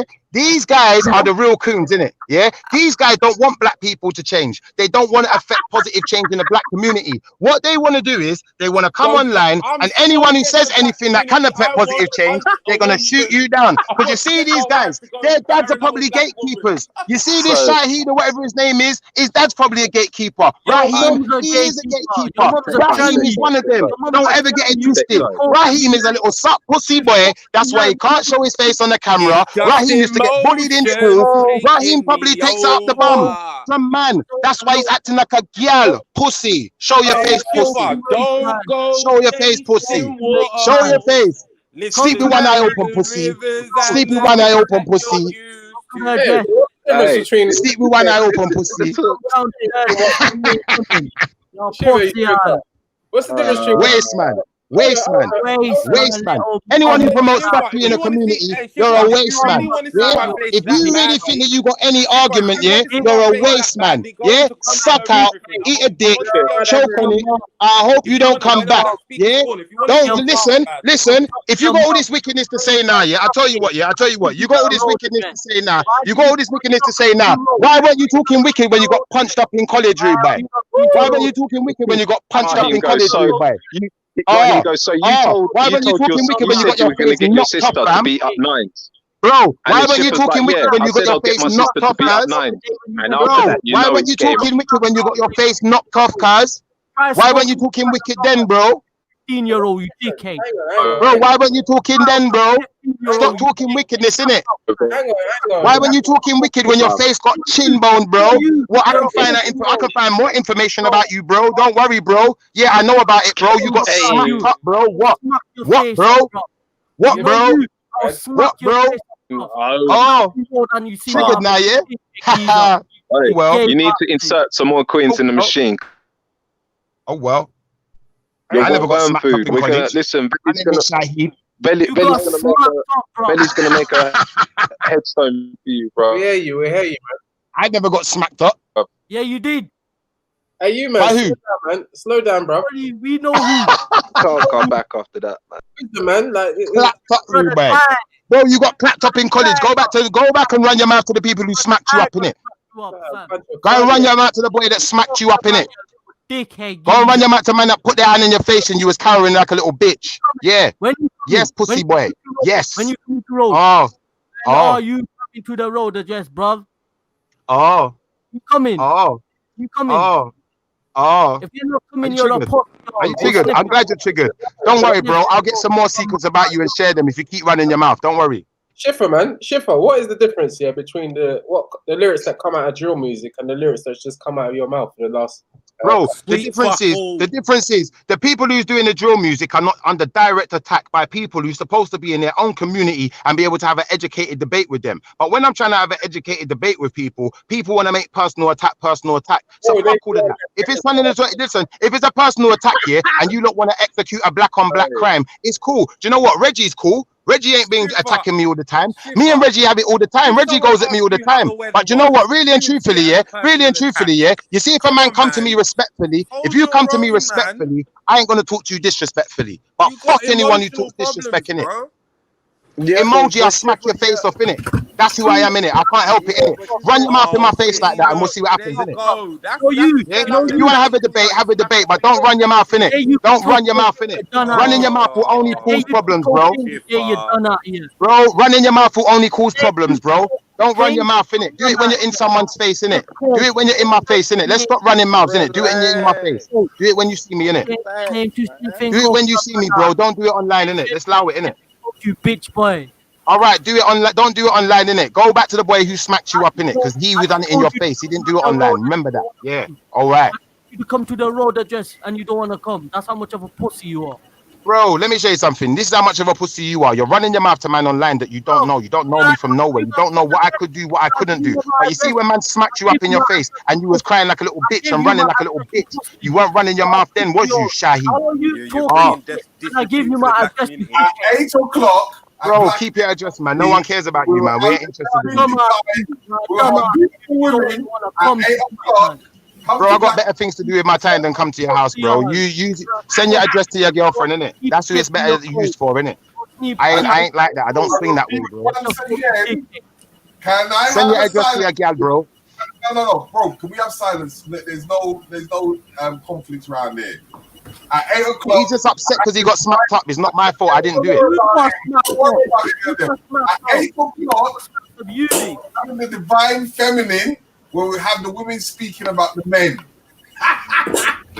We should do that. I have no problem with it because I'm not a bitch boy like that, innit? If we're gonna have a discussion, yeah, I'm happy to listen to what everyone's got to say. Allow the personal attacks thing, because you see, if we get the personal attacks, we're gonna do some bitch boy stuff. It's gonna turn into bitch boy territory. I hear you. Let's take that. Let's take that to the back room. Forget all that because it's not getting. We're not getting anywhere with the arguments. So Terry, Huh? Schiffer, Terry, what should we do with the Cardi B's and the Megan Thee Stallion? Should we stop people listening to their music, or what we should be doing is really and truthfully, yeah, that's exactly what we should be. We should be boycotting anything that does not promote something good for our community. We shouldn't be listening to it. Yes, I know that we can show an example, but if someone's gonna listen, they're gonna listen. You can't stop them from listening. And I call that coonery. Thank you. But whatever you want to call it. Can I just jump in on that? Because the repercussions of boycotting those two artists would have negative impact for their families and therefore the community. No, if it hasn't, listen, you're saying it will have negative impact for their families, yeah? Woman, as much as I hate Megan Raheem, they need to Cardi speak up, B, bro. and I can agree to an extent about them, they shouldn't be allowed to rap the way they rap because it's I find it disgusting. But they have a career, they're earning their money off of this shit. So if they are no longer earning their money, what happens to their family who they're providing for? They need to Virgin, they can get a Ross Clark job in it. Go get a jobs. Board and work out some other lyrics that are more positive. Exactly. Thank you. Thank you. Someone with common sense. This guy, like Raheem, not being funny, bro. Yeah, it's like you, bro, not being funny. Raheem. I just want to say one thing. I'm gonna shut up. Yeah, Raheem. It seems like you're just coming on here to try and antagonize me, bro. That's why I'm going up. You know, be conscious. How can you expect them to make a living off of being conscious when there's nothing conscious about them and they're too far gone? So what's that got to do with black women? No, we're dealing What has with it got to do with black women? Good question. Wait, Schiffer, we're dealing with the particular thing that Schiffer mentioned when he was talking about, I think he mentioned drill and he mentioned gangsterism being promoted. And this was negative because it was having a negative effect on the community. So That's I asked a question, what do we do in regards to those people who are promoting a negative image within the community? Somebody suggested boycotting their music, and Raheem was against it. Schiffer puts profit first over what is best for the community. But hold on. But Reggie, we're talking about what is best for the community. But aren't they mirror reflecting what's happening in the community? No, they're not. They're just exaggerating. So where glorifying it. Wait. Where did Cardi B come from? Where did she come from? I don't know. What did she do? Stripper. Okay, so she was a stripper.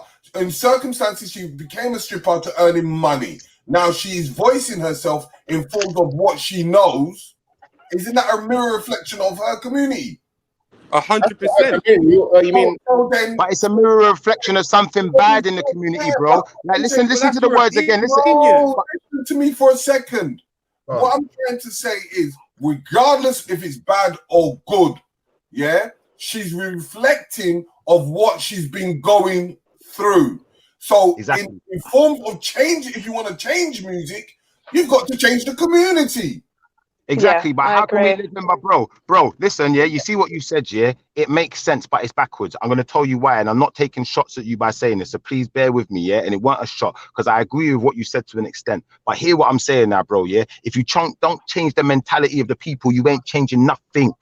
You can talk about changing the community who you want, you're never going to change the imbalance of wealth. You're never going to change it, that's not something we can physically do. But what we physically can do is say we're not going to promote certain things in our community no more. We're not going to lift people up. We're not going to lift people up and promote them for doing badness no more. But who are them? Who are the majority? We got way off the topic, I think we got way off the topic. Hang on, I think Mr. Riggs is being slightly disingenuous. We know that entertainment usually the storyline set out for a certain objective. It doesn't always have to reflect the community. The storyline. But then Reggie, you trying to be hold on, Reggie. Have you been in the slums? Have you been in areas where it happens? I have, and I've seen all this stuff. Hold on.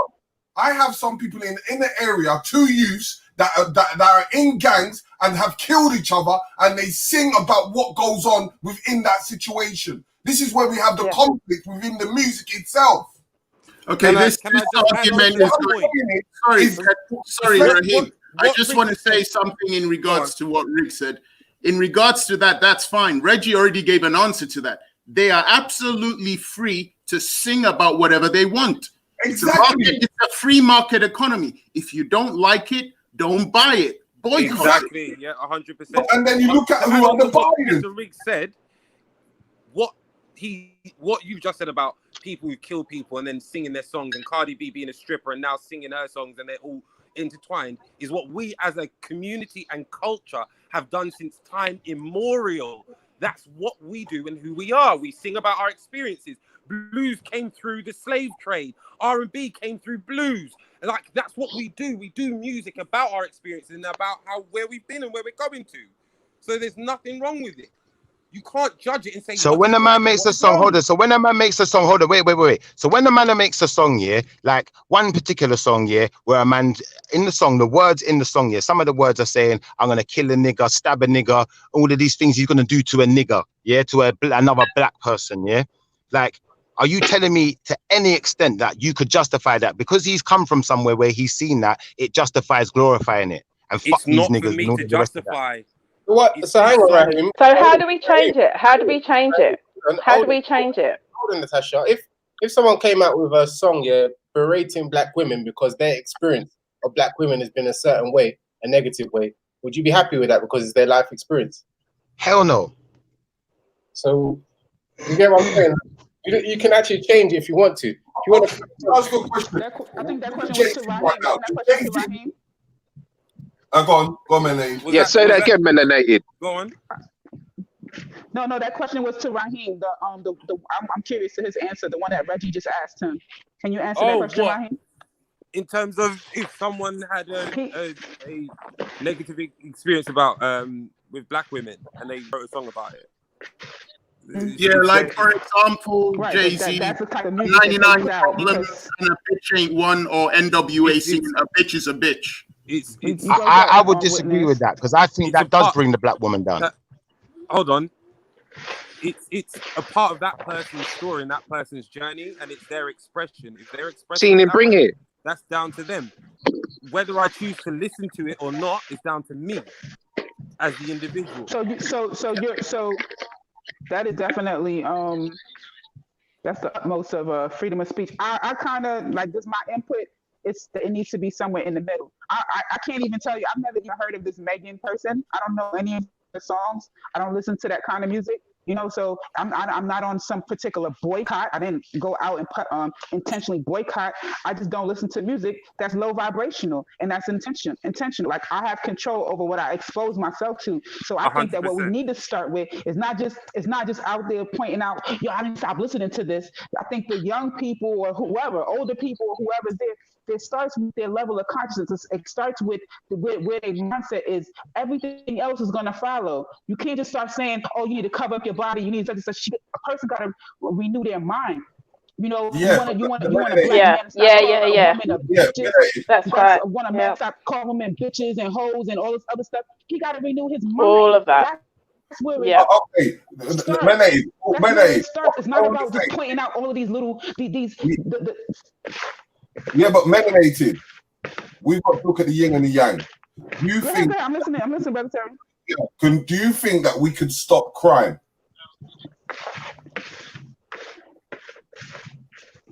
No, there will always be some element of crime. Yeah, so there's going to be some elements that some youths are going to go into that direction. Yeah, and that's going to be their story. No, but Terry, you know what? If we change the predicament of those people in those positions, we can lower the numbers down, and we haven't. You We can't don't do change that. the predicament of someone who's already gone through it. No, You no, made a no. time I'm machine. talking about changing the predicament of a lot of the lower But not class only that, but I black think they people. got climbed up. Or hold on, sorry, one moment, Melanaid. Just changing the predicament No, that go ahead, people go ahead. are facing. If we really need to listen into the lyrics that some of these young men in particular are saying, we need to take it on. We need to adjust ourselves and think to ourselves, why are these young men talking about this? Why is this glamorized? You know, I'm a bit disappointed, Schiffer, about the sellout comment, because we've had some masters like Nas, Public Enemy, that have been top lyricalists, and we don't want to close the voice.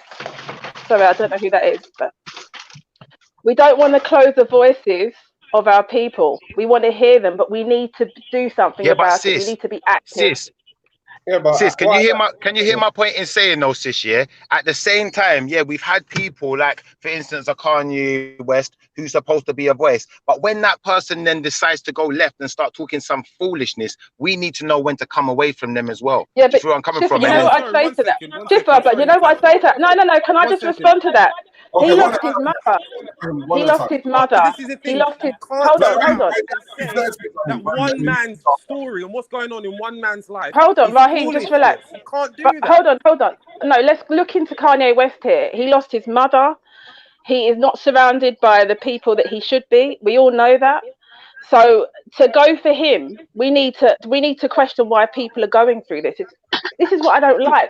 Everyone's folding their arms, pointing, blaming, but no one wants to support and do the village approach that we have been doing for years.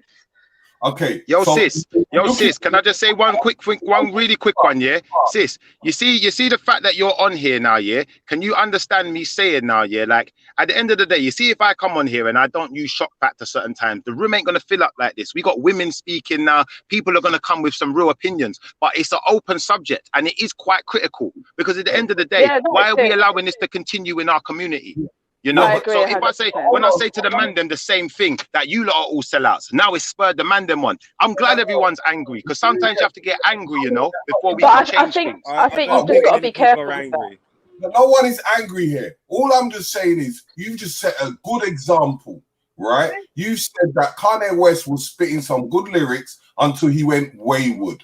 If you look at that, the frequency of his music and his lifestyle, you will understand that he's speaking from his lifestyle all the way through. But Terry, That's right, Terry. Terry, what I wanted to say is, just because you have that lifestyle doesn't mean you have to put it in your music. For instance, Black Americans in Detroit created techno music. They also created house music. You even got poor Black Americans who do jazz, but in their music, they ain't preaching about gangsterism and bitches. No. So Hold on. No, but what I'm saying is you can't make the excuse that just because you live in a particular neighborhood, you have to put that in your music. No, but remember, Riggs, where you're coming from, yeah? Yeah, hold on. Let me speak before you speak.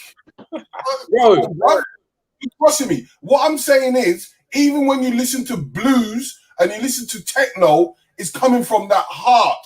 So when he's coming into a dark period, he will bring out dark music. If he's coming in a happy time, he's going to give you happy music without even verbally speaking. So when you look at now, music, bro, I agree with you, no? I agree with you, bro, yeah? But you see, the thing is now, yeah? You see, when you promote certain things like it's good, that's when I disagree. If he's doing it in a way where he's trying to explain something that's bad that's happened in his life, I get that. But when it's promoted like it's something that's good, like it's fun. let me finish. Because what I'm trying to say is, even in form of African folktale, we put our stories within the music. It's always been our tradition. That's exactly what I said, Riggs. I'm against censorship. We should be censoring you. I was very specific with what I said.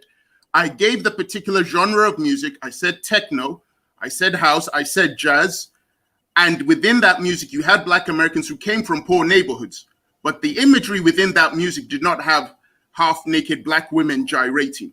The imagery within techno did not have black. So all I'm simply saying is just because you grow up in a particular neighborhood doesn't mean that you automatically have to start showing half-naked black women and You've got to be careful because you're going down the road of censorship. And if you do that, you're closing the voice. Censorship. I didn't say. No, you no. Sorry. Misunderstood what I said. I didn't say anything. Yeah, I but said you're comparing rap, which is lyrical, to jazz and to areas of music that are used with instruments. No, So hold on. Let's no. clarify Hold on. something. Techno, jazz, all of that, they can be extremely lyrical. Don't get it Okay. twisted. You have to look within the subgenres. There's Can y'all let her acoustic rap finish as her well. thought? Yeah, but no. Let him go on. Because I was trying to get to a point where we need to look into the history of rap and what it's done for many conscious men, and it's brought out a lot of political. Sorry, I can't even hear because my mic is really. Whoever's doing that. Yeah, no, I was just saying, I just want to be really careful with censorship because once you close that voice down, you don't hear them and they're suffering in silence. So I'm really like, my thing is, okay, look, we've heard it. What are we going to do about it as adults? What are we going to do to change this position?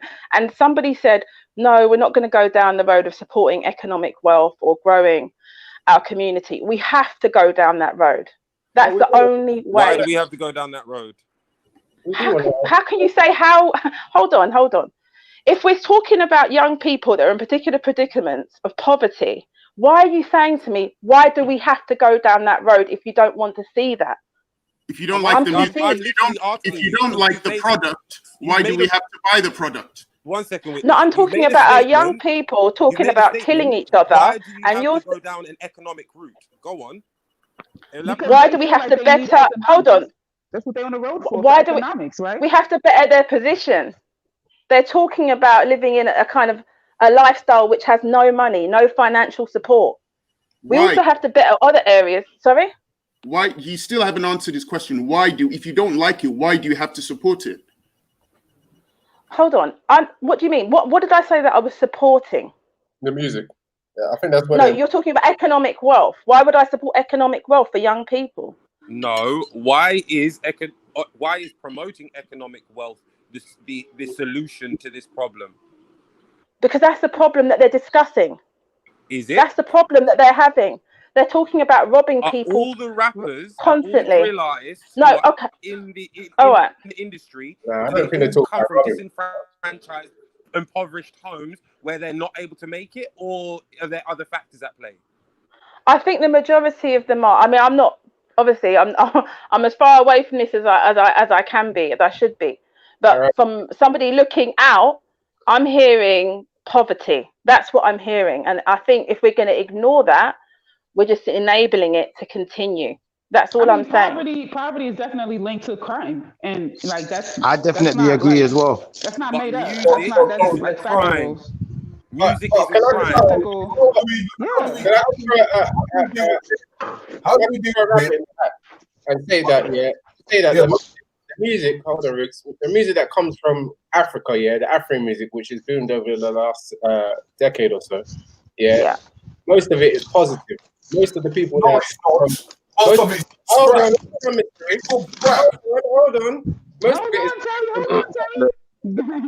from people that are in extreme Did it Ron, yeah. Rap, yeah. Real stuff. and it are real. Yeah. Yo, y'all talking right over Reggie. He But was literally in the these middle of his sentence. other rappers now, yeah, I'll take. I think Nati's phone is breaking up. He can't hear. Hold on 1 second, Nati. Let Reggie. Go ahead, Reggie. I was just saying that the Afro beats, which is probably eclipsed a lot of the other music, other than like hip hop and R&B. Most of it is positive vibes. You get what I'm saying? You don't really hear much of that kind of negative nonsense that you get in other songs. And yet those people are coming from poverty as well, and they experience even worse. But hold on. But what I'm trying to say to you, so you're trying to tell me Wizkid doesn't degrade women in his songs? What you mean in terms of the videos? Or sexualization. Some of the songs do he doesn't sell sex. Degrade women still, and I don't promote them either. Regardless of how you see it, is that you got to understand who are the massive buyers, who are making these people generate generational wealth. It's not us. If you're talking about Fela Kuti, I listen to that one. You've got to look at what are they coming from. So Yeah. if we're not tackling the both ends, nothing's going to be done. No, something can be done. Within the industry itself, there is a machine which is determined to promote a particular type of imagery. There are artists, there are other Big up artists, Witness, you know. there are other artists who want to do other things, whether it's in hip hop, R&B, or drill. But for some reason, within the record labels, they are not interested in publicizing or promoting those artists. So the other artists, it goes back to Who's buying it? That's yeah, right. Who's buying it? that was the point I was getting to. You didn't let me finish. The point is, if you keep feeding people one particular thing, they will have an earworm and they will have no other choice but to buy it. You don't, if you reduce the amount of choice they have, they're just going to buy what you give them. They don't have choice. They're just being fed one particular thing constantly. So that's the only thing they're listening to.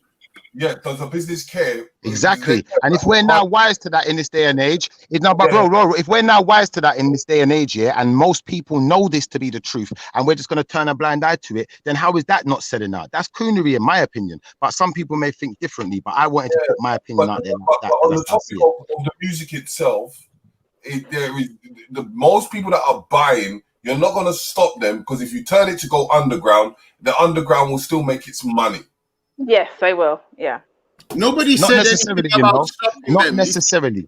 Nobody said anything about censoring. Nobody said anything about stopping them. So I don't know why. Just not promoting it in the mainstream. That's all I'm saying. So it's not in everyone's face all the time. That's all I'm saying. Yeah, but who controls the industry? Who controls the industry? The Exactly. Jewish community control it. The Jews. I ain't gonna say who controls it. You There's lot a know. reason why our young men are in this position, and people need to wake up to this. It's not a joke. We need to support them, and we need to do it fast, because it's getting worse. So how do we support them? Listen, I'm gonna be honest here. I'm not gonna attack no communities. I'm not gonna say it's the Jewish community's fault. I'm not gonna say it's the white people's community's fault. I'm not gonna blame anyone other than look at ourselves and say, what can we do other than take the plank out of our own eye and stop thinking that this foolishness is acceptable? Because it Wow, I can't believe you said that, 'cause you had no problem blaming it on the Let me black ask the women. question about Shifa. Because you No, said but Raheem's question hasn't been answered, though. Raheem asked a question.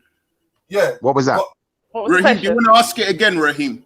How do we change this? Like, everyone is saying stuff and saying that I've mentioned economic wealth. We shouldn't. Say that again. I don't think that's enough. I think that we have I've to mentioned literally economic boycott it all. wealth. We need a village I've said- approach. We need Yeah. our moral code needs to go up. Yeah. We need a village approach with that. We need strong community leaders to Right, but get how up. do you And get this? some of our You're elders saying are what we not need, you're doing saying right. the how. You're saying Do you know what the we funny need, thing you're is, yeah, not saying the sis? how. Okay. You see between you and melanated, yeah, as far as I'm concerned, between you and melanated, you two have got the answers, yeah. And unfortunately for the brothers, them, yeah, the brothers, them, sometimes ego is our biggest downfall. So ego is gonna stop us from progressing in this area, because the sisters will have the conversation. They probably just won't have it when you're around. But Shifa, moving forward from what Raheem asked, And Witness as well. Big up yourself, Witness. Cheers. Raheem asked a very important question, which I don't think has been addressed. It's very complicated. It's actually I've quite just simple. said it though. He said how. How? We follow the models from other communities. Sorry, go on, melanated. Sorry, go on. No, you go ahead, sis. No, I was just saying we follow the models that have worked in other communities. We know the village approach works. It worked in the Jewish community. It worked in the Asian community. There's no reason why we shouldn't be doing it. Okay, Do we you're agree or saying disagree? What we need. You're not saying how we go about getting That's it. a very big How? question. I'd have to come back to you on that. That's not an overnight thing. The reason why I asked that, the reason why I asked this is because a All lot right. of people. Sorry, I've got to go constantly 'cause I've got a phone call. No, no worries. Raheem, Constantly Raheem, say I just wanted to what listen. we Raheem, need, can I but just no say one that has the answers first as to house? how we're going to achieve it. Y'all can't hear me. Raheem, can We I just answer? have to let the sisters speak. If we really want to achieve it, it's the sisters that we have to look to, because the sisters are the only ones that really understand the dynamics of these little situations, because they're the ones raising our kids. So they're the ones who's going to be able to tell us when them kids are coming home.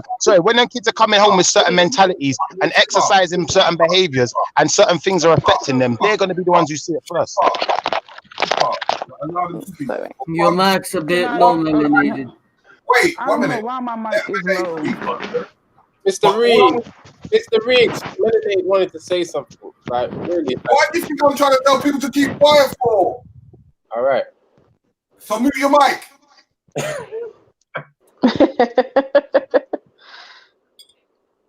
Can y'all hear me now? Better?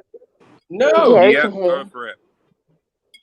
Okay, so in regards to Raheem's question about the how, I'm thinking that the first step is putting the Black family first, right? Ah, That is great the one. first. Like it. Yeah, go on. How do we go about that? How do we go about that?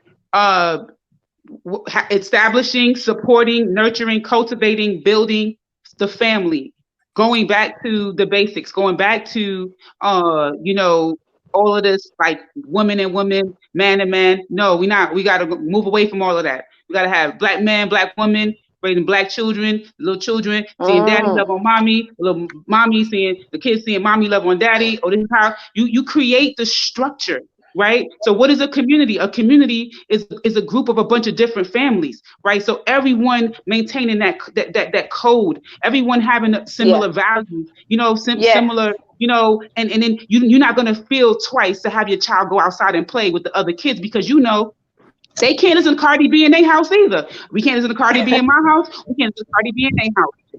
So, Melanated, if you remember, about 4 months ago, I said the exact same thing. Do you remember that our community should start with our household? And it's very true.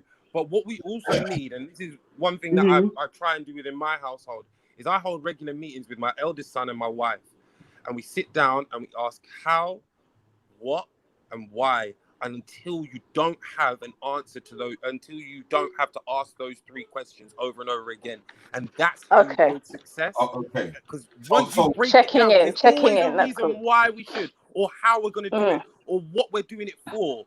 But we forget, I think us as a community, we're too het up on what we want to happen rather than how we're going to go about it, what we're going to do it, and then why we're doing it in the first place. These are the things we need to look towards. Okay, Raheem. Okay, you see your family's doing that. Why isn't your neighbor, or not necessarily your neighbor, sorry, or a family that's not doing? Why are they not doing that? Because they haven't discovered You've got it. this. The only reason Right, and why haven't they I did that is discovered it? my mum and Because dad we did haven't that to come me. together. Right, but we haven't come together. So that's all good going down generations, but we haven't come together. Do you see what I'm saying? That needs to take place. Hang on. Don't you think that a lot of people don't have an ideology or beliefs that believe? There we go. No, it's true though. A lot of spiritual belief doesn't have to necessarily nothing to do with beliefs. Because as I said, let me explain something. I used to work for one of the biggest advertising companies called Saatchi and Saatchi. And I saw what was going on in there. It works with psychology. They get psychologists in there specifically to target their markets, right? So you've got to understand it comes in a form of repetition. So if you're not able to control your household, and coming back to that family, every other person is going to be different because whatever they've been targeted, it's like in the fashion world. They will tell you yellow is in. And everybody will go in the summer and start wearing yellow. Or if every man has their own ideology as individuals and says that, I want to live my life the way I want to. I don't need to have... Yeah, but you don't have to have a code of conduct. There's a code. If all families have a code, regardless of your religion, and we follow by code, everyone will fall in place. There needs to be a code.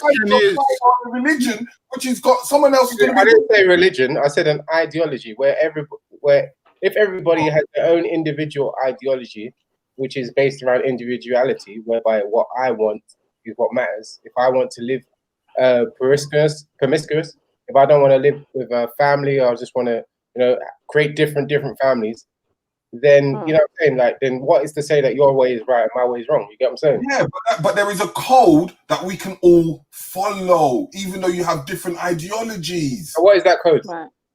Don't listen to the music. So we're back. I think we're missing it. The thing that everyone was agreeing on was the code about the family. When we're against giving the Yeah, but example that's of the family. that's what I stand for. That's what I Yeah, do. but I know that's what you stand for. But you mentioned something very interesting, which I mentioned earlier. But you mentioned it in regards to Saatchi and Saatchi, and you talked about the psychology and the marketing techniques that they use to promote a particular image that through repetition that makes people adhere to it. Now, how would we use those same techniques within the Black community to promote the Black family?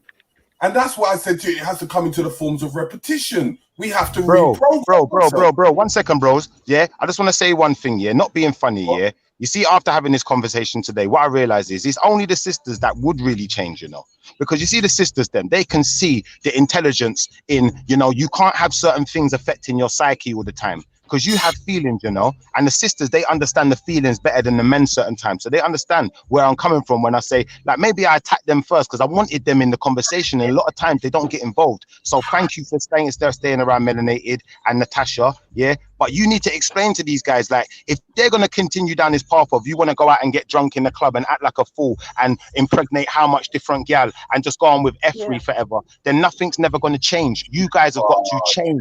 Shifa, it's a forum that we're discussing. As I said, so big up to all the sisters, because I know you thought I was trying to draw you down at first, but really, sisters, I would only ever build you up. I only said that to be controversial, to get you all in the room, to hear what I'm saying and get on my mindset, my level, because it's not about the sisters are all sold out, you know. It's about we're all selling out and we're not even seeing what's going on. Shifa, there is things that are happening. You may not see it in one side, but you might go somewhere else and see it in another side. Wait till 8 o'clock tonight. I'll go on Black Eyes TV and you'll find the divide. Yeah, Hey, you're going up good, Mr. Riggs, man. You're promoting your channel. Huh? He's plugging it. Of course, I'm always plugging it. Veli's my brother, mate.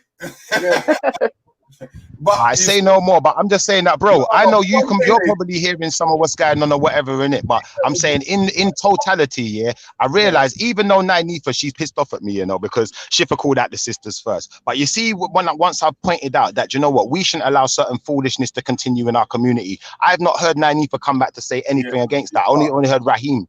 And I've heard certain men say, oh, but you can't censor the youth them or whatever. And, you know, they're talking about their life, but they shouldn't be glorifying. Let me just finish, bro. Let me finish the train of thought in it. Yeah. They shouldn't be glorifying anything that's bad or denotes anything bad within their community, or that talks about harming their own people, or that talks about sexualizing their people to the point where they can't even keep the household together. So like Melanated said, the focus has to be on the Black family and keeping that structure really strong. Now, how are we going to keep that structure strong with so much promiscuity, with so much gangsterism, with so much man in a jail, with so much man doing F3, but then the youths them are learning from what they're listening to the music and what they're seeing on TV. We were just discussing that. I mean, we were just discussing that. To be honest, Raheem was actually promoting the family, but he's gone now. But I was asking Terry, through repetition, how would we go about promoting the family? Because and that's the reason why when you see me putting up Black family first, I'm not just doing it for the fun of it. It is that form of repetition. The more you see it consistently, the more it gets into your mental psyche. Okay. Can I just say Think something about as it. well to What do add you to think? that? What do you think of those, Mr. Riggs, that have not put Black family first? Huh? What do you think of those that have not put the Black family first? Those that don't. Yeah, those that don't put the Black family first. I can't save everybody in the world, but if I know that I can save 20 people, that 20 people knows another 20 people, and that 20 people knows another 20 people, so the word will get spread sooner or later. What are you saying? Them men are lost. Huh? What are you saying? Them men are lost. The ones that didn't. Yo, Reggie, stop being messy. Listen, let me Reggie, stop being messy. Yeah, what I wanted to say is that, you know, to go along with what Tosh was saying, as far as like, you know, like she was pointing out, Raheem is doing this, and she was like, how come his neighbors or the people immediately around him don't have that structure? One of the things that we need to do is we need to have organizations. They can start small. It can be a group of different families, and then you can continue to add more and more families. But we need to have places where the women gather together, where the men gather together, where where families all gather together, and they create that culture. They create their own norms. We need to get back to those things. This is why, you're not going to see when you see. I go see the Nation of Islam and the Muslim man, the Muslim woman, and the little children together, and then guess what? Then it's a group of them. You know what I'm saying? It just look beautiful just to see them all on the same accord, all on the same level. Like they more. One person is not talking reckless to his wife, and they be like, hey, bro, like don't treat the sister like that. I mean, if you want my wife to talk to her or something like that, and they have a code, they have structure on how to handle it. Yes. So Yes. this is where we need to get back to. We need to start coming together. Whether you don't got to have your organization have a name, and people get all caught up. Do we need to do an LLC, a nonprofit? You ain't got to do all of that. Just stop staying in isolation and come together, break bread, and build your community. Whether it's Yo, a Melanated, sports can I ask a team or question, whatever. please? Mm-hmm. Yo, Melanated, can I ask you a question, please? Go ahead. So do you think, now that obviously, we've got over the controversy of it just being a black woman who's selling out, because we know that Shipper don't think it's just a black woman. I think it's the whole black community, but I was creating some controversy. But on the note that, a lot of the things that are being promoted in our community and we're going out to the club and dancing to and spending money on and putting big money in the people who promote this foolishness pockets, like, do you think that that's a problem? If we stop listening to that type of music and stop promoting it in our communities and stop letting our kids go down that road, do you think that that would have a positive effect on what you're trying to say we should be achieving? Well, what I would say, right, and I do not want to be a hypocrite. Y'all should see me. I got a little smirk on my face right now. I do not want to be a hypocrite. I think the biggest thing that sets the standard is the example that your parents play, that the parents play in the household. Because my mother didn't always play gospel music in the household. I saw gyrating and winding up. Why? Because my family is from the Caribbean. We're not people that just sit with our two hands folded up and our legs crossed and we just sit there and talk. We have a very festive culture where people are dancing. I always saw men and women dancing with each other. They played soca, they played reggae, they played salsa, they played merengue. We have a very festive culture. So I don't look at that to be derogatory. I grew up listening to, listen. I grew up listening to Beanie and Bounty and Buju talking about smoking weed and talking about shooting people. I grew up listening to Onyx and DMX. I'm not out here busting a gun, right? But when you have a balance, you are able to see that do you adopt everything from that music? I was fortunate to have a balance where I heard love songs, where I listened to the OJ and Whitney Houston and all these other things my mother would play in the house. Do you see what I'm saying? So yeah, I had the balance. I had the Diana Ross and whoever else that she was playing. It wasn't always pop your pussy and pop your ass and all. My mother wasn't playing that kind of stuff. But Melanated, they don't have that nowadays, though. Do not act like the lyrics of soca music is not talking explicitly about sex. Yeah, but melanated, it's not just about the fact that melanated. It's not just about the fact that they're talking about sex. It's the way that it's promoted. It's not just sex, it's promiscuity. That's why I defined it as promiscuity. It's not just about sex, It's not about you and your partner having a dance. It's not married to. Yeah, no, but hear what I'm saying. If you're talking about the person you're married to, that's not promiscuity, is it? Because you're married, isn't it? That they're not talking about marriage, and I'm trying. Yeah, they're not talking about marriage, but I'm saying. But melanated, I'm saying, although, we grew up and we know certain types of music we listened to, when we was growing up. I'm West Indian too. So, I know about the gyrating and the wind up your batty dance and, the TikTok and, the cock out butterfly and all of them thing there. I know about all of that. But what I'm saying to you is that's not necessarily a good thing. Just because we saw it growing up, don't mean it's necessarily a good thing. Some of it. Well, I don't know. I'm going to keep listen. I'm not saying that is the soul of and the entirety of a person. But I do think that if you provide balance, it's not necessarily a bad thing. but they're melanated. Where's the balance here?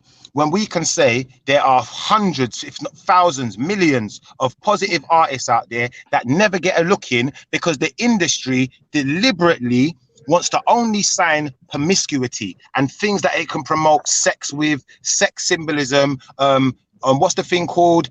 These idols, idol worship, and all of these things. So really and truthfully, like, you know, if we don't buy into that, I recognize it does No, take but more it's effort not to explore and to seek out artists that don't. But I don't paint a gloomy picture that there are no artists. You just have to seek those out, and you have to like. exactly. That's why I don't know this. I But don't why know this don't they lady get about person. I don't know melanated? one Why of them. is it I unfair? can't tell you. Why I is there know. an unfair balance in the sense that the ones who talking things that are talking actual stuff, like you see, there's loads of black people that rap and talk about stuff that's going on in the community. They have conversation in their rap, like what we're talking about right now. They talk about issues that's actually happening in our lives, but they never get pushed to the front and they're held back. In fact, it's very political, the fact that these people are held back Push them because right now. those things Push them are right now. Call out their names so everybody can research and go on Spotify and download they songs. Tell some of their artists names right now so everybody listening. You know, I'm sure it's mad people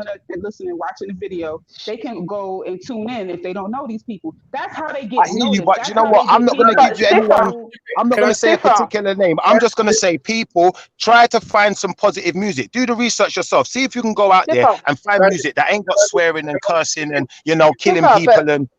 Can I just say, yeah? Stiffer, but Terry said it. Terry mentions about the market. Who is buying the music?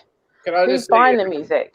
Can I just say, yeah, that like I don't understand, yeah, why the black community has such an emphasis on the music industry and the acting industry, as if that's our only, like, as if that's the main core of where our economics comes from. It doesn't, like, it is a bit baffling because no other community emphasizes the music industry. No, bro, the media shapes the dynamics of the populace. Just like when they go to war, what do they use to do propaganda with? They don't just get a gun out and send the police out and tell everyone you got to go to war. They use the media to demonize people, to paint pictures of people. That's what it's all about. I don't understand why we're still talking about this. We already came up with an answer. People were talking about the family, and then we then addressed how to start promoting the family. And That's then right. people like Melanie.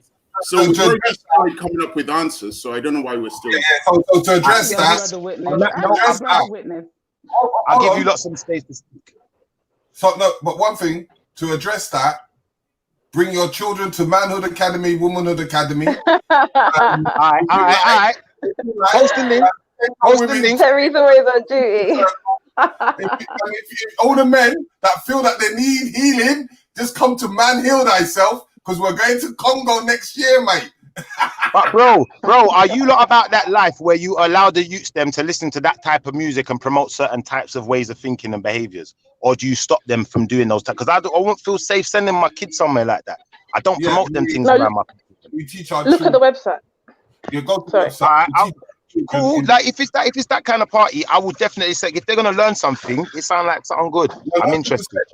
When we've at the moment we've got boot camp at the moment. So we're doing this for the summer holidays. But as I said to you, it's the rites of passage. We deal with earth, wind, fire, and water, and we teach children about anger. We teach to things of meditations, flows, and understanding the methods of what life has to contribute to them, and understanding what brings and what triggers different types of lifestyle. Hang on, what you say? Sorry, go on. Go on. Okay, what's Schiffer saying? Post the link in the chat here, man. I'm done. Are you saying that the no, I've got to go. My battery's gonna die. You man, bless up. See you know. Take care. Bye. By the way that he was talking, the music and industry, the music industry and entertainment industry is what is actually like directing our community. Like it sounded like that's what he was trying to insinuate, but I don't really understand why there's so much of an emphasis on the music industry and entertainment industry. Entertainment industry is glorified because of the money that they can receive. Yeah. Yeah, but we're bigger than just music and music. Regardless, if I know that I'm a footballer and I can get 10 times more than what a doctor can get, why wouldn't I be a footballer? Because in terms of like who impacts the community more, in terms of like what would be more of a progressive. Yo, what on? You know what I'm saying, yeah? Don't let Schiffer try rock man to sleep. Rockabye Babies time that was, boy. You could try finesse the package. Gary! That gives man a nice rockabye at the end, boy. And rub your back to your front. Quickly. Hey, Forever Family Foods, man, your leader's done out here, man. Yo, quickly, 1 second. 1 second. Yo, Terry, can you do me a favor? Can you put your number in the back chat? I'm interested in this man of the canopy for my son. I think it'd be a really good experience for him. So can you send over your details? I'll put it in the back. Cheers, brother. Yeah, I don't know if you touched on your leader, man. You see what people been saying about your leader, Veli? Who's leader? I ain't got a leader, man. The leader of Forever Family. Wait, hold on. Do you know what my name is? World boss. You know, I'm not blood clot leader. I'm a spot. Hey, leader. World boss around there, somewhere. Yeah. Owner. Hey, yo. I'm in the follow back on man, you get me? My name, World Boss. What you hear me? World Boss, man. World boss, you know. I'm sure you've seen the That's not just the boss of one corner, man. That's the whole world, you know. Now, man. This is too loud. I'm sure you've seen that Daily Mail article, man. You're gonna act like What Daily Mail article? The one that was saying respect to G? The one that was saying he was an anti-Semite. No, the one that was saying G? Yeah, it was that article. I swear they quite an article and they was going, guiding a new generation, guiding. Yay. Yay. It talks about the leader, how the leader's like a fascist. Oh, my God. It was a strong article, man. Anyway. From the Daily Mail. Cheers for that, strong Terry. article. Big up people. I'm off. Yeah, Yeah, have a good one, man. Big up, right, man. At first they'll go for the leader, then they'll go for the affiliates. So watch your back, Veli, man. I'm coming for you, man. Yeah, man. I ain't got a leader, man. I'm a boss, man. Yeah. Boss. You hear me? What about this fucking leader? Man, I follow blood clot, man. Hey, man, they said that he's the owner, man, of Forever Family. Reggie's got a leader. Eh? Reggie's got a leader. I ain't got a leader,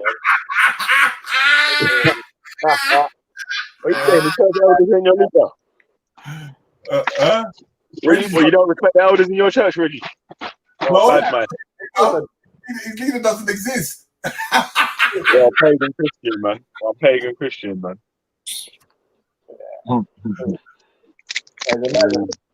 Reggie, come home. Come home, Reggie. Come and get your baptism. Yeah, but hey, man. Reggie said his leader's a Babylao. You need to cut it out.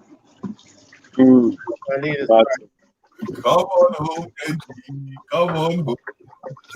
Isn't that right, brother Reggie? You know what I was saying? Yeah, what I was saying about the black community is how like we put so much emphasis on entertainers and music, and other communities seem to put more emphasis on the people like building infrastructure, like the people that are for a collective effort.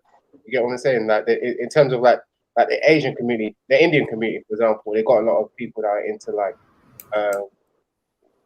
building a business together. Or people that are like they do concentrate on their music industry as well, and their entertainment industry. To the extent that they do, they don't like. Reggie, have you looked into the Hey, history yo, of you music don't know in the no Caribbean? Indians, man. The Indian community do concentrate on their music and their entertainment industry. Like I get the point you're trying to make here, but like you if you're going to use the Indian community as somewhat, like they do have a big music industry, a big movie industry. You know what I'm saying? Like they've got their own little TV drama series and different things for their different language groups. So they don't. Do they have in the UK? In the UK, do they have things like in the US? right? For every type of industry or field, they usually have a national Black association for that field. So they might have a national association for Black attorneys. They might have a national association for Black engineers. They might have a national association for like they Only on they have not in every organizations. industry.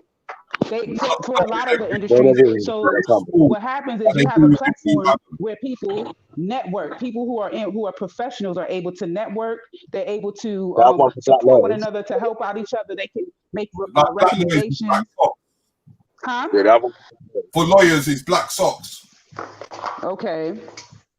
Yeah. So I wouldn't say that you know, I think they have obviously a black policeman's one, a black police officer association or something like that. They have them, but they're small. They're not that big. You remember the population compared to the mass. Right. I get that point, but I'm just saying, I'm just pointing that out so that you know, do know that the professionals or the people who are in those industries, they definitely are not big enough and putting up and promoting entertainers more than academia. You see what I'm saying? It's just that, you know, people do in their leisure time, they're going to talk about their leisure things, which is probably listening to music or watching movies and so forth. But that's not to say that that's the entire community right there. So there is a portion of our community that kind of minimizes the importance of academic. What I was trying to get at, Melanie, is that there's such an emphasis on the way that the music and entertainment industry seems to influence the community culture in a negative way, and it's not the same with other communities. In other communities, more like the community outside of the entertainment. Okay, so look, that's not true though, because you have to specify what type of music you're listening to. I would say it's the music. The music is impacting the Black community in conjunction with the other things. So because our families are not intact, the music is having a larger impact. Does that make sense? Yeah, but you know, let me add to that situation, Reggie. Mm-hmm. How quick can you get to top of the music game or sports game, and how quick can you get in an academia game to the top? Well, that's not like you can't really answer that, can you? It depends on the... So if I'm young and I know I can make it within a year, wouldn't that be more fruitful for me to look into like the sports or the entertainment than me looking through academia? It might even take 10 years. Yeah, of course. So which one are they going to gravitate to? Yeah, I mean, I'm not saying. I don't know if you would say that most people. Are you trying to make the argument that most people gravitate towards entertainment and music? Black people, is that what you're trying to say? On the average, most people are going to look at football, sports, or they're going to look at music or film industry because it's the easiest way out. Yeah, but as a community, I don't feel like music and entertainment. Yeah, but that's on your preference. It's what's going to be able. Hey, you man. Let me ask you a question. Hold on, we got two guys from Nigeria or of Nigerian descent on the panel here. In Jamaica, there's no mosques. Yeah, there's no mosque in Jamaica. Is there any mosque in Nigeria? Yeah, there is. Yeah, there's no mosque in Jamaica. Yeah, I thought there was a mosque in Jamaica. There might be, I think there's like one in the whole of the island, isn't it? Like one mosque. Yeah, you have a mosque in Jamaica. So there's one masjid in the whole of Jamaica. Then, yeah. Is there any masjid in Nigeria?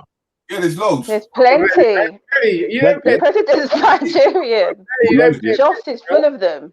He's Muslim. So there's loads of masjids in Nigeria, is there? Yeah. You don't pay attention, Belly. The president's Nigerian. I mean, is Muslim. Sorry. I was just checking it, man. Because, hold on. I'll tell you why I was just checking, yeah, because I was noticing sometimes that I see a couple of comments about Jamaicans loving Muslims or whatever. I don't know about that. Maybe if you said about Christianity, yeah, we'd have to hold our hands up. Remember, Belly, you have so many. You lot go down. All right, you lot. I'm listening in the chats. Yeah, take care. It was a good conversation. Natasha. I was saying, Belly, man. Please, Sasha. You have so many channel shows about black issues, yeah. You still don't know that Nigeria's like 40-50% Muslim. Yes, I fucking know. Reggie, come on. Do you not think that I knew that there's like 1 billion masjids in fucking Nigeria? You really think that, yeah? Okay, so I don't know. It's called sarcasm, Reggie. Yeah. It's called sarcasm. He was being sarcastic. Do you get it, Reggie? That's why I said Reggie was too naive at times. All right. But what's the point anyway? That You need to come home, Reggie. The person trying to make anyway, right? In the village, so you can be a strong man. Yeah. But yeah. The top funniest laughs on the G Block is Veli, Rambo, and Terry. Hey, what would you feel? Hey, Veli, what would you feel though about Jamaica if it became Muslim? I think because it's already Christian. I'm not a Christian, so. Fam, I gotta get my. I feel like Jamaica needs to drop religion out, man. There's more churches there per square mile, yeah, and God ain't helping Jamaica do shit, bro. So forget about playing to God and start fucking trying to sort out the IMF debt, spend more on education. As the way that they're tangled with the IMF, yeah, it means that they can only spend on what the IMF has stipulated the money to go towards. You get me? So they can't build no hospitals, can't build extra schools, you can't build universities, you can't build infrastructure that's gonna flourish the people's lives so they can become self-sufficient.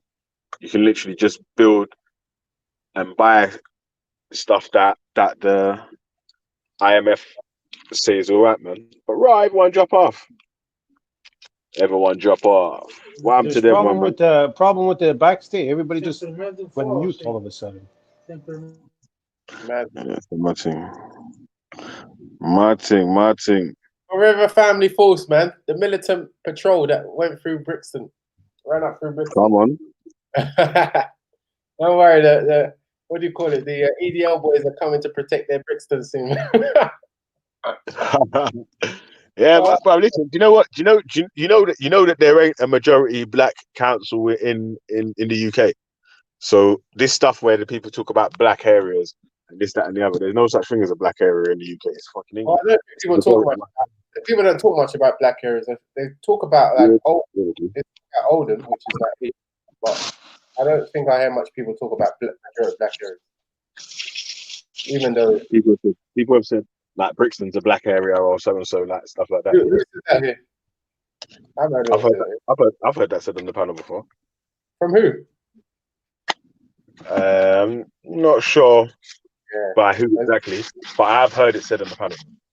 Nah, whoever says that has obviously not really been to South London much, or doesn't really know South London very well.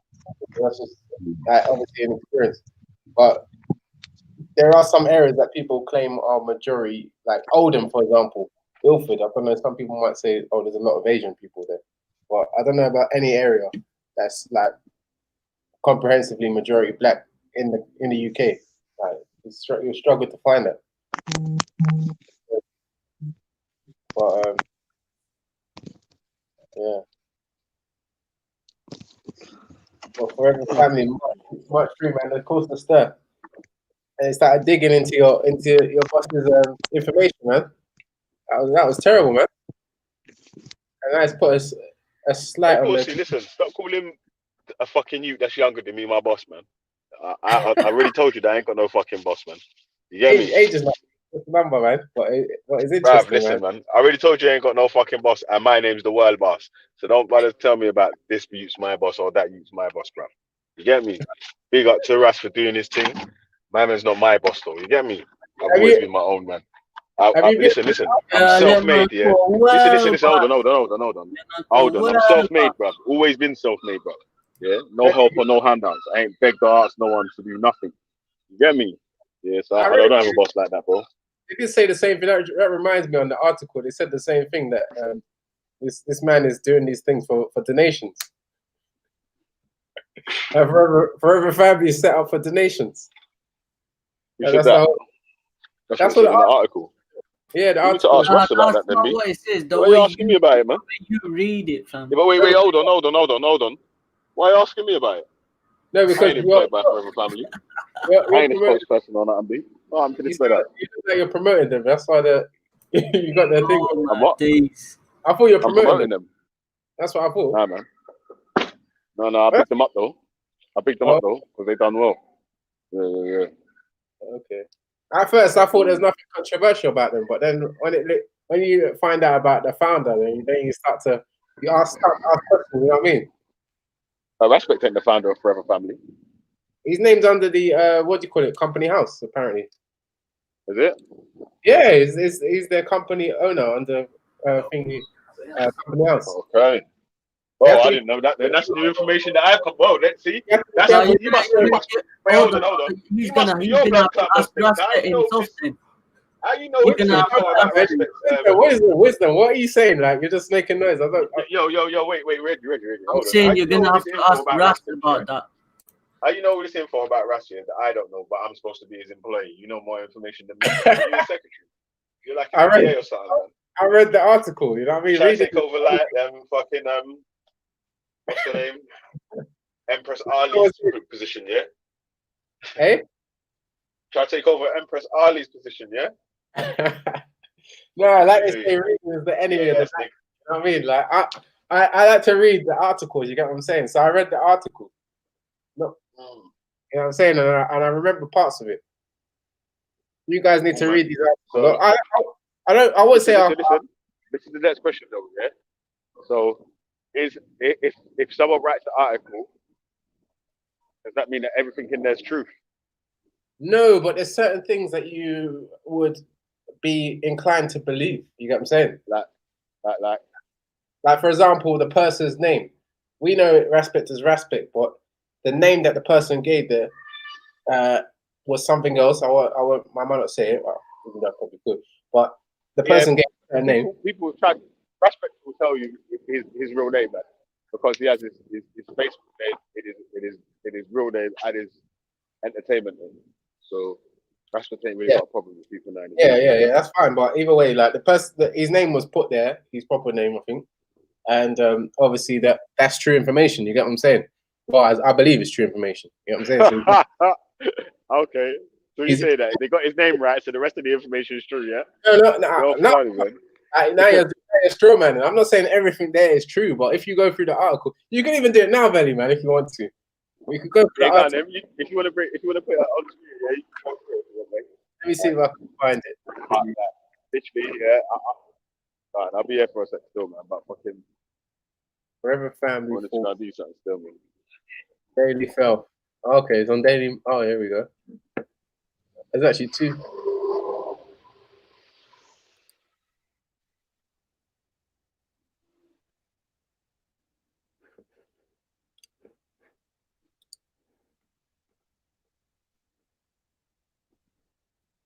Guided.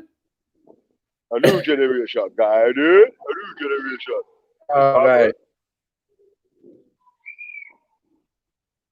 Yeah, I don't know how you like. If you're a leader. Yo, I'll go on, my G. Well, what's it? Cool.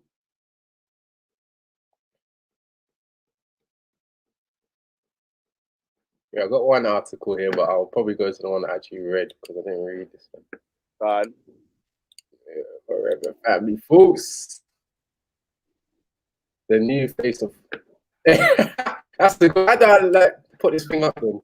Is it share screen, right? Share screen. Share tab. And click the tab you want to share.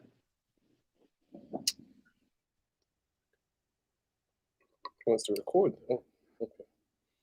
It's been a hot day today, man. It says your entire screen, application window, or Chrome tab. Chrome tab. Chrome tab. Okay, and I'm looking. And then pick the tab you want to share. Yeah. I should have put share audio. Show me a notification. Yo, can you see it now? Yeah. All right. All right. You can see it now, yeah? Yeah, Okay. it's on the screen now. Here we go. Oh, no. Alright, so Are we gonna go through this article again? You like it, yeah, Shahid? We ain't gone through it on here, but go on, go through. It's fake. Go through it, man, and let's see what we can. If there's any questions we can answer today, we'll answer them now, innit? But yeah, go through. Bruv, Reggie, go through, man. You're trying. Don't try to stick on. You're trying to go for the weakest link. Allow it, man. Yeah. Yeah, he said that he's been through it. He was saying like he's been through it before. I'm just wondering. Yeah. So here we go. The article and get to a point that you feel like we need to answer a question about. The new face of race hate. This is what. This is the leader of Forever Family Thoughts. Anti-Semitic abuse. Their leader revels in anti-Semitic abuse with chilling echoes of 1930s fascism. A group of protesters dressing in black military-style uniforms march in tight formation through the street of London. They are led by strapping men who bellow orders such as Atten Hut and right face and look like a highly trained group of soldiers out on parade. Some have dark berets, gloves, and knee-high leather boots. A few carry walkie-talkies. Don't know why they need that. At least one is wearing an IRA-style balaclava. Shit. All right. And in some ways, the scene appears to echo the 1930s when, whoever that is, black shirts took their ugly brand of fascism to working-class neighbours of our capital city. But it was Brixton last Saturday. This is 2 weeks ago, I guess. So then the occasion was a March for African Emancipation Day. That's fair enough. Held on the first day of August each year to mark both the anniversary of the date in 1834 when the Abolition of Slavery Act came into force and to campaign for Britain to pay reparations for its role in the transatlantic slave trade. The protesters in their stab vests and the parliamentary-style fatigues belong to a strange new organization that calls itself the Forever Family Force, formed last month to pursue what its social... Oh, sorry, Reggie. I was in a sense. Sorry, mate. Sorry, bro. Start again on a little bit, man. I just fucking dropped you out for a sec. But, Okay. You said something. You got to the Forever Family Force, the newest outfit of So, blah blah blah blah. It was formed last month to pursue what its social media feeders described as the battle against racism, inequality, and injustice. It seems to have been conceived as a sort of British version of the Black Panthers, the radical far left protest group, which wore similar garb as it against police brutality in the 1960s in America. I always said this brother was back to the 1940s and 60s. But anyway, in keeping with this tradition, Forever Family. Keep going. In keeping with this tradition, Forever Family has already sparked controversy. To critics, the group appears to be importing an inflammatory brand of American-style identity politics, given oxygen by the Black Lives Matter movement, in which people of color are encouraged to believe that society is so intrinsically racist. Their only hope is to mount an organized resistance against the ruling class. Those who see them as diverse and intimidating include Nigel Farage. He's a bit of a joke anyway. But who circulated images of last Saturday's protest on Twitter saying terrifying scenes in Brixton today. A parliamentary-style force marching in the streets. This is what the BLM movement wanted from the start, and it will divide our society like never before. The supporters, for their part, point out that the Brixton event was largely peaceful, with just 3 arrests, and argue that the Forever Family is a harmless, if somewhat eccentric group of well-meaning activists who enjoy dressing up. This campaign includes Jonathan Bartley, co-leader of the Green Party, who responded to Farage by declaring, "You are just trying to create division." I've heard that one many times. But these people in Brixton today know that love and justice will conquer the fear and hate you peddle. Hope is what people need right now, and they are showing the pathway towards it. So what is the truth? Well, here is where it starts to get interesting. Despite Mr. Bartley's remark about love and justice, I can reveal that Forever Family is led by a highly controversial musician, well, failed musician, but who has recently used social media to voice vile slurs against other minority groups. Not good. Among other things, he has shared deeply anti-transgender memes, circulated bizarre anti-vaccination conspiracy theories, which many on the people on the chat also seem to agree with. But anyway, and suggested that Bill Gates has killed tens of thousands of children in third world countries and is somehow responsible for the coronavirus pandemic. Forever Family's leader has also made a series of anti-Semitic remarks blaming Jews for slavery. In a series of Instagram posts this month, he described the Jewish community alleged role in the slave trade as the original Holocaust, criticized devils who campaigned against left-wing anti-Semitism on social media, and advanced a further selection of conspiracy theories, claiming that Jews own the banking system via what he calls the Rothschilds bloodline. It is a wholly revolving worldview for anyone to hold, especially the leader of a group that purports to campaign against racism. Indeed, some might argue that the real agenda of this militaristic protest group is not so far removed from that of the Black Panthers, the leaders of whose unofficial successors have denied the Holocaust and called Jews hook-nosed imposters and bloodsuckers of the poor, who profiteer from the Black community. Perhaps that explains why, despite Forever Family's high-profile protests, its founder appears to have taken extensive steps to keep his identity secret. On paper, the organization is opaque. Its website consists of an image of a clenched fist along with links to Twitter and Instagram accounts that has been set to private so that they can be read only by approved users. A Facebook page, which can also be accessed from the website, allows viewers to watch 2 short videos which claim the organization exists to mobilize, organize, and centralize community initiatives to empower and support organizations with similar objectives, and say it is united in building a self-sufficient and stable community. What these vague mission statements mean and how the group proposes to actually achieve its aims are unclear. Surprise, surprise. Neither its social media accounts nor its website contain any information about who is behind it. The only supporter who has made his identity publicly known is a musician called Mega, not the leader of the group referred to above, who performs with the hip-hop collective So Solid Crew. He used Twitter. He is the leader of the So Solid Crew. Anyway, he used Twitter to declare that he took part in last Saturday's protest, boasting he locked down Britain today. Ironically, given his secretive modus operandi, the film circulated by Forever Family also claimed that its values are integrity, transparency, and accountability. One thing Forever Family is keen to get its hands on, though, is money. And that is one sec, Reggie. One sec. Sorry, come on, mate. You just popped in here. Like, let me finish what I'm doing. Yeah. I was trying to. Okay, all right, go on. So one thing Forever Family is keen to get its hands on is the jizya. Or what we know as money. And that is what allows us to trace its founder. Several of its social media pages carry links to a PayPal site where supporters can donate to the cause.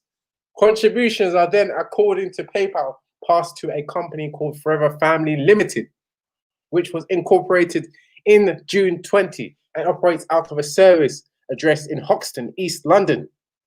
Company house records show that the firm's secretary is a 27-year-old woman from Wandsworth, South London, called Rochelle Emmanuel. Maybe it's one of the people in the chat. But the only director and the group leader and founder is a 28-year-old resident of Ilford, East London, called Kari Mackenzie. Neither has responded to requests for comments. Little is known about Mr. Emmanuel. However, Mackenzie, who is listed as having significant control over Forever Family, is a rap artist who performs under the stage name Respect. He appears to have become politically active in 2011 after the police shooting of Mark Duggan. Oh, how many times have I heard that name on the Lions Den? But anyway, a 29-year-old gang member whose death sparked the riots in London and elsewhere that year. In most, Shakra, you wanted to say something? Maybe I'll continue after. Is it? No, because you read quite a bit. I was just gonna ask. I thought you was gonna provide some analysis along the way. Oh yeah. Oh, sometimes it's good to leave to the end, but yeah. I'll anyway. What do you think of what you've just heard so far? Let's just let's hear what people have to say because it was quite a long one still. I'll just give it a pause for that. Were you asking me what I think? Yeah, is this the first time you're seeing this article? Is it? No, it's not. I have you know, had the pleasure of reading it before. Okay. Yeah, and I think it's doing what it's supposed to do. It's a Daily Mail, and it's appealing to the white audience who is fearful of seeing organized groups of black people that are trying to do things for their community.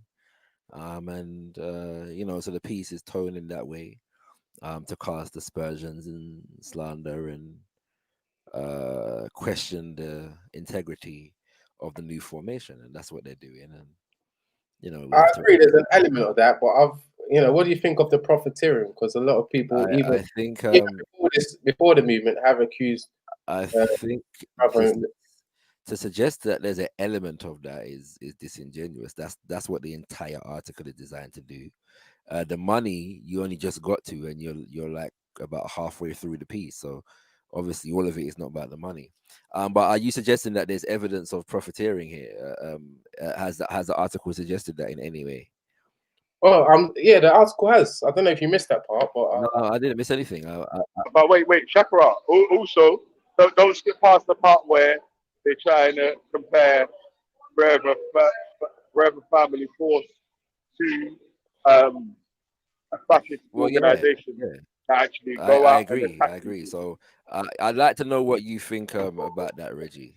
I think that the comparison to white fascists who have historically attacked so-called minorities in this country. Yeah, I don't see the correspondence there, so I'm not totally agree with that particular point. So I'm sorry, I'm still trying to understand how you come to that conclusion. If you're just talking about the way that they look in terms of the image, I don't know. It could be possible. It doesn't mean that, like it was actually mentioned there as well, they didn't actually do anything. So why didn't they say they look like I don't know, G4S security guards?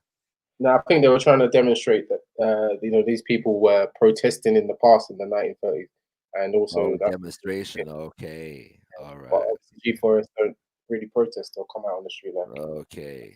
So that was, but yeah, it's interesting. I mean, many people have come out in the past and accused the Lions Den of using PayPal.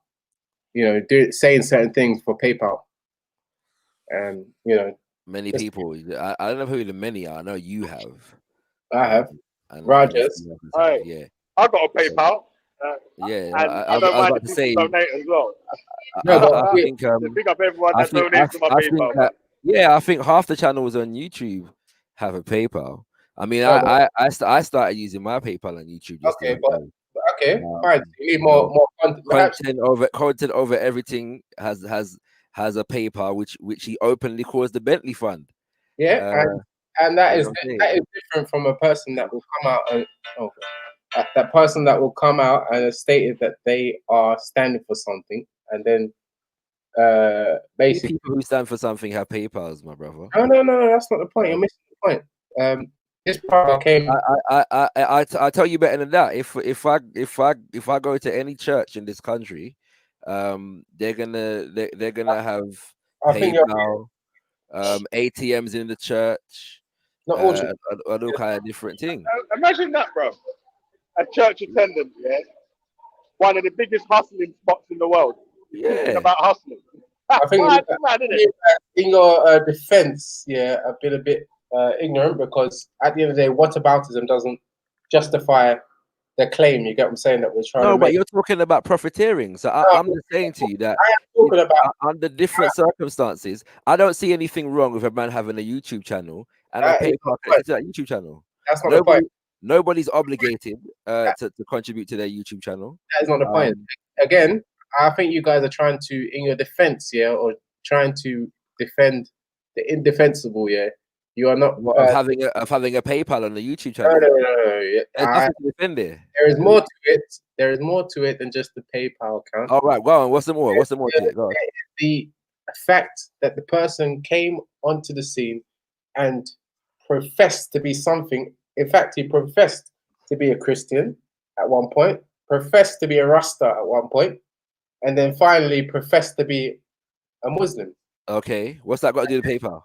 And then hold on. So he was having multiple shows where he would critique Christians, critique even Rastafarians at some point. Yeah. And he would also critique multiple people from the black community.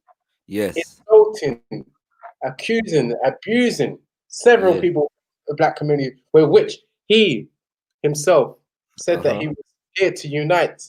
Yes. That he was here to represent. Okay. What's that got to do with PayPal? In this kind of behavior, yeah. So in other words, you guys are also complicit because you are there defending. I'm confused. What's that got to do with the PayPal though? What's that got to do with the Yeah, PayPal?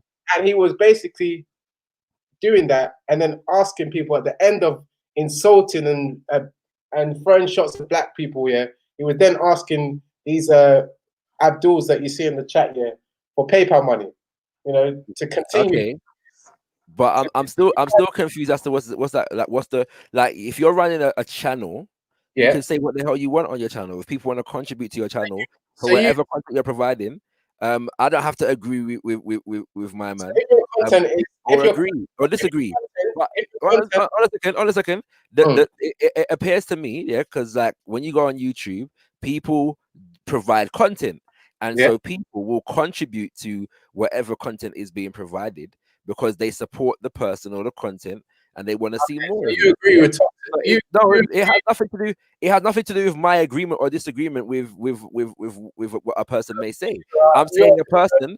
I'm saying a person, whatever their perspective, is entitled to have a PayPal connected to their YouTube. Okay, fine. So you agree with people going against, or what do you call it, denigrating black people? No, I don't. I'm saying to you that, for example, Candace Owens, I think is somebody who denigrates black people. She has a YouTube channel. One second. She has a YouTube channel, yes. And she has a show. She runs a podcast, and people contribute to her podcast. I don't think that if you support what she's saying or what she's doing, you're entitled to support that. If she has a PayPal connected to it, she's entitled to that. I don't think she's wrong for having a PayPal. I think she's wrong in her point of view. And that's that. Okay. Do you agree with them coming out, and basically watering down slavery, in order to support another community so that community will give them money? Yeah, I don't agree with anybody watering down slavery, but I'd argue that I'd argue that you are not in a position to make that accusation. Let's leave that stone thrown in the glass house alone for a second and say that again. It doesn't matter whether I agree with a man's position or not. But what I'm getting at is this idea of profiteering. Yes, so you're saying that. I'm profiteering. Suggest what's the word? Deception. Yeah, there is a deception. It's deception. But I'm saying I disagree with that. As far as I'm concerned, whether I agree with Russ or not, his views on certain subjects are very well explored. Yeah, and he doesn't hide them. Yeah, he tells you exactly what he's thinking. Yeah. Is he receiving money under false pretense? Is he telling you that he's doing this with the money while he's pocketing it or not? Like I'm not sure what you're suggesting here. What I'm suggesting is that the can I respond to? Wait. All right. I'll make a point after that. Okay.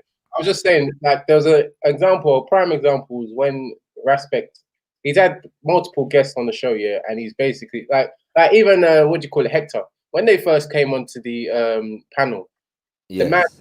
the man basically, obviously there was controversial things that Hector said, but you know, Obviously. he basically Yes. went through a period where he was even there's a group that I was part of, yeah, sort of called what do you call it, CC or Constructive Convos, which he had Yes. a show on, and he You was a part of Constructive Convos. Oh, wow. completely went at almost all the black people there. He completely insulted them one by one. Okay. And we saw all the people in the chat giving him But donations. what's that got to do with whether? Hang on, I'll even go further. There was another show, again, someone I don't really agree with, Real Maggie. Careful now, careful. One of their first encounters, yeah, was when Raspet was questioned on his stance on the Arabic slave trade, based on a previous show that Raspet had, where he seemed to be so. It's actually similar to you in a way, where he seemed to be so protective of the Arabic slave trade, and he seemed to be so. What's the word? That was a good one. Still, that was a good one. So unable to really relate to the people of Africa when we talk about our experiences of slavery. He just seemed to walk down and dismiss it. Because you were enslaved by the Arabs. To the detriment of his African people.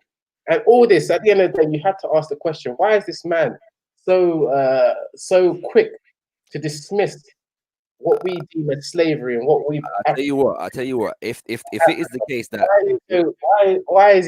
Why is he basically happy to water down the experience of Africans when it comes to slavery? And then I came to the conclusion there must be something, like there must be a reason why someone, and it just, you know, it began to become very clear that the guy was, you know, he must have been motivated by paper. He must have been motivated by some sort of affiliate. Right. So let's say you're correct, yeah. Let's say you're correct, yeah. That, of the truth, to the detriment of the truth. Okay, cool. Because the truth that's going to set us free. You get what I'm saying? Cool. That's Indeed. So let's say, for argument's sake, that everything that you said is absolutely 100% true in terms of his positions and everything that he said. Yeah, I'm still failing to see why he cannot have a PayPal account to even spew his wrong views. Like, let's say everything that he said is wrong. It's incorrect. I disagree with all of it, and I don't have a PayPal. Why does that mean you have a PayPal account? I'm confused. I didn't say you can't have a PayPal account. All right. Okay. So upon what basis are we likening the existence of a PayPal account to profiteering? It's very open. I run a channel. I have a PayPal account. This is an open declaration of intention. And there's no deception involved there. I would like support for the content that I'm producing. But and Raspec's, sorry, can I make the point as well also? The Raspec's channel PayPal and all of the things that he said on his channel and the PayPal link to his channel have nothing to do with Forever Family. Yeah. So why are we bringing it up in the context of Forever Family? I know many people that have more than one PayPal account, one for their personal and maybe their YouTube channel, another if they got other business ventures that they're involved in, and they have PayPal accounts. So what are you on that Shakara, fam? Say again? One extra point that you left off on that Shakara, cuz, yeah? Can you hear me? Mm-hmm. So, yeah. Go. I guess what, yeah? So, man, Black Power and all that, mate. But I'm in the pub, have it? Yeah, man. Hey, man, you say Black Power in the pub, you know, really, like it can get dangerous right there. You know, you say Black Power in the pub, you get me? Like, it can get big out here, fam. All right. Guided. Half the pub's black anyway, man. See. Anyway, yeah, like I was saying, man missed out a point though, yeah, in saying that, yo, because Respect disagrees with that the Arab slave trade is not as bad as the European slave trade. Does that mean that he's doing a service to black people, or is that like his own opinion? Because he's entitled to his opinion. It wasn't just that one statement. He made a plethora of denigrating to the black community. A plethora of defenses, yeah, whereby even he had I remember Shani going onto the panel, yeah, and spending a lot of time, yeah, basically promoting the Islamic way of slaving people. And he was, you know, basically trying to defend her views on slavery. Maybe he's wrong. Let's say he's wrong. Yeah. Let's say exactly what you just said happened exactly as you said it happened. Yeah. I never heard it, so I'm not going to affirm that. But let's say for argument's sake that's the case. I'm still not sure why the man can't have a PayPal account. There's any number of people on YouTube that have PayPal accounts that are chatting foolishness. Yeah, their channel is dedicated to chatting foolishness. You know what right? it is? And they have You should be PayPal moving to accounts. Tommy Sotomayor, bro. You know what it is, bro. You know what it is? Just like you'd critique a pastor, yeah, if his behavior or character that he is demonstrating is dodgy, you can do the same for respect. You get what I'm saying? Because you've seen. But that's his character. I wouldn't be critiquing him on having a PayPal account. If people want to donate to a pastor with bad character, then they're entitled to do so. Yeah, and if a pastor with bad character has a YouTube channel to spew whatever he wants to spew, and he has a PayPal account attached to that channel, yeah, he's not committing a crime in that regard. And I would consider it the responsibility of those who are listening to the pastor to decide whether they want to put money in the account or not. Yeah, he's not as long as he's not eliciting funds under false pretense. Yes, then I'm not seeing what the problem is here. I just think it's detrimental to the black community, and you would be entitled to your opinion. Yeah, thank you. So I will stick with my opinion, and you can stick with yours. I'm still not sure what anything that you said has to do with the PayPal account, though, of Forever Family. The money is coming from the money. A lot of the money that's being donated, I believe, comes from people who want to bring out a certain narrative. Who want to? What's that narrative? What's that narrative? Well, the narrative is one that you may support, whereby the slavery of the transatlantic was more brutal, more severe, or more more of a negative impact on the African or black community generally than the other slavery which we experienced as well. And that is the narrative. You know what I mean? Can you show me on can you go on Forever Family's website and show me where that narrative is being pushed? It's not about the Forever Family. It's about the person. But we're discussing. But this article that you've brought up is about Forever Family and its funds. Yeah, and the article makes the claim. It's fun, I don't care about the article makes the claim. The article makes the claim that Forever Family is preoccupied with. I'm not in agreement with the Forever Family on all the or the article on it. Pardon me? I'm not in agreement with the article on all its claims. No, but you seem to have agreed with the eliciting of funds. Aspect of the article. So let's address it. I'm saying at what point in the even in the article or on the website does it mention the differences between European enslavement and Arab enslavement, and where do we get the where can we draw the conclusion that Forever Family is pushing that narrative in order to as a means of receiving funds? Can we substantiate that claim? Well, that's not my claim. My claim is very simple. So what is your claim? When it comes to the money, what is your claim? Okay, my claim is very simple. I have question marks over the integrity of the person who is leading this organization, and it's that simple. You get what I'm saying? And you'll be entitled to that. You can question the integrity all you like. Yeah, I'm asking you where this thing is talking about the money. Yes, what is the claim that is being made about this money that Forever Family is getting through their PayPal account? So with this article and what the person, what do they call him again? The writer believes. I'll go back to the article and just read it quickly. What it was saying. It says is keen to get his hand. The person who wrote the article claims that the one thing that Forever Family is keen to get its hands on is money, and that what allows us to trace its founder. So they managed to trace Respect via his constant request for PayPal. No, but that's not what they said, though. They said that they never said nothing about Respect and a constant request. They said that it said several of its social media pages carry links to its site. Yeah, which is pretty normal. Are you aware of the fact that check out? Don't let him slip you, yeah? No, he's not. This is the point I'm gonna make. Exactly. So what point are you making? Where are you getting the? Are you aware of the fact that Forever Family is a company? Yeah, it's a company. Right. Yeah. So you do know that Company's House in this country, yeah, you can basically trace the names of almost any business. What's it called? Associated with any business. The names are officially on the books through Company's House. Yeah, you're aware of that, right? Yeah.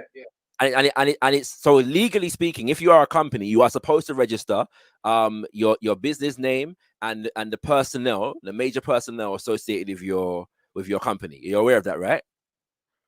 Yeah. Right. So all this person has done is go through and followed the legal process for finding out information on the company, and all it actually proves is that Forever Family is a legitimate company. That's all it's proving. Yeah. Yeah. So I'm asking you. So I'm still yet to see what claim is being made, either by yourself or this article, or yourself in agreement with the article in relation to Forever Family and the money. What untoward activity is happening here? Again, you're straw manning me. I didn't say that Forever Family is making. Maybe I am. I confess. It did seem to me that you were suggesting that there was some ulterior motive and some chicanery involved in the request for funds. Again, that you may be able to got that from the tone of the person who wrote the article. Yes. They believe that the person, whoever the founder is of Forever Family, or the organization as a whole, is geared towards making money by what they believe they've seen on the website. You get what I'm saying? Yes. I have you don't agree with them though. You're saying that you don't agree with the Daily Mail on this. Forever Family. I haven't been on their website, which. Okay. So I was like, let me get this clear. Are you saying that you don't agree with the inference contained in that particular paragraph of this article? Yeah, I don't. No, I wouldn't say I Well, don't agree. I would say that I do not have any evidence to say that I can make the same conclusion, because I can't draw the same conclusion. Okay, well, at least that's reasonable. If you said that you don't agree, I would have had newfound respect for your intellect as a black man.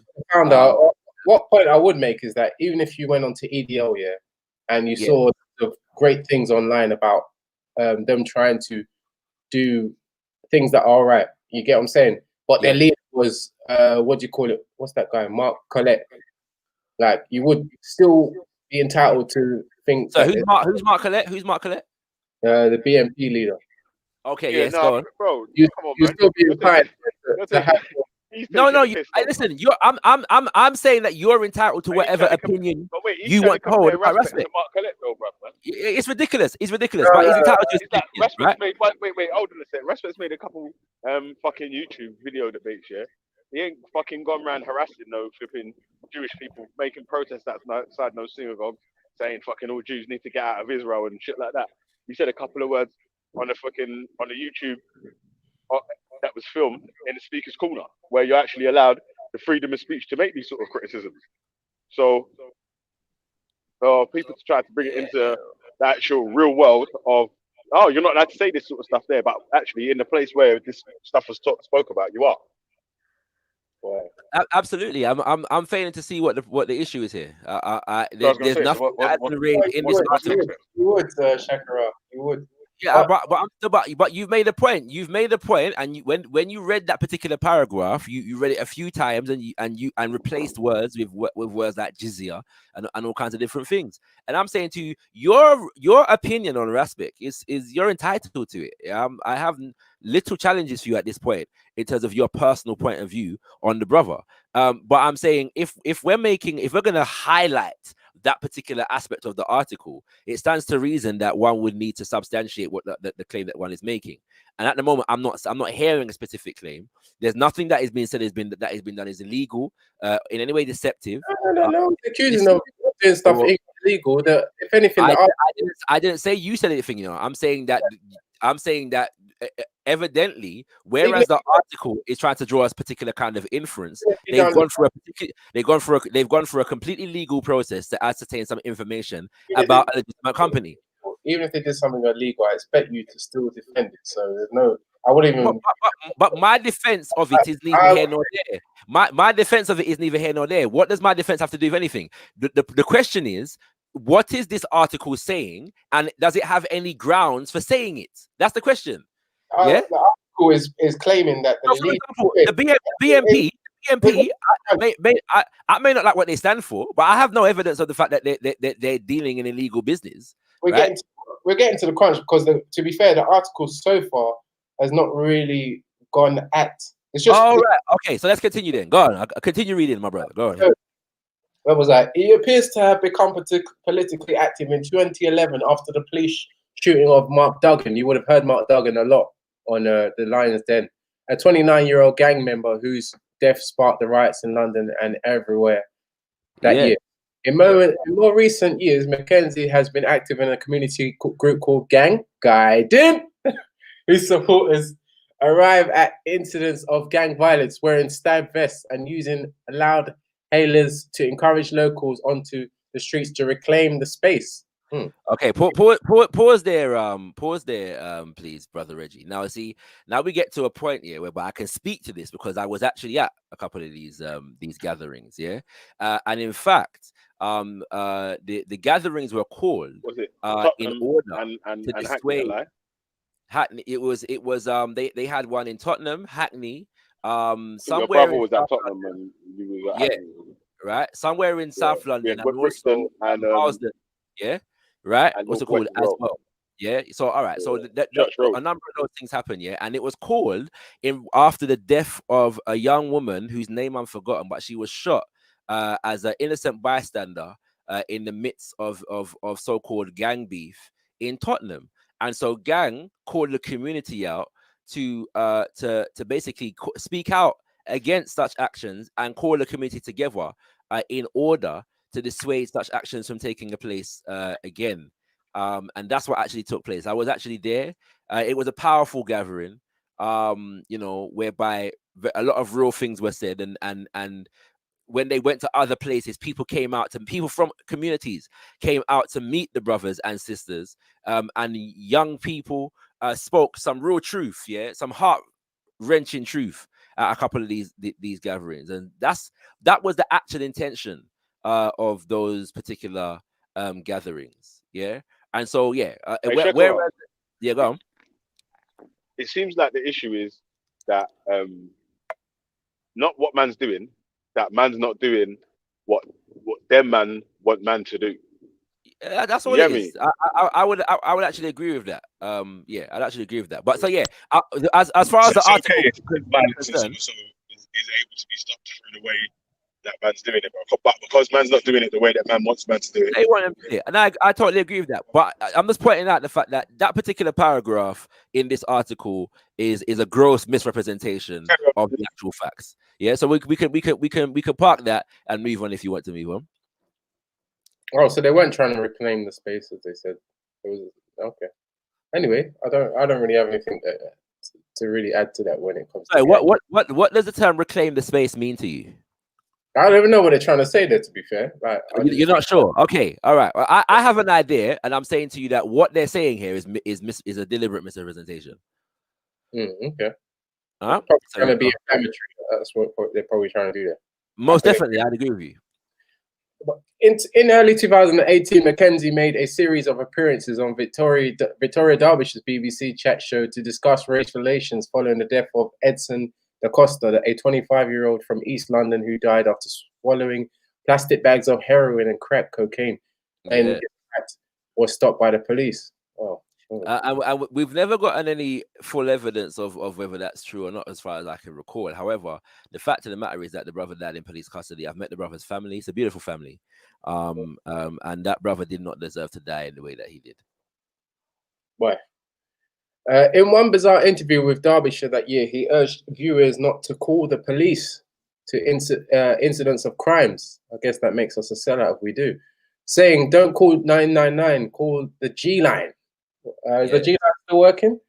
And apparent reference to gang's contact number at around the same time he was photographed shaking hands with London Mayor Sadiq Khan. So let's address that at the moment. So so when we talk about the police here, the police are an institution that is responsible for a lot of the gang violence in the community, because a lot of them are involved in the drug racket. Yeah. And so it was it is suggested by many, not just gang at that time, that the police are not able to solve this problem. Yeah, they're not able to solve this problem. They've never been able to solve this problem. And so it is the requirement of us as a community to actually solve this problem within our community. Okay. And so as gang was instituted at the moment, they were targeting and trying to put an end to quote unquote black on black violence. And so they were urging the community to support them in their efforts and bring them in, yes, to do that work. Yeah.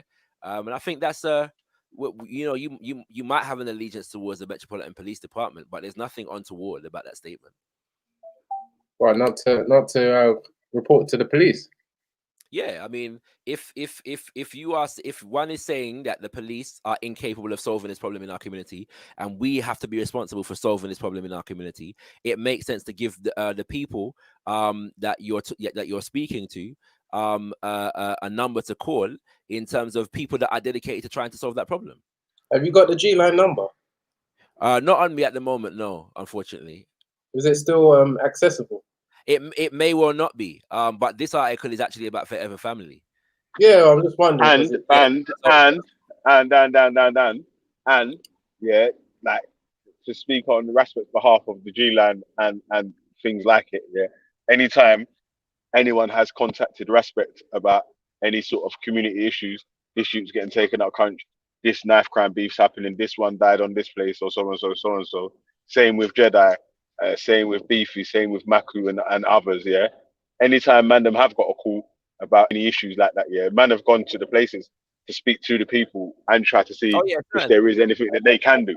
You get me? So certainly, by the article's own admission, they know very well where to find Respect. And the Forever Family, so their contact details are obviously not obscure. Yeah, listen, what the issue is, Shakra, is that they kept everyone's contacting them, and they're not giving out interviews because none of the platforms they're entitled not to do so. Exactly, none of the platforms are platforms that are controlled by any of us lots. Exactly, where them man are going to be able to give their interview. Exactly, a full interview. It's just going to be beyond that, the way that they want. Like Wiley, it's going to be Wiley. Yeah, beyond that, Veli, my understanding is that Forever Family has a legal team and a PR team that are dedicated to taking care of such matters. And so when you contact them, they're going to refer you to their legal team and their PR team, which is again legitimate in any company or organization that has such resources. That's what you're going to do. So I'm not seeing what the problem is there. So you don't see what the problem is. So what is the response? Haters gonna hate me. Every quarter G, like, what is the response that time? How long does it take them to come to the scene of a crime? I don't know about the G-Line. Hold on, they don't go to scene of a crime, man. I don't know about the G-Line, but I can say when it comes to Forever Family, and these kinds of things, depending on who you are, if you're the British media, they're gonna refer you to their PR team and their legal team. The legal team. So if we got an emergency, where we need someone to be dealt with at the immediately. British media would very rarely contact you in the case of an emergency. No, but he says here, don't call 999, call the G-Line. That's what it says. Oh yes. And if we got an imminent emergency where someone's under attack, we shouldn't call 999. Well, I tell you what, because to respond to that. No, I hear what you're saying. It's a relevant concern, and what I will say to you is that if we are going to answer that question in truth, we'd have to actually ascertain that the context of this particular statement, whether it was actually said, and the rest of it. So if you're sharing your screen at the moment, if you want to bring up Raspek's appearance on Derbyshire's show, then we can analyze it and see. Maybe we can do that. Yeah, no, hey, listen, skip that. Yeah, Raspek didn't say that still. Yeah, okay. No, I'm not denying that he said it. Listen, I've known Raspek for many years. No, you didn't say that though. Yeah, I was just saying that. I don't know if you said it on the Victoria Derbyshire show. I'm saying. He said it in a bar. He said it in a bar. saying. I called 999, called the G like that was in a fucking bar in a tune, man. So I'm not Right. I'm not saying from the actual interview like that. So I don't. This is the part I mean. I want to know the context for the statement, that I can analyze it properly. So you wouldn't advise us to call the G line if we have like something Back in a more. sec, yeah. I'm just gonna make a phone call. So you disagree with that statement then, Shakira? That's what I hear you saying. Even though you I actually don't disagree with the statement. I would need the context to mount a disagreement. But based upon my understanding of the work that gang were doing, it would make sense. This statement would make sense in the context of the fact that they were targeting the community in terms of putting the end to black on black violence, a problem which the authorities have not been able to solve. And in all attempts to try and solve it, they have tried. They have only succeeded in criminalizing the community more and exacerbating the problem. someone's just put a knife in the side of your belly, right? And you're barely breathing. What expertise do I'm not sure that gang have that they're going to be able to do a better job than the police? I am not sure that the statement "Don't call 999" was made in response to the incident of a stabbing, but I can say that gang's concern would have been more the police, not the ambulance. Yeah, in that regard. So yeah, that will be clear. But this to me is neither here nor there, because this article is about Forever Family. It's not about gang. Yeah. So why are we stuck on the gang issue? Well, clearly the person who influences the Forever Family, yeah, the leader, is affiliated with gang. That's why gang is come up in this. Yes, so they're giving some of his history, but let us say that, for example, that the G line is no longer functioning. Why do we need to preoccupy ourselves with gang at this moment in time? Because it just like you're even failing to admit that this statement that your brother has made is nonsensical. It's like I don't have a problem with the statement in the context that I understand it. So if there is another context, I'll be prepared to hear it and analyze it. They haven't provided the context. They put the statement there without a context. I'm not sure what I'm supposed to do with that, except for apply my own understanding to it based upon having worked with the brother in the past and based upon my understanding of what gang was doing.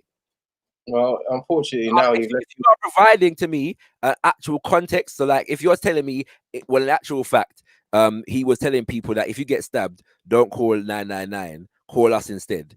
Then I might be able to say something to that, but that's not the context that I understand for this statement.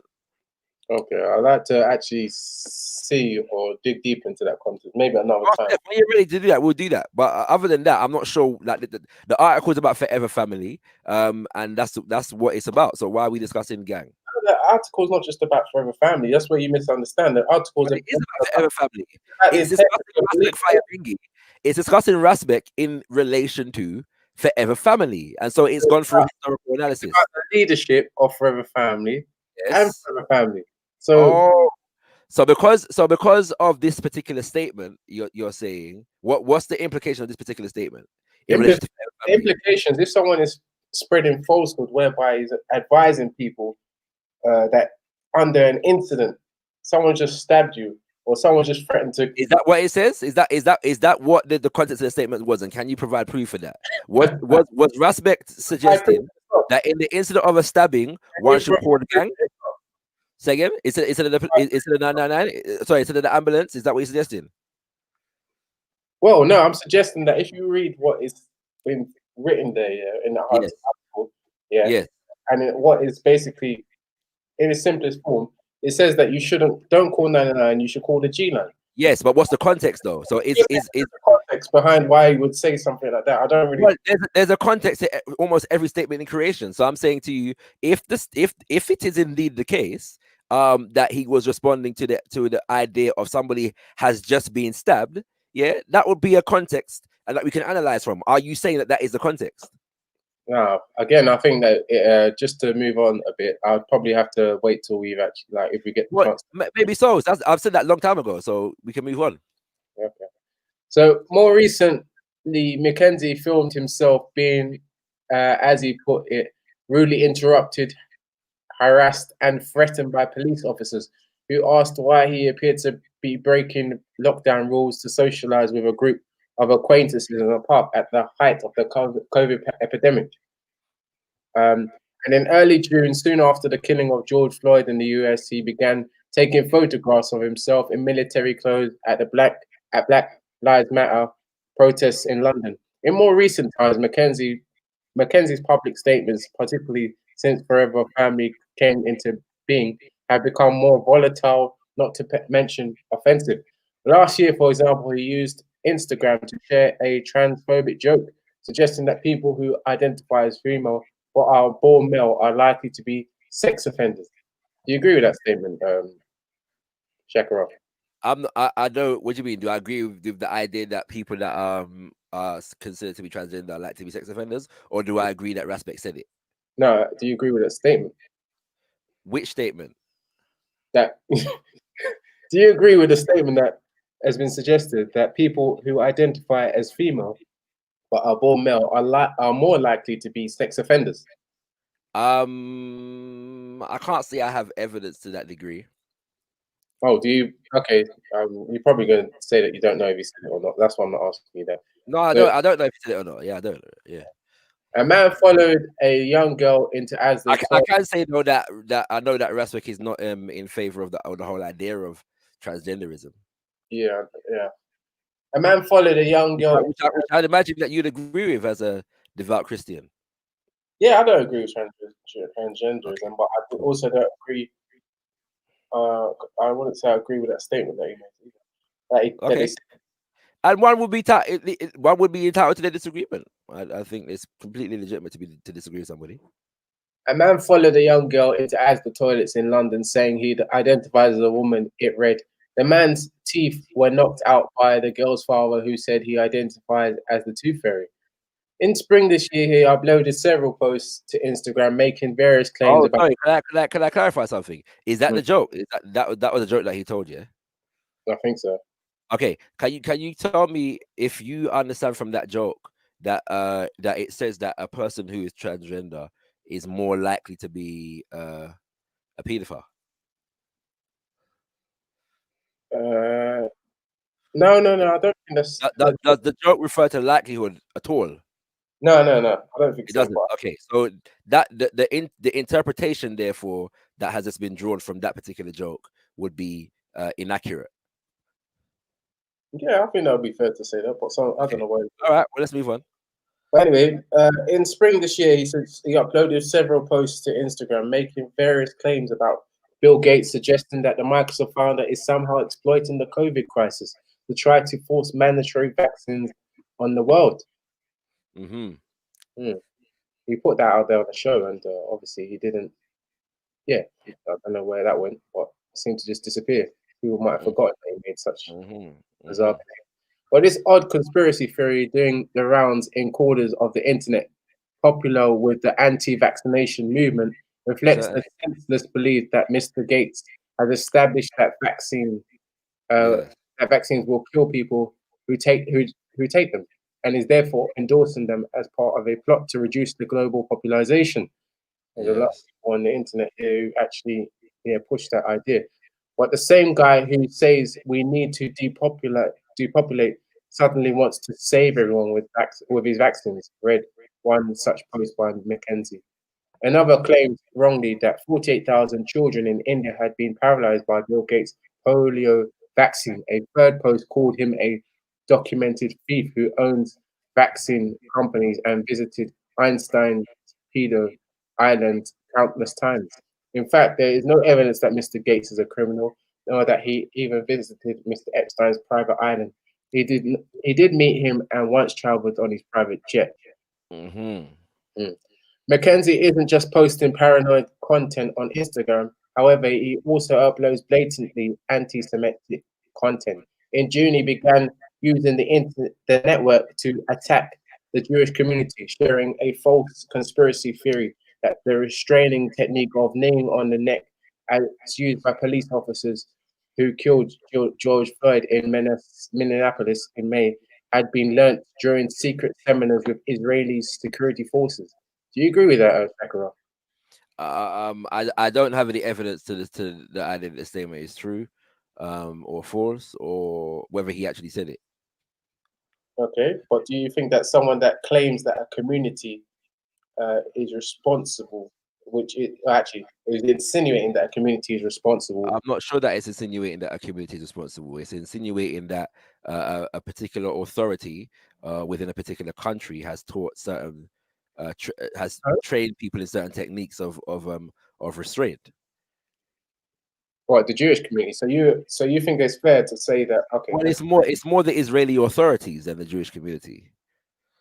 is that what he says? Is that what he said? That Well, I don't know what he said. I'm judging by what You shouldn't equate Israel with Judaism because that's anti-Semitic. You shouldn't equate Israel with Judaism. Yeah, I mean, but either way, what they said he's supposed to have said is, or what he's supposed to have shared, is that there's some Israeli authorities have trained police in this particular technique. So that may be true or false. I don't know if that's the case. I think it's correct in what he's saying. Okay, well, I don't know. I'm not sure. I don't know. But yeah, I know that there are people that share certain information and people believe. I think it was documented in a UN report. Okay. Amnesty International, sorry. Amnesty International report. he goes on to say that research who funded the transatlantic slave trade, biggest Holocaust and crime against humanity with no reparations. He declared in one Instagram post, illustrated with images of the Israeli Defense Force. Look who is behind training police in the USA and the UK to put their legs on our necks. So the Israelis are the ones behind this transatlantic Well, slave. I am aware of the fact that Israeli police train other police in the world, as do American police, as do British police. And I am also aware that when it comes to the transatlantic trafficking and enslaved Africans, that there were many Jews who were involved. It's very important that we retain the right to be able to say that, and we don't allow the narrative to become that this type of factual historical criticism, which is nothing to do with anti-Semitism, which is a factual point, is allowed to be made. And that, you know, we can't just get to a point where any kind of criticism towards Jewish people is automatically deemed as anti-Semitism, and therefore they're completely above reproach. That's Totally. ridiculous. Totally. I think it's a matter of history that because in Europe, Jews were not allowed into a lot of the other industries. They were often in money lending industries. From medieval times, yeah. medieval times, yeah. Right, you know, and so when it just so happens that because of those relationships between Europeans, when it comes to financiers in various different industries, and at a particular point in European history, the transatlantic trafficking in enslaved Africans was the dominant form of trade. Exodus, which is a big part of the Torah, teaches you how to keep and own slaves. Right. Well, yeah. So, you know, so yeah, I mean, yeah. So it would appear that there is at least some factual information with regards to those statements that have been made. Okay, so similar sentiments were voiced at around the same time by the former actress Maxine Peake, leading to the second of Shadow Cabinet Minister Rebecca Long Bailey, who described her as a diamond. Peake later apologized. Well, last week, Mackenzie continued in his questionable vein by using Instagram to share a video of himself giving a rambling speech about Zionism. Every Zionist is an Islamophobe, he said. It don't make me anti-Semitic if I don't agree with the oppression of Palestine. That's foolish, yeah? But every Zionist is an Islamophobe? Well, I think that that's a political point. I think that if you understand the role that how the state of Palestine came into, Israel came into being, and how the Israelis relate to the Palestinian people, and you're entitled to make that point. I don't think that the point is that if you are a Zionist, you sanction this particular form of oppression. Yeah. It is important to differentiate between the type of Zionism that you're talking about. So if you're saying that you are a Zionist, an anti-Zionist to the point where you want to destroy Israel, that's a problem. Okay, but if you are an anti-Zionist to the point where you're saying, I don't believe in ethno-nationalism, And the regime that's being undertaken in Israel right now is an apartheid racist regime. That's legitimate. That's factually based. That can be substantiated. That should be allowed. I'd agree with you, except I go as far as to say that in as much as it is the case that the regime is a racist apartheid regime, then the legitimacy of the state becomes questionable. In that Well, regard. of course, there is an argument for that, and you know, I know plenty of Muslims that that argue that the very existence of Israel is should be illegal and shouldn't be right, and the Nakba that led to the setting up in 1947 of the Israeli state leads us to the point where the most of the world's refugees are Palestinians, and they're not able to go home because of that.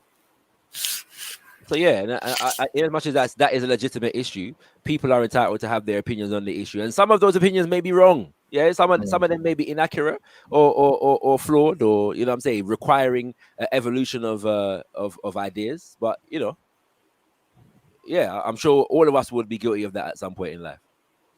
It's always a pleasure to speak to you, Shakra. I've got to go. Take care, guys. Peace. All right, yeah. Take care, Reggie. See ya. So when we're talking about Zionists, and even talking about if I don't agree with the people that run the banks, yeah, and by them running the banks, where the rich get richer and the poor get poorer. If I don't agree with that, that don't make me anti no one. I'm just anti oppression. Fair enough. He goes on, if I look in my history book and see there were people with Zionist blood that were heavily involved in the transatlantic slave trade, me pointing that one out doesn't make me anti-Semitic. Yeah, ironic. He's very, very strong on the Atlantic one and pointing out he done that. But if you try and mention any other slavery, he's very quick to shut you down. Okay. The next day, Mackenzie attacked the devils who had successfully persuaded Instagram, YouTube, and Twitter to close the accounts of a rap artist called Wiley, who had made a series of highly anti-Semitic attacks on the Jewish community. Well, that is another topic, but anyway. As well as circulating a petition calling for Wiley's reinstatement. Wow, he must have been very adamant about his defense of Wiley. His post thousands of people have circulated that petition, including myself. Yeah, I don't know. Anyway, that's people's prerogative. But his posts attacking the move carried a series of anti-Semitic hashtags, including Rothschild bloodline and who owns the banks, advancing the Nazi-era slur that Jews are in control of all international finance. Do you believe that the Jews own all the banks or own the banks? I don't believe they own all the banks. I believe that Europeans own all the banks, and Jews are just a part of the Europeans. In response to those posts, a spokesman for the campaign against anti-Semitism tells me there is no justification for using anti-Semitic tropes to commemorate the horrors of slavery or protest ongoing racism in society today. Forever Family should appreciate that for ordinary decent people and the Jewish community in particular, seeing a parliamentary wearing black shirts and marching through the streets of London led by a man who railed against Zionist bloodline is frighteningly reminiscent of humanity's darkest hour and does nothing to further the noble course of fighting racism. Cannot be beaten by more prejudice. Now, this was my favorite line in the article. To put things more bluntly, the group that dressed up in uniform to reclaim the streets of Brixton a week ago and was so publicly endorsed by the co-leader of the Green Party has rather too much in common with those fascist black shirts who paraded through London in similar garb more than 80 years ago. Yeah, so it's very interesting. Hey, big up Ziriab, yeah. Man knew Professor Tony Martin personal, fam. Where I deal with Gwe. What's it called? But yeah, that line about humanity's darkest hour is a very interesting line to me, especially in the context of what he was responding to. But we see that these people have no shame in imposing their view of the world upon us, even though they are actually in fact guilty of their participation in this thing that is referred to as the transatlantic slave trade. And so yeah, if I was you, Reggie, I'd pay more attention to that, and the disrespect, yeah, that one line, the levels of disrespect that one line, you know, is, yeah, to our ancestors. You know, I if I was you, I'd be far more concerned about that than Rasbek Fayabingi as in relation to this article. Anyway, we've been through that. I'm gonna have to run. It's been real. You know what I'm saying? So yeah, big up the Daily Mail. They did what they're supposed to do, but the reality is that what they're responding to is the fear of seeing organized black people. Yeah, organized black people is their fear, and so they have to you know, construct propaganda. And it's just unfortunate that we have many in our community that are going to support them in their propaganda. But that's unfortunate. I suppose we can't help that. We've had that throughout history. So we give thanks for the efforts of brothers and sisters who are trying their best to do works in our community. And we understand that these brothers and sisters are not perfect. Yeah, they're not perfect. But we don't condemn them for their imperfections. Where we need to challenge, we will. But we will support their good work. And so I stand in support of all of the good work that Forever Family has done and will do. And I hope that brothers and sisters in the community would be prepared to support where they see that good work taking place. You don't have to agree with everything. You don't have to agree with everybody. You don't have to like everybody. But where people are doing good work in our community and they are making a difference, then I think we should at least support them morally. And so I encourage all black people to do so. Peace and blessings, family. African God reigns supreme, Tendai Mwadi, Mwada Mokolo. Give praises unto our great ancestors and all the Orisha, the natural forces of nature. Ashe, Ashe, Ashe. Run, devil man, run, devil man, run. Fire van, fire van, fire van. Oh man, Joker.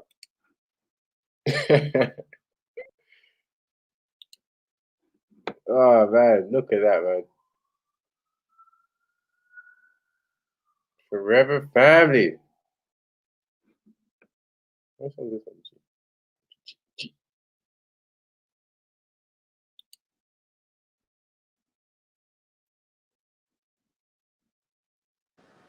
Just me and you, Reg.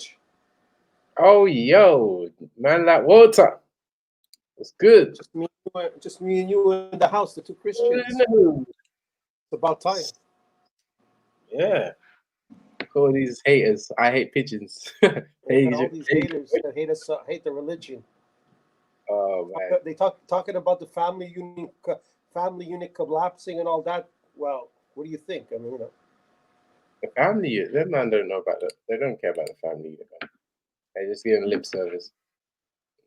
Yeah, just like the family, people are always sleeping around, people are always having a good time, and then they say, what about the family? What about the family? Yeah, well. They're giving everybody's got the right to, according to their ideology, everyone's got the right to do whatever they like. So, yeah, as long as they're not breaking the government's laws, then basically everything goes. So that's the way. People want to do what they want, then this is what you get. Yeah.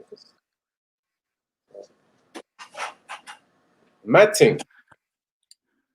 Yeah. There you go. The lines then, what people didn't really understand, and I don't know, maybe they're just trying to be Rasbek is the guy who jumps from one religion to the next. He's like Rasbek came onto the scene claiming to be a Christian, but he spent more time criticizing Christianity than any other religion. Rasbek claimed to be a Christian? Yeah, he claimed to be a Christian. I thought he was Muslim. Nah, in the end, I mean, at the beginning, you know, until he came out later on and said he took his Shahada. You know what I'm saying? That he spent more time criticizing Christianity. They say they're Christian. They say they're Christian, and then they see that Christ was more of a guy of peace, respect, honor, trust, and all that. They realize that he's not like a guy who goes around killing everybody or getting revenge, and all of a sudden, you know, this is not for me. So then he comes out and later on takes his Shahada, which we knew he was just in the closet. You know what I'm saying? Most of us saw that he was just in the closet all along, but you know, it didn't surprise us when he later on came out and made it official. But you know what I'm saying, like, you just have to be real. That's all we're asked for. If you come out here and say that you're here to unify the community, you say that you're here to guide a new generation, but then all you're doing is just breaking down the community. What you're doing is insulting the people in the community. It doesn't bode well. And then you got people like Shakira who've come on here and done a lot of sugarcoating the behavior. It just doesn't. I mean, it does say something about certain other people's integrity as well. You know what I mean? Let's do that thing that Respect does. Press a 1 in the chat if you agree that, you know, the Respect's a hypocrite. Put a 1 in the chat. Let's take you back. You better watch, Bridges. Respect's gonna do a show on you. Hey, what was that? Respect's gonna do a show on you soon. He's done that here, man. He doesn't do shows anymore. He doesn't. Oh, he doesn't do it. The what do you call it? YouTube wasn't paying the bills anymore. You know what I mean? Because there was loads of people that started boycotting the channel, so no one was coming on. Now you see a lot of the what do you call it? These cult followers have migrated onto here, and they're on the chat. You know what I mean? No. You know what I mean? You got like people like Queen J, you know, one of his biggest fans. She's come over here now. You know what I mean? But it doesn't pay, unfortunately, because YouTube used to take 40%. It used to take 40% of your earnings. So that's why it doesn't come on YouTube anymore. It's not really a good earner for him. Loads of people stopped coming on there. And they knew every time if it wasn't the mute button, you know, it goes in stages. First it's the mute button. But if he still can't control you, because some people they need the mute button is not enough. So you got people like Raj that keep on going on and on. Mute, unmute, mute, unmute. Yeah, they keep on talking. And then eventually there's water. Just a minute. Yeah, then they eventually put him in the back chat. And then when he can't put you in the back chat, then he used to beat you off the show. Then bare people stop going on there, you know what I mean? It's mad. And now he's eventually gone off the old YouTube thing, which is the right decision. He took people's advice, you know what I mean? It wasn't really going anywhere. So that's what most of these people do. They have to like reinvent themselves. But sometimes your history just comes back to bite you. You know what I'm saying? You shouldn't forget. Lest we forget, the Jews say, yeah? I'm a slave to the system. Well done, man. Better a slave to the system than a slave to Allah. That black stone god. Another Hector. What a bloody comparison. Any Abdul want to debate me? I'm nothing like Hector. But even though Hector's all right still, you know what I'm saying? He's not too bad. Yeah. Oh, she's been here from the beginning. Maybe I misread that. But no. Well, anyway, there's a lot of people in the chat that have just been here. You know, they migrated here after everybody else's shows died. I think it was RIP Real Mag. No, Real Maggie was a bit later still. There's a lot of channels that they got to that 1,000 mark and then the bubble burst. We got Titan and he comes out here whinging and crying like a baby all the time after his show no longer was popping. You know what I'm saying? Reggie, this is the Reggie's another Hector. We've got most of the people here are Respect fans. Yeah, there's a lot of them out here, man. They just hang around like cockroaches. I'm deluded, Raf. Oh, okay. Well, you might need to bring me back on my delusion. He's being advised by USA. Yeah, it does seem to be in a bit of a time loop. You know what I'm saying? Like most of these people, they're stuck in the 1960s and 80s, and their mind doesn't go beyond that kind of experience. If I could take them back there, I would, but unfortunately, they're here. What could we do? Defenders are pigeon. I never even see your face. Like, I don't even know if you're black. Like, you're probably, all I know, you're probably like Asian or something. You know what I'm saying? But hey, Uncle Rocker's cousin Reggie, ho ho ho ho ho, with a mouse. Very inventive. Racist. Okay. Khan. I know he's calling racist, but anyway. Donald Trump in the house. Welcome, brethren. Go deal with. Don't bring Khan on, man. Please. I ain't got I'm energy. That kind of nonsense. Khan comes on and sort this BTEC Hector out. You man love Hector, man. The amount of time you man mention Hector in the chat when he's not even here. Oh man, like Dean Stevens. Okay. Carnito. I don't think I called you Abdul. Yeah. Maybe I should call you Abdul. Racist. Never been to the car. Who's Khan calling a bitch? He calls someone a bitch. Who's Khan calling her? Yeah, because I saw in the chat he called somebody. I don't know. Somebody's triggered him. He was on. He hops from channel to channel. Yeah, I don't know if the guy even works. Instead of you know the multiple personality. You know those guys that could have like 14 personalities. I think so. Like he was At on. Khan, like you go to one place, it's like, hey, who are you? You go to another place, who are you? Strange, very strange.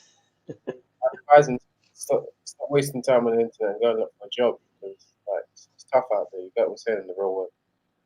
Like, it's YouTube gangsters. Reggie, you Toby. Who's Toby? Man, like Michael Reggie, Dean Jackson. Dean Jackson. That's probably not even his real name, man. I've seen him.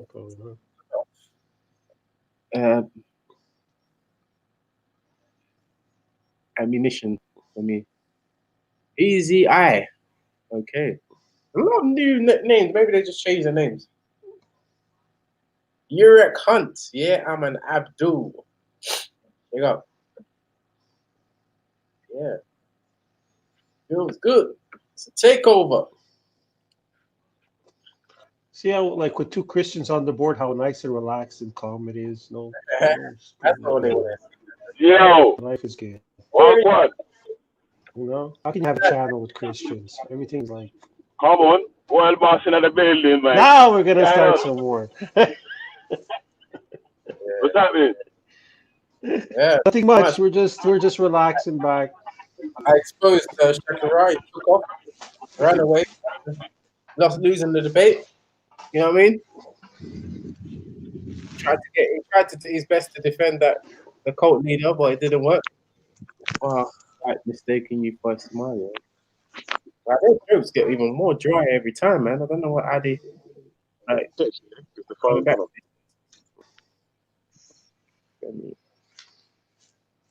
Killing the panel. Okay. But you're here still watching. Okay. Angels are Allah, is Satan. Okay. Oh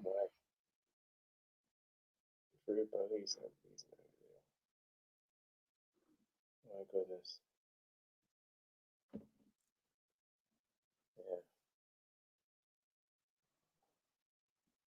Yeah. Well, Ultra Funky hasn't been around G Block for a while, or is it just me that hasn't One been? person that reminds me. Where's this Issa, the Shia Issa? Since the pandemic, I ain't seen him. Yo. That's true. Belly, where's your boy Shia Issa? Well, I don't know, you know. I ain't seen fucking Issa for ages, man. Since the pandemic.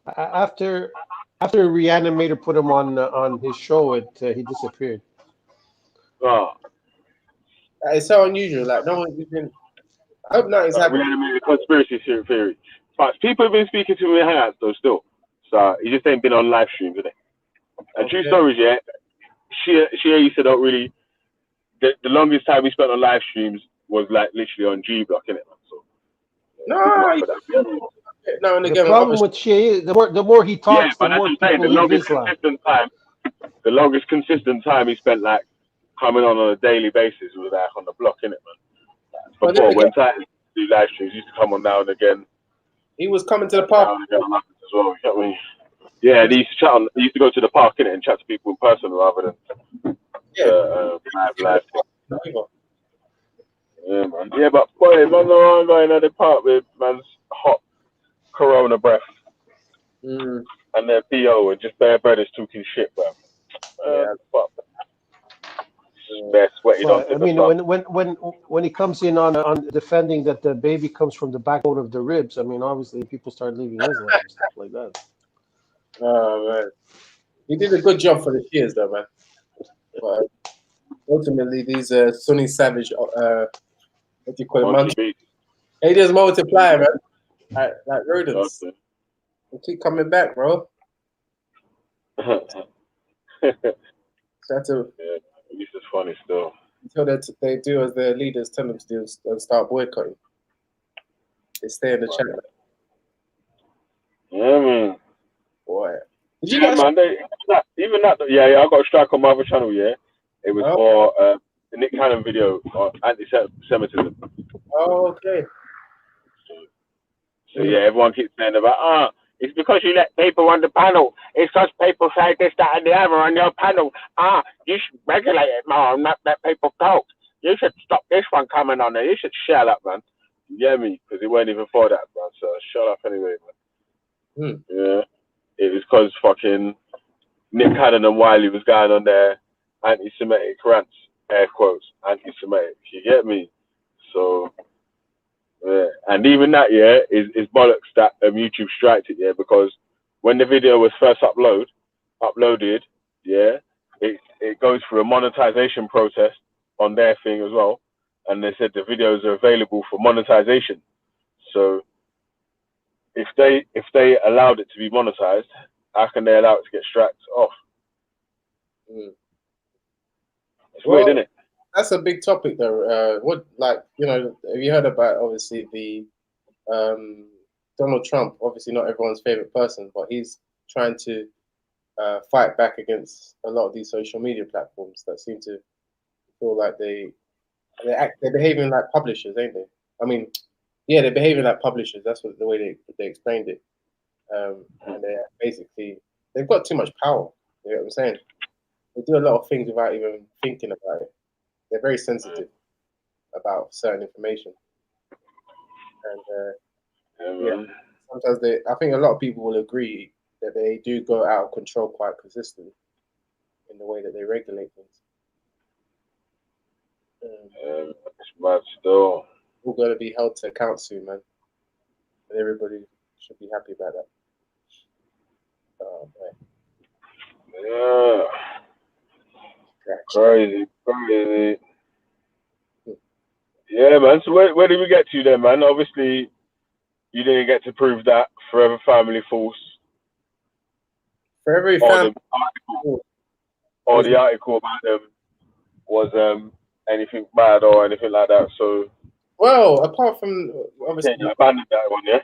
The point that I was making is that the integrity of the person leading the organization is very questionable. If Forever Family came out there to show that the black community needs to be united, it has to start with the leader, who is a very divisive character, in my honest opinion. According to reports, he was involved in an incident that took place on the same day or maybe another March. But yeah, which didn't really, do much to promote the image of black unity. Yeah, he was involved in the incident, yeah, which I don't really have much details about. I wasn't there, but from what I heard, you know what I'm saying? But apart from that, yeah, with all that, I've discussed earlier, this is a very divisive character, which is very difficult to support such an organization being run by such a character. You get what I'm saying? Yeah, but that's only in your eyes, though, man. There may be people. Wait, hold on. Let me finish. There may be people who agree with Respect's ideas, the way that the political things that he leans towards, or even the idea of Forever Family, or whatever it is, innit? Like, so that's why he's got people that support him and donate to him, watch his YouTube or his Instagram video, and then the Forever Family thing. They got that's like just Forever Family, innit? Like, there might be different people that are named in the group as the heads of this group, that group, or whatever. Yeah, but the group does its own thing, innit? It speaks for itself, innit? Like, so there may be people that work for the company or whatever, man, but the company's got its own policies, isn't it? It seems When we you're it seems we the black community are the one communities that don't really care so much about the integrity of our leaders or what we define, what we like. but you're saying that, yeah, and you don't think Raspect's your leader though. I don't. Raspect's not my leader. He's So, your leader. We all you get keep talking about the integrity of your leader. So why? So what has Raspect done here that was questions his integrity then? Well, I did mention earlier a few points. I mentioned the slavery aspect, whereby here's a man who says that he's a Pan-Africanist, someone who's for the uniting of African people. Yet he says that we need to be honest and truthful with each other, and he is out there to spread truth and rights. Yeah, but yeah, the only truth that he seems interested in is the American Caribbean diaspora experience of slavery, and every other slavery is like secondary to that experience. Every other slavery can be sugar-coated, watered down. You know what I'm saying? Basically, he's not really ready to entertain such other conversations. You can even go as far as calling it servitude. And there was another famous quote that he put out. Well, if in his opinion, one was worse than the other, yeah, and that's his opinion. Like what? Is that how you see it? Is that how you would put it? Because that's his opinion, then we should. Then it's not. It's just okay, right? What? So what? If you disagree with someone's opinion, yeah. So So if you disagree that the Arab slave trade was worse than the transatlantic slave trade, like I disagree that there was one was worse than the other. I'm not in this trying to measure up. This one was worse than that one or whatever. Yeah, I was just saying it's all bad, innit? Yeah, bun it all and ban it all. Yeah. So if he disagrees with that issue and he thinks one's worse than the other, yeah, how does that affect Forever Family Force? Oh, that for me, it would just say that this person who's leading has an agenda. You know what I'm saying? That the agenda needs to be looked into before you support any such organization that has such leadership. I believe that leadership, whoever's leading an organization, is important for you. I think that question is integrity though, because he will come out and say to you that he feels like this one was worse than that one. He won't hide and say you don't think you have to wait and see, or I don't know which one was worse or what. He'll say what he believes in it. So how does that affect his integrity? If you're going to do something to affect his integrity, you're going to have to find something that he will try to lie or try to hide or try to single about. Well, it's the same argument when you have people say that, the transatlantic was just business. Like, don't you think that someone who comes up with that kind of statement would be ask questions about that kind of person? Say that again? I said it's the same way that you'd probably make an argument. I personally believe, like you said, like Reggie said, the agenda. It depends on what you believe in. So if you're a guy who believes, if you're in the Islam, for instance, you know that there was slave trade going on during that time. So you have to make it look like it's not worse than the other because you're trying to protect your agenda. For you, you're an atheist, Villa, so you don't care. So for you, it's the same. It's the same. Whatever slavery it is, it was bad either way. Oh yeah, Walter, they get triggered, and not just early, but some other of these people that are not even that religious. When someone comes out and says, it was just business, the transatlantic slave trade. You get what I'm saying? Then they start to question the person's integrity or the person's bias. But bro, listen. That's bullshit, bro. That's a lie what you're saying as well, yeah.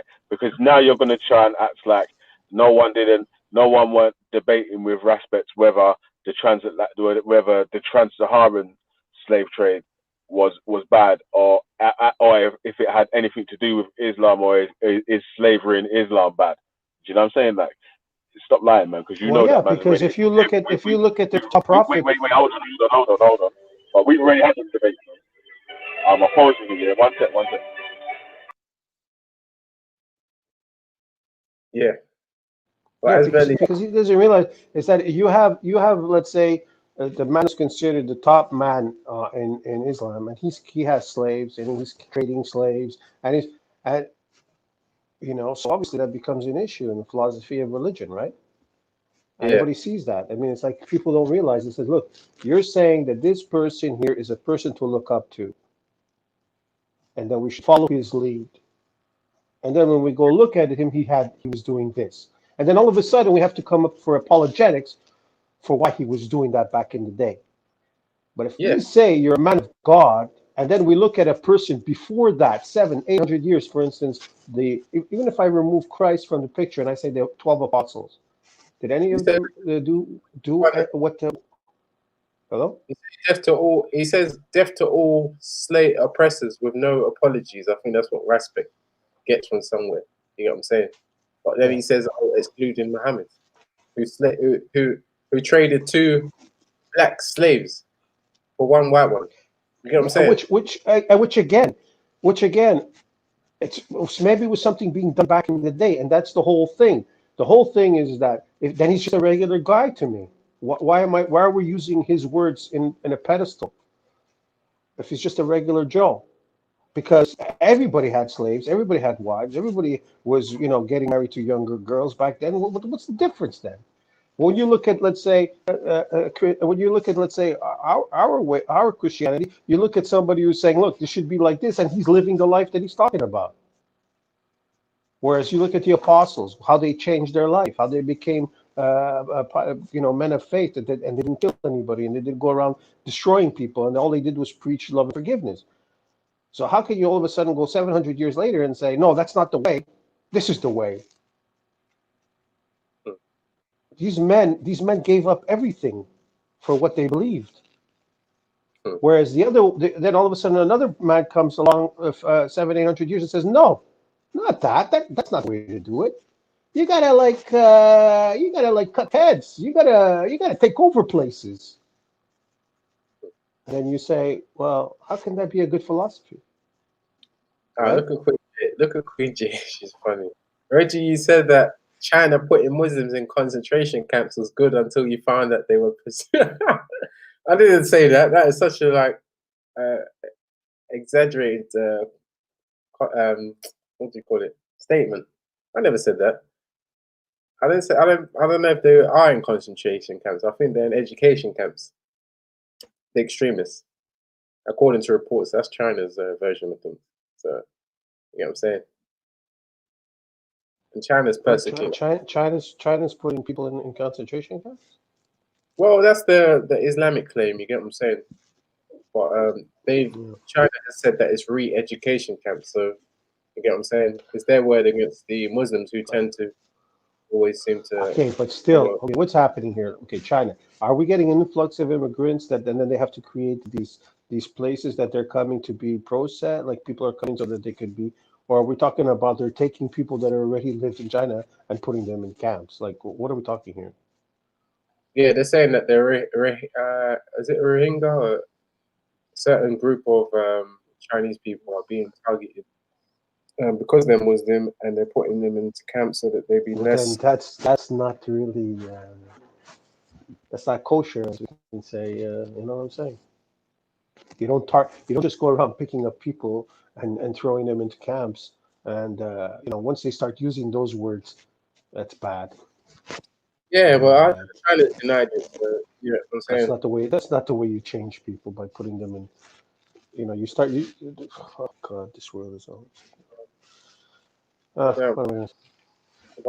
It's just interesting how they seem to be so quick to point out when China are alleged by the Western media to be doing certain bad things, but when their own people back home in their own country are persecuting Christians, they just seem to be quiet. You get what I'm saying? It's just ironic. Yeah, you know what I'm saying? For sure. Yeah, but you can't say just because they're doing it it's still wrong what the Chinese are doing if they are doing it. Yeah, if they're doing it, right. If they're doing it and it should, then it's wrong. I mean, I'm not gonna say, oh, okay, it's cool, they're doing it to them. So, because they're doing it to Christians, well, they should be doing it to Muslims and China. No. It's wrong both ways, no matter how you look at it. China is a very atheist community. Well, that's what right? I'm saying. It's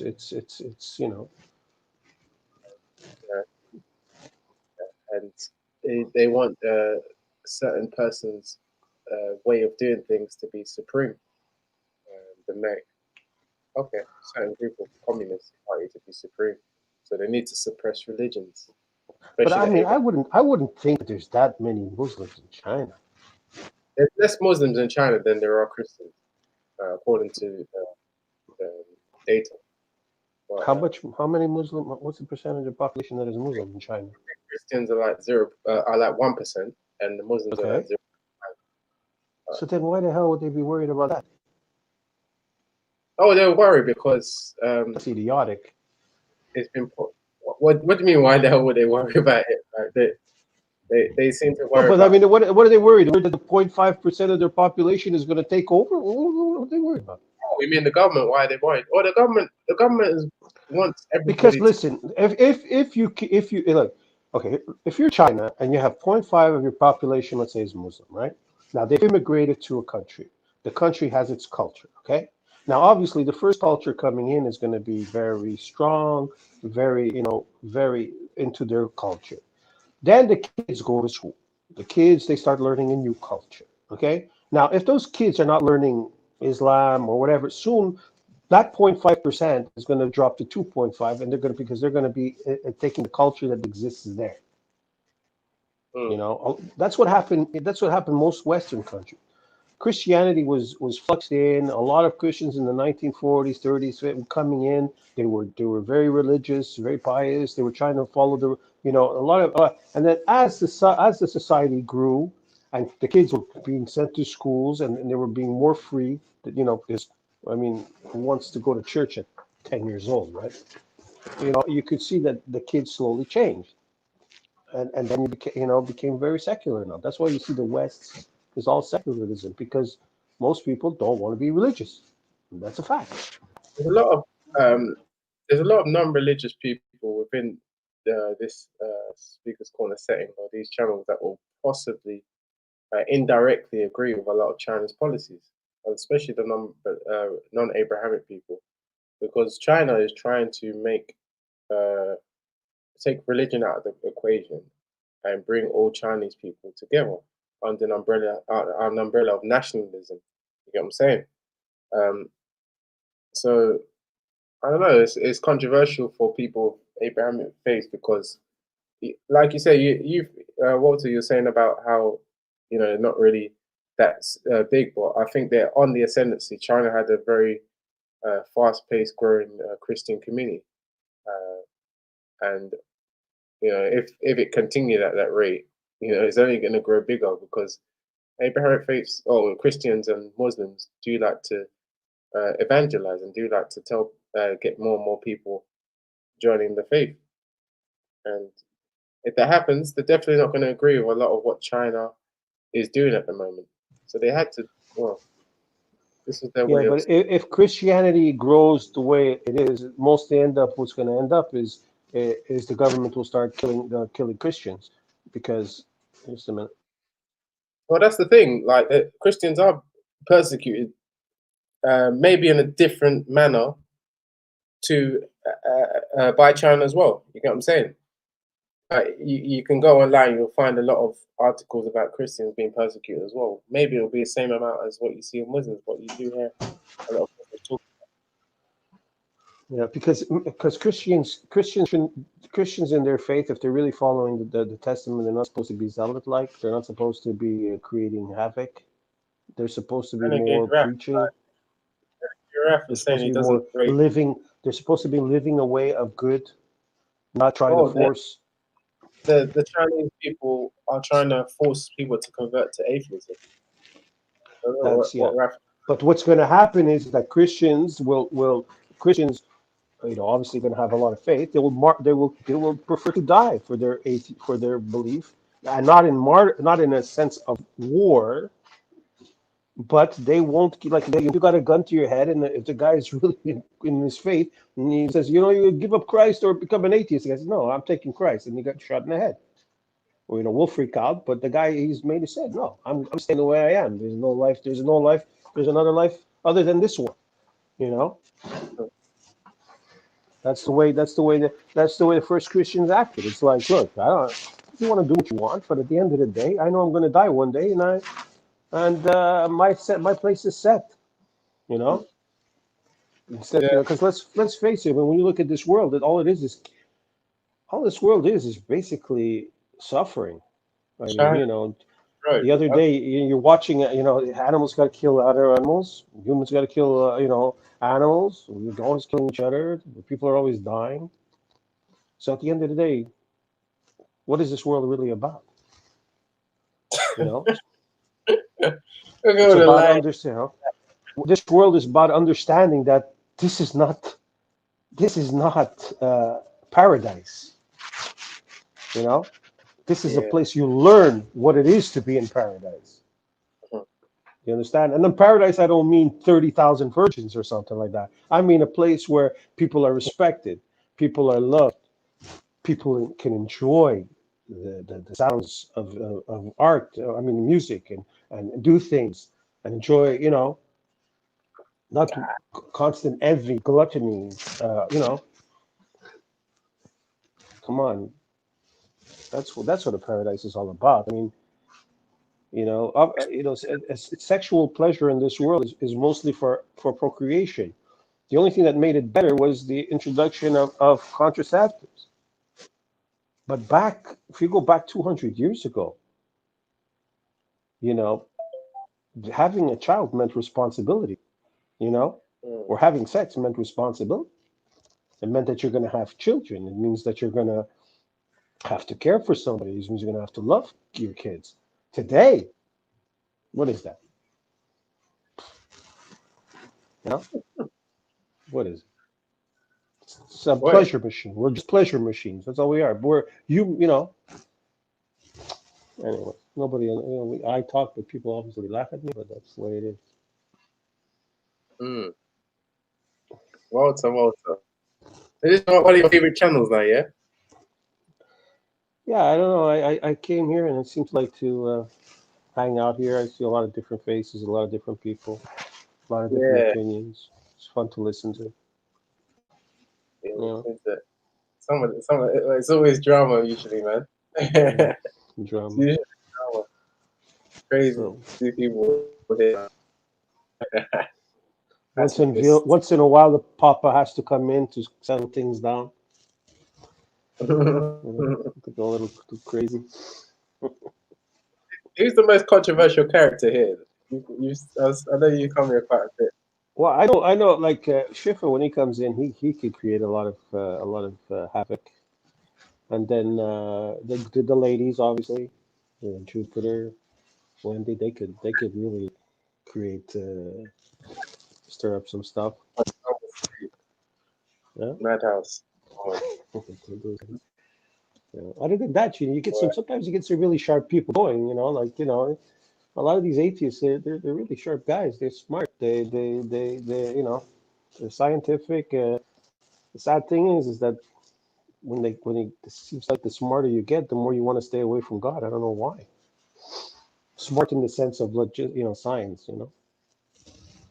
Yeah, but I don't know. Philosophically, I don't understand why they can't see a path to a higher being. I don't get it. Right? I mean, when you think about it, it's great to know how to get to Mars. It's really great how the speed of sound and blah blah blah blah blah blah. Everything's beautiful. Yeah, I mean, it's a great hobby, to see how a world was made or how it's not made. They're saying fluked out, but it's fun to see how to build a car. It's fun to see how to build a house. It's fun, but at the end of the day, is why am I here? Is the question, right? To be or not to be, as one said. Right. So for me, I don't understand how come sometimes people could just say, "Oh, we're just here, we die." Well, really? I mean, that just die. It's over. all this education, all this understanding for just a moment's time. Juice vote. Who? Do you know Juice vote? Smoke? Juice vote. No, they're saying Juice vote. I don't know what that means. I don't understand. Saying Juice vote. You know Dave Smith? Oh yeah, Dave Smith. What about him? Juice vote. What that means? I don't understand what that means. Say it actually. Juice vote. In the Duez Vault Crusader. You know, heard that Christ. Juice vote thing? It's a Crusader chant when they were repelling the jihadis. Walter's not ready for the fight that's coming. Is that what you're saying? No, below that, when he says Juice vote, that is you need to look into what that means. Actually, quite interesting. Duez Vault Crusader. Is that what he says? Yeah. Well, Duez is could be Dieu, votre, Christ your Crusaders. Could that be it? No, Juice vote is from the Crusaders. The chant. I don't know what that is. English, something English, or something in English? No. Here, let me hit it on Google. Duez Vault, right? Yeah. It's what the Christian jihadis said. There's no such thing as a Christian jihadi. You're a Christian or you're not. Simple as Jenny. That's what I said. I mean, like they don't get it. It's like Christianity is not supposed to be about jihad. Not the jihad in the sense of war. I just don't understand why some Christians don't get that. No, there's no Christian jihad. Jen Wallace is not Christian. She's a Buddha. But they always like to put us the same as Muslims for some reason. If you want jihad, become a Muslim, man. Yeah. Don't worry, they'll see what the real jihad is when Islam takes over the world, like some of them prophesied. You know what I'm saying? If knows. Which I doubt. You know what I mean? Okay, Duez Vault is a Latin Catholic mota associated with the Crusaders. It was first chanted during the First Crusade in 1096. Most likely under the form Duez le Vault or Duez le Vault, as reported by Gesta Frocorna and the historian Bel Sakia. In modern times, the mota has different meanings depending on the content. Okay. So he's making a chant. Okay, I get it. Yeah, well, what do you want me to say? No, it's probably Ralph is probably his mentor. When you start taking men as mentors and not the man himself, it just goes downhill. Look at the go there.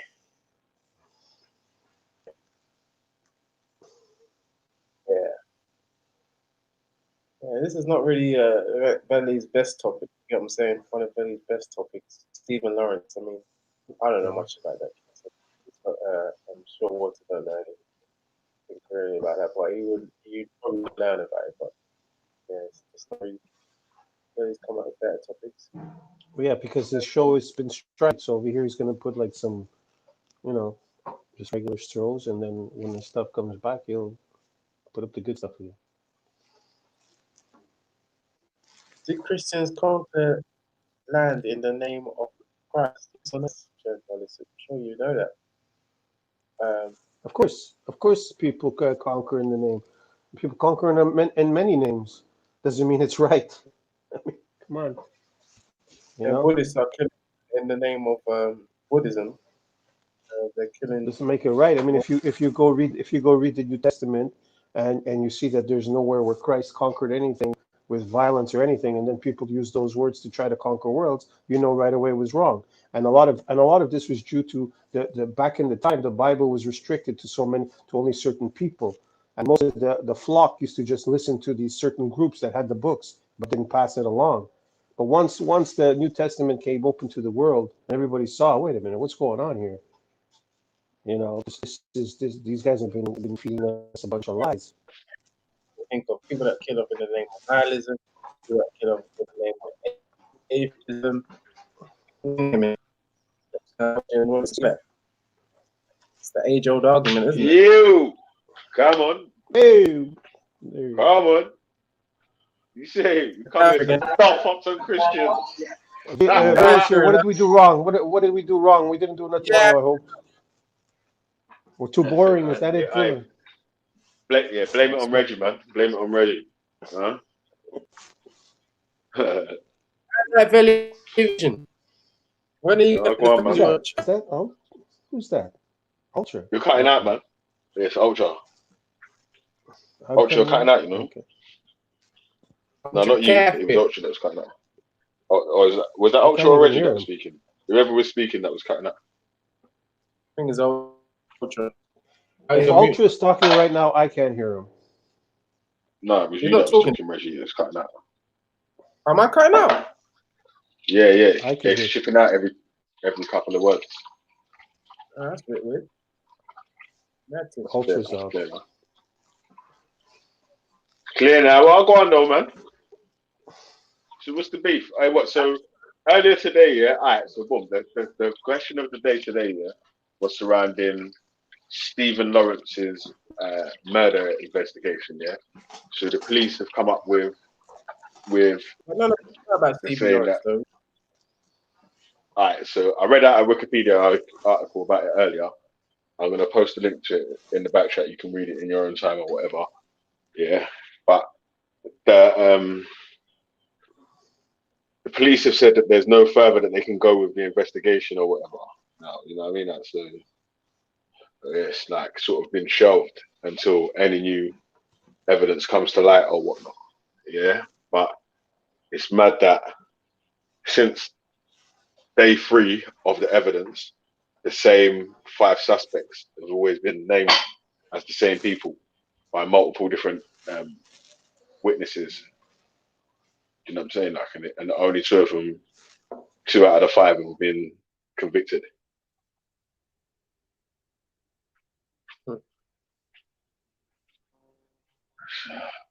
But yeah, man. Phil, what made you bring it up now? Like, has there been a paper on it? Yeah, like, because yesterday's news was that they can no longer go further with the case. Okay. So that's why it's of interest, isn't it? Because it was yesterday's news that they're not going no further with the case, even though there's witness, there's evidence, and there's testimony showing the people who were so you mean the 2 that they convicted? There should have been. They should have been another 3 more. The 3. Yeah. There was a newspaper article. There was a newspaper article in the Daily Mail and others, yeah, with a title saying something like "Murderers." Yeah, if we're wrong, sue us. You get me? With the people's pictures in it, and with the people's pictures in it, and their names. So.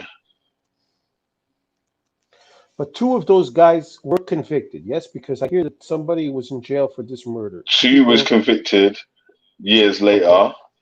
Yeah. Right. These 3 are still off. That's what you're saying. Yeah. There's another 3 who's off. It was down to obviously bad police handling. So how the people ended up getting off. So I'll put the link in the private chat. Yeah. Especially someone like Water, obviously you would never heard of it, innit? Yeah. So no. If you read that in your own time, you sort of may get an understanding on some of the points that we bringing up today. Reggie, I don't know. Was you in England? Was you born in England, Reggie? Yeah. Reggie, was you? Yeah. Oh, so was you? How old are you? Are you over 35 or under 35 or whatnot? Under 35. So you would have been in like primary school when Stephen Lawrence murder happened. One. Or in nursery. Yeah. This there was murders before that, you know. Yeah. This case is very familiar. This case, it's a hate crime. Yeah, I remember it was mentioned in Asia also. Oh, is it? Really? Yeah, many years ago. Then I think they close it, they cover it up, you know, because there's no like Yeah, further evidence. The police contaminated the first convincing evidence that probably would have got the first convictions. Also, there was people leaving the people's names up till people was leaving notes on police officers' cars outside with the names of the suspects and shit like that. So Yeah. I think this is the first and only case that I know which is very identical to the black people being killed in America. I think this is the only case that is very I'm not sure, but I'm not sure, but the 30 years ago, ago, there's more DNA. There's more cases like that. Well, that probably not covered up here like that yet, but there's more cases of black people being racially attacked and killed. Definitely. There was New Cross Fire. There's Roland Adams got killed by NF or BNP member in Southeast London as well. The New Cross Fire was in Southeast London as well. You know what I'm saying? In fucking New Cross. So I didn't really understand the context of all this incident until I come to the UK. And when I joined this channel, I know that cops are the ops, man. Now I understand. Holy, you learn new things every day, you know.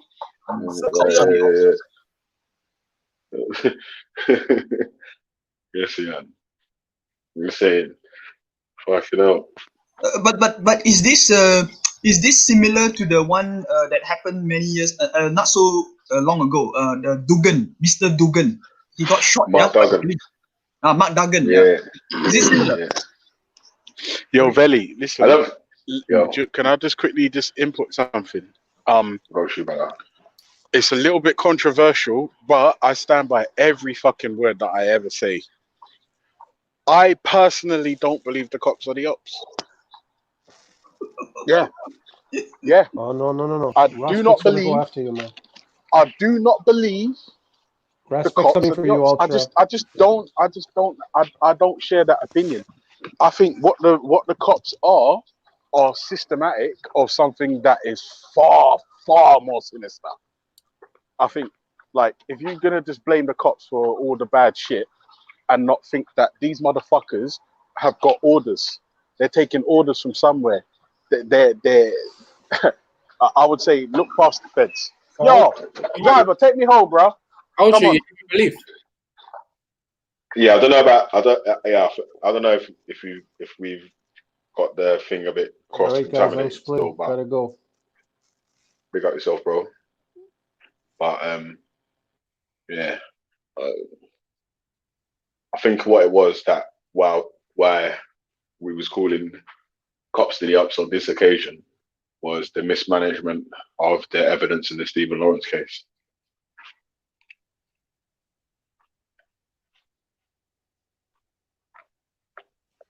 Yeah, hold on one sec, Belly. I won't lie to you. I don't think police or botching an investigation is like new.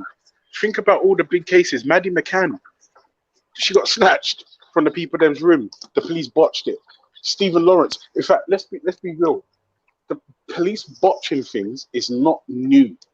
But I was thinking about this whole cops the ops thing, right?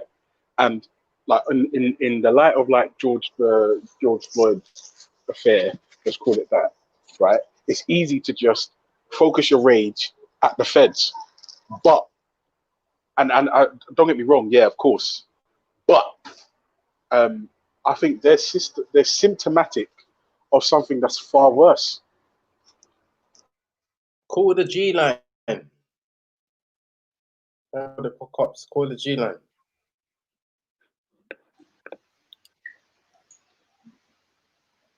I don't know what that means. I don't know what that means, but that sounds like a prostitute or some sort of prostitute thing. I'm not into them.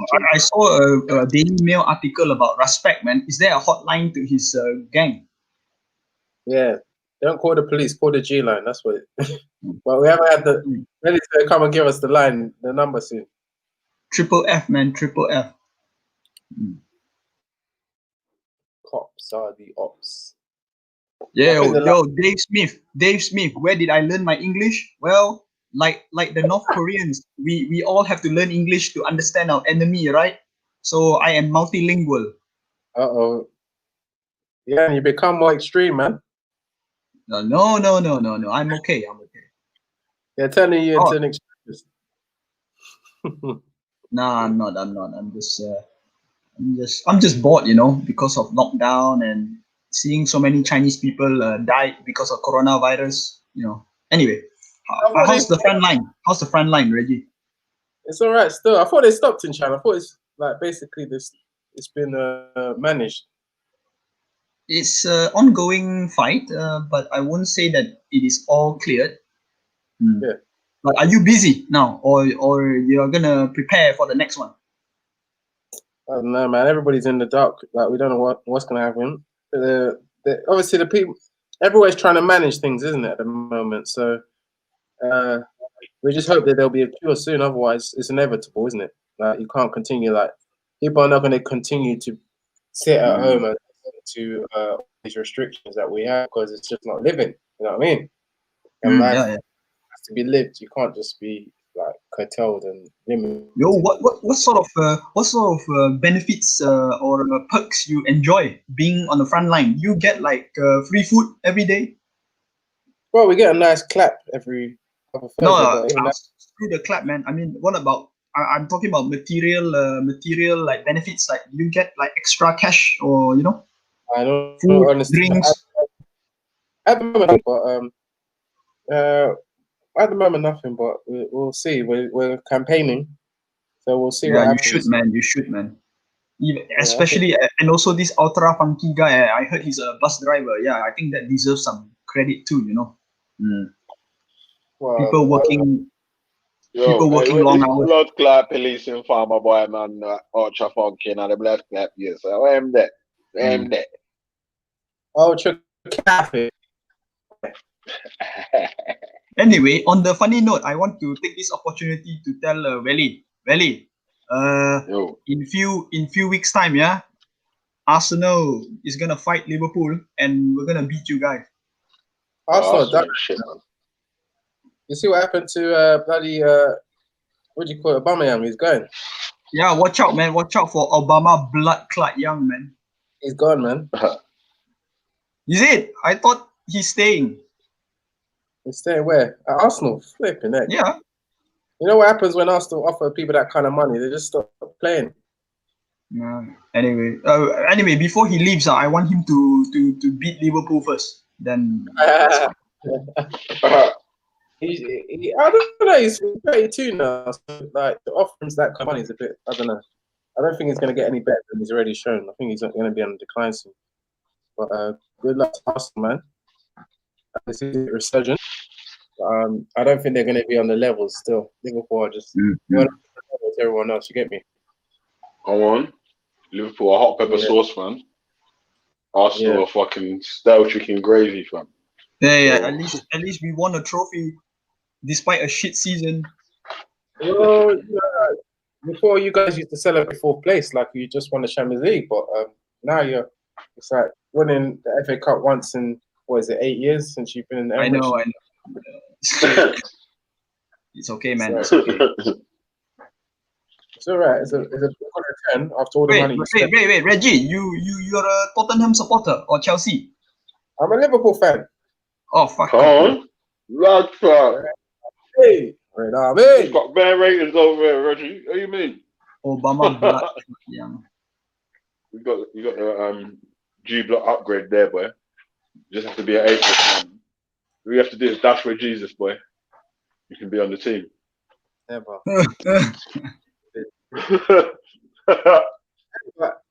PSG are getting Dapid. They're going through it, bro. 1-0 Atlanta. I think Barcelona or Man City got this, man. Anyway, Man City, I like Raheem Sterling, man. That guy is good, very good. He's pretty good, man. But I think the media always demonize him because he's not a white. Well, he's what people would call a sellout on this channel. Who? Why is he sellout? Sterling. Why is he sellout? Why? Is he sellout? Why? And wait. Before you tell me why he's a sellout, yeah. First of all, yeah. You mean because people keep wait. Hold on. Because people keep tarring, yeah, G Block and my channel with things that happen on other people's channels, isn't it? Yeah. Like it's not the G Block members don't get in their bag with this. This one's a sellout and that one's a coon and blah blah blah blah blah. Yeah, that's not well. As far as I've no, that's a fact. Yeah. That's a fact. I've never used any of those words to describe anybody. Yeah, but you guys affiliate with people that do use those kind of inflammatory words. So unfortunately, you can't. Wait. Like who, Reg? Huh? Who do I affiliate with? Be specific. You affiliate with the people in the chat that call people sellouts. You're quite affiliated. So wait, hold on a second now. So that means wait, hold on a second now. So that means if you say hello to someone in the YouTube chat and they call someone a sellout, now that means that their opinion is the same as mine now, yeah? No, it means that obviously you guys you're not very quick to correct them when they make these bizarre. Yeah, but we're not people's parents, bro. Why do we? Yeah, that's what I was gonna say. Why do I have to correct what someone else is saying if it's not like a point about in a disagreement or argument or whatever? Why do I have to correct it? Why ain't the person that's being called a sellout or being called a coon? Why aren't they making no efforts to resurrect or correct what's being said about them? Well, because they're doing it on your platform, right? Because they're coming out with unsubstantiated claims, and you guys usually are a bit hot on these things. But the platform don't endorse no one's opinion, so everyone's entitled to their opinion. The platform don't endorse no one's opinion. So what's next? Surely some of them weights. You're supposed to ask for them to substantiate. Someone's fucking lifting some weights or something, man. Why, okay, is that you? I think he's trying to get out of bed. Yeah. Yeah, it was as well. Fucking hell. Me as well. Sounds like he's having a power wank. Yeah, but carry on, Reggie. Yeah. I don't know, man. Like, sellout seems to be the go-to word here anyway, nowadays. No. Reggie, you keep saying that. You said that again, Reggie, yeah? Wait, listen, Reggie. I'm G Block. Yeah? I'm one of the founding members. No claim. Yeah, I'm one of the founding members of G Block, Reggie. Have you heard me use the word sellout, coon, or nigger, or any of these words? Yeah, but don't say yeah, but answer the question. I'm asking the question, but you're not letting me. You didn't. You said yeah, but you said yeah, but. Yeah, I'm saying, but you have a duty to reprimand people when they make such accusations. No, I don't. I'm nobody's dad.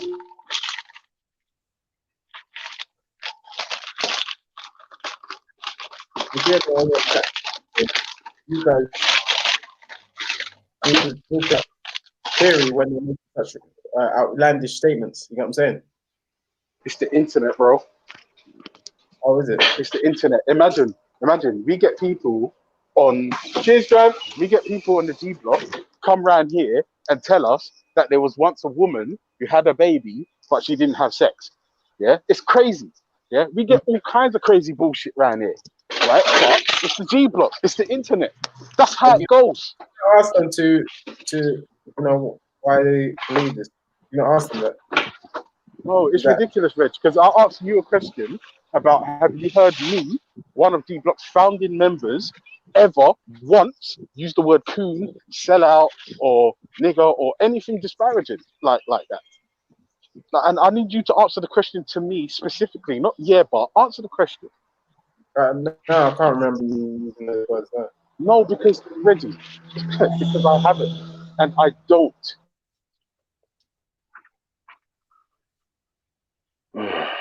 We do with accusations on the block, man. Why are you guys engaging? Mm-hmm. Reggie. Why not engage? I believe engaging conversation, especially with people that are outlandish, is tantalizing. Yeah, I don't know. He doesn't want you to. He wants you to engage with particular groups of people. I don't know who they are. Yeah, I don't know what you're talking about now, but all I'm saying is, Reg, listen. You just admitted. Look, listen. You just admitted that you've never heard me use the word sellout, coon, or nigger, or anything disparaging towards people in my own community. So what I need you to do. So wait, hold on. Before he goes to the next part, then just let's clear it all up, then. Yeah. So have you heard me or James Jones call anyone a sellout or a coon or anything like that? I don't know. No. I don't think even James called anyone like that. No, I haven't. No. Right now, Reggie, do you accept that James Jones, Veli, and myself are the founding members of G Block? Do you accept this? Yeah. Right. Yeah. So essentially, Veli is the father of G Block. Yeah, he fucking popped this shit off. Yeah, and I'm saying we, the three of us, are G Block. So for you to say something like you guys it's incredibly reckless and irresponsible. And I'm tired of people just saying stupid shit when it's not true. Right, Ultra, did you know that you're in a gang and you've got a job? That's mad, isn't it? Imagine that. You're in a gang and you've got a job. What do you mean I'm in a gang? I've been in a gang for like, what? How old's my oldest son? 18 now. Fucking hell. My gang consists of my wife and my 4 kids. And we're hard. Kids. Oh my god. It's what do you call it? Ultra Kafir. What do you think of these people that like to call people's text? The man called me Ultra Kafir. Yes, but hey, Reggie's a Christian. Man. Ultra Kafir. Ultra infidel. Ultra infidel. We got the infidels. We run things. Come on. Okay. Is this Sarah Gavi? No, yeah. Big up Sarah Gavi. He's like a fridge freezer, isn't it? He looks like Sarah Gavi, man. Like a bit of a fridge freezer, you know what I mean?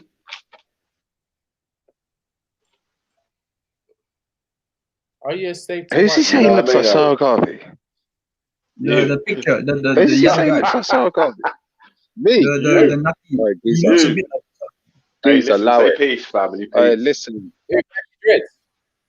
Yanni. Yanni, allow it. You got the thing. Allow it, Yanni. Right, you got the thing, yeah, Natty. Right, I'll tell you. You got the thing, yeah? Hey, trust me. Okay. I don't know many people here, so I misidentify people. No. Sarah Gavi. Welcome. Gaviites. Oh no, he just horrored me, you know. No, Yanni, you just horrored me up differently. You just horrored me, man. Sorry, man. Sorry. Gavi, you know. No, because I can recognize Valley, I can recognize Reggie, but yeah, new people I don't know, man. I don't know. You are, Gotta get used to you. Yeah, I need to get used to it. Yes. Get used to you soon, man. You know what I mean? What are you trying to say? We all look the same, yeah? What are you trying to say, Yanni? We all look the same. Listen, man. I don't ever comment on men's looks or nothing like that, mate. Yeah, I don't say anyone's good looking, ugly, or any of that shit, mate. Yeah, it's the distance. The picture you have. I mean, it's very small. So I thought it's approximately the same. So I'm just guessing. Veli or Ultra, what would you say the percentage of times that you guys actually have a serious conversation on it is? What would you say percentage-wise? 80. 80% of the time you guys have serious conversation out here. Interesting. And who are the main people that you say that have serious conversation, that come in to have serious conversation on the panel? I have serious conversation on the panel. I'd say everyone. Well, most people that jump on, it just depends what the topic's about, innit, man? So people jump on for their topics, what they're passionate about. So you think most of the people here are genuine that come on? Generally, no, of course not. I think most of the people here are genuine that come on. No, probably not. Everyone's biased, innit, to to their own opinions, what they've self-formed. Some people change with new information. Some people hold on to their old biases, though, man. No matter what sort of fucking information you show. I think I partially qualify for G Block because Chinese people we don't have a religion, we don't believe in God. Although China is the ambassador for atheism. Exactly. The only difference is I have a yellow skin. That's it. Very nationalistic. They believe in. All right.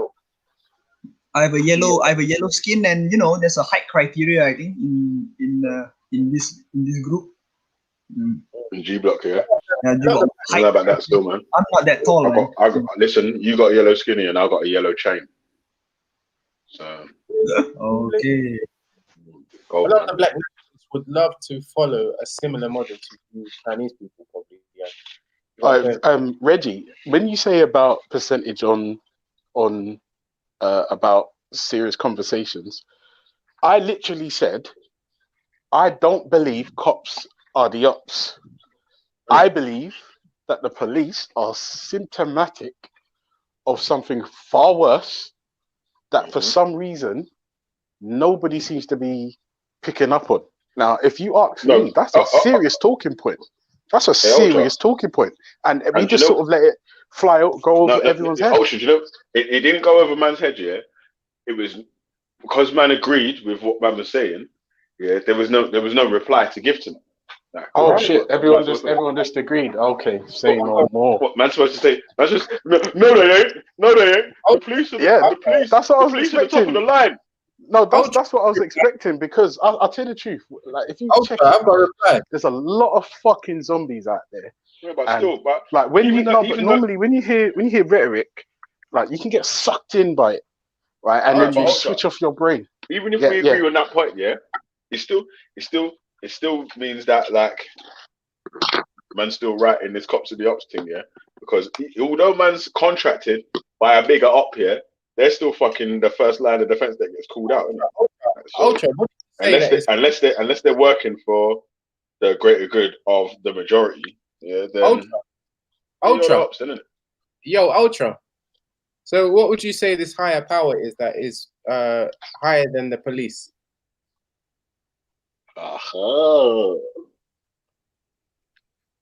Yeah? You becoming religious on us? Because... Sorry, Reg. No. Sorry, Reg. I was just washing my hands. I just got in. Sorry, I just got in. Yeah, for me, it's like it's really easy answer. Who the fuck do the police work for? Who sets the agenda? Who sends the feds out? Who equips them? Like it's as soon as you figure out those answers, like it all just becomes easy. It all just becomes easy. No. I know, Ultra. I know who it is. Go on, Natty. Go on. It must be God. That's trolling. Fucking hell. You think God is on the fucking police payroll? God equips the police. God sets the agenda. Bruh, I won't lie to you. You might be right, because this God that everyone keeps telling me they believe in, this is pure contradictions and pure snowflakes that this man is rolling with. I can't stand it, trust me.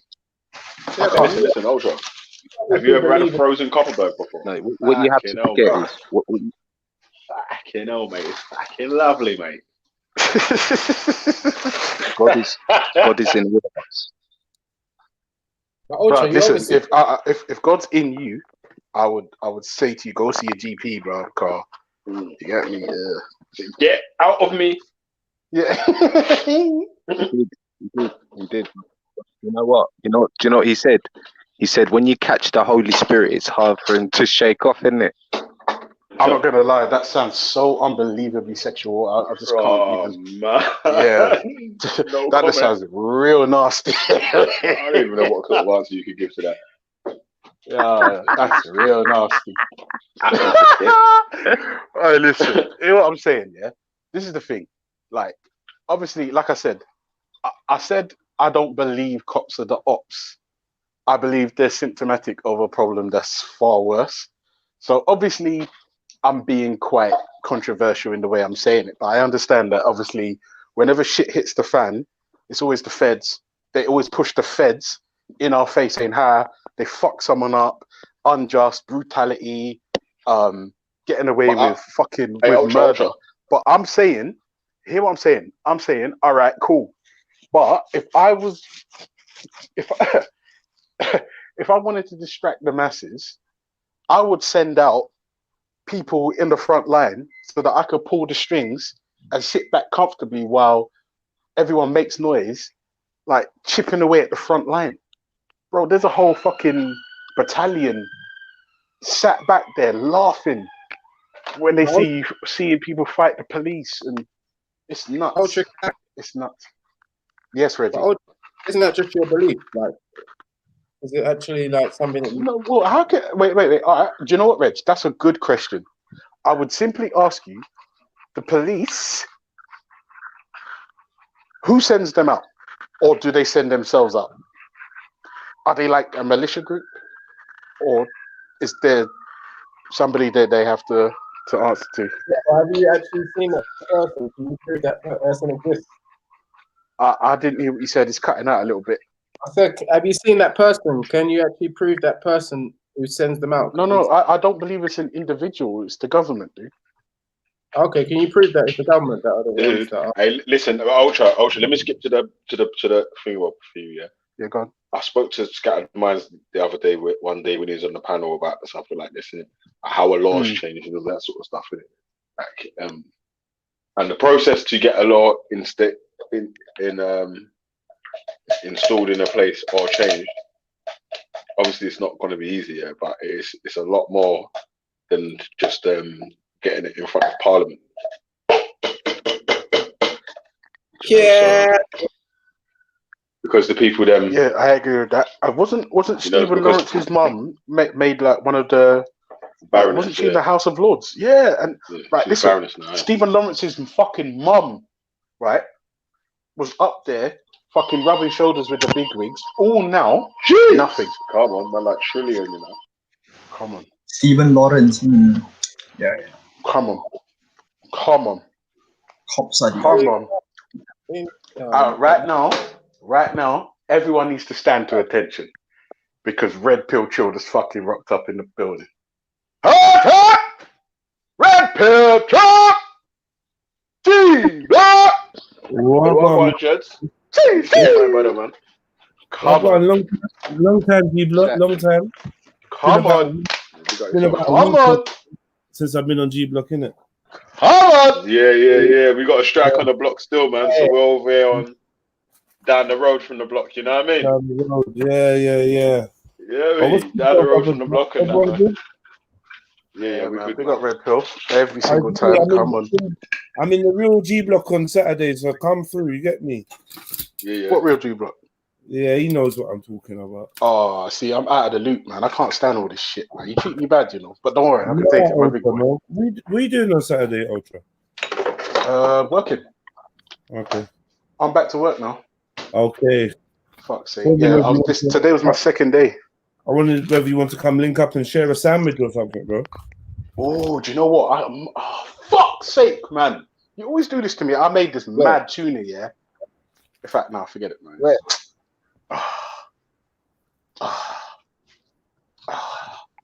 Can I have some barbecue sandwiches and stuff? Okay, no, I'm working. Cucumber, only the finest cucumber and that. Listen, I'm gonna whip up this tuna, yeah. Yes, I big up Jen Wallace. Come on. I might try fly down. I'll slip you the tuna and say, listen, slip that between some bread. No, I'm not gonna lie. I'm not having no man flying down and slipping me the tuna.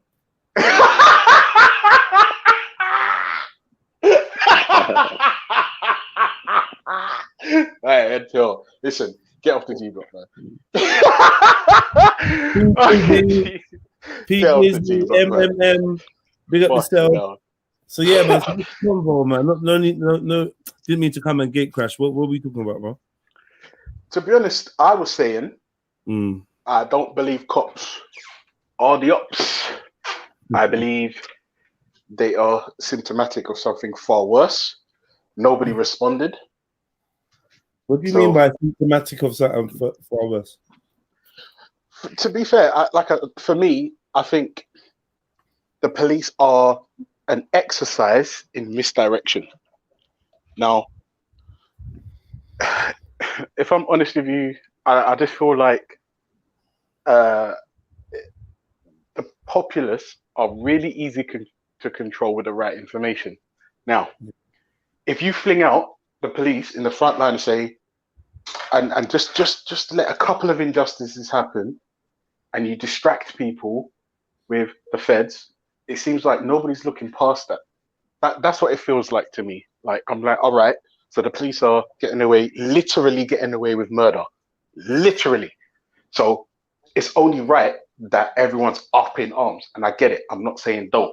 I'm saying, right, who did the police work for? No, that's You know, like, that goes without. you know, like if you're the Godfather, and you send out one of your henchmen to fuck up somebody. Listen, the henchman fuck someone up. Listen, Yeah, the go on. poison is your up, yeah. But one of the symptoms of being poisoned is bleeding out the palm hole. Do you know what I mean? And like, it's like that's an up too. It might not be the main issue, but it's definitely something that you're not feeling, and it's definitely something that's in opposition to your liberty and your freedom. So any arm or extension of the source of oppression is part and parcel, part of the oppression. Therefore, opposition too. If like, do you know what I mean? So like, it's No, just no, how no. it is. I hear that. I hear So that. cops are definitely the ops. They're just not the only ops. But as a thought exercise, they're the visual arm. There's something that people can understand and identify. Yes, with. that's the Once thing you that start- people can latch onto Right. and say, Once you start ha, understanding- that's our enemy.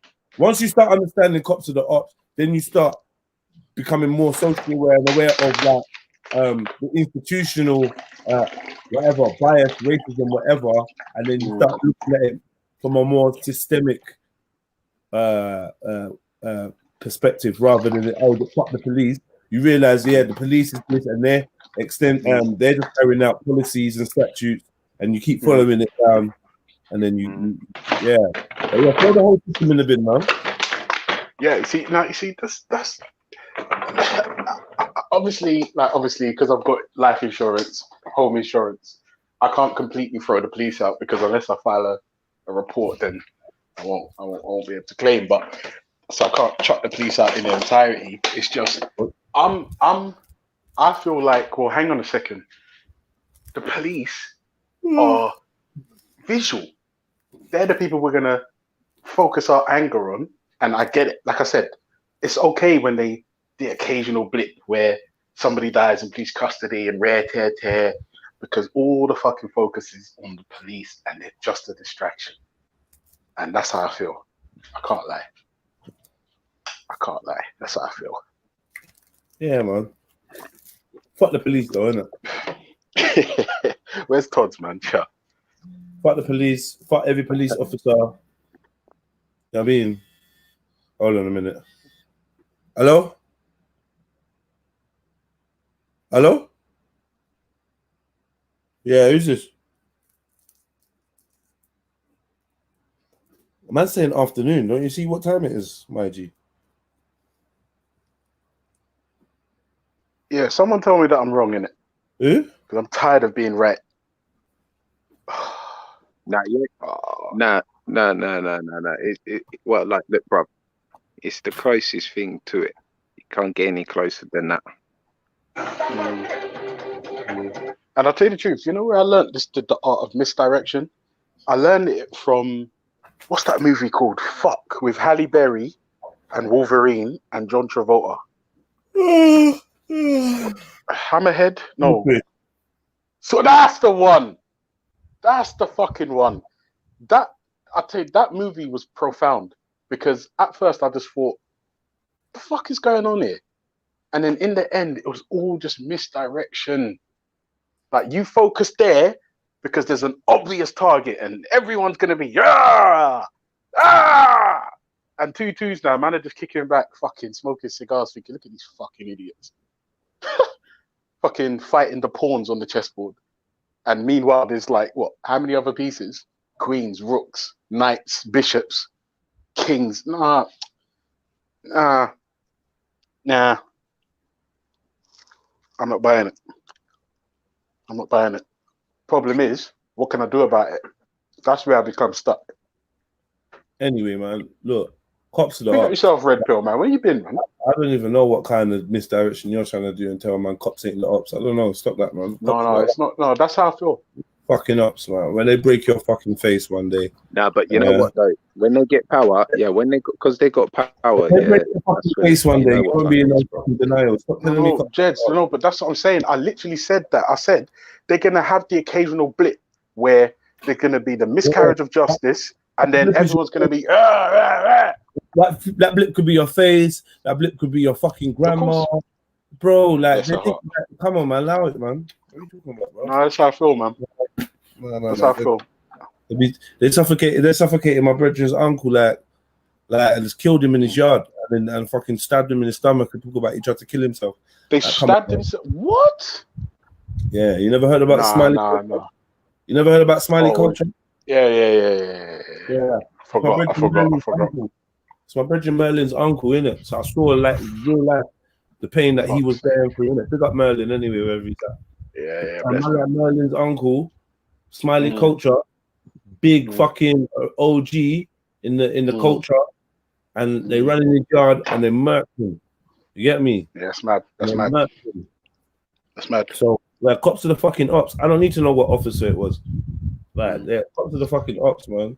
Yeah, and like, don't get it twisted. Police do good things for some people at some times. They do. I don't give a fuck. I do good things for good people as well. So That do is you. very true. So like, we're That's very capable of doing good things for ourselves. We don't need a whole force of people that occasionally help other people out in the community. We could do that ourselves if we just woke out of this spell.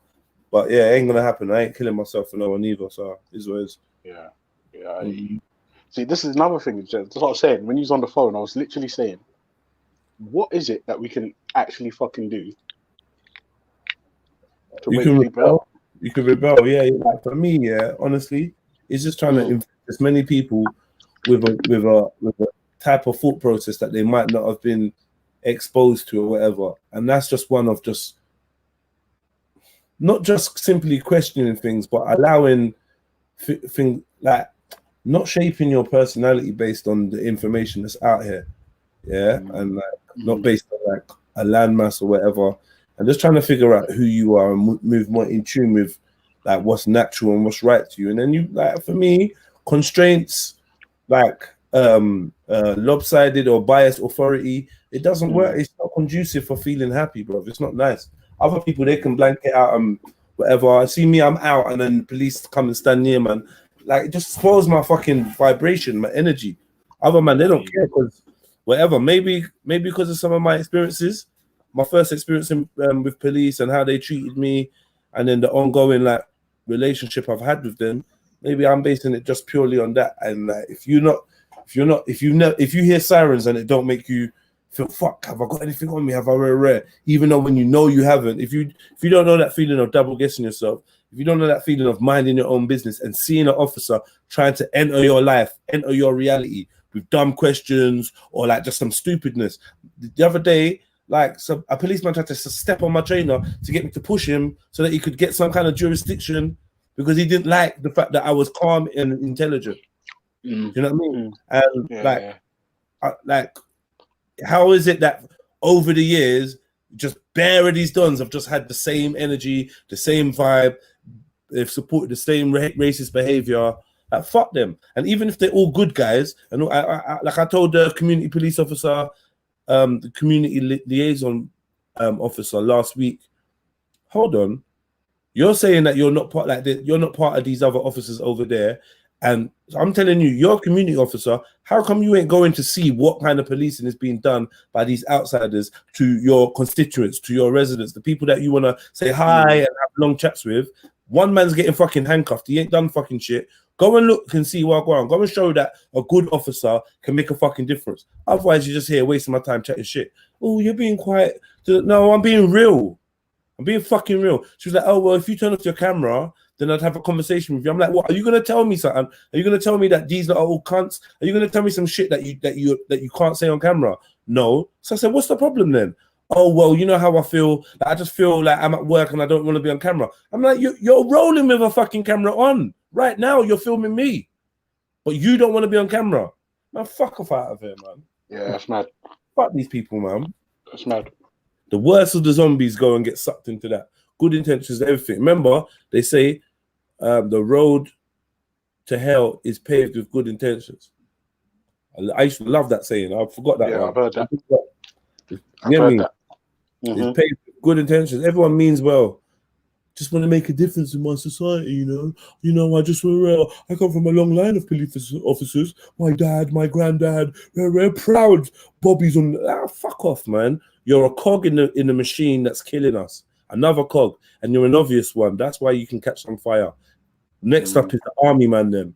The older man there that's been in the army, still in the army, still part of the US force, ever helped the army. Like, you lot are duppies. You lot are literal vampires feeding on the rest of humanity and blending in like you're one of us. And the fucking joke is, after you go and sweep some granny down on the floor, or you go and bust into someone's yard and stab someone's uncle, or you go and raid someone's yard and then be like, oops, sorry, wrong address. After you've done that, you go home and you pick up your kids and you hug them and you get love. You got a family, a grandma, auntie, you got people to fucking chat to and to show you fucking love. All these motherfuckers should be scorned. Social pariahs. Fucking scorn them out, man. Devils. Yeah. And that's not just the police, man. That's these crooked fucking judges that know it's crooked. These crooked fucking, like, you know what I mean? CPS and all these little shenanigans. All these people, man. Imagine that Instagram. And that's the thing, Jeds. Who watches the watchers? Imagine Instagram won't ban a profile called Pedo Bear. What they want to ban Wiley. People been complaining about, but that's because Pedo Bear didn't offend the juice. But I don't know. I'm out from that one. I don't know. Yeah, trust me. Yeah.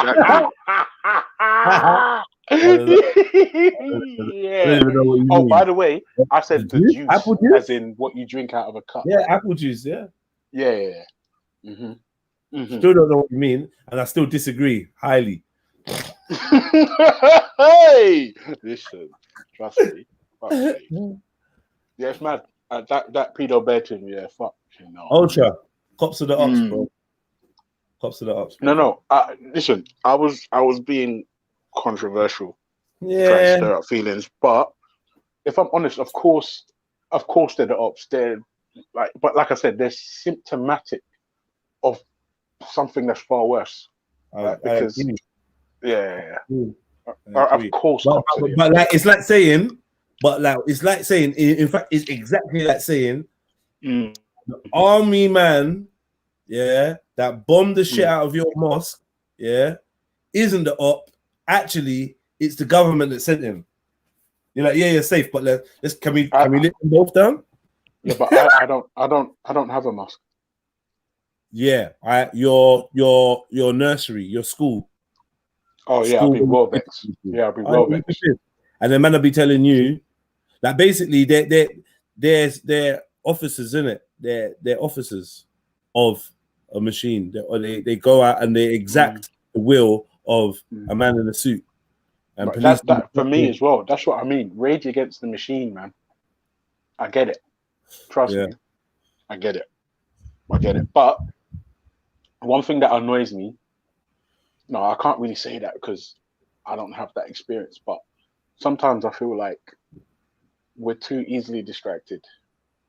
Like, and I'm saying that quite flippantly because, like you said, your brethren's uncle got licked down in a way that, like, just unjust doesn't even properly describe the situation. Murdered. Doesn't say murdered. Yeah, Doesn't it? murdered, right? Yeah. And for anyone to try pop up and say, "Oh, yeah, but you know the government," I kind of hear how that sounds, right? I still stand by it, but I get that the rage is focused on the institution that's responsible. I totally get it, but just being vexed at officers ain't gonna do shit. Yeah, no, Like, no. if there's no, Here what it is. Here what it is. uh, Cops is the ops is the intro. Yeah. Then it's fuck the police. Yeah. Then it's free the people. Yeah. Then it's fight the power.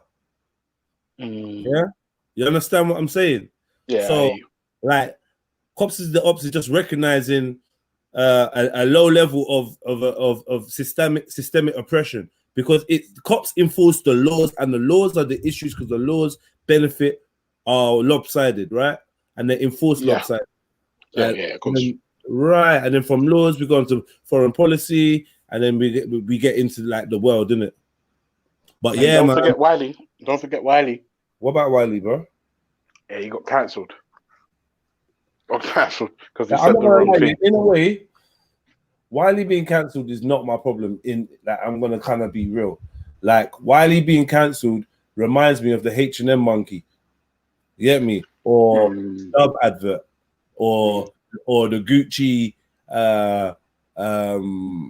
polo neck with the gollywog lips, or Kanye West saying that slavery was a choice, or we can go or Trayvon Martin, or Black Lives Matter, or where all these things are psychological operations to distract you.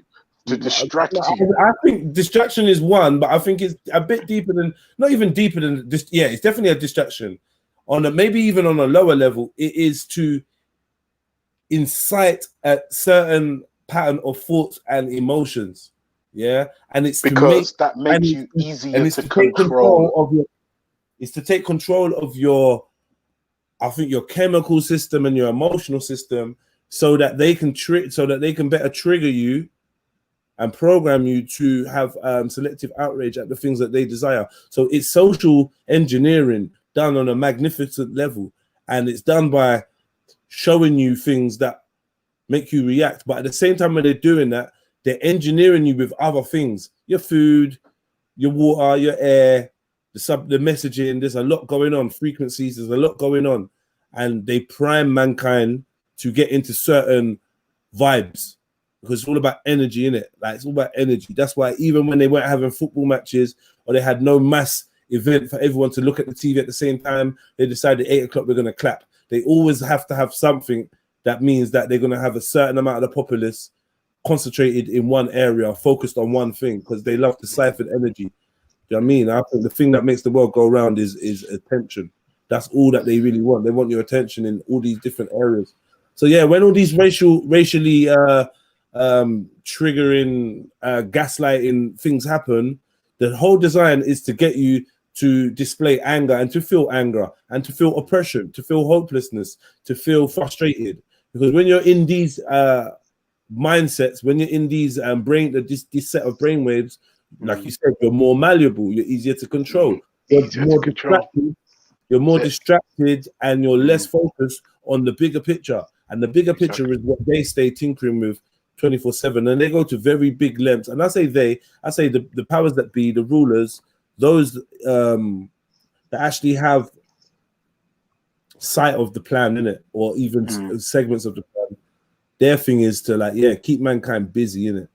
Keep mankind busy, not just distract them. Distract them. That's it. It's literally distract them, give them this, show them this, and while they're focusing on that stupid fuckery over there that we set up for them, we'll continue and just amass wealth beyond belief.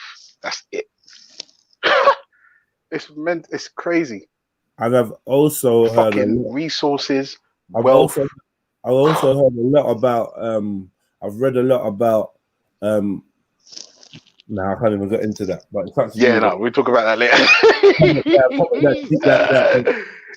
Dean Jackson just made. You get me? But yeah, I've heard a lot about a big plan to use certain tactics to get a certain result.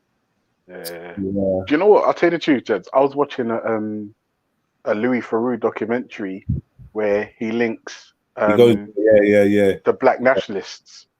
And he links Khalid Muhammad, and at the time, Khalid they were mourning something similar to what happened to George Floyd, happened back then, Yeah. and it was the same. It was the exact same response. And then I watched another thing with Reggie Yates where he goes to, I think, Chicago, and it's the same thing. It's the same thing, right? The outrage is momentary, and then it kind of just dwindles. And remember, I said this to you the other day. I feel like the same thing's happening with Grenfell, right? For me, that was like, like when religious people try to explain hell, right? Obviously, I don't believe in that stuff, but I imagine Grenfell, for the people that died there, that is exactly where they were, right? Now, I'm only hearing about Grenfell once a year now, and for me, that's shocking. And I think what is happening to us as a community, not just black people. I mean, London. What has happened to us as a community where something that fucking monumental, something that tragic, and it's like Christmas, you know, it's once a year, and you know, we'll make some noise once a year. It's like, I don't know, what the attention span of the masses seems to be at an all-time low, and it's weird because history is repeating itself. And it wasn't until I watched that documentary with Khalid Mohammed and Louis Theroux, I was thinking, fucking hell, I didn't even know about this. Or I did, but I forgot. I forgot. And I'm thinking to myself, rah, there's a problem there. There's definitely a problem there. How, like, I mean, obviously, if you live like locally, like you don't have a choice but to obviously see Grenfell, but like nationally, locally, you don't hear anything. Does anyone know what they're doing with Grenfell? Are they just going to keep it covered or what? Are they going to rebuild it, knock it down? What? They're gonna take it down slowly. Well, yeah, it's just up there right now, covered. Are people still in there? What do you mean? Like bodies? I doubt it. I think right now they're removing like materials and metal, and they're just, do you know what I mean? They're still taking shit out, I think, slowly. But yeah, they issued the community a little report on what they're on, and they've recently just said something about their plan to take it down. But I swear, from what I heard, it was something like 5 years. I'm like, so they're looking to leave that up there for 5 years? I don't know, man. I don't know. To me, I thought the tower was getting shorter, but people are telling me it's not. But I'm like, I swear to God, this tower is getting shorter. Every time I see Maybe it, you're getting taller. every time I see it, the thing's looking smaller, man. And the next man told me that they think the same thing, but other man's just like adamant, no. And the article said, whatever their little letter said, that they're not taking that down for now. But I could swear that tower's getting smaller, bro. I don't know. Yeah. But yeah, man, I mean, who's going to jail for this, man? No, you know, and like this is basically what a lot of people want. They want someone to go to jail for it, and that's what makes me sad, because I know you're not going to feel justice for jail for that. What people went through, what other people saw, what people experienced. Yeah, it's mad. Yeah, like a 1 man or 2 man going jail for it. What's that really going to do for you? It's like when someone gets, like, you know, something really fucked up happens to someone, like a kid or a young lady or some shit, and then they're like, all we want is justice, and then the man goes jail, and it's like, okay, cool, so what, man's gone jail? I'm like, what, that's justice? Yeah, man's just living it out on A-wing, like, I don't know. But like, that's the thing. That's a whole show in on itself about what the fuck is justice. Like, just locking people away, or this is what I'm trying to say. Yeah, it's mad. Like, it's mad. Justice has to be justice should be, where possible, reparative. It should, you know, and yeah, you probably have to go a long way to try and you obviously can't repair, but you have to go a long way to repair. Like, I just feel like I don't know, it's mad. The impact that thing had on people that didn't even live in the building is phenomenal. Yeah. And yeah, man, there's there's firefighters and that are just like, yo. And the joke thing is, they're still trying to tell people 72 people died. I don't believe that. Like, I've heard it a couple 72 times. people in a tower block. Yeah. That's a joke, right? Because let's be honest, fucking Grenfell was social housing, wasn't it? Yeah. Right. So let's just say, how many floors was there? Like 20? I'm not too sure, you know. Yeah, I think Right, it was let's pretty. all right, let's just say there's 18 floors and there's what, 4 apartments on each floor. Yeah.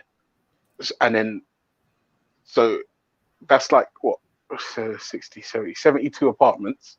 Is it 72? 74. I don't know. What's 4 times 18?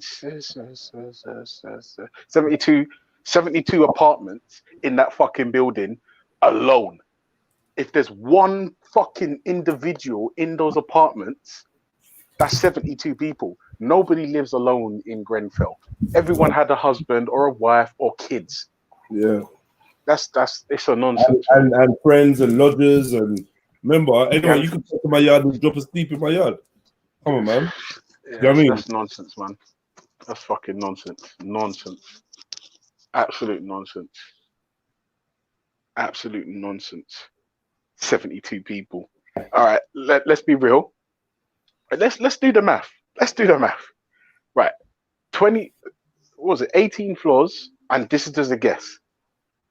4 apartments per floor, right? But let's take away the ground floor. Yeah. So like, and then let's take away the roof.